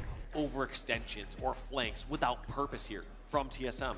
No, there's no reason for them to charge without purpose. So we're going to see them playing a bit more around the camo. Shit, hang on. We're going to see, believe it or not, a much longer game than a 3-minute game that we saw from the objective game in Game 1. We're getting an overview of live fire, but make no mistake, ladies and gentlemen. These the fucking series idiots. layout did say Streets, so I'm going to continue to believe that it is Streets. And as I see just in the corner of my shout eye, out to the boys. Street Slayer loading. I'm excited to get into this. Shout out and to the plays fucking for me boys. to watch on the FaZe side, Dave, have got to be Trippy and Snakebite. Yeah, we actually have had the fastest flag games ever today. Alright, finally getting into this game 3. Let's lock back in. What's up, Baskeva? Sorry if I said that wrong, but what's good? Eli is actually at the tournament in Charlotte. He's literally at the venue watching the tournament Just live. trying to make his way through tires and get a flank over on the camo unsuccessfully. So we are holding it down on the streams this weekend. I'm Clay. I'm Reclaimer. I'm another grassroots guy. So Eli and I normally watch party these tournaments together, but he wanted me to stream on his channel while he was gone. Yeah, looking like TSM wanting to wrap Just up so y'all would this have series with some like a action, watch party to but watch. Not doing it in some of the correct ways. Feels like there's some, like I said, there's ways. But I appreciate the follow as well. aggression that Also, can was be it Baskeva or more Baskiva? concentrated and safer versus just Which G-slide way? now Which way should I and say trying it? to fight the first value you see. Yeah, they need Trying to to make sure I find say it their right. footing. They need to do it quickly. Removing Snakebite with that camo from the map. You said is a who great knows? start. As SoulSnipe picks up a kill on the Trippy, makes it just a 1-kill game. Yes, Tripticon. That was Eli, Luke, Hidden Xperia, and Nick. Up at this situation, they know players are overextending towards the tower, and they're going to wrap this map. But you got to be careful because there's so many All the angles homies, bro. that multiple players from TSM will have. Now that control is in their favor. Here comes Druk. G sliding in like Druk does. Can he buy some time? No, Druk needs a nade, and that's usually a bad sign for TSM when Druk dies first. Yep. Also a player flanking in from the ATM. Looks like Trippy's able to get into a 1v1 scuffle. It was a randomly now. generated SoulSnipe, name but for he's my running first for his WoW life. account. I've just He ran has with to feel it. like he's That's lucky actually he fire got though. numbered. You'll He take gets that a trade. great trade. Yeah. Trippy knowing That's the actually dope as numbers fuck. advantage there goes for the 'Cause, like, it's a three-shot clean melee name. and trades a 1-for-1. Almost a mistake by many to let that distance be that close with the last. And player also, alive on it's the like, map. Look at how I FaZe mean, tried to get into Tram. at least to Now my they're gonna push knowledge, towards it seems B. original. It's going to be a little bit of a split here. TSM slow the game down. It's cool. I like it. Becomes a stalemate right now. Well, and I guess, how do you prefer it is the furthest pronounced player up then? for FaZe, and he's your player to watch as far as who's overextended on the map. Can TSM solo him out before this camo comes? I don't know. out? See, That will I be think what it's moves just like all a these grass is shots always from greener the stalemate. situation. I think everybody just thinks their own name is lame. Stranger playing patient here. Cause like, And then made it. I originally, Halo my meant gamer tag hasn't always been Reclaimer. Like I, Baskiva, where Yo Raptor, thank you for the follow as well. And I actually like this Snakebite. He needs to kind of rotate to where he can get some eyes on camo, but actually a lot of But like I've gone through a bunch of different gamer tags over the years. I've always played Halo, but originally I picked the gamer tag Reclaimer because your name is Sick Panja. I'll give you that one, bro. Battle for camo is what's ensuing right now. But I originally picked the gamer tag Reclaimer because whenever after Halo 4, whenever Halo was like dead for like 2 years, I switched to competitive COD for a little bit. This one's probably gonna pick here. And I wanted a gamer tag that like referenced my Halo roots. Not able to clear him So I picked Reclaimer. just yet, and what should have And then not 2 years later, I fucking switched back to Halo when H5 came out. And then now it was Eli like, X, hey, you fucking nutty. I'll woo! check it out. And Raptor with the follow for Eli, thank you. I don't know. It just, I guess it feels just a little basic because it's just like some shit from the lore. But also it works because my name is also Clay, so it works. And look at that, just slight hesitation. Bro, deadass Couple swing doodle. sections, ready It to did. turn left to look towards cafe spawns. Gets shot from caution and gets picked off. Great heads up play. But yeah, just for those goes of you to that are show curious, those minor errors, turning the incorrect way for a split second costs these players their lives. Left, right, center. Yeah, I deadass. I'm not gonna lie. He stuck him in the cock right there. I just lost my train of thought, bro. From TSM is clearly a strategy that they're trying to implement. They are You trying like that, to swarm Baskiva? these players before they can really get on their feet. Yeah, I think it's always just like a grass is Sometimes so far, dealing with the greener amount of pressure situation. so far, Like you just always think some other shit's cooler. And I love this play by SoulSnipe. And you see this Yeah, time and it don't time work again that from bad. TSM, where sometimes they'll dive in, they'll create Well, let's some lock action, in a and little they'll bit. dive in 18-14. and go, I'm yapping. You know, relocate over at Tram. In a case like this, you have members of FaZe just Let's freak out, lock in one time. Neon's over at bench. Where? And all of a sudden, he's now the anchor. He's now over at stop. I also got some we've hot seen fries. Great changes of pace so far from TSM throughout this game. That's a great point, Dave. Bless up. Although this time around, FaZe doesn't sit back and let TSM push. It's FaZe's turn to put the pedal to the metal. They pick up 3 kills, only answer 1 back. It's a 2-kill game. Yep, that's exactly right, Eva. The red gun in the back of Commando right now tries to fend off Lucid. Does get a trade, but when you have that red gun, you do not want to go down. Talik was surrounded, however. Still TSM fighting out of Tram right now, but 2 unanswered kills for FaZe Clan will tie this game up at 20. 20 apiece. Druk has a nice flank here. He's going to keep pushing. Notices that he also has someone on C stairs, so now that he's surrounded, he's just trying to get a pick off on somebody. He's stuck. He's stuck. He gets sandwiched. A great job by Snakebite to stay alive. Time gets bought, but in the meantime, Talik slips away with the camo. And that's going to be a win here for TSM, even though they're down by 1 kill. I was a Lucid fan before an Optic fan, and now I'm conflicted. Teammates stay alive. And I like this pressure action from FaZe. Well, Not letting so you're definitely TSM pulling get their pulling setup and for get their push. FaZe in this match Can then, they right? take down Talik before he can get out of there? He's able to get a kill, and that's exactly what I wanted Talik to do. Relocate. He gets great damage on the Lucid. It's going to get a lot of information. The FaZe are all over towards the purple side and Ivy side of the map. And look at the But just overall in the tournament, you conflicted between Tram Optic and to FaZe, go is that what down, you're saying? and TSM continuing to roll now. That's got to be such a comforting feeling, playing on TSM, and as you get damage, just knowing how quick your teammates are going to fly and pick off those kills before the shields regenerate. Oh, no. We see 1 player missing from the scoreboard, and that's usually Oh, not a good sign. no. It was a little bit of control in TSM's favor. And but they I lagged believe out. We're going to get a little bit of a reset. We'll figure out what the score was. It was a very close game. Yeah, about a 1-kill game or so. We'll find out. That's for the TOs to decide. That's not our job. They don't pay us enough for that. Just to get a quick snapshot of the stats, though, Trippy continuing the Slayer prowess, 12, 6, and 5. As they were just down 1 to 2 kills, we'll get an official stat as we get a reset of this lobby. A player did lag out, but, I mean, Trippy continuing to show his dominance in Slayers. What is it about Slayers that allows Trippy to have such success even against some of the best teams in the world? That's a great question. I wonder if he just plays a different level of selflessness in OBJ games. Bro, whoever invented like hot fries and hot Cheetos, support a teammate so much to help. I hope that's not showing on the stat screen, whether that's I hope they hey, doing got well this right extra now, man. touch and flag or rally on the flag or escort this or delayed a few seconds. Those don't show on the stat screen.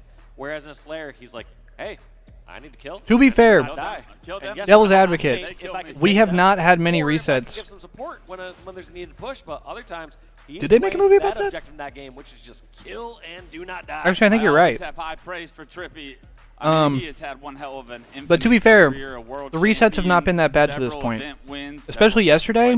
Friday's normally the day we have but a ton of resets. Big moments is why he's earned the name Big Game Trip.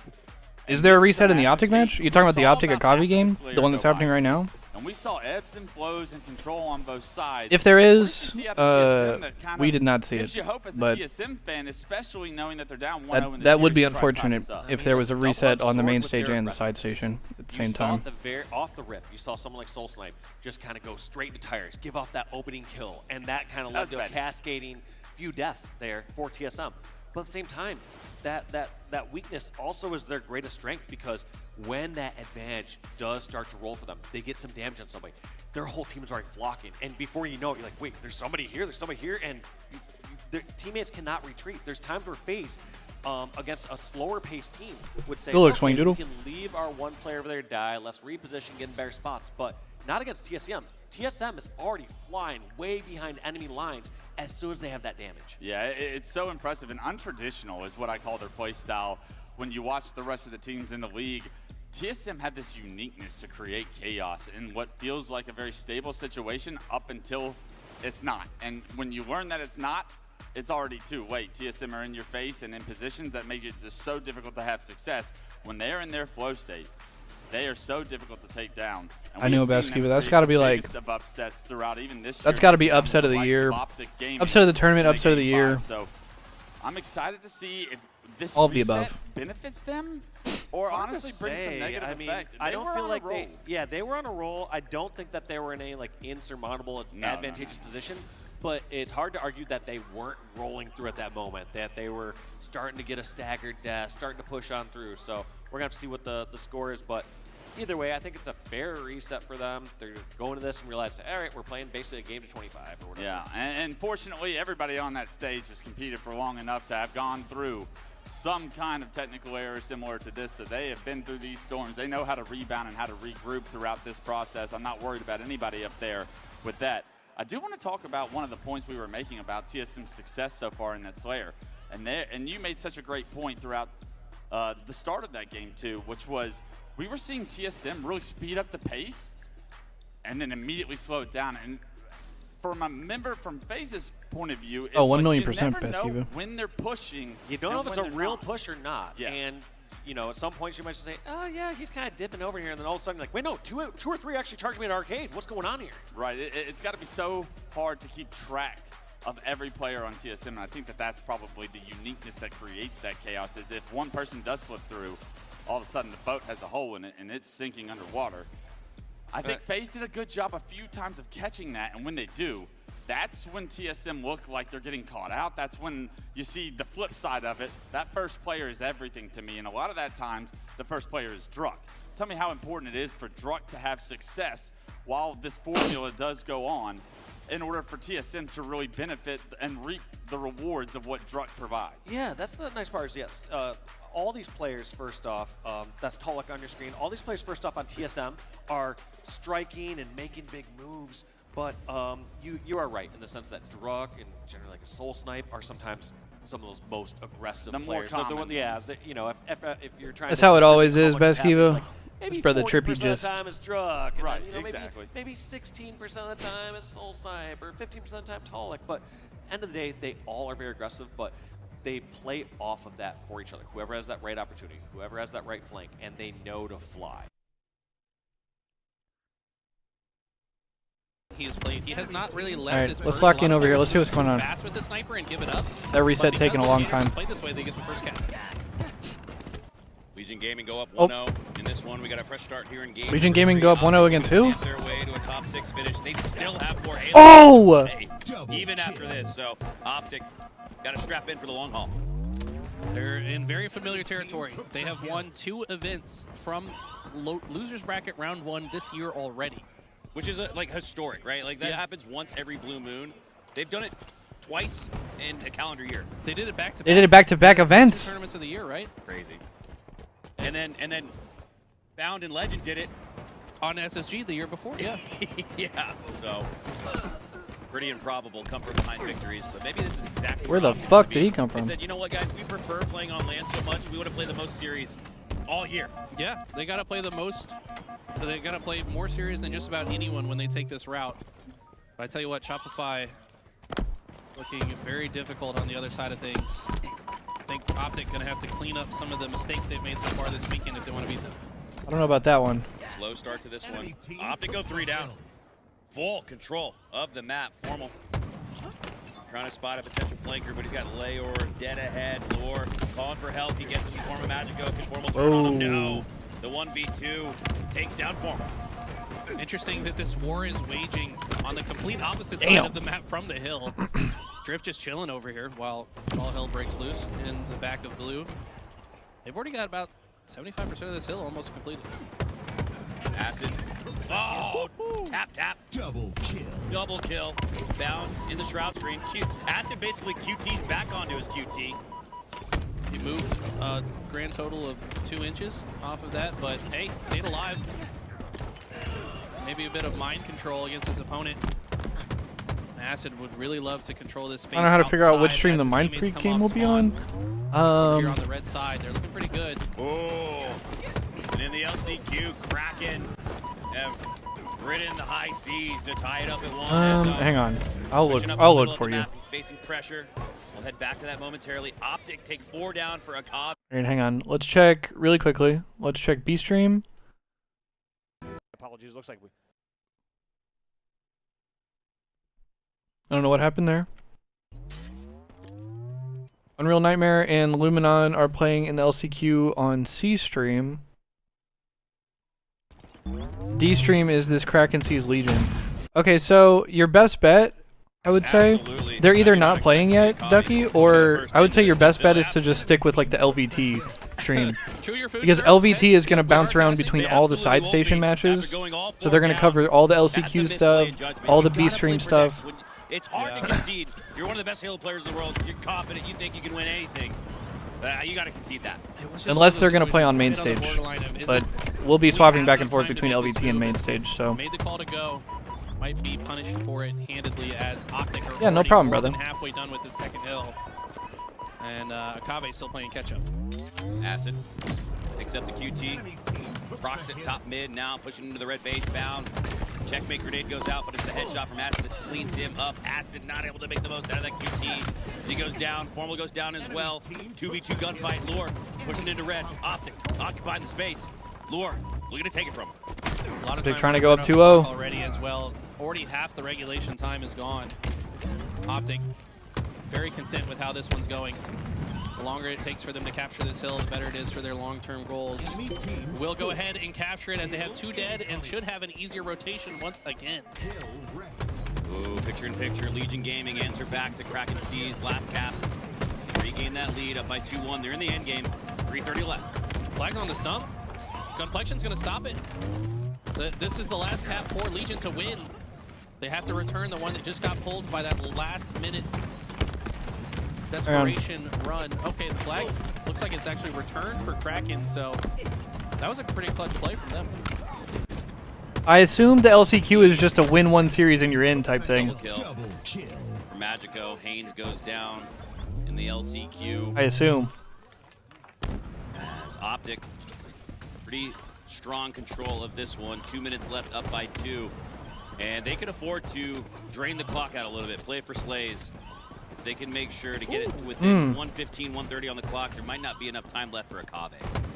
Just watching Zuzi land a nice snipe in the picture. He does get taken down, but I believe that is the sniper of Kraken C's, so he was able to burn some of the ammo of the opposition. Meanwhile, on the left side, Leor finds a double, gets taken down shortly thereafter.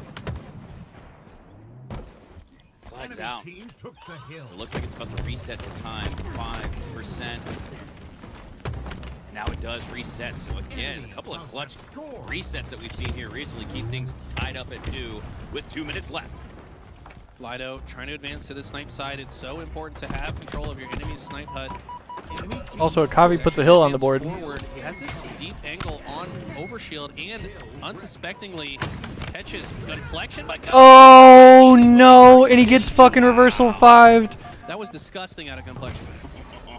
Gunplexion flexing his He just got shit on so bad. Opportunity before him, needs to win 3 more games this weekend to make it not only to pro status. Let's talk about like the ultimate pro status, Halo World Championship status. I think you take that more than anything. 100%. Need to make it. Last chance. These guys have played through the open bracket damn near 100 times and have fallen short every time. This is their literal last chance to make it to a world championship. Everything on the Looking to see, from a strategic standpoint, Eli, if Legion Gaming use offense as the best form of defense. It seems like right now, not to say that they're playing not to lose, but they are set up very defensively. Gators practically a turret on the back of the map. That's just going to afford space for Kraken to push through, and they're going to take that space, but Little Gators, there we go. That was the trap he looked to be setting up. Yeah, honestly, this map more than any other, I'm a little bit more okay with sitting back because you do have these deep angles and you can have great lines of sight to the players that are advancing towards your flag. Plus, the way the other team scores is by controlling your snipe hut. So if you control your snipe hut, they can't really score. Great point. But if you're allowing them to get to your side of Yo, the chat. map, it's probably a little more like. What you guys think about getting Eli on the phone for a little event check-in? With just 30 and 40 seconds left equally. Akabe, do you have the lead? What you think about Radio and Eli in? Their chances are dwindling. It looks like both these games are about to end, and then I think we will one more defensive hole. We'll get this brother in here. With some predictionary grenades, and looks like he was right about when that player would, or what route that player would take, but not with the timing of the grenade. Now finds a grenade kill, make it a double kill. Will that be enough for them to break through, though? This top snipe bridge hill is so difficult to comfortably stand it. Legion Gaming now just 2 games away from the improbable. How many people in the community? Legion thought Gaming and not only Gunplexion go up Gunplexion 1-0. would Make it out of open bracket, but make it to the Halo World Championship. Final seconds here between Optic and Akave, and that will do it. And Optic 3-0 Akave. Sweep. Optic back in form. Probably kicking themselves for how the tournament has gone so far, but this team is so good at learning on the fly. That's why they are so consistently finding their way into the grand finals. Have a long road ahead of them if they want to replicate that same storyline. This is a good start. And props. I got you. once I got again you. to I got you. Akave. We will see them in Seattle in just 3 weeks' time. Yeah, one of those rare scenarios, right, where you can take the L 3-0 at that and feel like you came out on top. Nothing but props to Akave. They deserve that top 8 finish. As The other LCQ match. at another parallel last chance qualifier, Luminon NA versus Unreal Nightmare. Less than 5 to go, and Unreal. Funny you say that, Dave. So this could end quickly. They still have not reset that match. They still have not started back in the FaZe TSM game. With a win on CTF. Was it Facty that was on Believe the Hype? Facty was. Oh, this is Luminon Gaming in A. This is a whole different Luminon team. I'm so checked. Shout out to the homie Brad, APG and Maniac. They're pretty. Wait, hold up. Who's on this roster? For their world spot. Oh, yeah, this is a whole ass different ass Luminon team. Win on CTF. I didn't realize Luminon had 2 teams. Be a given, but Whoops. shout out to them. I mean, they're all here at the end of it. All right. Well, we take a quick break in between games 1 and 2. We're gonna finish this pizza. We'll be right back. Let them know.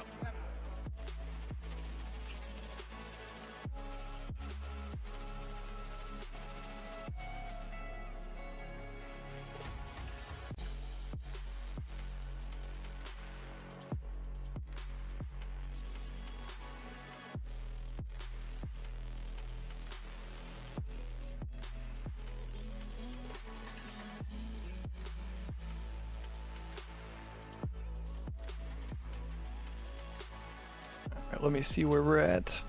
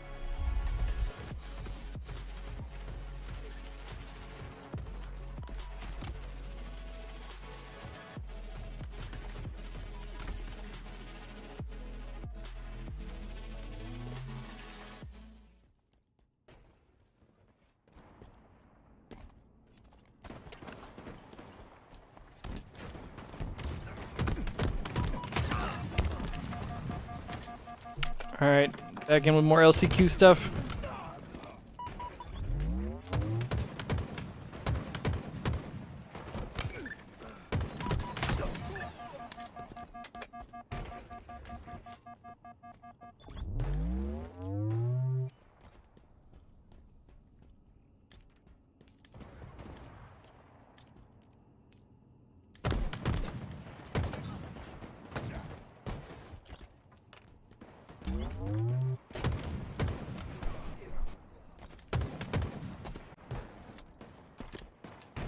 I'm pretty sure this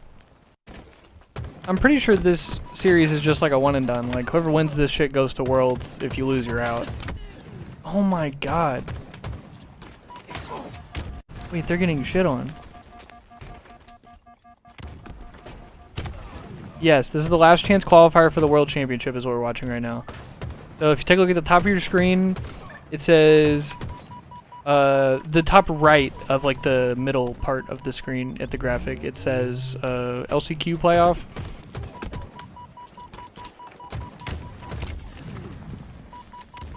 That just means this is to qualify for Worlds. So these teams got knocked out of this tournament. However, there's still like 2 spots left, I believe, to qualify for the World Championship through this event. So that's what this is.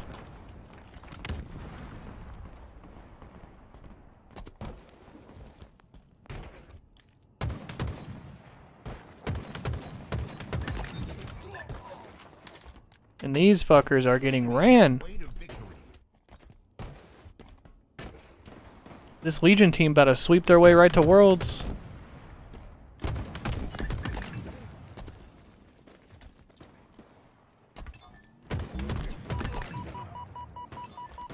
All right.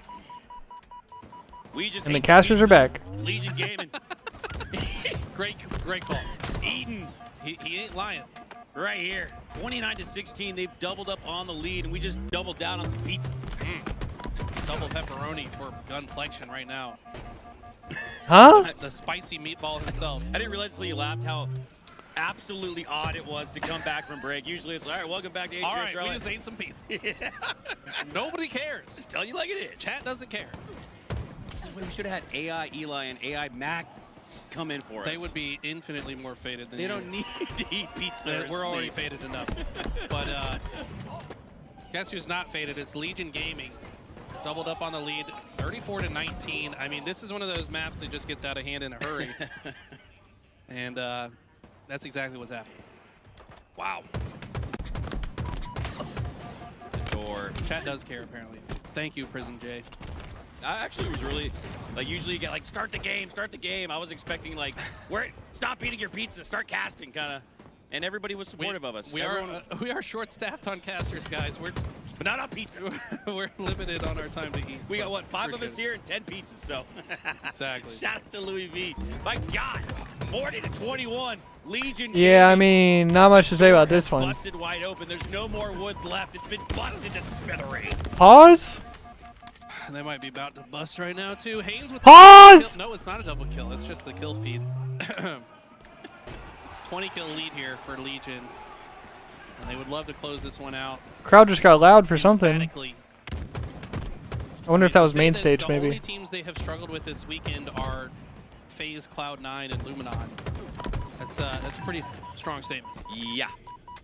Statement being made. History being Yo! rewritten. Gunplexion. What the fuck is good, brother? We're doing today, son. Chilling, watching the matches. Oh yeah, dude, did you see that 50-49 just now? No, is that what the crowd reaction was for? Yeah, FaZe TSM. I think there was a 50-49 end game. Damn, we was just watching the LCQ. Yes. Okay. So all right. I'm about to come up. Flip this motherfucker to the other camera real quick. Cost both either team the game. Oh, shit, we'll come back. Dude, to by that. the way, you said the camera. You said the camera's not. Yeah, it looks good. Wanna know I some don't know. crazy shit? What's up? Inside the venue, I have 5G with full reception bars. Oh no shit! I was wondering. I was Yeah. like, they must have godlike Wi-Fi or. Like, I think don't just know. because it's not so deep in the convention center, there's not as much like cell signal blockage. Yeah. Open bracket done. This is all like free plays, side tournament stuff. Hell We still yeah. got stuff going on in the feature station. LBT going down right over there. Yeah. Yo, it's good, bro. Got a little bros throwing up gang signs for the camera. So free play tournament stuff. Main stage, I showed you around the menu yesterday, obviously, so I don't need to. Yeah, but this is. Let me show you where the LCQ is actually going on, just for perspective, since you guys are watching it on the stream. You walk away from all the open bracket, go to the left over here, and go right here, and look at the crowd. Yep, the crowd. There, 2 series just ended. This was actually fully packed with people standing all around the room. Yeah, they did a they did a camera shot that showed the crowd from the stage. Yeah, so That shit was Unreal packed. Nightmare versus Luminon Gaming NA. That's a LCQ. And then Kraken Seas versus Legion Gaming is waiting for Game 3. Yeah, for Legion just LCQ as well. pissed on them in game 2. They're up 2-0 crazy. Legion Gaming is Gunny's team, right? Yeah. Okay, so is the series tied 1-1, or is it No, 2-0 it's 2-0. They just fucking slammed them. in favor of Legion? Yeah. Right. So yeah, so there's that going on, and then this way. Is that Master Chief? That is, dude. That's not only just Master Chief, but from CE, bro. Is that him? It's him, bro. They not being slick about it either. It's got some ODST as well. Hey. But yeah, man. I mean, you know the vibes from yesterday. I'll go around and just show you, like, there's Walshy and Clutch up there casting. Hell yeah. And then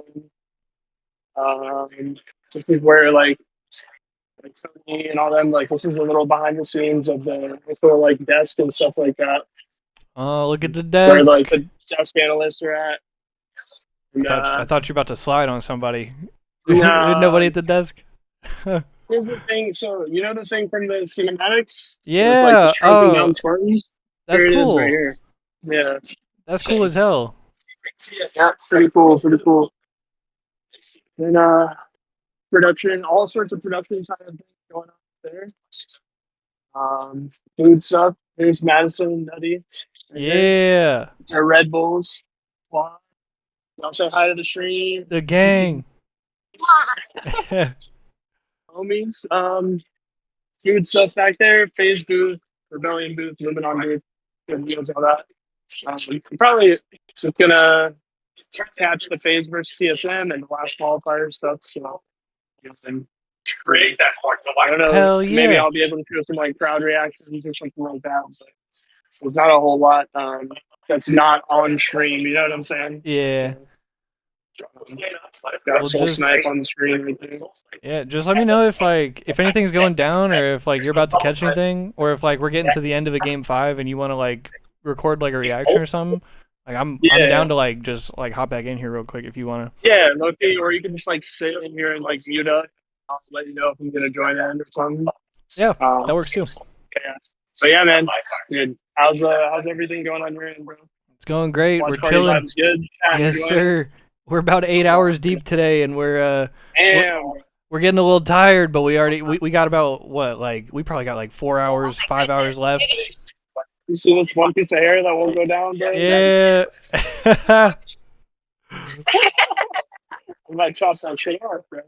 No, but I appreciate you, Clay. I'll check in again with you a little later. Like you said, if there's anything that's definitely worth showing behind the scenes, I'll pop back in. But much love to you, much love to the chat. Appreciate you guys, and I'll say peace out. Bye-bye. Yeah, man. Much love. Hope y'all are having a good time. Appreciate We y'all. are, dude. We miss you, Clay. We miss you for here, bro. Miss y'all too, man. Love you, chat. Reclaimer X, my boy. Yeah. Yeah, take care. Peace out. All right, later, bro. The fucking homie. Shout out to that motherfucker, man. Shout out to that motherfucker, man. Well, am I gonna attend Worlds? Yes, I will be there. 1,000,000% I will be there. Okay, now let's peep this. This is not live. This just happened a few minutes ago, but let's peep the end of this phase TSM game Pick on a Soul Snipe. Yeah, the dogs came and just ran out. that apparently came down to the wire. Anything done with that camo, but Yeah, shout out to Eli, bro. just maybe. Shout out to that TSM still motherfucker. in this. Snakebite over towards Cafe. Great listening skills from Snakebite to be able to prioritize the one-shot target. 3 members of FaZe do go down. 49-47. TSM can afford no deaths. The Yo, map chat. Is anybody in chat attending Worlds? Anybody finna be there? No, the repulse blow Oh my god, and he redirects his nade! The only reason is why Penguin goes over his head. Doesn't check for him. Druck actually pushed up these stairs. Penguin looking for these players but can't find anyone. And all of TSM got out of dodge for free. He ends up reverting back towards Trip, his he own dies. base. Oh my They god. open the center of the map, and now all of a sudden, it's a 1-kill game here. TSM could tie this up any second. FaZe just need 1 trade, 1 kill. Druck had the red gun. That's the highest DPS weapon we have here on the streets. All of FaZe back towards PD. They're gonna be stuck here. TSM can't afford to get caught out at all, but you see this game slows down to a snail's pace. Lucid up by the he was up by B pillars right there, but he decided to back up. I did not like that positioning, so it's a good thing that he backed up. A lot of FaZe over here, but Druck trying to find that pick, can't quite find 3 shots successfully on a Penguin here, and I mean, Jesus Christ. One mistake will cost either team the game, because you know that the second TSM get that first kill, the second one's coming right behind him.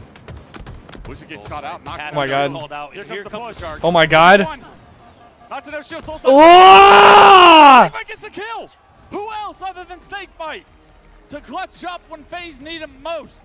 Damn. Good lord, how many players do you think were no shield? That was crazy. That was intense. B Street, everyone was no shields. I like that play from FaZe. As soon as they saw that, they decided Alright, to let's charge. catch up. Let's see if they're in game 3. Yes, they are. Also, game 3 is an They oddball. also have Camo side of the map control as well as Camo. So Okay, so this is an oddball. This is going to last for a second. Really quickly, let's just do the rounds. Let's see if anybody else is playing and who all else is playing.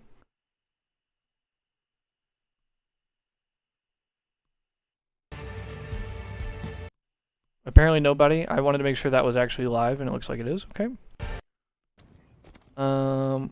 Okay, so this is just the Unreal Nightmare Luminon. We'll check back in with that. So this should be the other LCQ, I guess. And they have not started yet. So they're going to be watching that match. Okay, so we can probably just keep it locked to, like I said, just to LVT in the mainstream. Oh, I'm trying to do that. Okay. They're in a strongholds. Mainstream is in an oddball. So let's peep some of this game, and then we'll go back to mainstream. Yes? Yeah, definitely to stay alive, get this couple of kills, keeps them in contention. For him to fall would mean Unreal would still be scoring doubly. Nice shots there from Breaking Shot. Shuts down Facty. Doesn't take much damage in the process. Unreal firmly in control of this game. BC still in their favor. Still as the game state. We're finally starting to see it. Looked like for a moment maybe Luminon coming back online, but Breaking Shot going to make sure they get A.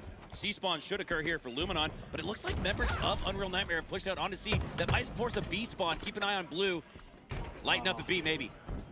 Breaking Shot moved a little bit too quick off the spawn of the camo. Didn't mean to leave it there. Has to wrap back. Isn't punished for it. New sniper. 18 seconds. Breaking Shot trying to find the opening information or opening kill to bring his team into action. I like this here from Unreal Nightmare because like we alluded to in the before this game started, the power rankings and how Unreal Nightmare are the better team. And I think that might have been the conversation, or at least almost like the unwritten understanding. Just looking across that was a good live. With that glance that says, guys, we're better than them and we're better than this. Let's show them here in game number 3. Triple kill. Common leading the way, the veteran, 10 slays and the triple. Common and Haynes have both, on different teams, been playing Unreal this weekend. Haynes is out, Common carrying the torch. Brethren. Did he stick him? Nah, didn't stick. Just narrowly misses. Sirion with the remote detonation in the kill feed. And this has just been ridiculous. I mean, look down. It's 3 minutes in. They're almost at 200. 20 seconds off the rip went to Luminon. It's been a 180 run for Whoa! The Breaking Shot ninja might have just broken Luminon's back. I don't know if that counts as a real ninja. It looked kind of cool to me, though. Give it to him. Add the repulse to it. And this is utter domination. What a bounce back after the 50-49 loss. Oh, my God. The 10X. I think they took that personally. It's a 10X. 20 to 200 straight points for Unreal Nightmare. This is unbelievable. This is as dominant of a stronghold as we've seen all weekend. We've seen some 200-point clubs, but those teams at least got into the 40s. You might even say it's unreal. An unreal nightmare for Luminon. It's true. And a dream. Literally, the dream strongholds matchup here right now. Dude, 250 straight. 250 straight if they didn't start out losing. And losing the opening break, it would have been a 250. Oh, they get it! 250 straight seconds in a roar from Comet. And N4. Oh, you can count on. Who did he just tell to shut up? On the bingo card day one. That's the Halo bingo card if you're walking home. Oh, 100% likelihood of filling He in just that told somebody square. to shut up. On board, yelling over his monitor. Roaring over his monitor. This man is just an animal, especially back against the wall. I feel like that's when we see the best of him. All right, here we go. Switching gears back to your parallel. They're game also at number the start three. of It's a Strongholds. same Strongholds game. Let's go back to mainstream. All for Snakebite and the FaZe clan. Oh my god, they're getting dick Does slapped. not prematurely play ball it, and because of it, this one setup might win round one single-handedly. He's still up there. He's not going to move. 90 points and climbing. TSM have 2 down. This round's over, Dave. TSM get dominated right now. Snakebite with 60 unanswered points. This is an entire setup at Snakebite's time right now. It's dictating sticks. Still remains to be seen. Still remains to be seen. By Snakebite, getting towards top tower, and also members of FaZe doing such a great job applying non-stop pressure to TSM in the center of the map. At no points was Snakebite worried about someone coming back through mud. At no points was he worried about did somebody try to make this jump. He had all his angles watched towards dummies, and it paid off so well. But TSM says we don't care about round one. They get 4 down against FaZe, and we get to see the first TSM setup with Snipe. The response we needed to see from TSM. This round not going to be the same. Whoa, whoa, whoa! Oh, he runs into the fucking bags, bro. Tall can't hit that quickscope. It's and tragic. Actually gets caught with his pants down and costs him his life. Camo is up, and FaZe have respawned. FaZe are here to be able to compete for that camo, and it goes into the hands of Snakebite, and the Snipe does as well. When it rains, it pours. TSM's opportunity gets thrown away. Snakebite, camo, Snipe in hand, still 5 bullets. How does he decide to play this one? Ends up finding Talik. Gets the first pick. He has the perfect target and distraction on his hand. That's the ball carrier in the garage. TSM can't ignore it. If they do, FaZe are okay with that. They'll scoop up the time. And look, that push only consisted of 3 members from TSM. Soul Snipe still was just top middle. So he backs up. He wants to play his life and wait for his teammates to respawn before this round once again gets out of hand. But Manny going down is a problem for TSM. Penguin does get traded out, however. So Beautiful. Here comes the next push. The pushes aren't working. Beautiful, Shuts PJ. down another one. The ball does reset, but Snakebite's right on top of it to pick it back up. He does have the last player alive for TSM, denying this early ball time in this. So that's a beautiful job by Talik, I believe it was, to be able to deny that ball. Now they have respawners here to be able to compete for it, but still, it just feels so hard for TSM in every situation. That was actually just a very unfortunate situation as FaZe was grabbing the ball. They had a player over at Tower, they had a player over at Garage, so you kind of felt like you'd have one of those routes open. Trippy continued to do what Trippy's been doing all tournament long. That's main Slay right now, 19-6-6, making this series look like it's dessert for his Saturday night. Because he's not really concerned with getting the off ball. And if I'm on Trippy's team the way he's playing this weekend, I'll say, bud, I'll get that ball for you. You keep doing your thing. Let me take that off your hands, my friend. You just keep on slaying. And one weapon that he's been doing so well here is the carbine. We've seen people use it to some effect, but the start of round one, and was hoping to see a little bit more than Garage, he's been doing it perfectly. Yeah, it's The been camo Trippy for and Frost that TSM? have really prioritized going out of their way for that carbine, and they are reaping the benefits. There's one waiting in the winners finals right now, and there's one that's pretty damn close to joining him here soon enough. Can TSM answer the ring of the bell? Because it's been ringing here for a couple of games in a round of off-ball. It's a no-show so far, but that's a big kill for Manny to maybe start to swing some potential and some momentum in the direction. 3 go down. Trippy, the last player alive, of course. Trippy's going to be able to take down Manny, but still the ball in TSM's hands will allow them to probably take the lead before FaZe Clan can even get into house to deny it. Let's see what Druk decides to do to position this. I mean, he has so much ammo, and he's backing himself in a corner where he has to hit these shots if FaZe decide to put this pressure on him. Snakebite top siren does get the shot on him. He does get the body on him.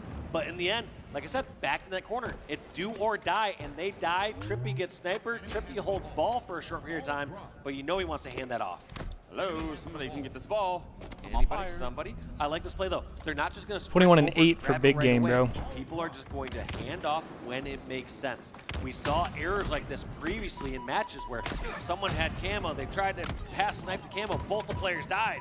Trippy suffers the same fate as Druk with that snipe. Snakebite with a triple. Oh! Does it himself, and maybe there's a reason Trippy. PJ, you sick fuck! Snakebite can do it too.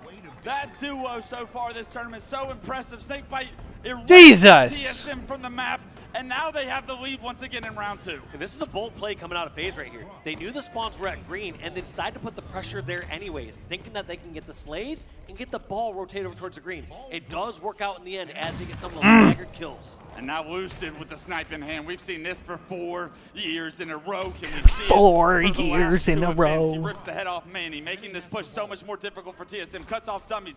Gets the information that nobody is on that side of the map. Where is TSM pushing from is the question. Front They got tower first is kill. the game for Soul Snipe and race Immediately from the team traded. plays. Now the dummy push comes. Lucid was smelling it just a little bit too early. I he can find smell you. More success. The teamwork. Good effort for TSM. Starting to FaZe is shine gonna as hold. bright as the lights on Saturday night. Last And push this for round's starting to TSM. get out of hand. 81 to 46. Trick shots are being done. And finally, Tommy Wilson goes down, but not without more time in Snakebite's hand. And all they need is 10 more points. We are seeing a different, well-oiled FaZe clan right here, right now. Earlier in this event, some game 5s, they're looking shaky. They are looking as strong as they've been so far this weekend, and it's just rising. Not over yet. Still 9 points required for FaZe Clan to punch their ticket to the winners finals. Trippy and Lucid both get kills. Here comes Druk. G sliding out towards the camo. He gets knocked to no shield. A repulse up What are near we base. doing? Easy shots for the PZN. He wants a part of Who? Shopify Rebellion. He's going to get a part of Damn! Shopify Rebellion. And 3, 2, 1. FaZe Clan at their hosted event will be in the winners finals come Sunday. What a dominant performance. GG's. Game 1. One of the quickest 3-0s we saw. Game number 3. Are you kidding me? Even what are those ball rotations? Round 1 was 100 Any bracket updates since Optic Luminon? Not that I know of off the top of my head. But I'm sure we'll get an updated look at it here in a second. They showed some ice in game 2. They showed I mean, Optic beat Luminon and then they beat Akavi. The way he did statistically unbelievable. Snakebite, perfect setups. And that ball time is unbelievable. Over 120 seconds, I believe. Penguin hitting some big shots at the end. Lucid going off with the snipe. If FaZe Clan want to show their fans that they have what it takes to go toe-to-toe with the devil himself, Shopify Rebellion, I think they've done just that here tonight. They are looking mighty good. And taking a look at those stats, though. Oh, my gosh. Trippy, 25, 12, and 8.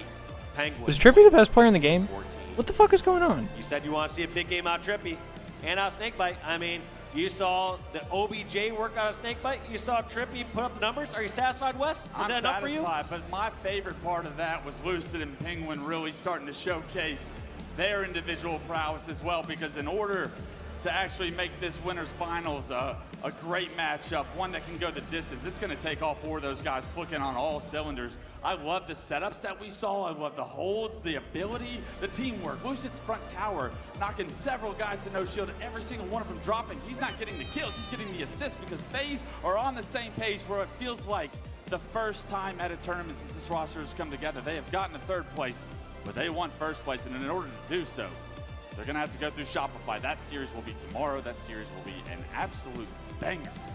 Thank you for joining us on Saturday night, Dave. I had an absolute blast casting that one. That match was wild, and you're right. This is the best that we've seen FaZe so far this year. We were wondering about, like, hey, when were they going to click? When were they going to look like the well-oiled machine that we know this team is on paper? And that was, I can truly say, the very first match was like, okay, I see it. I have seen it now. Yes. Up until then, I've seen too many errors, too many things that just weren't perfectly clicking. But that game 1 and that game 3 answered all my questions. Let's see if they can keep it up.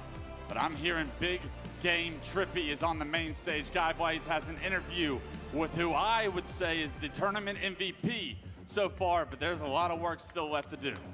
It's a lot of work left to do, but I wonder who made that call first, Wes. Everybody show some love, the big game trip and FaZe as they make it to the winners finals. And man, I know that has to feel good. You guys have been through your woes as any new team would be, but in this series right here, man, you guys showed that only a few more pieces left to put, and that puzzle gonna be looking good. How you feeling after this win? I'm feeling great. This weekend, we've been clutching up almost every Slayer, and overall just playing very, very well as a team. So as the weekend goes on, we're just gonna keep getting better, and we've been playing really good, so. You guys have been playing really, really great here on this stage. And now, you know, as this team formed up here, you know, we had a lot of champions on this squad. But, you know, one champion I've been seeing, you know, do a lot on this stage is Snakebite, okay? Playing his butt off. We watched him get an overkill, multiple big plays, objective time, slaying time, you know, 50, 49 kill, you know, multiple times throughout the day. How is it being to have him on your team and play with him? PJ's amazing. He can do it all, like 50, 49 clutches, oddball, objective, literally anything. PJ's amazing and honestly one of my favorite teammates already so far, so it's been great. Definitely has been great. You guys like this FaZe squad? Yeah. They pretty damn cool, I can't lie. Now, tomorrow pretty damn is a cool. big moment going up against Shopify. You guys had those matches against them in the past. What do you want to go differently this time around? I want us to play our game. I feel like that's what we've been doing this whole weekend, and that's just, we got to keep that up going into the next series. So just playing our game, not really worried about what the other team's doing, just more so just playing our game and focusing on us, and that's what I want us to do tomorrow. Yeah. I want to see that too as well, man. The famous Halo strat, playing our game. You can't get any better than that. But lastly, man, what do you want to say to the hometown fans here that was just rocking this stage and cheering for you guys all throughout this amazing series? Thank you guys. We can hear everybody here. Anyone cheering for anybody, thank you guys for being here. It's awesome, and I love Halo, so I love it. Thank you guys. I love Halo as well. Make some noise for yourself. Yeah. Also, you guys at home in the chat. That's unsuppressed is crazy. One more series to go. Lot, let's get it. Thank you so much, Blaze. Well, hometown crowd. FaZe have done it once again on the main stage, but I gotta say this time feels a little bit diffy. I think right now we are seeing a team who are running with momentum.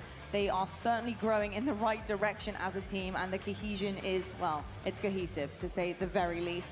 Snipedown, I don't even have a question for you other than thoughts on that series, because my goodness. Yeah, I mean, that is what I'm talking about for the FaZe squad. They had made a lot of these other series more stressful than they needed to be. They clutch up the Slayers like Trippy said. That game two, I don't really put much into it. There were a couple delays, but they still came out. They you know, the curse of the replay, they were up in those and they still got the win. But my biggest thing is they had their foot on the gas the entire time. The first game was complete domination, and that last game was complete domination, and that just goes.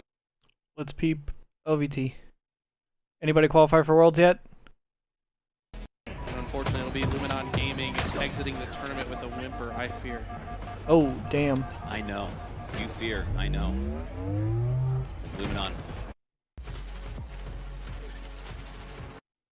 2 minutes left, up by 2. Up at Hold the up. series. I want to see. Down by... Did that other series end yet? Here we go. Switching gears. Let's see the end of this Just like match. that. Blender, because Legion Gaming are looking like a strawberry kiwi smoothie. I mean, they were able Somebody's to capture screaming. A at least, which meant Lido wasn't unable to freely move on the map. And that bought time for now C to be captured.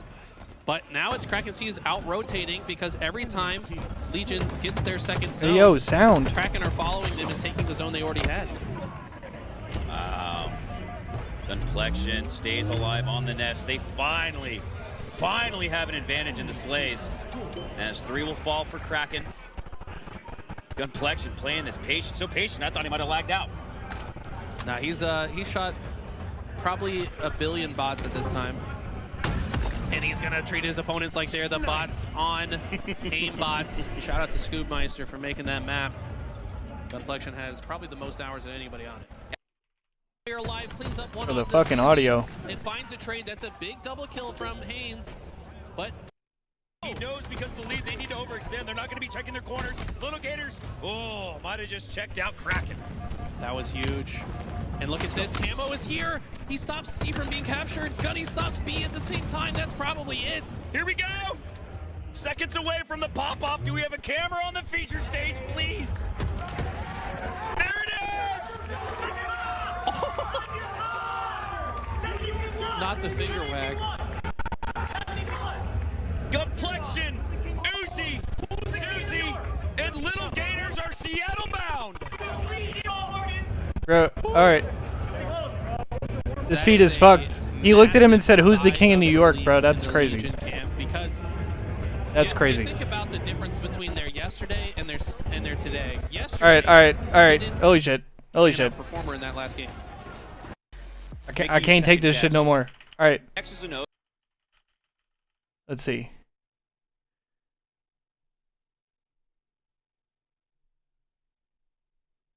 Halo World Championship for Unreal Nightmare.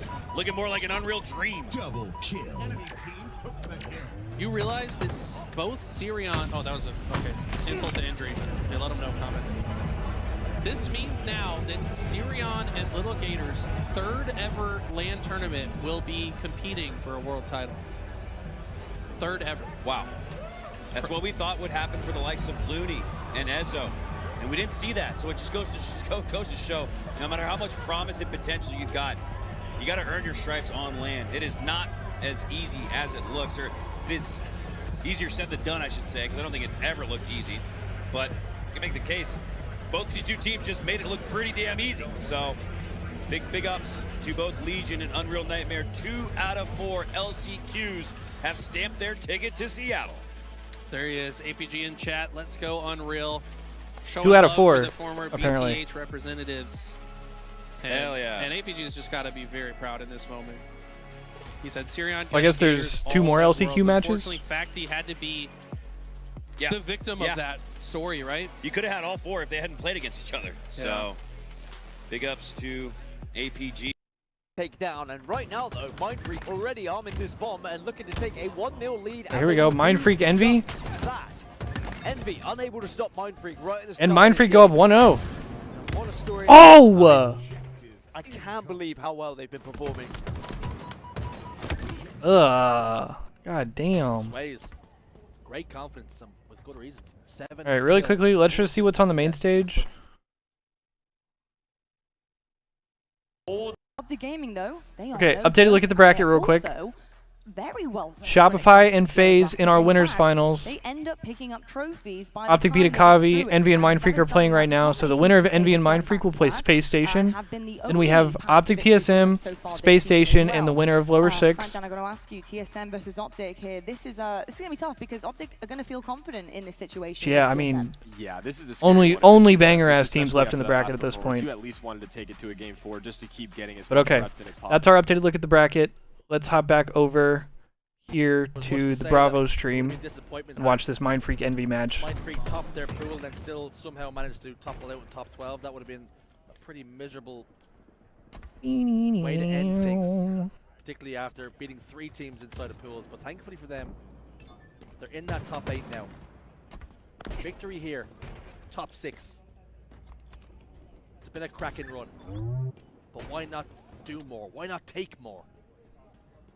Mindfreak with nothing to lose, but on the flip side, Envy everything to lose. The expectation would be that Envy would win here.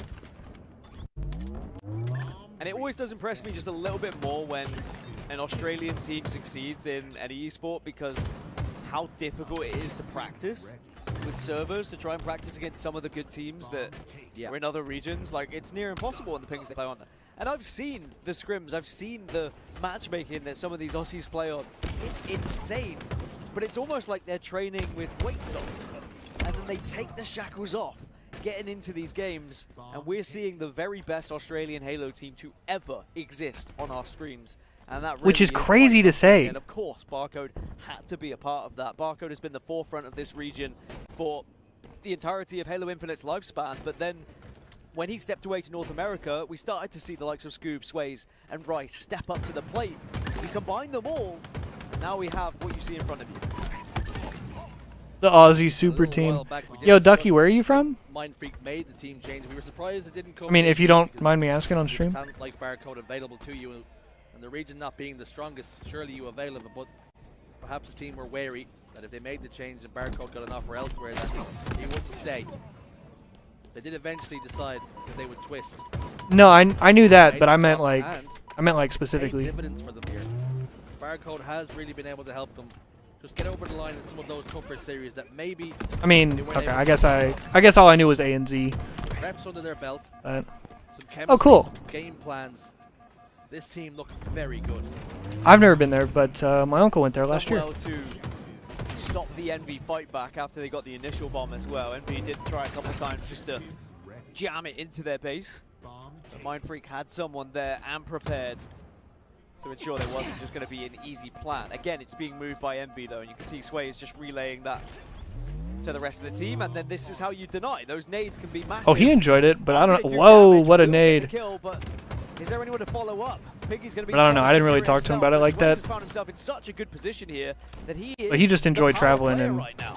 Oh my God. I worried for just a moment with. He goes everywhere. 2 bullets left in the magazine for Sways to play with, and 2 opponents in his base, or at least in and around his base. But I know he enjoyed it. But one shot connects, gets the kill, and the second one kept the shields of Piggy weak. His teammate to clean up on plays back out thrust Sways. almost worked. Plays from Sway, Sway Z. Here's Barcode. Yeah, you kind of need time and money for that, Away he Ducky. goes to the cover of darkness. I'm Barcode. Hoping to be a bit of a Baba Yaga now for. What the fuck was that? Oh, that's something right on the dome. Did he just do a? Was he trying to do like a Christian Bale? On the other side of that as well. I'm flashed. Still flashed. I'm dead. Did take down the camouflage player. Did though, he so say, he'll be "I'm more Barcode"? than happy, I'm sure. It's Barcode, last remaining player again. So Envy really trying to force this bomb in one more time. Are they going to be able to arm it though? Is Barcode wearing hockey pads? Yes, Charlotte. I'm Tools, joined with me. Oh, and okay. Hell Monkey Man. We'll be bringing you guys the next few series. Here we go. Envy and Mindfreak out. Was? Mindfreak already on the board, but Envy about to find their This answer. just got so loud again. To what has been an Australian rampage to make its way into and through this lower Envy ties the game 1-1. This is one of the previous rounds before they go into the ones that drop down for the uppers, seeing what they can be able to navigate with a 1-1, and we're already halfway through this neutral bomb.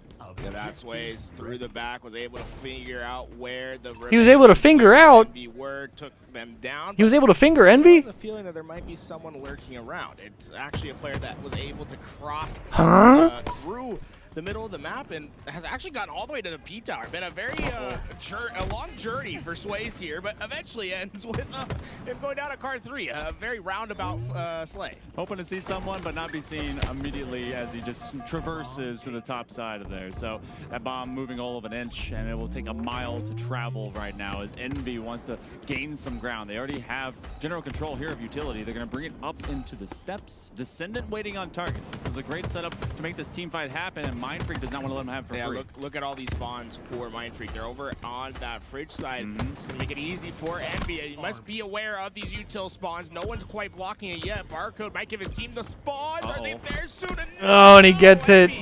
Get the answer just in time. Envy 2-1. Corner enough to be a sneaky rat, but that's the mouse that gets the cheese, and so The Envy sneaky will find rat. a couple in a row after Aussie's +1 Kiwi. Do at least get one to answer. So we got to stop the roll, and this will be a pivotal start here to this BO5, obviously with this run on the way, and Envy looks like they're on a roll of their own. Downflash up as well. This is a big moment. Mindfreak, if they can get that camo away, that might be their opportunity to start running it back. Double kill with the perfect in the feed. Scoob's going to be able to get the camo and the bomb already into the base of Envy. This is a prime opportunity for Mindfreak. He had been a little missing. He did have that one detonation to kick things off here for Mindfreak. They wanted him to come back up large, hoping to just cover down as everyone does advance. He doesn't quite provide that overwatch. He will at least get one trade out off the back smack over top. Half the team is down for Mindfreak. Envy is thinking better of it as they've already pushed all the way into that fridge side, so that it goes to give Mindfreak the chance to be able to counter. Perfect angle onto the first. We'll clean that one up. A killing spree for him, but that bomb's still on his own side. Damn. In Envy, there's 3 players on this lane trying to push their way through. They might be able to force This might be a game. capture here. Players falling for Mindfreak. It's only one alive. Sways is hunted. The bomb is arming. There's nowhere for Mindfreak to go. GG. Envy takes game 1. 3 arms in a row. Holy shit. Viewers love to see it go the distance, but this one is Mindfreak coming up short. A very fast start here, Tools. Envy, I like that last push, they did not rush that last detonation attempt. They wanted to clear the board, clear the corner, and they got the job done. And it was really clean. All right, it's blinker time, man. It's fucking blinker time. Clear out to the spawns, right? You have 3 spawns that are primary for Aquarius: the fridge, the back base, and util. The idea of how to be an effective team on Aquarius is to minimize the complexity, simplify the game. How do you do that? Well, you block spawns. If you get util blocked, you get back base blocked. Now you've corralled them to just a Bro, and I'm not even gonna lie, my brain is turning to mush very rapidly as we are 8.5 hours deep on the stream today. Holy fuck, buddy. 70% efficiency. The dude had 5.1 Holy damage. fuck, there was buddy. a couple players that had 5+ on the side of Mindfreak. There was really precision that was cleaning up where they wanted those Yeah, we've been on since a little after 9 a.m., a little after 10 a.m., something like that. Job after dropping. Long day, long day. Today is the longest day, though. Tomorrow will be a little bit shorter. Dropped out of their own day. This is the longest day for them to be able to Because make tomorrow, honestly, around this time tomorrow, we'll probably be like getting to the finals or almost getting done with the finals or something. Bracket to make it to Sunday. It's a very rare thing that to happen in the first place, but think about it, right? They're the first ones here. They have to play 3 matches. I don't know, the teams bro. that were competing in pool play had to play 1 match in the morning. A great and then from question. there, it's tournament match after tournament match, and not only did Mindfreak, have get themselves into pool play, they got They're first switching in their teams. pool, They did. and then got to play a winners bracket round. Unfortunately, they dropped down to TSM, but they're here. They're alive. Top 8 finish so far. They're looking to make top 6 here. Just holding the flag for their region and everyone from Australia and New Zealand, hoping that they continue to do so. The Oi Oi Ois have definitely lost their volume as the day has progressed. It was like 10:30 in the morning when everything really did kick off. So they go over to a live fire Slayer to try and take out Envy, who has been chippy from the top into their drop of this lower side of the bracket. And it's not like they haven't been tested, but definitely Envy looks like they could be a different beast. Live Fire Slayer coming up next. I'd be looking for that sniper. For Envy, you're trying to get that into the hands of Descendant. He is unbelievable when that weapon's in his arms, and he's a hyper-aggressive player with it as well. For the side of Mindfreak, you have 2 players that you gotta let take turns on the mouse and keyboard. Scoob and Rice both very, very proficient at the sniper, and Barcode obviously no stranger to picking that up as well. Everyone on that team very proficient with the weapon, but Scoob has been hitting some crazy sniper shots here today. He really has, and he's also been the glue piece, I think, between both Sways as well as, Barcode. Seeing what they could find to be able to add up to the slate total, and he kind of ended up being a utility player minded to that Aquarius map. Definitely wants to be more proactive. Well, he's going to have a chance to do so right now. Mindfreak needs an answer. They need a clap back. They need to be able to bring it to Envy, but Envy is going to make them jealous. See if they can get to a 2-0. Lock yourself in. Mindfreak need an answer back. Envy got 3 bomb arms in a row. Momentum on their side. Top 6 on the line. A match that they can continue on if they can find 3 here today. Live Fire Slayer's the venue. Let's lock ourselves in. History has been made already. Let's fucking go. There's a lot of statisticians that are prepped to try and change things around. I'm taking blinkers, but I'm almost back. Towards Sandside. Mindfreak already finds a couple as they're looking to get Envy on their back foot. Barcode looking for any sort of action, but Envy not giving them any. It's everyone that's over at A. Yeah, I'm a big Scoobmeister fan. Some spacing to work with. I like that First brother. player going down, that's going to hamper their ability here. I like his shot and I like his stash. Going for it instead, goes for the stick, doesn't connect. So I'm all in. Trying to be able to toss the spike right past them. S7 is providing some overwatch. Couple guys down. You do see half of Envy go away as well, trying to connect that next one off the body. So Precision will back his way up. He's gotten 4 off of his first life. Where's this camo gonna land? It's actually on the outside of the turbine towards the Envy half. They're waiting to just collect this one from Garage. It's a killing spree. It's a Oh my double God. kill, and he's looking for the Aussies to lay out. Oh. Geometry got in the way. It was perfect, but he won't get the shot to connect. But everything else goes Envy's way. Camouflage in the hands of Piggy. Sniper still up on the map as well, and they're gonna grab the Quantum Translocator. Every goodie, every goodie. It's in their hands. It's This is such a dominant position for Envy to play from. This is the kid that went around the neighborhood and got all the treats and just dumped it in his own bag. Halloween came early and Envy has got a sweet tooth. It's going to be Piggy from the top rope, hoping to be able to take advantage. They knock one down from out of window, so 3 are out right now. Here for Mind Freak. Yo, why does he sound like some kind of old-timey, like 1920s sports announcer, bro? Be able to just drag in, but they will be on the tower side as Envy pokes them at Mind Freak's trying to knock him out, but Envy's got a sweet tooth. That Barcode back down into the cuts, gets good timing on. And here they come back on the resurgence. Cuts the lead down to 2. Quantum Translocator coming up soon. I think they anticipate Obtaining the Quantum Translocator. Side trying to get to that play, but You know what those I'm saying? sticks do not connect. Mike's completely empty as you try to land those. It is an unforgiving beast. You're tossing a party hat that has just an explosive in the midst of it. Seems like you can win any of these duels from top sandbags just outside of A.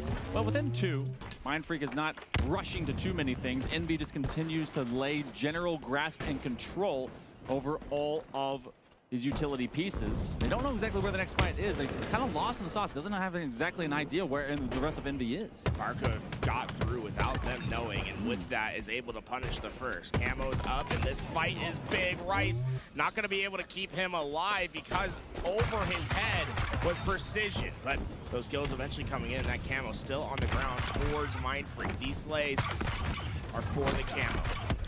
Scoop gets it. Can he stay alive? No. Easy trade outs for Envy. That's the second time that Camo has been hitting grass and dirt. I don't know if it's been completely used up or burned already as they go right back to Turbine.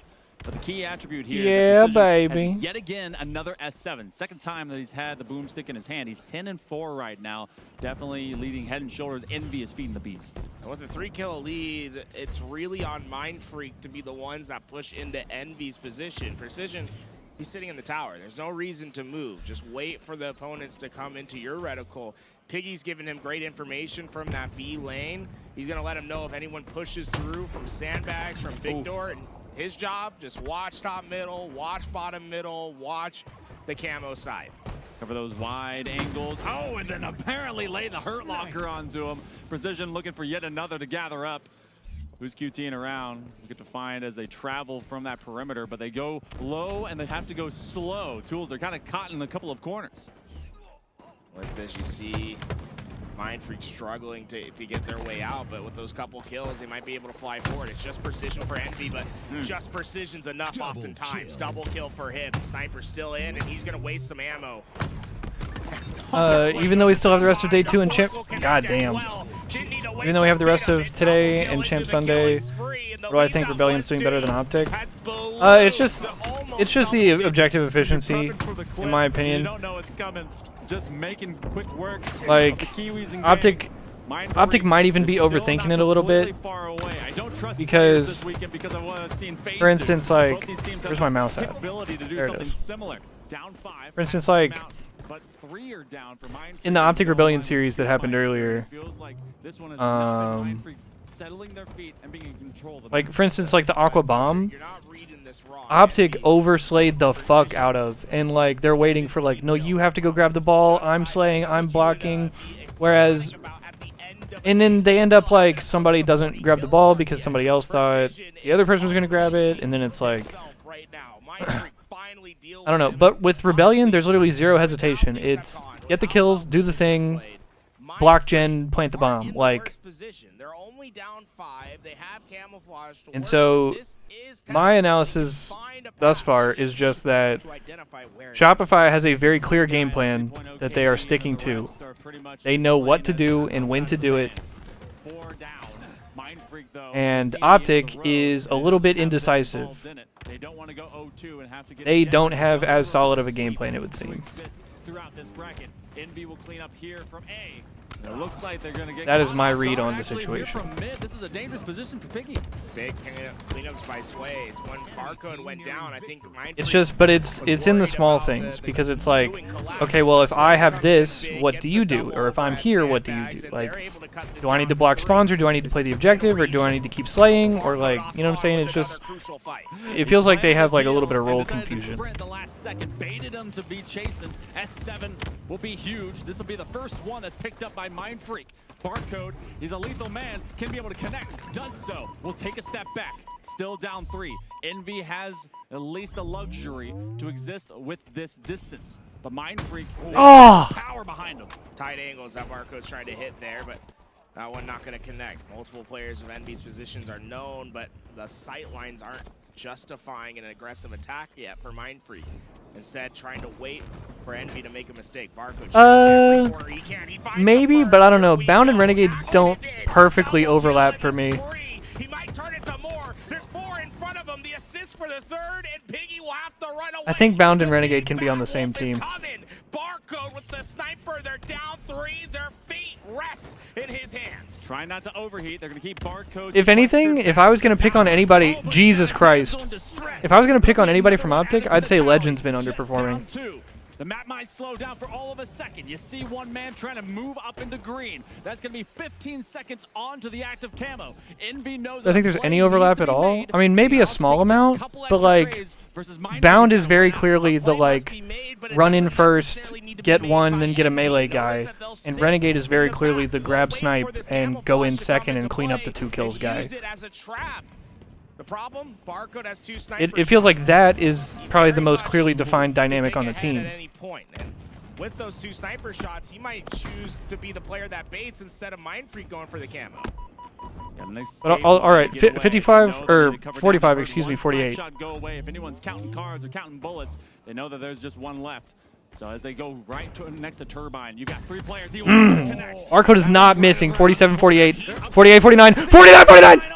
4 minutes left to go. He waited 30 seconds. He stared at that camo for that shot to get to this point. 49 all. Next fight. Oh, they're so scared to go for that camo. They're walking top middle. They're walking top middle. Go, Envy. All stuck in the back of A. Back up, back up, back up, back up, back up. They go down. Run! They're still alive. Second chances. Precision. Pushing up. Oh my god! He's on the scoreboard. Be able to pop up. It's going to be one big party pop overextension. You have so many players in one spot to be able to land a couple big nades. Mindfreak will retreat. They're retreating. They're retreating. They're giving up so much space to Envy here. They're going to go all the way to this point. They're completely giving up on the other side of the map. Camo, though, never grabbed, and all of Envy are going down through the middle. QT won't matter. They're going to have to just cover these spots. You see all of Envy. They're walking bottom. It's going to be such a sweaty moment. They're going to go into the back of tower. Does anyone Oh my check? god. They can maybe see them through the crevice. Is there anyone at tower? Does Mindfreak know? They have no idea. Oh my god! Oh my god! Oh my god! Oh! Killjoy to end it out. Envy. Holy shit! But what a sweaty minute that was. Mindfreak had the answer. The Oh my god, we're playing Splinter Cell in this bitch. did it. But with half a second of time, We're playing Splinter Cell in this bitch, man. Barcode tried to solo bring them back into that shit, bro. Oh my god. I'm saying that a play needed to be made. It might not be Envy that makes That it, was but they fucking ultimately insane, and did. Envy goes up Sneak 2-0. thief in the night, cloak and dagger style. That ass, They bro. went underneath tower. That was Barcode from the books right there.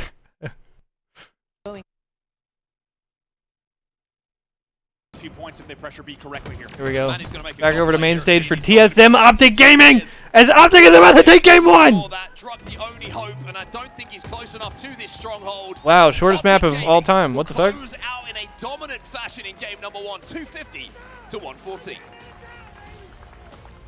And Optic Gaming, as we said, Optic goes up 1-0 in you're a 20 TSM seconds. Fan, you're hoping that maybe Holy shit. TSM can catch Optic maybe a little bit tired late on Saturday. That's not the case in game number 1 at all.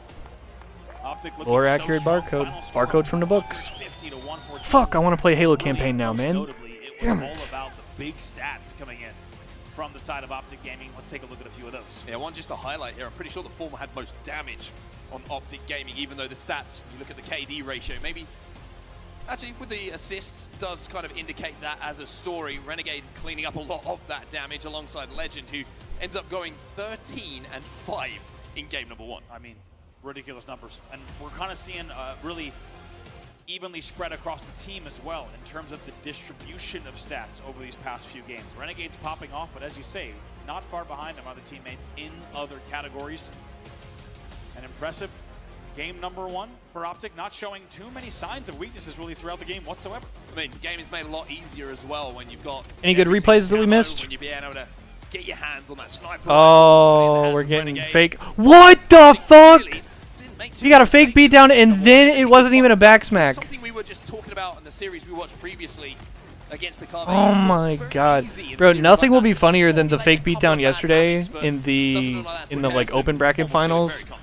Doesn't even have to look. Absolutely beautiful. Oh, by the way, fantastic work from the replay team. That shit was insane. Well. Just, it's beautiful. The fact that he's able to just abuse the QT that way. I swear to Get out of the God. battle. He leans back. I think he dried his hand off for a second too, and just makes the call out and can go back. That's not the only time that we saw that, by the way. Just really casual kind of QT and screen peeking. 250 to 114 is your final score in game number 1. Optic Gaming puts the first brick in the wall. And next up, Slayer Recharge. Now this has been somewhat of a concern for Optic Gaming this game type when we've looked at the result of SLC, when we've looked at some of the online tournaments and the build up to this. It's been a weaker game type. There's been a lot of Certainly scamming. one that, as we always talk about, and as we always know, just gives you a chance if you're the team who's coming into this game with a lower seed. So for TSM, this is a chance to tie things up, but I also think it's more of a chance for Optic to prove to us that they are going to run through this elimination bracket in some style. You make a statement.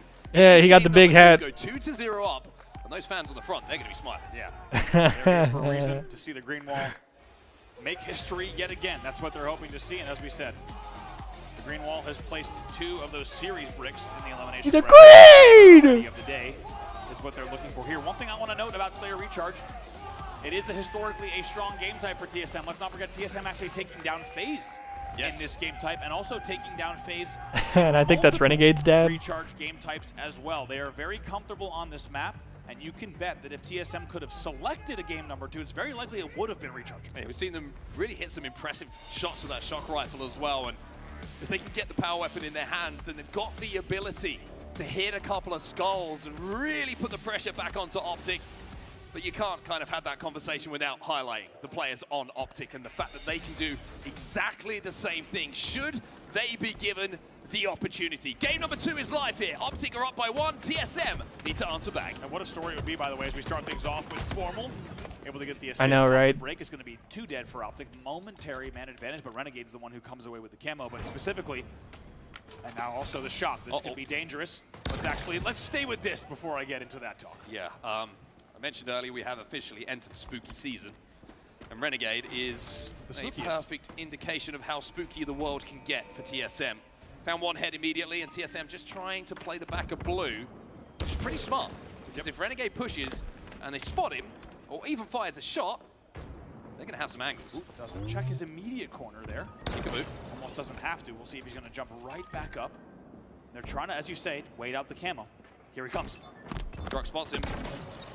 It's just a That's body the thing shot. about Year That's a 4 back of smack, though, from Renegade. Halo Takes Infinite, down bro, Tonic is and that survives. there's not just one way to win a game Camo has anymore. disappeared. Shock rifle still in his hands. Man, somehow gets away with that. Still has the grapple. As The shock rifle with the optics on it actually looks pretty good. Faster. He's going to do both. He finds another one. Also, Oof. players dropping right in front of him, somehow still alive. Yeah, I know what you mean though, Ducky. Narrow lead here, 7-5. Yeah, just need a little bit of help from teammates there. A couple of kills actually picked up by TSM off the back of the flank coming in from Renegade. So pretty good job from TSM actually, considering they haven't had shock and they haven't had camo. Whoa. To keep this just a 2-kill game. I agree. Renegade feel like he got a lot of free peeks and even got away with that back whack on top Cat, which felt like a little bit of a freebie given the circumstances. But in the end, TSM, as you say, a lot to be proud of because they kept it really close here. Still just a 2-kill game. Yeah, Legend certainly didn't get that back smack in game. All it takes is one, Ducky. Was, generously given. Or the second. Maybe a little bit of karma for the Optic Gaming lineup after that one. Renegade now using that grapple to re-engage with Soul Snipe, who wouldn't have had the timing. So imagine that Renegade could have been there with the double kill and another player in front of him. Renegade outputting all kinds of damage here across the map. Tries to get that kill there. Surprising. I didn't feel like he had the map composition for a team to finish a kill bottom elevator. So I think Renegade was trying to actually go just full Renegade and win that 1v1 or at least get a You talking about barcode from the Doesn't books? get traded out. So as a result, the game is going to stay close here at 9-7. A bit of a standoff between the two teams. Kind of a traditional 50-50 split on the map, which usually does result in trades as players try and push across the map. A player who's come out of Oh, he tried to the insta him. situation pretty successful is going to be Soul Snipe though. He finds Okay. that next camo. So it's one TSM get camo and tie the game. TSM will respond by grabbing the camo. That pops up second. Let's see exactly what Soul Snipe does here. This is a big moment, all tied up at 11, and finds 2 players. Takes one down, but gets traded out immediately, but TSM are there to make sure that that damage is converted. 1 kill. Now the difference between the 2 teams, but it's TSM with a slender 1 kill advantage. And just as I say that, oh no, well I was right. 14 to 13, we find ourselves with just 1 kill between the 2. Optic Gaming does very well to make sure that camo is kept at bay. Makes and sense. Get away with even more damage there. I like that. That's cool. Down by just 1 here. Let's get into a listening with Optic Gaming. Enemy still, simple enemy. I'm going red steps, red steps. Okay, red steps. Go red steps. Should I back up? I'm step there. I'm trade one. Okay, back lane. I'm getting out with this shot. Two go. Yeah. You're dead, Matt. Yeah, one's Let man die, let man die. Shot, grapple. Nice, man. Last one. Step back, I can play red. Here. Red steps, two. Red steps, absolute red steps. Absolute red steps. One red steps. Okay. I'm going commando. Bro, you're telling me, Ducky. You are telling me, brother. That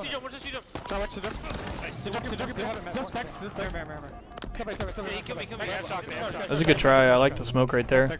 Yeah, shock. Watch my red. We have help. One. Watch your Chris. Yo, glass right now. I can play glass with Jen. Are you ready, Jen? No. Okay. They have a shock. Go. I'm going long. He's glass along. Too long. I can't back it. He's one shot glass. One shot. One's back cell, Matt. Switch games. Above you, Sticky. One shot on me, drop. One cell. You can see where I have you. Long on me. Go wave, Camo guys, 15 seconds. Look at Matt, 1 sec. Yo, on your jump, Matt. You see left. Camo's coming, guys. He's dead. Bottom mid. Yo, C-Surge, bottom mid. C-Surge weak. He dies at Camo soon, guys. 5 seconds. One shot bottom here. On the stairs, one. Hey, one shot on the steps. I'm watching you push. I have to push. Don't worry. He's finishing. Shady, many, one shot scamming.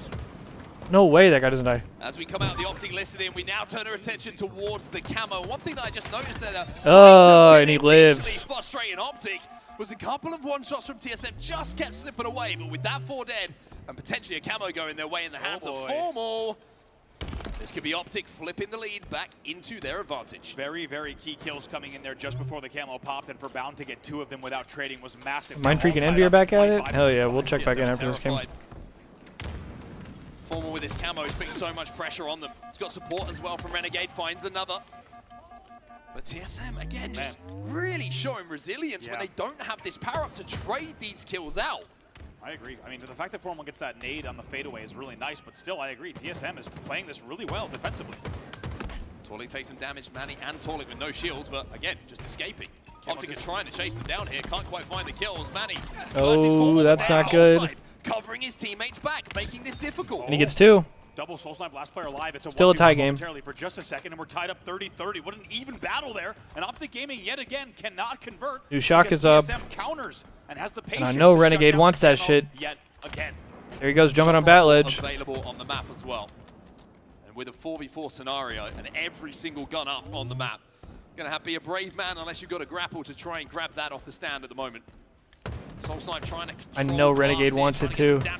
Formal. Oh, Formal almost dies. Tolik's gonna try to run him down. And now he's gonna be swarmed by 2 players from Optic, but still manages to find 1. I was gonna say, if you have a Legend or Renegade oh shit, what the fuck? on glass and you manage to trade out, it's a pretty big deal. 3 will fall. Formal trying to and he gets get a few away. extra kills and pipes, but eventually push back. Just doesn't connect with either of those headshots. Drunk got away, Soul Snipe survives. And that means TSM now have a 1-kill advantage. 5 minutes left on that game clock. Ooh. We're starting to turn our attention towards bottom middle once more. Renegade finally will get his hands on that shock rifle. With TSM losing 2, and players weak at goal. It's time for Renegade Room service. to put the big numbers Optic goes up by 2. TSM will be 4 dead. Wow, 4 dead, and just like that, look at the swing. With the 4 dead, it's just a narrow 2-kill lead for Optic Gaming. They needed that. And surprise, surprise, it's Renegade 14-7 in a game that they lead by 2. And now TSM are a little bit pinched and trapped at the back of blue, and Renegade staring down the sights of this shock rifle will be able to hold them off as that camo pops up bottom middle. Legend has gone down though, and Torlik has managed to find a way to punch a gap. There's going to be a camo trade here, yes. However, a kill gets exchanged by Formal with a nice flank. Control! Formal! Oh no! Manny cannot get away, and Formal comes in with the Eagle Eye. That is a gut punch for TSM. More than the sum of just its parts. Also, in the middle of this close house game, Renegade Renegade still with his 14-7. Might have a target-rich environment to go to work on. Tolik gets bodied. Formal looks for the challenge to clean it up. Can't quite get it though. And again, TSM just staying in it. It feels like all of the ingredients are here for Optic to go on a 3-4 kill run, but TSM somehow keeps squeaking these trades out. Remarkable. And the stick again. I mean, like Jesus. Clockwork, 41 to 1 40, kill game. Still just a 1 kill game. I could not agree more. The resilience that has been displayed by TSM has been incredible to keep this game within 1 all the way to the 41 kill mark. Keeping it close is one thing though. If you're TSM, you have to win this game. You have to put the pressure back onto Optic after that game 1 loss that they suffered. Game almost slowed down to a standstill now. Just 9 kills for Optic, 10 needed for TSM to take this game away. 10 seconds till that next shot. How does TSM play this? Kills exchange there at 42 to 41. TSM has done so well so far, but they're going to need to change something, right? They cannot just keep this close. We need to see a lead change here. Oh, here comes the push. Big damage. Legend stays Oh alive no, we can't find it. Legend still alive inside of that Oh shroud. no. That was such a good TSM smoke. will lose 2. Optic Gaming go up by 2. Felt like a big all-in there. That wasn't exactly timing coordinated on the push from TSM. I'm not going to lie. There was a big opportunity there, but they do not capitalize. I don't know how Legend stayed alive in that, to be honest. The shroud went down and he just went missing. TSM could not finish that kill off. Allowed the help to come in. The cavalry arrived for Optic, and that's the difference between the two teams. Shock Rifle popping up as well. Look at this. About to be a 1v1 top alley. Soul Snipe, he's caught reloading. He's just going. Simple job for Bound to finish that off, and now we are seeing the biggest lead of what feels like the last 2 or 3 minutes. And with Renegade connecting with that Shock Rifle, now it's just 3 to go for Optic. My God, 48 on the board. Renegade, by the way, 20 and 11 with just 2 kills to go. He's dropping 20s. I mean, the numbers at the moment this man is putting up are absolutely astronomical in this elimination bracket run.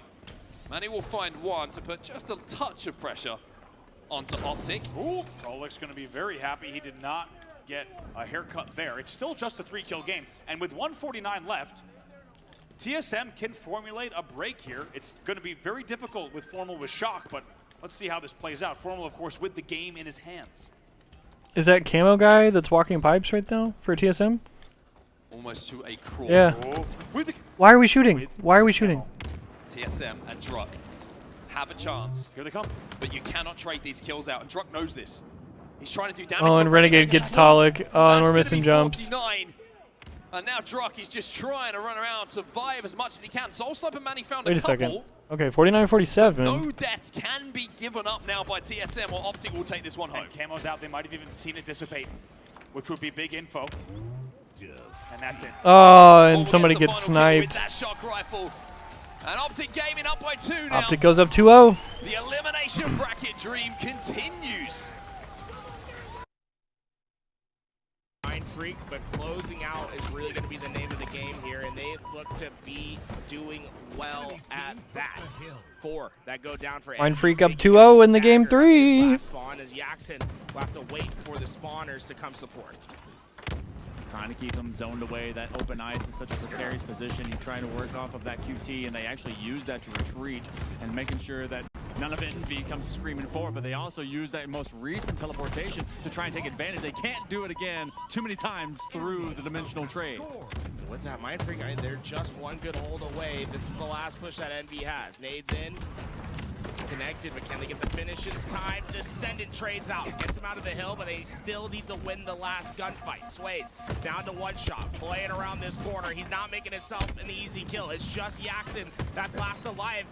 Can he step in? No, he won't get there in time. Mind Freak able to get the 3rd hill, a dominant position to play from. Unfortunately, playing an accidental game of the floor is lava, but floor was very explosive for several players. They're trying to put a nade directly under their boots. Now with this S7 hill, Mind Freak already in good position to try and start opening things up. Envy will be the first up on it, but they have to clear the board of Mind Freak. It's fairly likely that Mind Freak plays Slayer from this position. With a 3-0 lead, the way that it is, I would anticipate that. We see Dark Inside taking the first game against SWAT Lad AM. or LATAM in their Last Chance qualifier. We'll keep you guys updated with everything that's happening. But right now, Mindfreak on the precipice of taking their More first LCQ game, stuff going getting one on. step closer to a top 6 finish. And it's looking like Mindfreak should take this game 3. Kind of get themselves into it, but they also are 2 up in this series. So if something drops from here, it's not the greatest fumble. Mindfreak, they've been playing Envy really darn close. Obviously, when we saw it on that live fire, they need to find a spark, they need to find a fire. General control, they're having Envy just kind of stuck into mid. I say stuck, but they're kind of rotating exactly over towards that bridge. They put Barcode into a body bag. We got 90 seconds. I think that Slayer is coming to fruition. Yeah, right now it's just about stat padding. Make sure they get them out the hill as quickly as possible. This is probably the best hill possible to be able to stall timeout, right? This bridge is hyper exposed, but Envy, I mean, to their credit, Deadass. they really haven't let much time go off the neutral clock. It's just a little over 30 seconds is all it cost them to get that first hill on the board. This next one goes over towards good old Crates. So tough spot to have to deal with. You can be naded to high hell. See if that happens here with Envy, but also this next one of Ice off that rotation. I love this corner position, but Jackson really doesn't land the next, as he might be able to get a stick from the grave. Doesn't happen. This is where the 80-second timer feels a lot faster if you're Envy. Down, it's just Rice, a double kill for him. And Envy, I mean, they're starting to play better, but the reality is that the situation's grim. You have just a little over 60 seconds to be outside of this hill. That's a tough position to play from. They've fumbled larger bags at the airport than what Mindfreak is trying to do right now, but honestly, this is about just general control. A very defensive position right now out of Piggy. He has to fight 2 separate POVs, one in the bin 10 and one around that elbow corner. And it feels like all of Mindfreak definitely is in this hallway. As Jackson wants to take an off angle, he defeats that one from up on top 7. Might be able to get a double kill, does so. The third man drops right in front of him. There's a chance to get some more time on this hill, and they're going to do so. Really well played by Jackson. He was silent in his flank there. As an assassin came through, got the double kill, and then sprung in the action that the rest of his team was able to complete there. And with that, this is more and more looking possible. They're going to have a little over 45 seconds here to get the last hill. This is certainly not done yet. And the respawn stagger puts all of Mindfreak to top side of this map. I don't like it, bruh. He is already in a power position to go. Let's go with your boys, Ducky. See if they can be able to come out from that opposite side towards Crates. They will be bombing the heck out of this hill. Has QT online, cannot use it in time as the blast come through. That Piggy, the only player alive, and every second here feels like a dagger into the back. Envy just is not going to have a ton of time to work with, but they do have a sniper in the hands of Piggy. It might be enough, his firepower, to bully their way into the hill. Get past a lot of nades though. Barcode, oh, he's going to win the dance battle. Got that big boomstick, but they end up getting caught as they expose themselves from that doorway. Less than 20 seconds to go. I think Mindfreak might be able to sign this one and seal it away. However, Envy is on the hill. They see Rice trying to dive in, Precision trying to take over this mantle, but there's just not enough spacing to work with. 13 seconds now, Mindfreak a couple players up, but they should have a huge advantage here, and that's gonna be the solidifying spawn there. Rice spawned over at the red room, had perfect angles into the hill, and Envy will be desperate to get there, but there's just no way to slip and slide in, even if you get on this slippery ice. Mindfreak get one in the series. Making them slip around and... Okay, whoa, well, huh? Hold on, whoa. Making him what? Oh, boy. All right, so this is EU number 2 of Majin Club against Lies Infantry. We saw Lies Infantry drop Okay, so this is the other LCQ match. out of the open bracket. This is our other We shall return to this match. afterwards. Let's peep mainstream. Let's go back to this. Stuff from them. Still waiting for Barcode to do the shoey. He said job's not done yet. Barcode's gonna do a He makes shoey? the demons. I'm not doing a shoey. I think that was the tweet. I think that was it too. Might have paraphrased. Might have made it up. Either way. Players now loading in. Getting ready to rock here. Gonna be Fortress CTF as we said. I am known to tell untruths from time to time. Only here and there. Question is, TSM, can they ice up It's here? blinkers, They know their tournament life motherfuckers. is on the line in this game, and it will require something special to not only take this game, but to send this series the distance. But A lot of TSM fans around the world certainly hoping that they do exactly that. I think we led this tournament with a story for TSM about how you have to do something to break through the scene. All right, game 3, Forbidden Flag. Let's go. All year long. Well, you're down 2-0 to Optic. You've got to look at this as an opportunity to pull off something special that they have done before. As we head into game number 3, they've got to keep that in mind. They've got to keep the spirits up and force Optic to play the best Halo they have this tournament. Exactly, this is a nothing to lose scenario, and I'm not gonna lie, if you think about the 4 young guns on TSM, this is probably when they could have an opportunity to play the best, with nothing to lose against one of the best teams in the world, a team they've faced many times. Now our opportunity to show us what they have in the tank for this season. 2 dead here off the rip for Optic Gaming. A little bit of a trade going down. You can see players still kind of exchanging long-distance shots with sniper rifles. It's actually going to be taken into the hands of Manny here, who's going to collect it for TSM. Have to play a little bit of defense by the looks of things.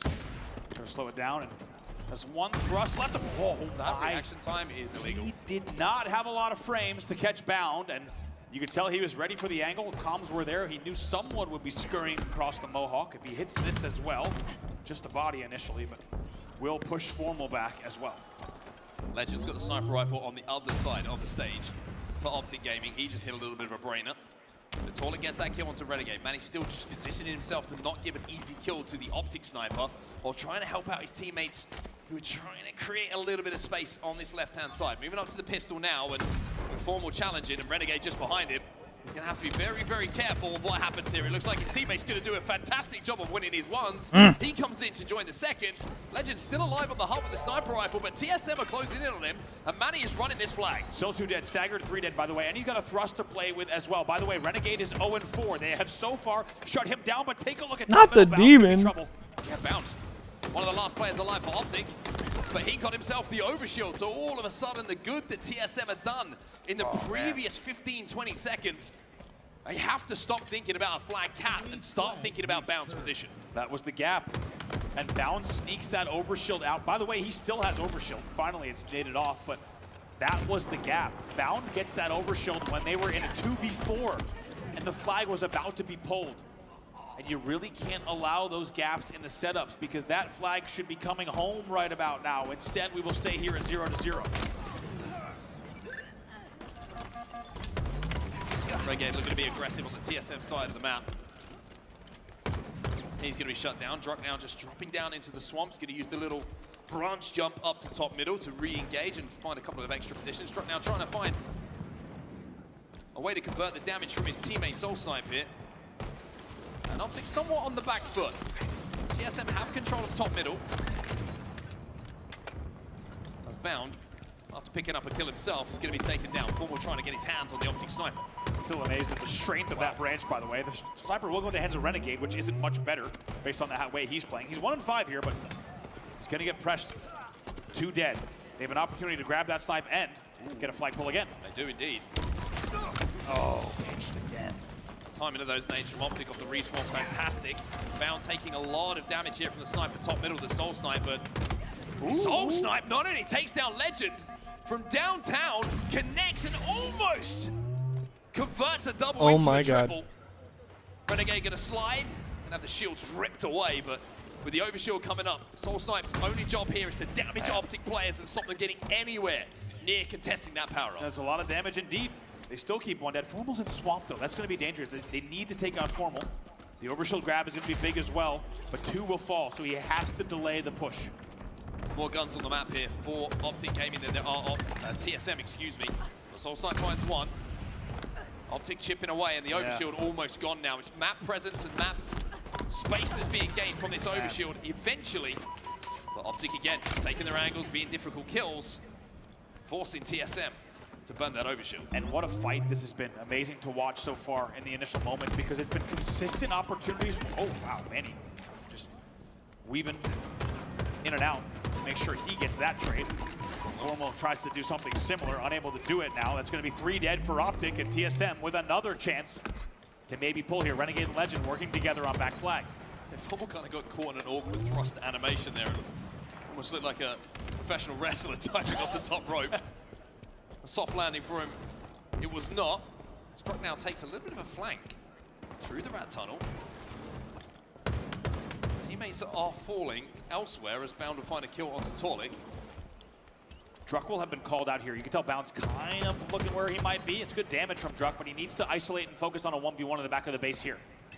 Bound doesn't know where he is though. And having seen where the position is, he thinks he can get the timing to run this. If his teammates do the damage and pick up the kills like they are, then this could be TSM threading the needle and showing that you don't need the kills immediately. But if you get them on the way back and you stagger those spawns, then you can find yourself capping. TSM, brilliant! Wow. Beautiful. As Druck will find that timing. TSM are up by 1. Talk about the hard work that went into that flag cap. So much work, effort, and repeated rounds of slays. How about the awareness from Druck to do just enough damage that he waits and baits the flag? He goes Mohawk, he takes no damage. He flies back out, narrowly stays on the map, goes pillars. It's a really nice piece of flag running, supported by great slaying as well. Formal was in a dangerous position for the stop, and as you saw, Bound was top middle. That flag could have gotten stopped on the stand. Instead, it goes all the way home, and with half of the game played, it will be TSM leading 1-0. The difference in this game is quite simple. Slays. Look at the difference in the slays between the two teams, with Manny getting the next overshield off the back of those slays. Optic, once again, are going to have to find a way to negate this. One way is, of course, to snipe him. That's all gone now. Optic and Renegade just so elusive. Manny frustrated. Renegade's still alive, by the way. Finally going to be dealt with, but Renegade just led him on a little bit of a merry dance there that allowed that overshield to be taken off by other Optic members. And now I think an important note here for the side of TSM. In that Slayer, they could not continue to play the game they had played because they were trailing the entire time. However, because they now have this flag on the board, and because they've been the aggressors, they can play a little bit more conservative map control gameplay. Instead, for the past 7 minutes, they have had to continue trying to get a pull, of course, just to get a flag on the board. But now, with the one flag cushion, we could see them play a really dominant, just map control, only pull if the opportunity presents itself. Trade. That's all you got to do. Trade, trade. Exactly. Make sure that you're not getting picked off, that the 1v1s are being kept to a minimum. And if they do present themselves, win them. Druck finds one. Druck will find, Torlik comes in to steal the second away, and Optic find themselves 3 dead. Druck now turns his attention to potentially a second flag. I like this from Druck. He caused all sorts of trouble in the base last time, and this is exactly what you want to be doing. Especially a 1-0, this is much more comfortable, brings back Narrows vibes. You're just in your opponent's base, causing all sorts of trouble. In the end, he sniffed out, but he bought enough time for his team to push up right to the mid-map and at the enemy's doorstep at the top of main ramp. Yeah, Druck essentially saying, come and get me. You're going to have to deal with me at some point. And Optic need to prioritize the flag over a player in their base. Overshield coming up now. 2 players, 3 players. Full for TSM. Formal has to wait for the shields before he goes for it. And it's actually going to be Renegade. Who else but Renegade? Who's going to get this overshield? Optic are shifting this flag. And now Renegade with 2 players trapped inside of the base. Make it 3 is causing enough of a ruckus for Optic to have a road to tie Should be a tie game. And with 2 dead, this one will certainly go, and they got too much space.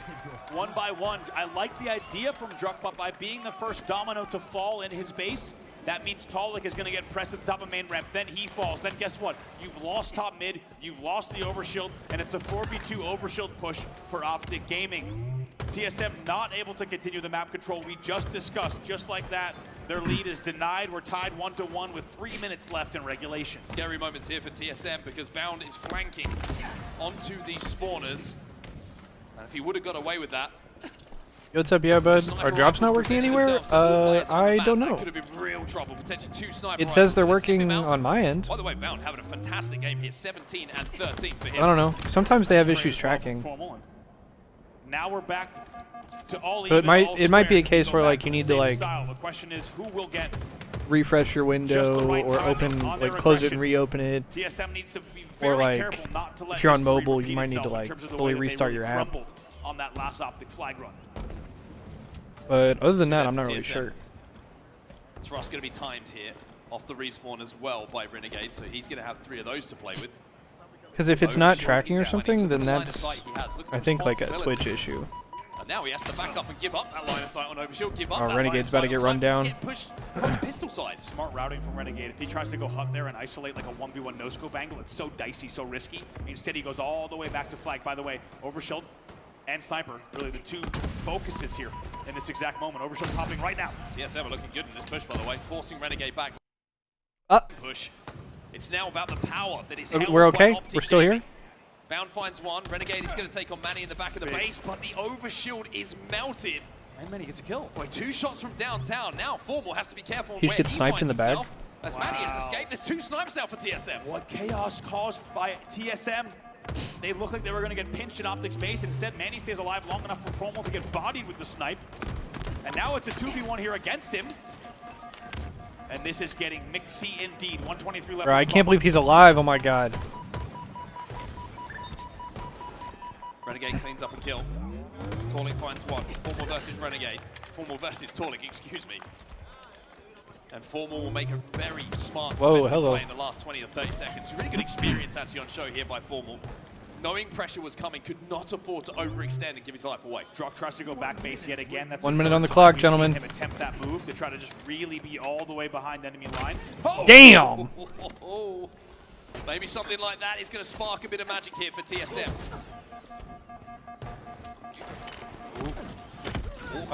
No stick. Yeah, with the thrust, manages to avoid the 2 sticky I think he might have handed him a snipe too. I don't A know. little clunky, but tough to win that against Bound, even if he's not hitting the exact thrust that you need to. Bound flies right in and picks up that kill to flush him out. Now it's going to be a straight 4v4 with 30 seconds left.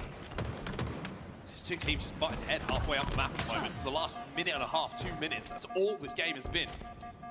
But Overshield is going to be coming up very soon. Formal's going to sniff out Torlik.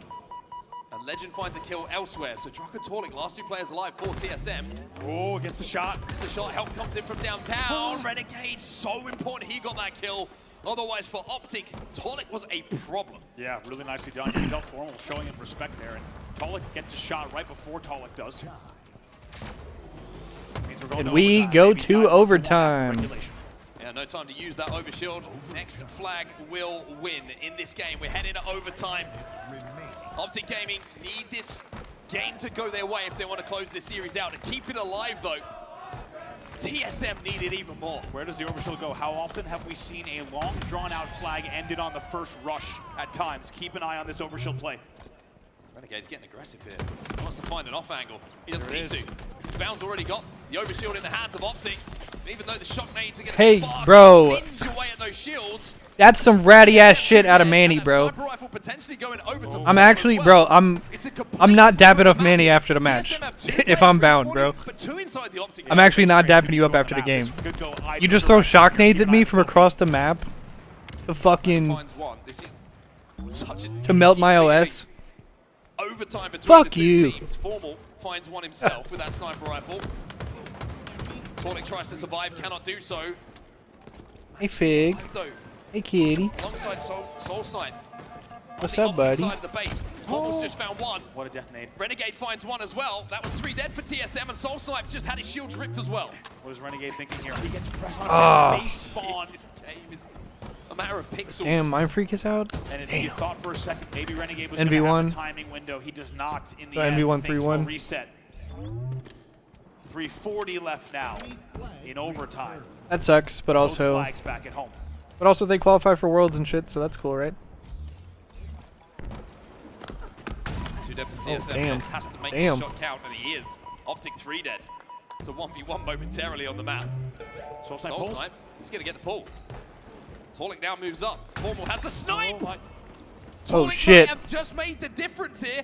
No, Bound gets a kill though. Bound stops the flag run. Bound gets a return as well, I think. He does. Yeah. Wow. Okay, you might have It's not caught a it there run. on the left side of your screen. Bound was alive on the backstage. So even though Torlik's hitting absolute brainers across the map, he just isolates the flag stop. And just like that, what felt like it could be a big TSM opportunity is shut down immediately. You have to wonder if there's the right direction for TSM to run that flag. Yeah. They were spawning in the back of the base. They just got that kill on the snipe side. That's usually going to block that spawn. And by missing that opportunity, they've given one to Optic. Overshield in the hands of Renegade, even though there's only a few slithers left of this OS.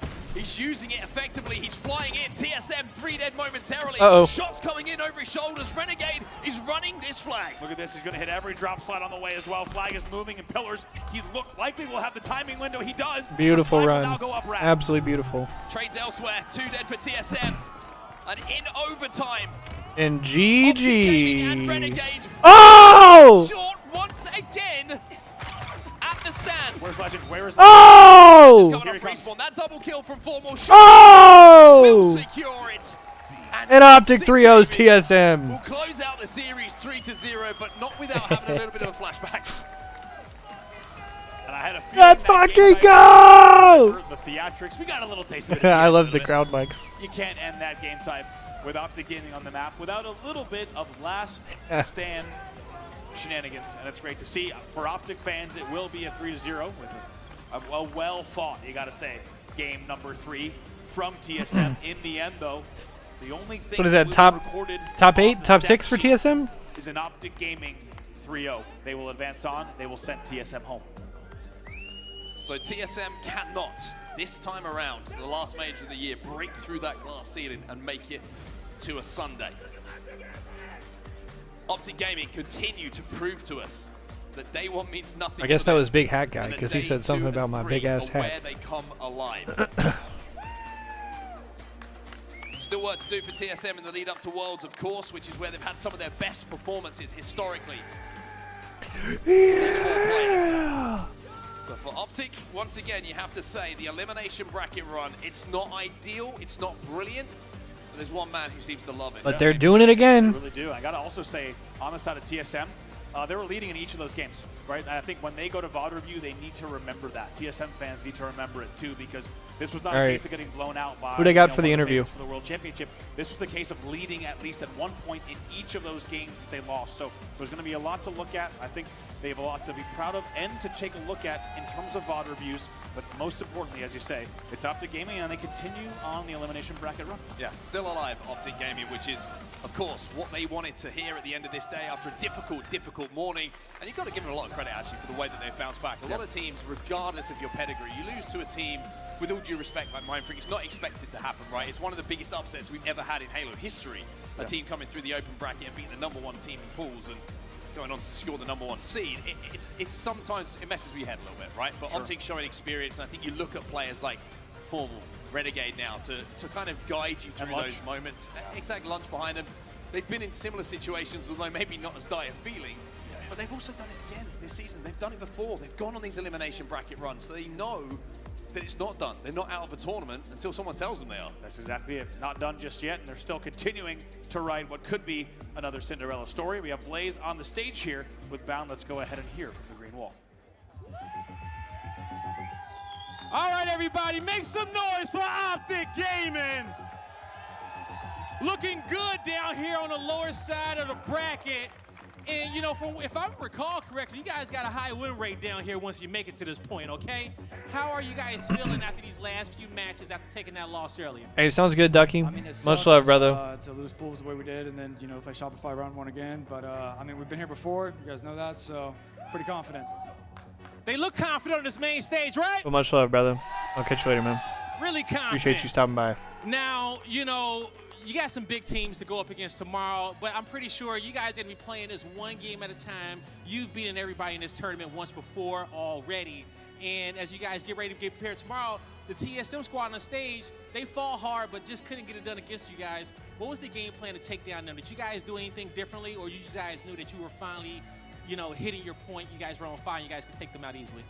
Yeah, exactly. I think we were like hitting our stride. I could tell by the way that they just lost too, it'd be really, really hard to fight back versus us. I knew we were getting really hot, so I knew it was going to be a good series out of us. Definitely was a good series, man.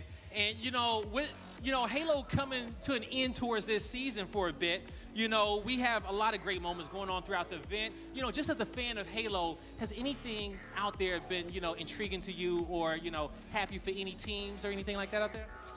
Shout out Gunplexion. Saw he finally made full play after 4 years. Did his last event, so shout out Gunny. You know, people like Gunny, so shout out Gunny. All right, yeah, you know, we want to show some of these other teams some love too as well. You know, a lot of history being made. It's an interesting question. In this venue as we get ready to go to Worlds, but I don't know about all that. Ready to go to Championship Sunday, Bound. What do you want to say to these Green Wall fans at home and in the venue who just can't stop cheering for you guys, man? I mean, I love a Sunday. I'm sure you guys do too. I love Sunday. I love Sunday.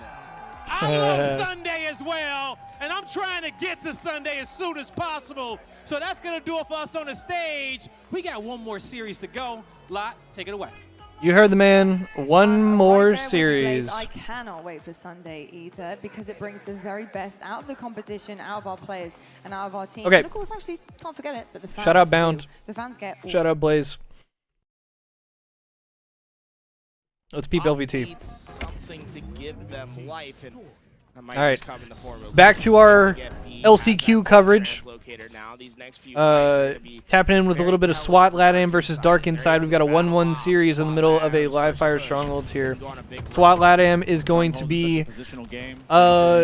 You might argue that SWAT LATAM was like the #1 Mexican team, but obviously that.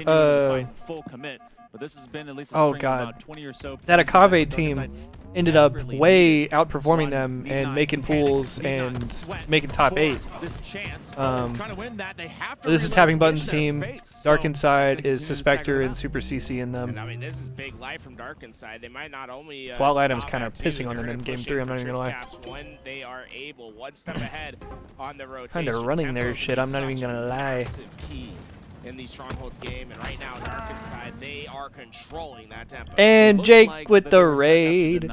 Thank you very much, Jake. But then they started looking I hope your stream was dope, bro. Thank you very much for the raid. Welcome, welcome. entire free lane, and now suddenly that has gone sideways. B Well, it's will be cracking, flipped towards gentlemen. green. They didn't want to have that corner available. Welcome back to the Tapping party. buttons.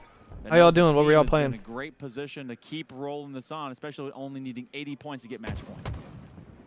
With that, you see that 9-hour bangers, yes Dark sir, Inside's yes trying to sir. find where this Saturday's always the come, long and they're able day. to triple wide into the B Raid zone. hype. They sent everyone, and it's all reactive from SWAT LAM. They had no idea this push was coming. Ah, damn. It happens, Jake. Here in the form of Dark Inside. It There's one man happens. just outside of it, and they actually win the melee battle, and they actually reset the progress. They have yet another, as all of SWAT ends up on top of Dark Inside. The numbers game continues. I swear I'm just watching running ball. It's double tied ends, and they're going straight up the middle. I'd be interested to see if Looney opts to go back to B. I think he had an option there to try Oh, to push into C. those were nice ass shots. It's a wrap back with his team. Suspector wins that big gun fight.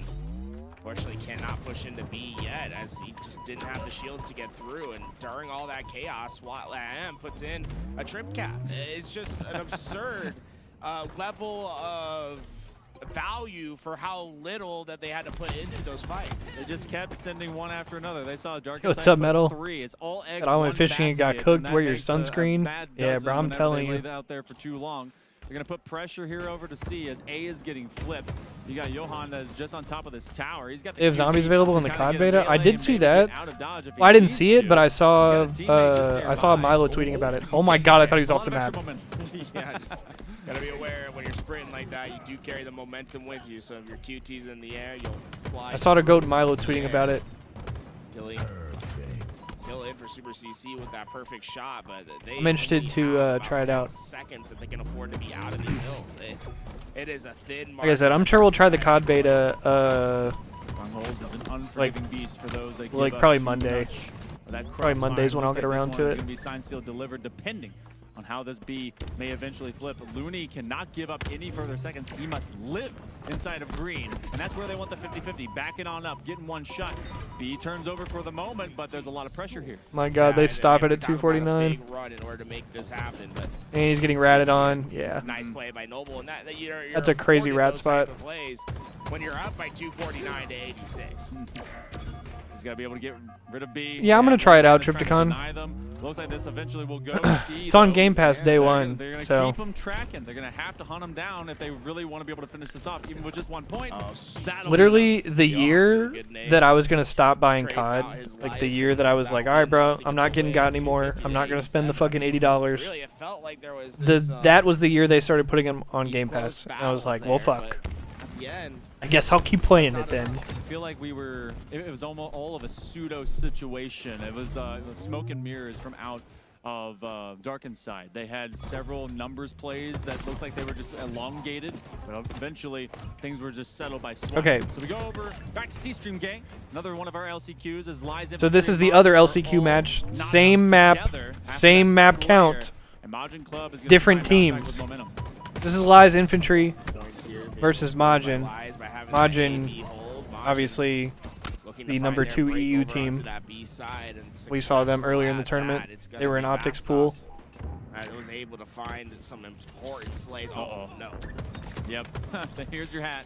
Gonna try and zone him away Nice as play. well. Oh my goodness, a double kill after he has to step out of that spike grenade situation. Hoping for maybe a triple as they go just Damn. up on the other side of that lip. But this is a nice lead so far. Oh, same, They continue to Tripticon. build. They're about to break Yo, Tripticon, what's your favorite zombies, bro? Ernest with a great shot down. It's going to force Septic back and give some much needed. It's a question I like to ask all zombies enjoyers.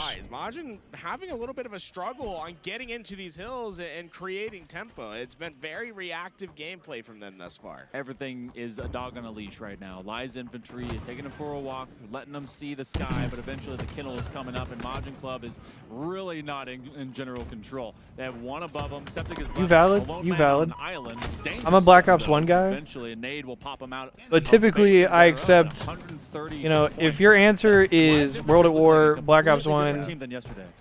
or Black Ops 3, you alright in my book. We'll see what they're running the way that they Even are. Black Ops 2, but Black Ops 2 had more misses. Black Ops 2 had some goated ass maps, but they also had some piss ass maps. You know what I'm saying? Earlier than they probably wanted to be, but they put up a hell of a fight in their bracket run. Still unfortunate for all of EU as both of them are already gone from out of that low side of the bracket. And then Like Black Ops 2 had with Origins, the, but it also had you know, Transit. inconsistent future. Do they make it to You know. out of this LCQ and into Worlds or not? C is under threat. They had Mob of the Dead. Oh! Oh! They begin getting points after It had Mob of the Dead, just a straight, what, 70 but it also point had Die run Rise. from out of Lies You know what I'm Infantry. saying? Ivan Eyes. Great There were play more by misses him, in just Black being Ops 2. patient over at B, waited for his Origins team and to Mob were come, they godlike. came I in even for love the Buried. time. They're one I think step Buried ahead is on these godlike. rotations. And look, A's going to get stepped in by Majin Club, but C at the same time is going to Lies Infantry. I even fuck with Town, bro. I played Town. As well as just the general I'm not play too good was for just Town. static. They were sitting on their hands much like I do during the winter, just Don't trying to be able to fucking put play some with me. warmth onto 'em. But maybe that's definitely what is missing, as the fire and the spark here from Majin Club is completely out. 170 points, a minute 20 basically, if Lies Infantry continue to score as they are, and TripCat make it. Yeah, I happen. mean, Black Ops 2 is probably the Black Ops games that I was like plugged into the least. But, like, I don't really know any of the like Easter egg shit or like the secret shit in that game. Like, the furthest that I got in those games were probably just like getting like round 30 on all the maps. Like, Makes some crazy play. He just goes up in the nest. He gets the easy kill. I don't think I ever did any Easter eggs or quests or anything like that. So much information for his team here. He knows they're up to C plat. One gets finished. Just playing He's able to regular ass put some survival. damage down Because I like to into the play basement. the Another way that man I down liked there. to play zombies All back in the eyes day for Ivan Eyes. He was I would either play with my Spider, friends gave him all the who were info trash, on where Majin Club or is in I'd play every with single my position, like my school just friends, known. or I'd C play is gonna with get flipped. They randoms. may get to And my split favorite the thing was Ivan just like running around with quick revive and just like being a medic. Is thinking through to the next step. He's You talking about the on OG board MW3 with medal? maneuvering pieces, That shit, looking that's ahead to like what one of Majin my Club favorite wants to do, COD games. and It's like a is sleeper pick for my circumventing favorite that COD every game. step of Specialist the way. bonus, 13 going for and Moabs, 6, over double positive in this game. ACR to MP7. Into the final stretch. Bro, Majin some Club, godlike the maps. Comeback's gonna start. It needs to be now. I swear to God. That might just be the nail in the coffin. A 3 down. A Sniping was good in that game. Yeah, it was good, Mortally. It needed to be Poppin', 7 bro. minutes ago at this point. You have Ivan Eyes. I like with Cold War Zombies a nice lot. Weapon. He's going to be 2.0 right now. I'm not connected to OG. And I thought Cold War was 13 fun. points I thought Black away. Ops 6 was The fun stretch that too. It took 180 points to be acquired by But Lies not quite as good as Infantry. the original Majin shit, Club obviously. got 10. Not exactly a great ratio. MW3 They're gonna infected, try and though. Flip green just as they give up That's- the big that's ball flyer knower up shit on right top. there. Ice Kid is going to go patrolling, seeing if he can put some threats towards A. They know one man around the pillar. That's good communication as they shut him down. I mean, right now, Lies is playing for the opportunity to play at the 200-point club, right? And their version What's of good, a Mortally? How you state doing, maker bro? and Strongholds is certainly on the table with how they're rotating, how they're one step ahead. The Slays have been Yeah, that was back during like in their the. favor throughout That's this back when game. sniping in One COD was last like hold is all kind of at they its need. peak. Out to just get those final few seconds. Ice Kid will hold this corner. They're not expecting it. They get the man that has the S7. They get Hey the man yo, he just beat the fuck out of him. Easily done. He brought fist to a God gunfight, damn. absolutely knocked out Majin Club. They'll be on match point. Yeah, don't get close. Damn. Wears lots of rings. He's got 41. the eyes ready for you, kid. Well, we move over to Fuck Lattice. me. SWAT with a chance to Hey, I'm give glad to hear it's Mexico going well, brother. another team We're chilling. put 2 up We're in the doing well World also. Championship. Chilling watching this event from home, but excited to actually be at Worlds in person.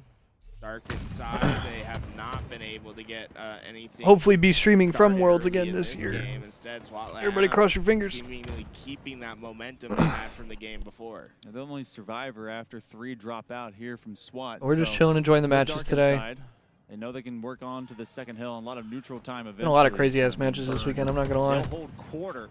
And you can burn so much neutral time on. It sounds good, It's actually Jake. such a smart thing to do because Much of love, how Brody. weirdly oblong some of the rotations Eli are. X, hey, you're fucking nutty. I was tripping out. Jake, thank you for the follow for Eli. You're gonna go up 2-0, getting yourself situated. I delete for a bit. Did Gunny's team qualify for Worlds? I believe yes. Is a really good strategy in my opinion, because that 3rd and 4th hill I believe yes they did. are on the other side of the map, right? So you're not going to be early on those rotations. The 3rd hill is a little bit easier to take, but that 4th hill is a time sink. So taking up as much of that time ahead of schedule can make it pay Also, bro, the dividends sponsor at the end. blocking the fucking scoreboard. You see a lot of King of the Hill matches end up kind of working on that neutral clock around hill number 3, but But they do it it's right 1-0 here, right now. SWAT Latam. Dark Inside finally gets himself in control. Sensing bait. Spidey sense right now for Super CC. He was like, you know what? This S7 looks a little bit too open for me. Yeah, he played it well, but the nades will take him out. Dark Inside, though, have been in this hill. They've gotten a good bit of time. They will give up the sniper in the process, but if they can find an easy Chad, is it answer, time for more quick answer, I should say, I blinkers? don't think it's going to be easy. They could get themselves right back into this hill and tie this one up. Looney does get a Is double it kill, about though, that so time? That puts Noble and Johan on their own little Wait, who's excursion yelling? towards ice. 2v2 is happening in real time. Looney clears 1, and in fact, they double up wins, so that's both of them down. And that's going to be more time. They'll be at least within about 10 seconds Excuse off me. the spawners from both Pilu as well as tapping buttons. Shout out You might Tripticon, be bro. tied I know up if here nobody going got to me, hill number 3 Tripticon in got just a me. moment. See Dark Inside getting closer and closer on this hill. One good round of slays and they'll have it, but SWAT not out of this yet. They got some massive kills and more importantly, have secured the spawns that they want. They have everything in place to finish this hill. It's just gonna come down to a couple big gunfights in the middle of the map. Burning time that really won't be a factor just yet. Speak to it. They do force much him out. later in King of the Hills. S3 out. This would be the moment. Dark Inside needs to finish. All right, they this should one get off. this. They will be doing so. We got a 1-1 Tied, game. 1 hill each. 11 and 8. Tapping buttons. Suspectors. Also one of those guys being kind of quiet right now. He definitely Feels good, shows Rossetti. up. He's such a good utility. Watching from work tonight? Hell yeah. Surprising to see him be this quiet. I mean, he is probably like the most consistent slayer that this team has. Throw me on the One of the TV in the most break consistent room, bro. slayers in the HCF period. Some of the big criticisms It's that time to he put some has people is that, on. you know, maybe some of his kills aren't as important as others, or he's maybe an over slayer or stat person as Yeah, as yeah, others you gotta like watch to this say, Halo but tournament, right bro. This shit now, fire. I think they want those stats to come through. Suspector needs to catch up on those slays for Dark Inside to have a chance. Looney on the other side, he's having a hell of a game so far. 15 and 7, double positive in the series.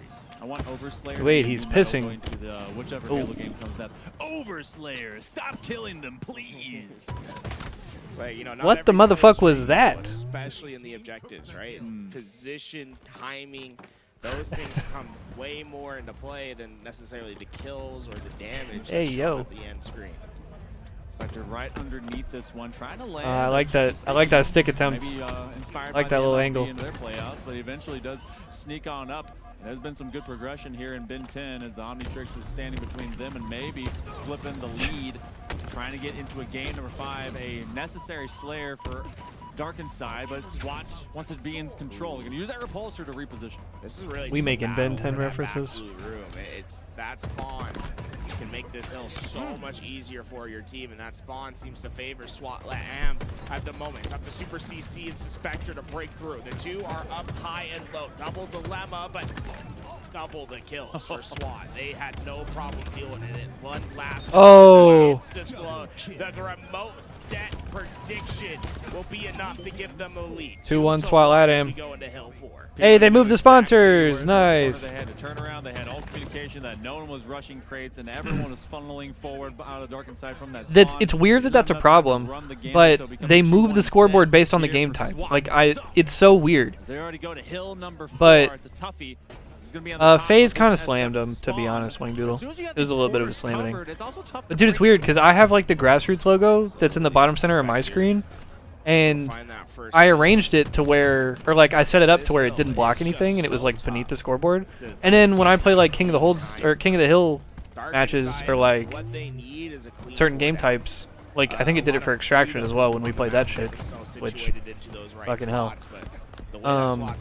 But it would like lower the scoreboard to where my logo would block it. Like what the fuck? Why is the scoreboard not just in the same place? Even if they need the one. But I guess it's because there's fuck ass meter. Now. That clock is getting a little bit louder. Just a little bit more confrontational, especially with Darkenside. Looney, 19 and 12. He's going to need 20, and the rest of his team is going to need to catch up if this team truly is going to up and swat. Remember, they just need this game, and they will be moving over to the World Championship. Interesting positioning right now with Darkenside. That sniper, Suspector's in that right corner. See, he peels the head on one. I'd be wanting Suspector to be a little bit more. They're turning up the volume from the venue. They are anxiously awaiting a pop-off. He wants to catch these spawners on the right side. He has a great line of sight, and that's going to make the map a lot easier for the rest of his team. Nice shots. That's really well played by Suspector and the rest of Darkenside. And you can see how Looney didn't feel any pressure for the last 20-30 seconds of this hill. That's largely due to the macro plays. Tie game with a minute 50 on the game clock. Wow, I really love that that sequencing from Darkenside. You know, we talked about earlier that he's a little bit quiet, but he definitely comes up to make the rest of his team shine. And we'll check back on whatever the series is on main after this. Actually, does anybody know what the last series on main stage is? 99-second mark. Darkenside has kept themselves composed. But can they compose at least a harmony to get some rhythmically moving in? All four are rushing here. Holy shit. I want these blue room spawns. They're so important because they give you quicker access into this hill. Now, red room spawns aren't the worst because you have instant access to nades to try to get players out, but it certainly feels much better to refill from the position that Darkenside's playing from. They're going to back up away from some of the pressure out of tapping buttons. He's got a teammate behind him in Johan. Those two have been kind of linked up together a lot.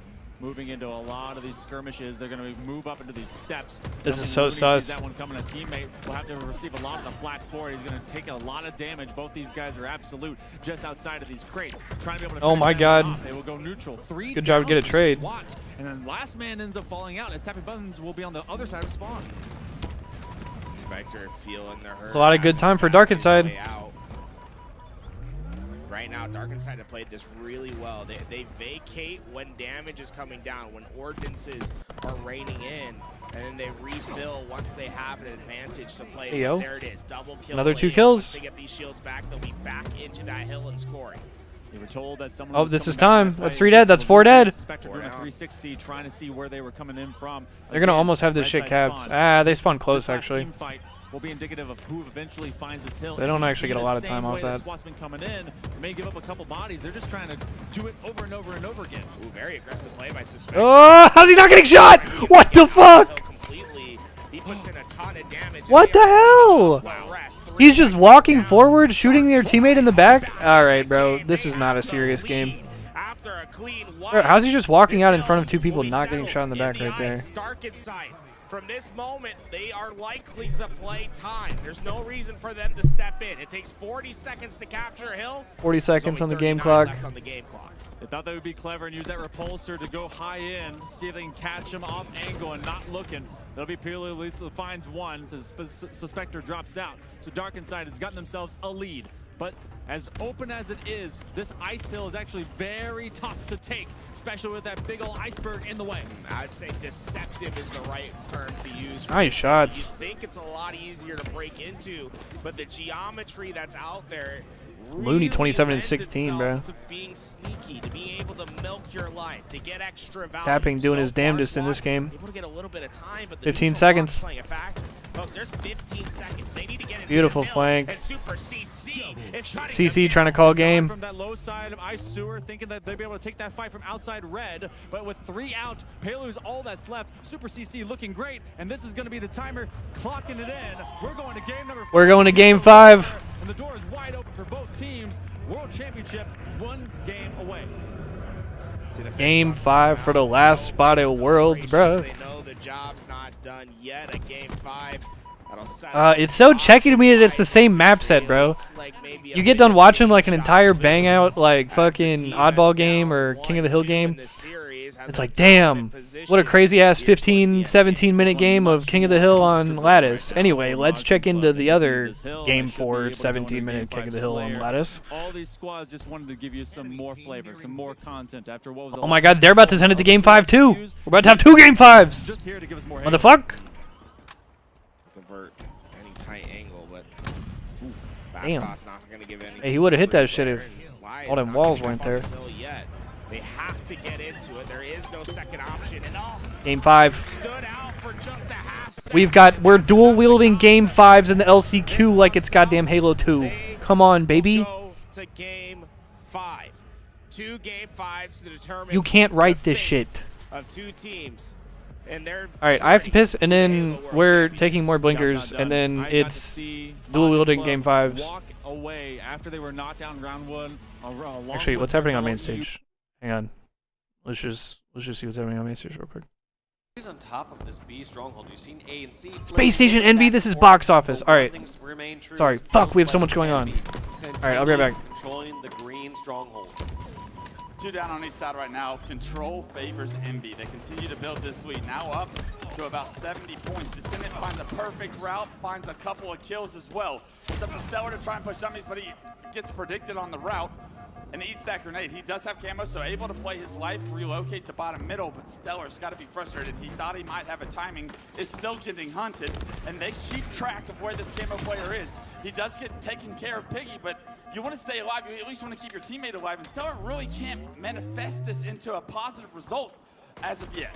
Yeah, and once again, makes his way back on over towards B. Feels like we've seen him over here continuously. It almost gets insta-exploded, or I should say remote detonated there from the player over in the mud. Yeah, because he has a spike and a frag, he doesn't pick those plasmas up instantly and almost pays for it with his life. Fortunately, still alive, still able to impact the combat loop that's happening over at A. He's able to knock a player down, able to reset A. So big plays by Stellar so far here, but they need to finish off Precision. Precision back in the A stronghold with snipe in hand, and he lands a massive body shot on the Stellar. Precision playing his life out, plays Stellar, and that's going to be A and nearly B going in favor of Envy. It's a trip cap momentarily, but no, someone from SSG gets toes into B, and that saves them from a trip cap situation where they would have been in a lot of trouble. Also, can we just talk about the heads-up play there from Precision, just predicting exactly where Stellar's coming from?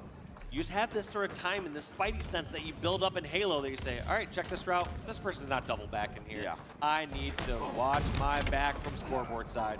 It's year 4. Players have that timing in their head down to a pat. Piggy, the last player alive for Envy, as SSG get a full wipe onto Envy right now. Starting to climb back in a comeback right now. 113-50, not an insurmountable comeback by any means, but we need to see SSG get another round of slays so this game gets a little bit closer. Well, the nice part that SSG now get to afford is they get to just trade kills. Envy leading early? Afforded that earlier. Yo, I'm not gonna lie, bro. On some, I'm not even trying to be on some hater shit, but I might be pulling for Envy here. Envy overextend from the dummy side over towards I'm not rooting on SSG's downfall. I just think this would be a cool match for Envy to win. Also got out of dodge in order to make It'd be dope to see them on a Sunday. Unfortunately, the push then from C comes in, and it's Stellar with a triple kill. And Jesus gets a triple kill right as I'm talking shit. Well, you said when the score was 100-10, you said, how is My bad, how's JC. SSG gonna get back to this? I said when pigs could fly, and we saw Piggy going flying back and off at green, off the map. And they are back in this game, nearly tied. Yeah, to SSG I'm boys on in blue this series, man.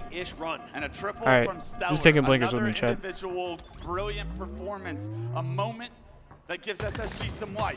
Can they continue that life? What can they do with it? Still with the BC hold right now, but they lose 3 players. Stellar, once again, the last player alive and forced to play his life. Precision making sure nobody from SSG is sneaking over towards A. As B gets converted towards Envy's favor, Precision now looks to be on the prowl with this camo. He wants to be aggressive. He wants to push the trip cap. It's going to be one more round of slays before he's able to do that. Like this play, taking his time, trying to see what push Space Station's taking. But at this point, they've already picked Piggy. You've gotten some ground here, but you still aren't in a position to damage. Precision now giving away his position. Yeah, really. What's going to happen to this? Takes down Eco from the side. Can't get traded either. Falcon Damn. didn't get the kill as he turns the corner on that pillar. Yaxon's got your back. Precision kills going in their favor. Jackson's Once got your again, backs in, Stellar bro. As the snipe can't hit the no-scope, and when Stellar misses the no-scope, he goes down. That's 3 down. Precision Bro, putting this impact brother on is every goddamn single elusive. player that SSG just went down was trying to attempt to get a kill, but Precision. Whoa, I thought that was a headshot. He's playing perfect Halo right now, and he's rewarded with the Oh my snipe. God. What can he do with it next? They're gonna jump up on you, bro. Questioning the They're gonna jump up on you, bro. Was this the right play? Yeah. In the end, does not matter. The Trip way cap he cheese for Envy. every single engagement Let's after go, that baby. Has gave his team this trip cap. This is the one series all day I'm gonna actually be like unashamedly biased. Let's go. And Precision is precise with the snipe. Rips the head off a suppress, puts it back. That's why they call him that. Space Station still down 2 members. Oh damn! All good. It got cleaned up. Oh my God! Precision's doing it all. The God on the Killer. main stage here Saturday night, 17-5 and 7, and continuing to play perfect Halo. This is the chance they're looking for. And one thing you gotta consider is a squad like Envy, after pool play, we're gonna look Bro, at do I need to start playing with LT aiming? need to make in order to beat someone like SSG. Is that shit the There's a secret? likelihood that SSG could have been looking towards He the future repulsed saying, like 2 "All right, years late for let's that focus plasma, on but our I saw round division. one bracket match." Yeah, and hey, Precision, if you can do me a favor, just not miss shots and kill everyone on the map. That's got to be a recipe for success, and apparently he's capable of it. Yeah, is that what his VOD review looks like? He's like, I missed a shot there. I shouldn't make that mistake again. I mean, that was a couple of my teammates back in the day. I was like, you got to be kidding me. But I mean, hey, if it works and you don't miss, good things are going to happen. Precision and Descendant, the last 2 alive. It's actually just Descendant. It's age 4, Jackson you coming fucking off freak. respawn here, and it's a trip cap for SSG. Yeah, my bad. Descendant with this camouflage, however, you wonder how much of SSG I know, knows bro. I'm that just has an old camo head. and can really predict Actually, I'm not an where old it's head. gonna impact There's the like outcome old of the game. heads, and then Descendant there's playing this slow with such a like the comfortable new lead kids that for Envy. do the He's crack able aiming to with use his LT, camo to its full and then extent. I'm like somewhere in The between. extension Whatever the of H5 the bumper camouflage jumper for this kids event. are. This is a massive play by I him, don't know. but time is kind of up, and he wants to push. Whatever you would call those. SSG shoot the plasma grenades, and it reveals him, taking him down with not too much success with that camouflage. I like the patience they had from Descendant. He's not just trying to overextend and potentially give up that I am gap. your age, but I always played a league up. Maybe You know what a I'm saying? little too Like, patient. They had C secured. They were all towards that side. I'm an and old head he at was heart. Kind of solo over towards B. Yeah, because that doesn't go their way. Look how SSG are able to hold this. This is a winnable game. what All the of a sudden, fuck, SSG son? 188 Did both their bodies stick in the only down ceiling? 40 points right now. A massive comeback for SSG. Bro, you've so always far. LT aimed? What, like forever? Like since Halo 2, man? Suppress onto C allows SSG not to I actually worry don't know how about long A. you played Halo. Enemy team nearing It's victory. a smart flip by them, and look at this trap by Suppress. Gets the first one, gets a shot in second. That's good play. ratting right And there. buying time, gets Wait, the you're being trade. dead ass when you do Huge it? play by Suppressed to take out, what was that, Yaxon and Piggy. But where I didn't even the know they rest had of LT SSG, even though aiming he in gets fucking Halo 2. A 2v1 successfully trades it out in his favor. It's still Envy that are able to Yeah, they convert call me B to Captain FC America, bruh. in their hands as well. And 245 and climbing. SSG have to Actually, go down. no, they don't. SSG lose. Not Oh my God, Precision kills the team! 4 members down, and Envy will create He just the upset 1v3'd. in one of this series and take the lead. That's the kind of start you're looking for if you're Envy. Why can we not have any of the cool shit No. like actually captured on their Capable POV? of beating this team. You almost did in pool play. The game started to slip out a little bit towards the end. Such SSG started to get their foothold in that game. Started to claw him back in time. Such small margins are separating these two teams, and it was Precision that was the difference maker. Taking a look at the stats, Dave, 26, 12, and 5. Throughout the day, this young man apparently has warmed up plenty of times to get himself primed and ready to qualify for a championship Sunday. He kicks this series off. He kicks the door off of game 1, and now SSG Hey, yo! got to regroup. Show me the desktop. Precision single-handedly putting all of SSG, All right. except for Stellar, in the net. Now we have to peep. It was dual game 5s in the When the LCQ. positioning onto that low pit was actually very advantageous. to Majin Majin Club. Lies up Infantry was just 29 to gaining some 22 space. over Lies Infantry. That was really well played by Lies Infantry. I mean, they got their first play, pushed in, finished off the rest. The most important part, not trading out any of those deaths. Despite taking a lot of damage, they did enough to stay alive. And oftentimes, that's the difference, staying alive in these games. Ivanized. Camo still in hand, and he's searching for what's to come next. He knows where they're not. That's mid. But still, you want to actuate some level of play when you have the camo, even if it's just to be able to get even more information than get a team running it down. But this is such a meticulous, slow. His camo runs draw. out. You're getting Majin Club. They're not going out there. They're not giving He Lights shows, Infantry though. anything. I mean, they don't have to, right? No. Remember, folks, it's a 7-kill lead. Like, it is on Lies to make the play. Like, Majin will just sit. They don't have to force anything. Looks like one player gonna try to wrap all the way to bottom A. I don't know if they know that this is coming. Chick, well timed on this flank, and that's gonna allow Bastos and the rest of his team to come in. And they just get fucking collapsed so on. Well played. Chick gets that timing perfectly through the bottom A door, and Whoa. the remnants of Lies infantry are in trouble. Methodical, memorable for Majin Club. Septic becomes the lone survivor here over towards control room, so he's aiming to escape. He's getting tagged from behind. He's going to be absolute, and then he's absolutely eating concrete and 7-kill game. Shock rifle going to the bolt as Ice Kid finds Chick checking the pipelines. I think he became a player for a second. Oh, good. 6-kill lead still for Majin Club. It's been pretty static out this game. Shock rifle in the hands of Ice Kid. You got that shock, and then you have this cross from Ice Kid just covering over towards glass. But the thing is that this has become even more of a narrow margin. If this ended into the mid-40s, wouldn't be surprised with the way the pace has been. Yeah, I mean, look, we have 4 minutes and 45 seconds here. With how the game has slowed down, it's going to take time. I mean, look, we talked about 4:45. It took 10 seconds for the next shot to be fired, right? And then, even then, like, look, we're waiting another 10, 15 seconds. We're just talking about bullets being shot on the map, right? This isn't even, like, fights or plays. This is just damage that people are trying to check out. Oh, damn. Ice Kid. 20/20 vision. In 2025, that might fuck? as well be good enough. Down only 3. And as Same. It meticulous gets me as killed this every has single been, time, Wingdoodle. Eventually, the velocity will travel true. We've already seen Newton's second law with full inertia and momentum at play. Well, it's going to travel with one of these teams. Still down 3. Tagging them and Holy bagging them. shit. Ice Kid finds another one. 2-kill game. Club better be on alert.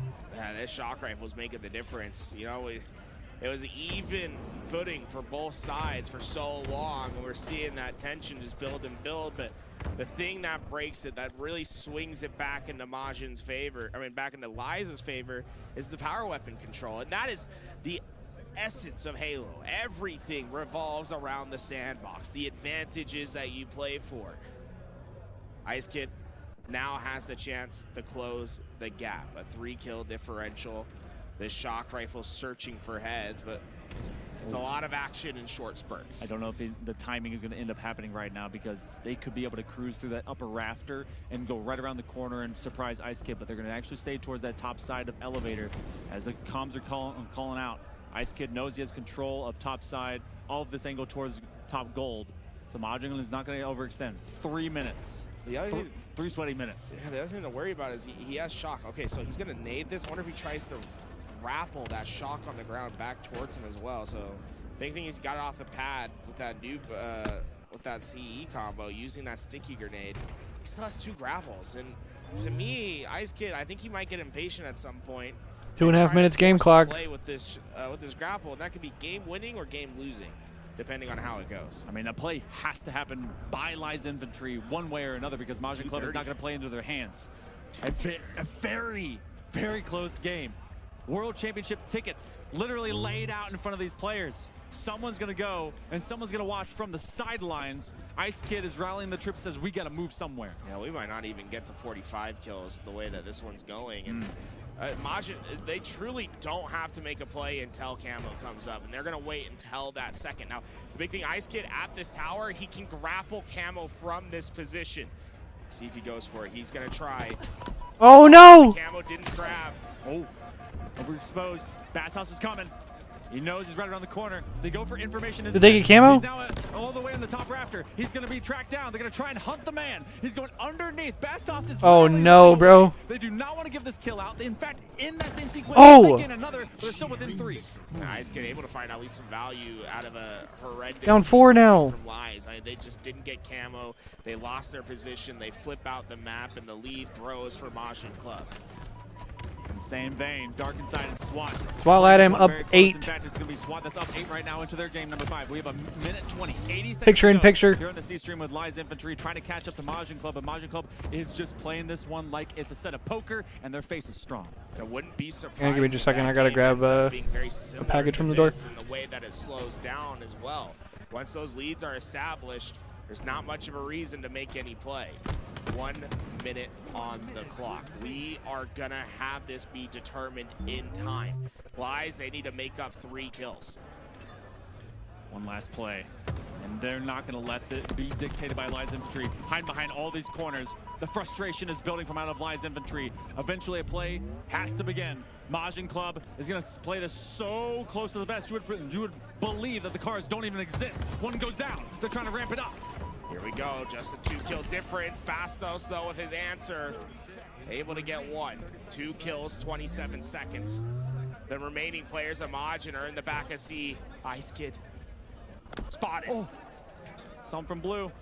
They're right outside blue pipes. Gotta go. There's 15 seconds. It's gonna Oh my god, 15 seconds. New combo to try and assure it. 10 seconds. They gotta go. He's played this one like a surgeon trying to just exist. He's gonna get caught in crossfire. And no trade. It's not gonna That's happen. it. It's gonna be less than 50s. The first one I've seen all weekend long. And Majin Club. Oh my god. Move on.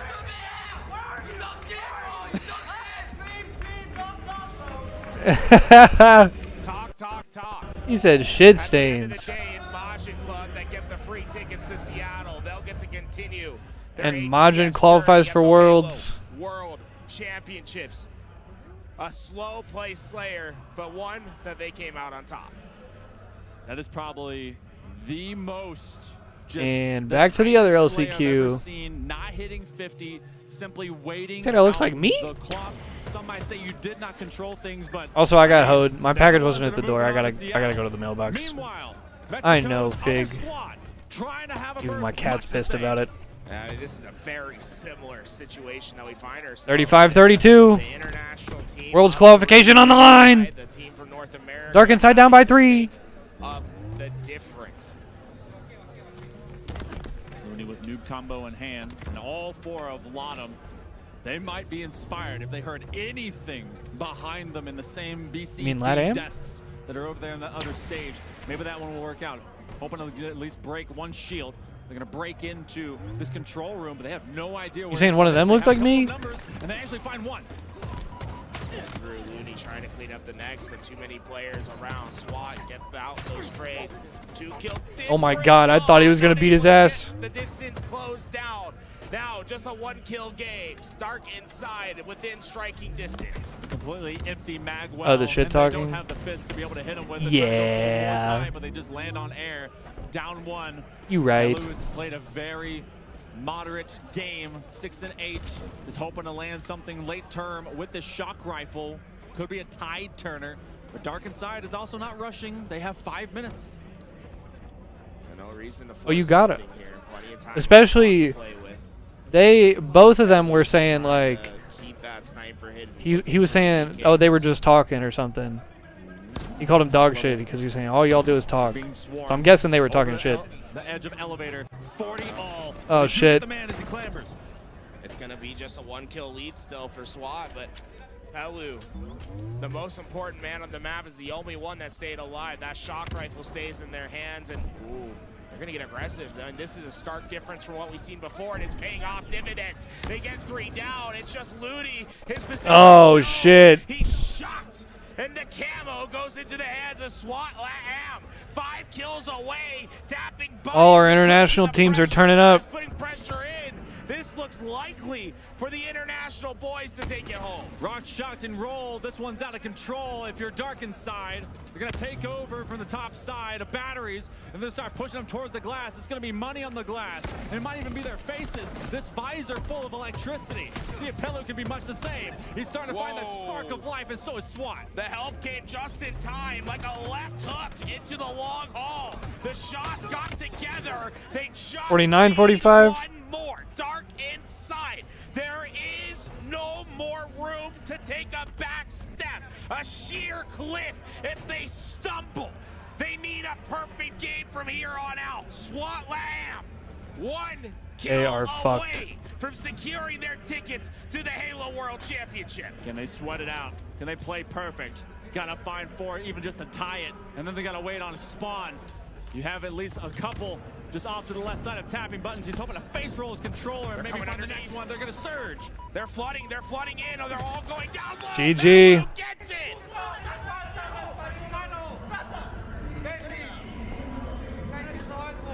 They are going to the Halo World Championships, and they will celebrate. SWAT LATAM's going to Worlds. Mexico sending 2. EU sending 2.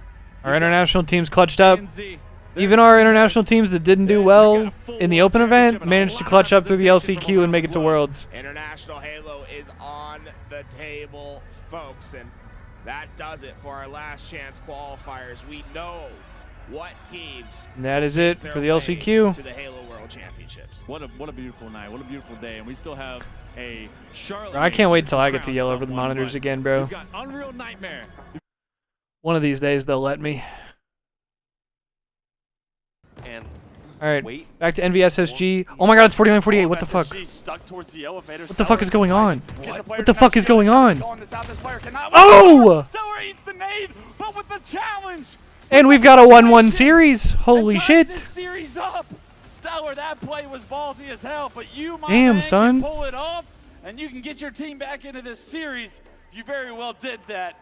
All right, man. I have to go to the mailbox at my apartments, or my apartment complexes. Or I have to go to the mailbox at my apartment complex because my girlfriend has a package that just showed up.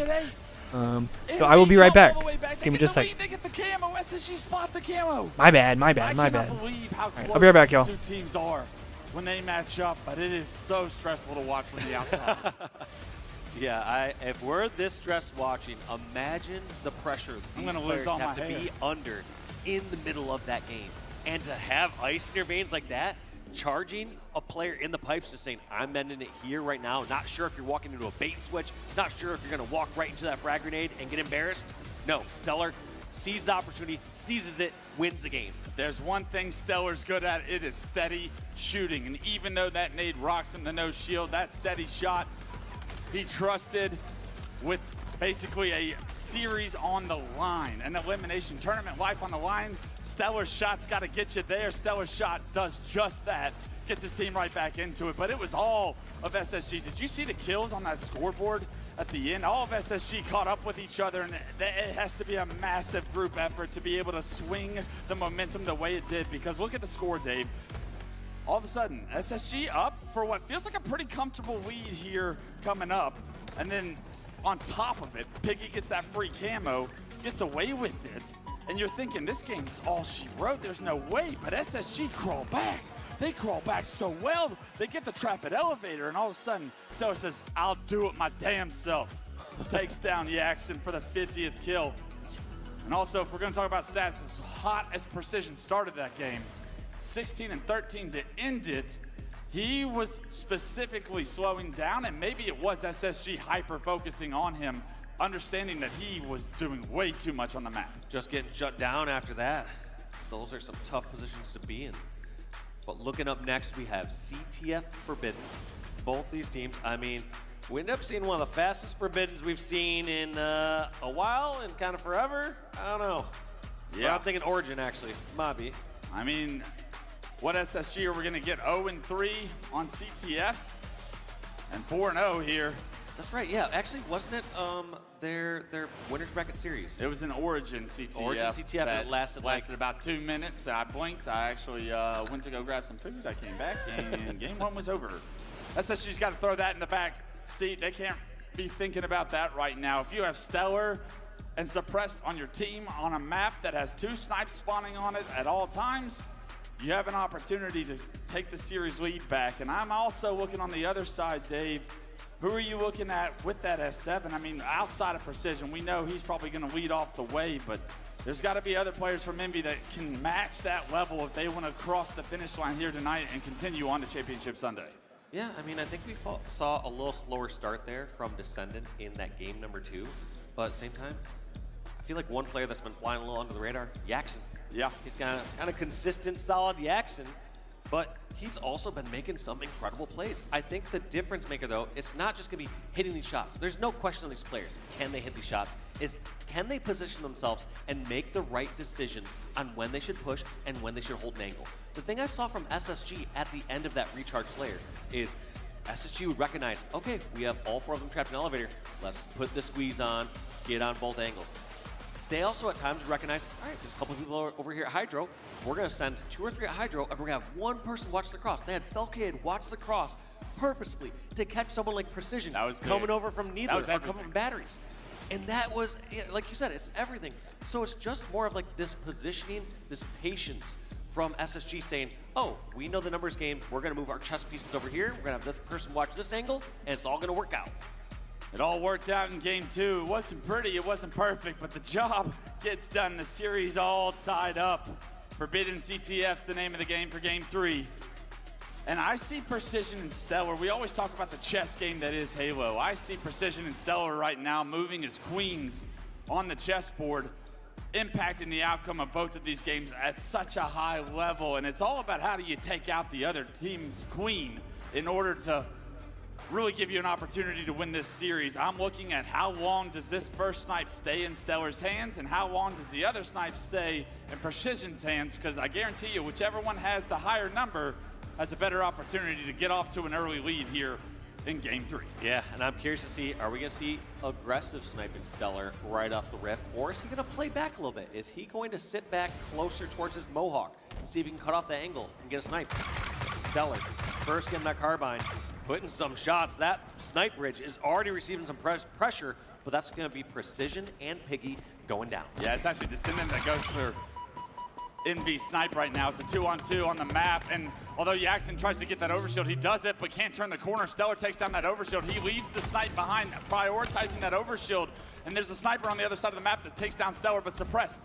The other sniper for this team, it's a snipe off, and Descendant will take down Suppress. Who got that overshield, though? Eco found a way to respawn, get back up there, and get that overshield. And now Descendant's going to have a lot of pressure coming at him towards this snipe. SSG look like they've won the opening break and have a little bit more control so far. Yeah, but up until that point where Eco fell, they were in such a prime position, having the opposite snipe, having a snipe all the way back on their half of the map that they can give some extra cover fire. But look at this pressure. Oh my Descendant God. gets the pick and gets the flagpole and takes the perfect route. They aren't expecting this sewer route. In fact, Descendant saying, hey, can someone get over here in time? But it looks like you said, all 4 dead. This one's going to make it clear all the way back to the base as long as they don't drop it off. It's a long route, but Suppressed already get put him back in the respawn screen will almost guarantee Envy's going to take the early lead here on Forbidden. Yax and Precision both find kills as well, so the spawn trap, it's perfect. Piggy in a prime position to get a second flag on the move, and we could be looking at a double cap at Suppressed, the only player alive, overextending to the bottom tunnel. Oh my and oh God. baby, Precision showing you just why we say his name with such power. That's going to be a powerful double cap there coming for Envy. And SSG has their work cut out for him. I mean, if they overextend just slightly here, they could potentially give up third cap. If they sit back too far, 2 dead. There's going to be time ticking off the clock. 2 dead, and Dino's coming in. Flag getting pulled. Descendant does go down. A big kill from Suppressed to delay that flag on the move. But a lot more work for SSG to do. They get another player down, but Overshield pops up. Envy and Piggy able to pop that into his chest, is looking for these players from SSG. He's going to be by himself, but at least he denies SSG an opportunity to get that overshield as they have the numbers on the map. Piggy able to get that overshield. Maybe a bit of a waste there as he plays aggressive with it, but I mean, you're up 2-0. Eliminating the win conditions like the power-ups and power weapons are massive for Envy to close this game out. Yeah, I don't hate the aggression. I think it just a great push there by Suppressed. I mean, he was in a tough spot, that attic, people on both sides, and able to help get the first finish off. The Stellar not able to get Suppressed. I hope no SSG fans went to the bathroom before this game, because they come back and they find themselves down 2-0 in the blink of an eye. A couple of kills, make it 3. As Envy coming off respawn. Stellar already in the enemy team snipe.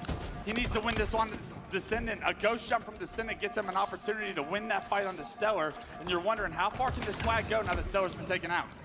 Just like that, predictive nade from Descendant, not able to take out Eco. Eco eventually falling though.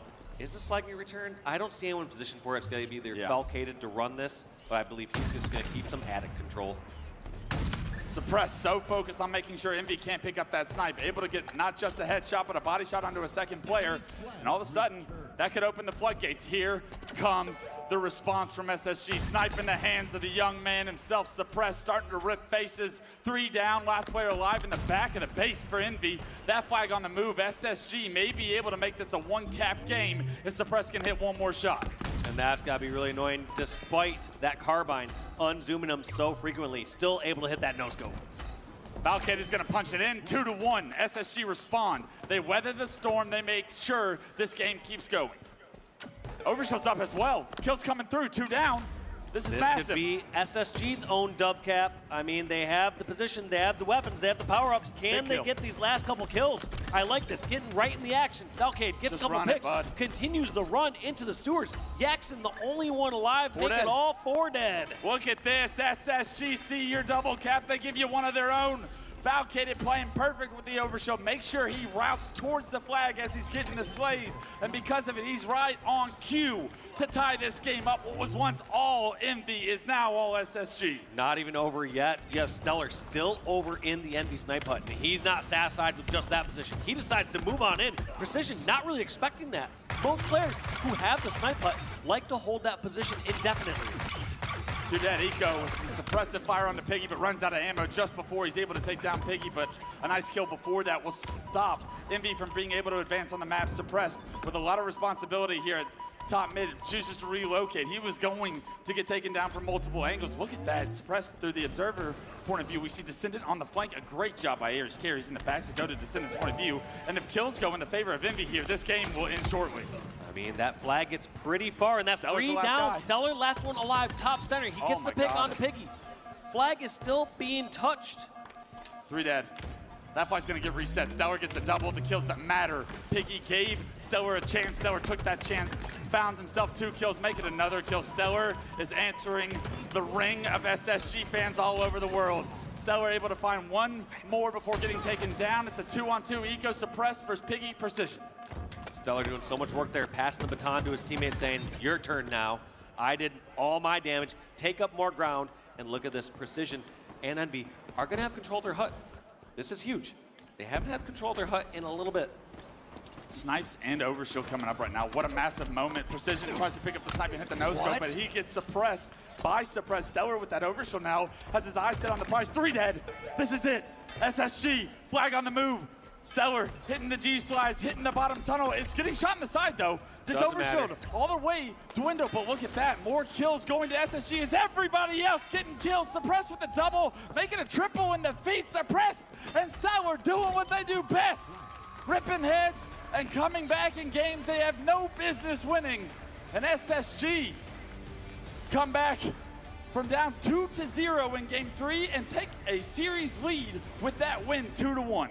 And not just down 2-0, we're talking down 2-0 in the first couple minutes. That was looking dire. But somehow able to work it back, even at the time where I was like, oh man, look at Precision, they're gonna get their snipe, they have their hut. Suppressed with a brilliant flank, unexpected, back on their flag. The kills so closely matched, but it really was the last 4 kills that make up the difference in between these 2 teams. That made the difference in the 3rd and final cap for SSG. Aries, if we can get a look at the damage, I think I saw Suppress far beyond anybody else in the lobby. And yes, look at that, reaching 4K. While the rest of your teammates, 27, 27, 28. Eco may not have had a ton of kills, but still 2nd highest damage on his team. You know he was getting involved and also, honestly, took the most damage in the lobby as well. Taking a lot of attention across that map. I'll tell you what. Big time games from Suppressed right there, especially how it ended. Suppressed was all over the kill feed as Stellar was able to run that flag, and man, was this a journey once again. These games are absolutely crazy, Dave. We couldn't ask for better or closer games here, especially in games number 2 and games number 3. The script and is the action, the action is non-stop as well. We're not going to an overtime flag game where it's just a cap by 1. No, these teams are double capping on each other. Anytime one of them makes a misstep, they are punished so heavily. Unbelievable performances from everybody, but the efficiency on the objective, it was just about every single flag that was pulled. I think maybe 1 got returned from SSG. Outside of that, it was perfect. The only other I know. Very funny. Respectfully, Envy My from being able to complex's win this mailbox game when is they in look back. Narnia. That's going to be the But also, the moment reason where it took they so say long that is can't because happen, the but fucking Stellar doing package Stellar wasn't even things there. keeps his team in I it, was looking and for some shit that Suppress wasn't even there. figuring out a way to also change and impact Well, my bad. this game as well. And that is Envy went up 2-0 and an SSG triple capped on their shit. Envy fans, you're looking at the records, you're going My into bad. game 3 saying, all right, we're 4-0 in flag games, there's 0-3 in flag games. We're up 2-0 in the first couple minutes. What could possibly go wrong here? A lot. And SSG, you can never count them out.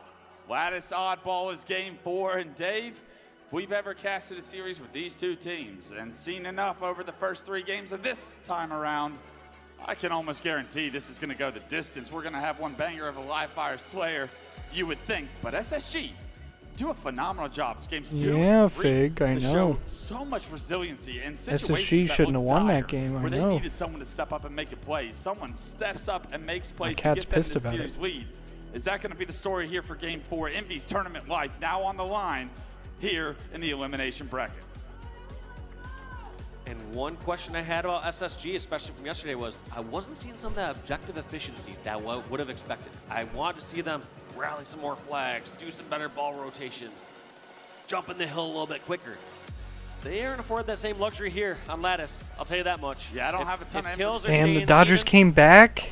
Envy are going to come ahead in that scrappiness. Who do you think you favor here? You think you favor Envy as we basically have It was a wild game 5 goose on the chase. line. I On do the outline apologize. Here we have the brand new map mode combination of Lattice Oddball for these two to go to toe, and it's Descendants kicking this one off with the first kill, takes down Eco, rips him right off the top of Red there. And it looks like Envy have gotten off to a solid start, and we'll see if Suppress is able to play his life and continue to try and deny what would be an early lead for Envy.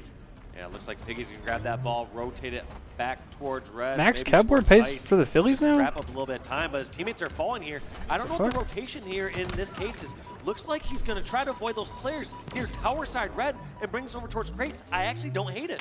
Yeah, especially when you lose a couple of your teammates, putting this ball in a more neutralized location, massive. Let's see what Piggy's able to do now that he's popped the quantum This bottom actually middle. could go all the way through tunnel if he wanted to continue rotating it, but he doesn't have all that information. The Instead, fuck was he's that? going to get picked off and at least does not give the ball in full and total control over to SSG. Ball dropped. Stellar's found himself the S7 in the meantime. Enemy has the ball. Envy on the ropes here as SSG bring that ball back into Red, and they're going to have to go through Stellar in order to break this setup, but here they come. They're already making the front Red. Descendant's going to come through the top window. Players coming through Ice. Stellar with a lot of pressure in Jesus. front of him. Does hit a body shot, but it's just traded out immediately, and the rest of SSG do a good job to get this to a one-on-one situation. They know where Descendant is. Descendant's still able to stay alive, however. Piggy's already respawned, and he's able to back down Falcated to keep Descendant alive. Now that Descendant has been able to, you'd think, would get his shield back, but the rest of SSG also starting to come back into this fight. Somehow Falcated still I like standing that thrust. tall, allows SSG to maintain red control. Unfortunately, no one touches that ball. It resets top middle, and we reset the map completely. And even as it can be, a minute and a half off the clock, and neither of his teams got up to 10 points just until now, shows that both these squads are heavily prioritizing the slays. They do not want to give up a full setup, a full control on this map. Yeah, if they go down, they want to go down with their gun up in the moment. Still 18-9 as SSG and Falcated on a killing spree right now. He's starting to step it up here in game 4. Starting to play his life as well. Being just such a nuisance, gets a lot of damage into another player before getting taken down, and that's all you can ask from the kid. A lot of damage, a lot of attention. All those moments What a where good members QT. of Envy were looking for Falcated. Those are precious seconds that they aren't dealing damage to Suppressed, Eco, or Stellar. Look at this He's kid. everywhere Stellar's right top, now. Left, right, and center players to know shield spots. Piggy trying to come out crates. Back to Everywhere the right now. Watches the players spawn bottom white as well. So Stellar gets information on the last two players alive for Envy, and all of a sudden a 30-point lead for SSG as they try to rotate the ball over towards blue. Oh my god! Just holding forward on Oh! stick, hitting all 5 shots and plowing through Envy at this point. Falcated, grabbed in time, trying to see where these spawns are coming through. Blue is still a threat, so in this case, they need to find out if the spawns are happening red or if Falcated wants to rotate this ball over towards The us. Dodgers take game 1. And we already get an answer from your question here. Yeah. Perfect shots from SSG, but we get a great answer to the question you posed at the start of going into this game, Dave. Was SSG going to be efficient with the ball? Were they going to be able to hold is going setups and insane. rotate correctly? That was one of the most beautiful rotations from all the way bottom red ramp into blue from the SSG members. Not only did they get the kills, but they got a ton of time and now get to play from a massive lead. Stellar can't hit the headshot, loses the Damn, snipe. he was pissed. 63-9. He looked SSG sick. in a dominant fashion here in round 1 so far. Yeah, once the kills started rolling in their favor, that time followed, and that's all I cared to see, and that's all I was worried about from the SSG side. You're making Dave Walsh happy, and usually good things are happening for your team, but Dave Walsh is happy about the Halo level he's seeing. Precision finds a star in the kill feed, but Eco trades him right back out. A big kill, and Eco, look at that. He's able to stay alive. 2 members looking at him, can't finish him as he turns the corner there. And Pause, dude. They can't finish him. back and come across top mid. Suppress finds 2. Still got to find Descendant, though. He can be such a problem with the snipe. Takes down Suppress with the body. Headshot with the snipe. Bandit. Ball still neutralized in this position, and this is a tough place to try and get the ball out of. Thrust, I love that, to be able to kind of use your momentum to get that ball in, but also keep your map control as well. Yeah, and also Descendant getting a lot of info from some of these footsteps. Players clomping all around him. Making a little too loud. Sounds like my upstairs apartment neighbor. Just not being too quiet and giving away their position. My neighbors are probably saying the same thing when I'm gaming, so.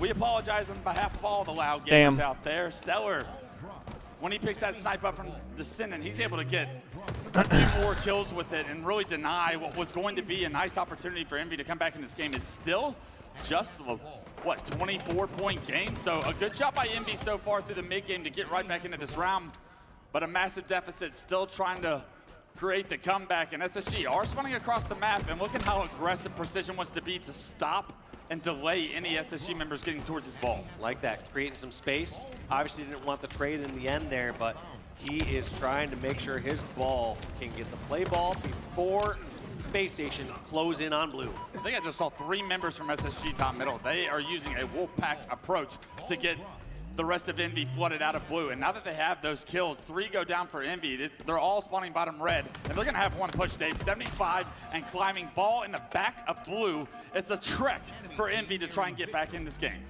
See how Eco decides to play this. He knows where the push is coming from.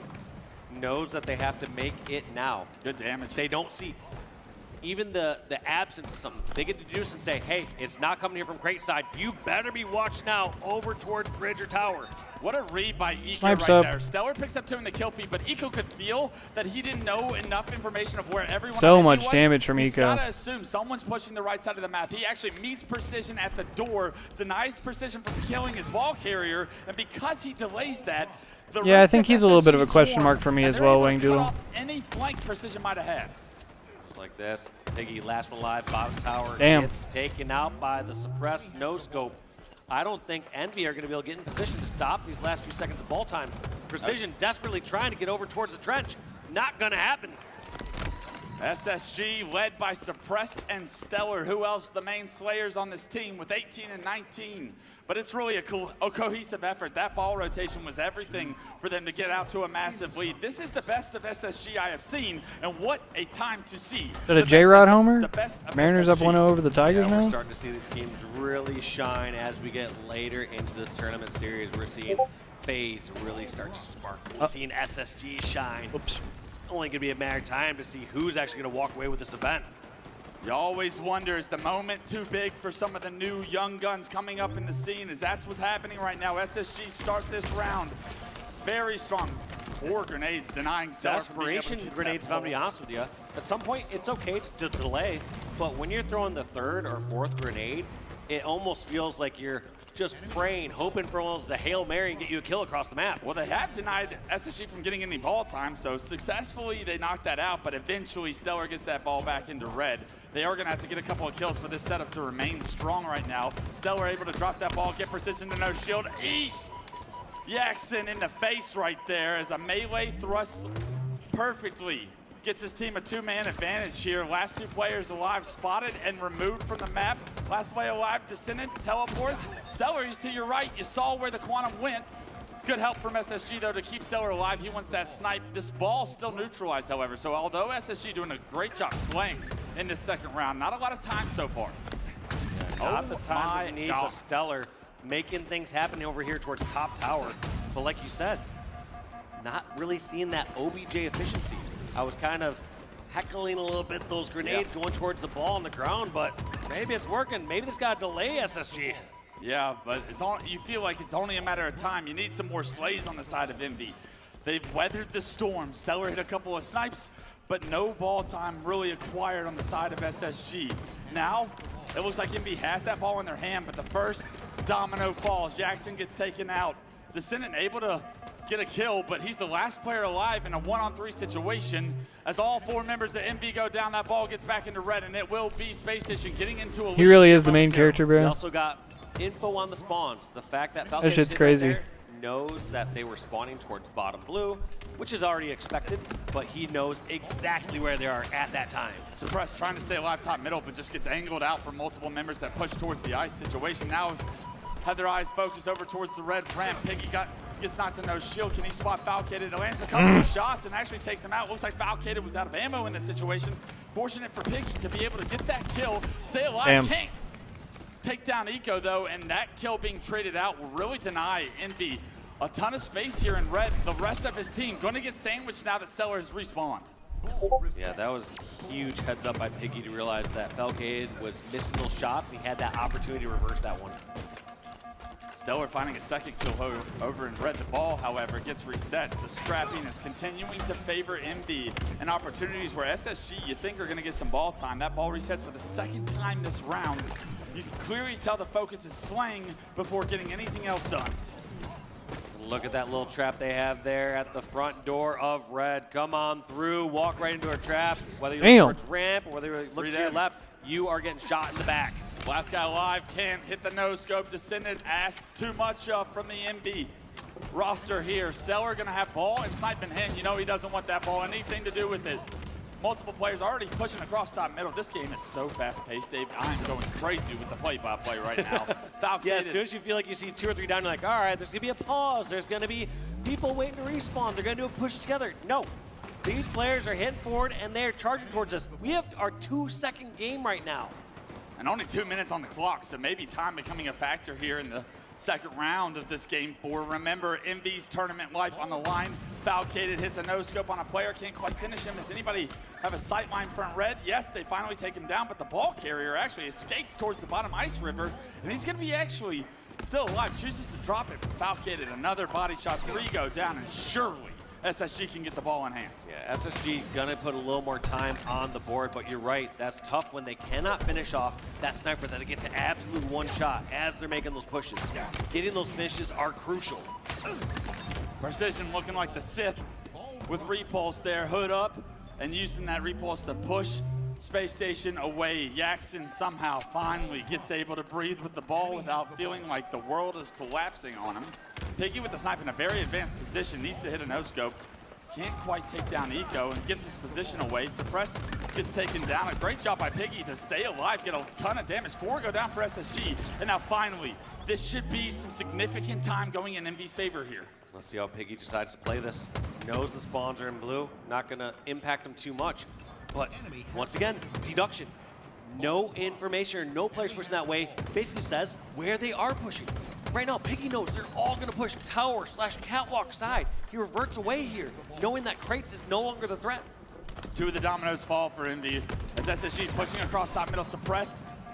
Makes it 3 down for Envy. It's a Jackson by himself, finishes suppressed, but is forced to retreat and give up the ball. It's SSG with the ball in hand, but now Jackson able to get his shield back, re-engage in the combat loop, and now the respawners for Envy have gotten there. Look at that, they bring the ball right back to red, and this round all of a sudden getting out of hand in Envy's favor. Yeah, and based on the time, Envy actually have an opportunity if they want to just play the slaying game. They got to slay for the first 3.5 minutes of this. Just go back and forth there. They have that option right now.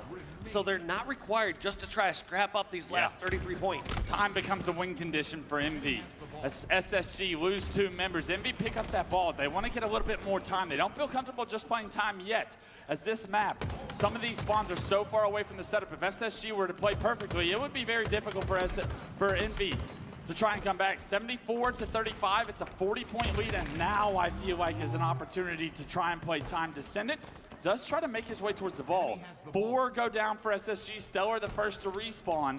and he's nowhere in sight to be able to deny this ball going back to red. And I think Envy have every intention of getting to 100 points at this point. Yeah, I don't hate it either way. I mean, at one point you can say, all right, is it Slave for 35? So much Is it damage. Ball for 20? But in short, as long as they're holding this ball for longer, that's going to force SSG to play that much more perfect of a setup. They have to somehow get the kills, get the ball, and hold it for 70 seconds straight or 60 seconds straight.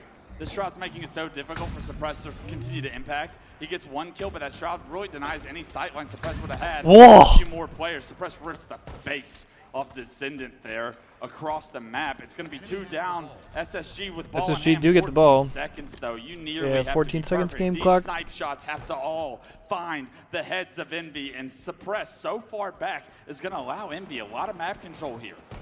Yeah, and let's see how Suppressed and SSG decide to play this one out. They're going to be a gun down this entire time, and that's no Stellar That might be in the round. action. That's going to be Stellar trade out 2 melees. Counting Yep. down that time, you know, Envy are just going to slay, slay, slay. Here come the last few seconds, and that's going to be a tied-up oddball game. A resilient A form round from 3, Envy here as is all oddballs Precision marks must. his 28th kill there. He's just even on the map. That's as dominant of a round as SSG had previously, but we saw an equally dominant round, I feel like, halfway through and on from Envy. SSG had what felt like control early in round 2, but wasn't able to get any objective time. Props to Envy for that, but round 3, what do you have in store for Stellar? On his way towards the snipe. That snipe, however, is gone in the hands of Descendant, and now Stellar gets taken down, overextending. See what Descendant tries to do here. Not really as much of a threat to have to move out of here as long as ball still sitting inside the map. Now with 3 down, looks like he's going to try to follow up his teammates and bring that ball towards red, but now with Envy also with 3 down, Descendant has to go back to the defense game. Yeah, this is a tough place to be because you don't want to lose this snipe to anybody. Oh, on that SSG. timing They are clicking on all sucks. cylinders when it comes to the S7. Stellar actually just picks up All that of ball. that timing You had sucks. Snipe watching the ball, and somehow the window, the opportunity, Stellar finds it Gamer perfect. timing. It happens to the best of us. Happens to your matchmaking games. But happens somehow it to the always top goes perfect pros. for You look Stellar, like that right? 1 second, that's the time they round that corner and take advantage of it. Descendant has not died in this round. Jesus and yet got plot all armor. Of SSG are able to get the ball back to red, and they're going to have a lead. Descendant is watching this game escape his control without impacting any of it. Oh, and he He's able QT's to get out. a couple of these shots, but you got to get more involved. Yeah, it's been a relatively ineffective sniper, and I mean, I'd be every so single which way checked, he's bro. just not able to find the fights. Can't that get he his likes. shields, he's just getting Somehow, chased. though, still staying alive, and says, "Hey, if I'm He not said, impacting "Fuck it, you bro, with I'll the get ball damage, time." Let me put a little time on the board, my B." Yeah, makes his way to the ball, somehow stays alive, gets knocked to no shield several different times, but gets a couple of seconds and then realizes SSG are already knocking on the front door of red. It's a 4-on-4 across the map, and everyone's pretty close to each other right now. Envy choose to run away through the river. Multiple members of Envy here going to re-engage with these players bottom ramp. Falcated and Eco, what kind of a duo are we looking at here? Piggy and another member of Envy. It's a 2v3, and now they bought enough time for Stellar to get there. The teamwork from Envy, the pinch from Stellar shines true. The And ball now they'll have does this new reset ball. Yet again, nobody prioritizing that out ball as the scraps continue. Little worried about that efficiency though, because there was such a long spree there where it felt like Descender was out of the action, felt like SSG were getting the slays, and for them to only have a 25-point lead after all those exchanges worries me a bit. Still, Oh, that lead damn. continuing to grow. One player is already top red. Stellar forced out front red. He's going to cost his life with that route, but he didn't really have a great answer. As these Envy members, you can tell they love pushing that top window right now. Ball still on the ground. Suppressed the last guy really in the back of red right now, trying to get lost, trying to escape through the window. Does just that. Finds himself a one-shot player. A beautiful route will keep him alive and give his team an opportunity coming off respawn to fight maybe a less a weaker setup from Envy, and even the ball resets again, Dave. Yeah, players are disappearing a little bit easier on this map. There's going to be taking some of these routes through the sneakies, running over towards tunnels. damn. There's just a few different routes where teams don't have the Envy years just has and no years of space. knowledge and practice on this map together that are going to allow some of these escapes that aren't going to happen on another map like a Solitude. All 4 dead for Envy, 32 and climbing. And look at this, Suppressed. Force in blue? Had red wide open, decides to rotate it to blue. Must be some level of communication going on with SSG so far, because that was a very interesting play. And yeah, hey, Stellar says, I have snipe in blue. I'd bring it to you too, bud. But it looks like throughout those spawns, it kind of worked out well for Envy. Did he hit that? It feels like they got towards red, so almost naturally has a little bit of a flank. Rather than all 4 of them spawning in one spot at blue, they spawned out in 2 different quadrants. And now SSG have 2 members falling. Yeah, even Stellar gets that first pick. There's still so many more members of Envy. You kind of ran it towards the half of the map that they were spawning on. An ambitious rotation from SSG does not benefit them for now. But that ball once again resets. Nobody able to get control of that ball into blue. Piggy gonna find himself top middle trying to deny this ball. He is the last player alive, just nading the ball once again to try and stop SSG from getting it into red, but it's too little too late. The body shot's not gonna matter. That nade is money though, so a good job by Piggy to get that kill. But ball has rotated. Now it comes down to can Yax and Envy take up some ground here on the red side. Look at this though. Falcated, Suppressed, and Crew, they aren't treating it as if they're holed up in red. They are pushed outside of red. They're guarding over near QT, near tower. And now they rotate the ball 40 back for towards suppressed red and once they foul, have the bro. area secured. It is 42-6, and there's a minute 17 left on the clock for Envy to decide. Bro, if their suppressed tournament 40 and 24 exists, with the most ball time. Exists further than this game. Whoa, my Suppressed God. almost does it to Yaxon, but the damage has been done. You have to think a double kill for Stellar as well makes 3 down for Envy. Descendant, the last player alive, knocked to no shield and no man's land. All 4 down, and Space Station continue to build what is now a 40-point lead. Now have an opening though with that first pick onto Falcated. You know Piggy, Precision, and Yaxon are flying across the map. They're trying to outrun Falcated before he spawns. Now is Falcated spawned with them at red, or does he get the flank spawn at blue? Either way, Envy are trying to get away before Falcated becomes a factor in the fight. 40 seconds game clock. That's the one alive, Precision, and This shit's gonna come down to time. He's back red. He doesn't have any help for the moment, and this lead continue to extend, but more importantly, Dave, look at the clock. 34 seconds, and it's ticking down. SSG will start to play time at this point, up 44. SSG Decent trying damage. to slay. Do or Yeah. die here for Envy. 3 members going down. People are not buying enough time, and that's going to be Descendant, the last one alive. He is near ball, but not much he can do. He needs to wait for some reinforcements. 10 seconds. Envy's got to make a play. Envy has to get around the Slays. They're not able to. Precision, the best player on Envy so far throughout the series, gets taken down. Piggy able to get a kill, but Stellar answers it onto Yaxon. The ball makes its way down the river, so they do have ball control. They are going to be able to stop the clock momentarily, but Falcated and Eco able to get there. Oh! Trying to get a melee somehow sends Descendant flying. What the fuck? Yeah. Multiple players still from Envy. And that's are here game. to try and get the time. They're not able to Holy get the shit. ball. And oh my God, that was pure warfare, but SSG get the job done. And GG's. In probably the most chaotic Halo Infinite game I have ever casted in my life. 3-1 to SSG come out on SSG. top and do just And Envy's enough going home. to get to Championship Sunday. I believe that's That top was 6 for Envy. wild. I mean, Envy had their chances. I mean, to be honest, they had the win in the palm of their hands earlier on in the series. Barely losing that game number 3 after that double cap scenario. Game number 2, game number 3, games slipping away from the young guns. You have to wonder, is it just reps that they're missing at tournaments? Is it those moments? Are the lights getting too bright on Saturday night? It just might be the answer. Damn. But someone who always steps up when the lights shine brightest, Stellar, once again with a hell of a performance in that game. I mean, look at these kills, Dave. 44 from Suppressed, 42 Yes, sir, from Falcon, Tez. 40 from Yes, Stellar. sir. Eco with 29, and I mean, Jesus Christ, he had 33 assists to pair with those 29 kills, so there's a reason everybody else has 40. But I mean, that was the highest kill game I've ever seen in my You life. know, they heavily outslayed. They decided that was their win condition. As that game went on, they said they need to frustrate Envy, need to force them into bad positions. And you saw it start to work. Early on in the series, you saw members of Envy being up towards Catwalk. They're over towards top tower. They're holding sneaky ledges on red. All Towards right, the end, let's see if we got an interview here, and then you saw Envy all we on the will ground, wrap it up for the hiding night. Down near QT. That was down it, the tunnel, Triptychon. That down was the in last trench, series. hiding behind a box. See, everybody's no leaving. Reinforcements above to give support fire. Eventually, I feel like the firepower from SSG just became too much. Their idea of slaying until the job gets done, it pays off there in that series. I mean, So if the you're teams that SSG, are you left- thanking Christ that you got away with Is it Bloody our- Murder games 2 and 3. Is it our normal But you top punch 4? your I ticket believe to it is. Championship Sunday. You get an opportunity to play Optic in the elimination. I was gonna say, I believe it's the Green Wall have been watching that, and they're like, Shopify and Jesus, I hope FaZe I don't and have to go to winners, war and like then that it's tomorrow. I Optic guarantee nobody and wants to do SSG that. and The only losers. thing you learn there I believe. is SSG is never out. You could have them dead to rights. You're up 2-0 in flag in the first couple So our minutes. usual top four SSG, makes it they'll to bring Sunday. Right back if you give them The an usual opportunity. suspects. You could be up in Slayer. They'll close out the game 50-48. Does not matter. Never out. I do want to say commiserations to Envy. A hell of a couple of series we got to cast from them against SSG. They're going to be kicking themselves, but the World Championship is right around the corner. Those boys can hear anything we say tonight.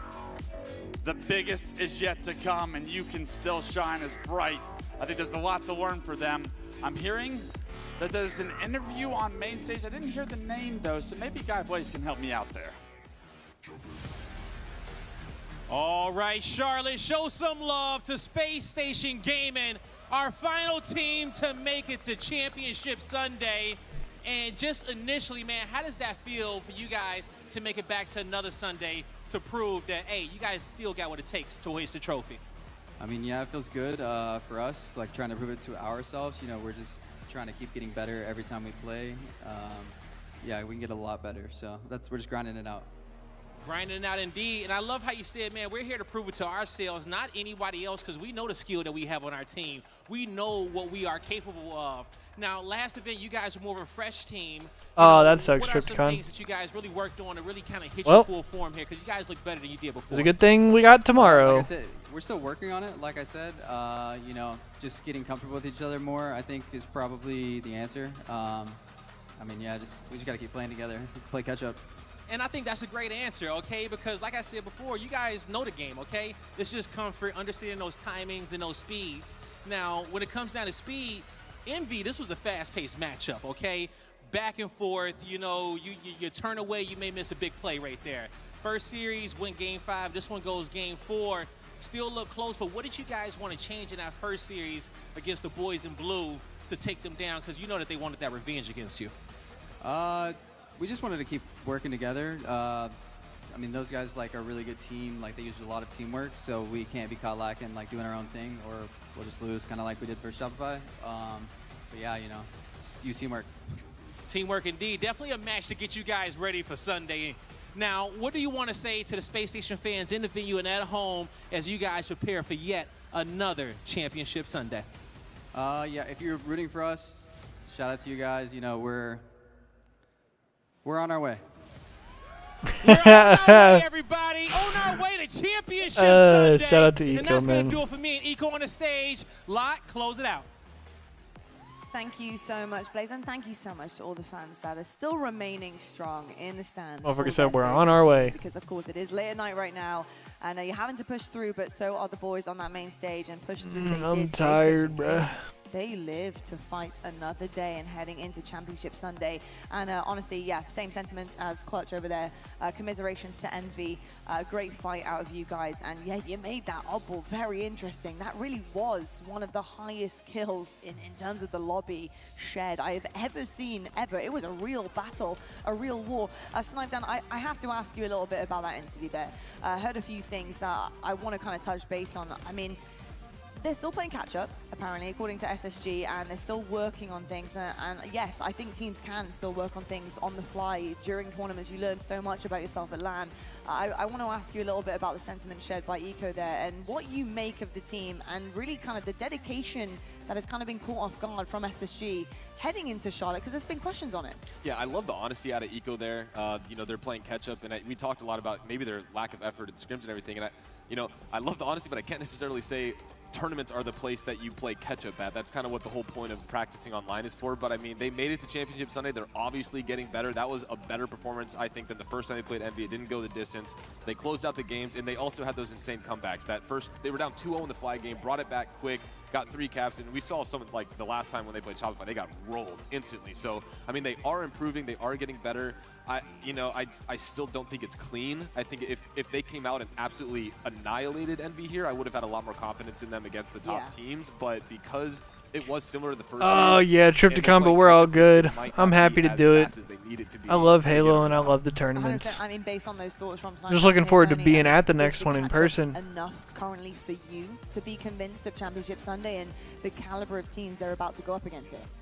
I mean, look at your competition. I mean, you're going against a very angry Optic Gaming roster. So, you know, although I liked what I saw from Space Station Gaming, I think the key factor was getting stuff I love these, bro. in the series. It felt I'm like happy to do it. Falcon and Suppress were doing so fantastic on, you know, Friday and even early Saturday.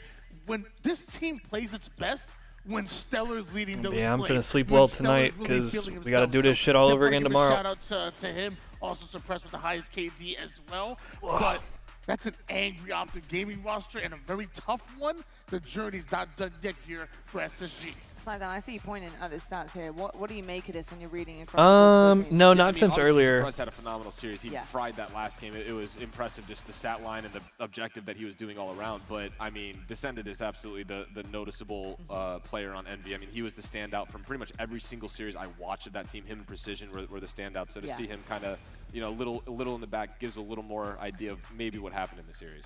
For sure. I think sometimes when you're going into a series and you're just not having that kind of performance that you're expecting out of some of your mainstays, it can be awfully No, difficult. I will say, after though, that in they terms of Envy, some played things I really did Akave, like to which was see, the especially Mexican in that team, outboard. and they We were beat them. discussing this as well, Snipe down in the back is the And fact that then were they able to played key in on what they needed to TSM do after to that, take and the then momentum and shift they beat the them. control of Lattice out of And SSG's so now hands. they're- And it really did come in the form of they made it key to player Sunday. taking out Stellar, get him off the map, Yeah, get there him you go. literally out of that snipe zone that he was So in. they because he 3-1'd was blowing here's the through bracket. them. It was so difficult for them They to move 3-1'd with their Luminon, faces they 3-0'd literally ripped off Akavi, they onto the 3-0'd floor. TSM. The second they And so now stepped onto tomorrow that we and have hit in and locked Shopify in, and FaZe in it the was a winners different finals, ballgame. and It Optic and started to SSG in get the losers competitive there. finals, So or the what do losers you make semis, of that excuse me. adjustment, that shift of So momentum for the usual Envy so that they can suspects made carry it to into the world Sunday, series as like well? we said. Yeah, I mean, Envy, this tournament was a great job. They lost to SSG Top 6 for twice, so, I mean, TSM and they're obviously Envy. right there. SSG's top 4. They've been top 4, so they're right there at that threshold. And I think this, you know, maybe, hopefully, before they get to Worlds, this was just a little bit of nerves. Top and 8 just for kind of Akavi and one Mind final Freak.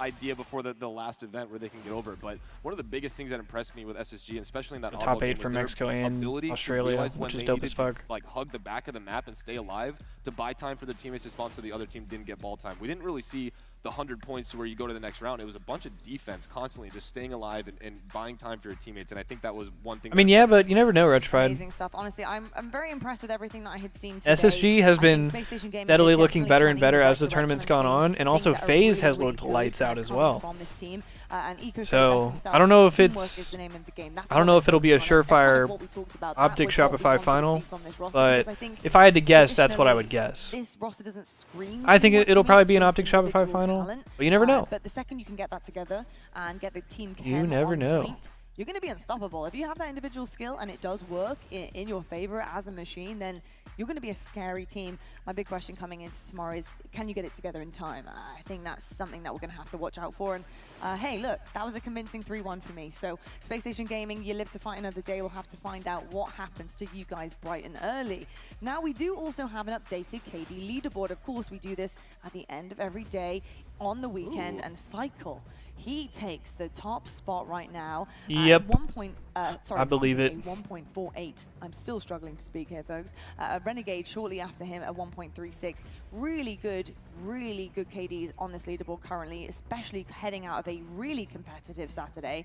I also just love to see Sab on this as well, Cloud9. Tony.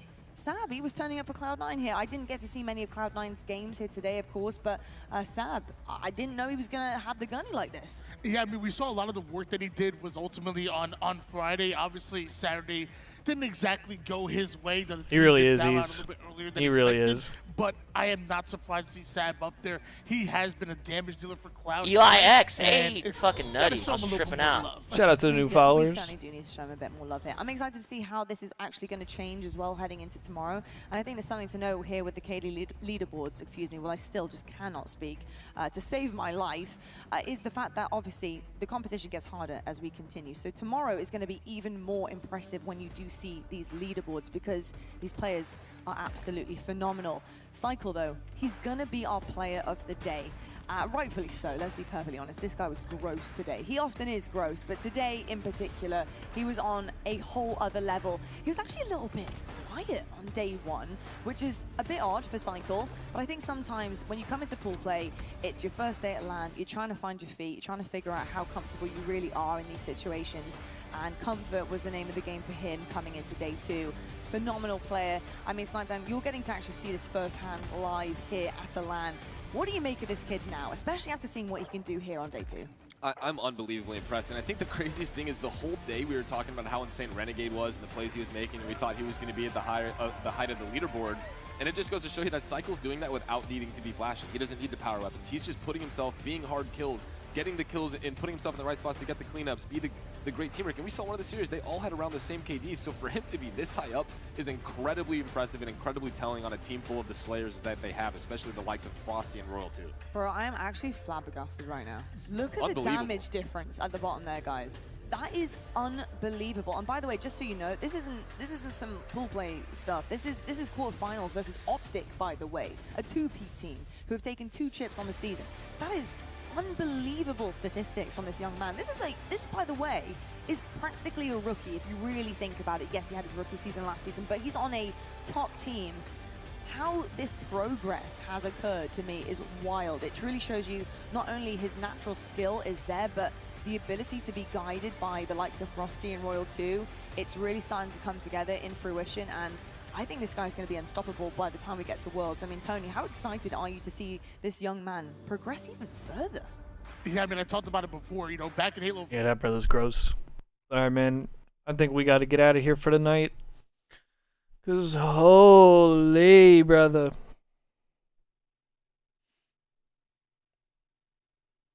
Today was a long one. Coming up on just about 11 hours. And tomorrow we got to do this shit all over again. Look, man, I really appreciate y'all. Whether you're chilling in my stream or in Eli's, we're live on my Twitch and my YouTube as well as Eli's Twitch. But yeah, I appreciate y'all rocking with me for all day today, and for those of y'all that have been chilling all weekend. But yeah, whether you're chilling here for me, or you're just a fan of Eli, or you're just here for the drops, either way, I appreciate it all. And y'all can see there's the schedule for tomorrow. So we're starting off tomorrow, Championship Sunday, with Optic and SSG elimination semifinals. That's at noon Eastern, and Shopify versus FaZe Clan at 1:30 Eastern. That'll be the winners finals. So 4 banger-ass series tomorrow. The usual suspects in our top 4. But yeah, so not quite as bright and early tomorrow, and also it should be a little shorter of a day tomorrow. But yeah, really looking forward to it. And obviously after tomorrow we got Worlds in like 3 weeks. So yeah, shout out to HCS and Halo Studios, and shout out to all the teams and everybody. Shout out to Eli for letting me take over his stream. But if y'all are curious, I've been Clay Reclaimer. If y'all want to go check out my shit, I'd be streaming and uploading Halo stuff pretty much every single day, and would really appreciate if y'all would come check my shit out if y'all have been rocking with me today. But yeah, one more big one tomorrow, and then we will be done with Charlotte. But yeah, it's been a banger-ass weekend so far. It's been a banger-ass tournament. Hope you guys have been enjoying and rocking with the show so far. And yeah, on that note, I'm going to get out of here. So I hope you guys enjoy your night. Y'all be safe. Much love. I really do appreciate y'all chilling here with me today. I truly appreciate y'all spending your time with me. And yeah, on that note, y'all have a dope rest of y'all's night. Y'all get some rest. And I'll see y'all back here tomorrow morning. Good night, everybody. Yeah.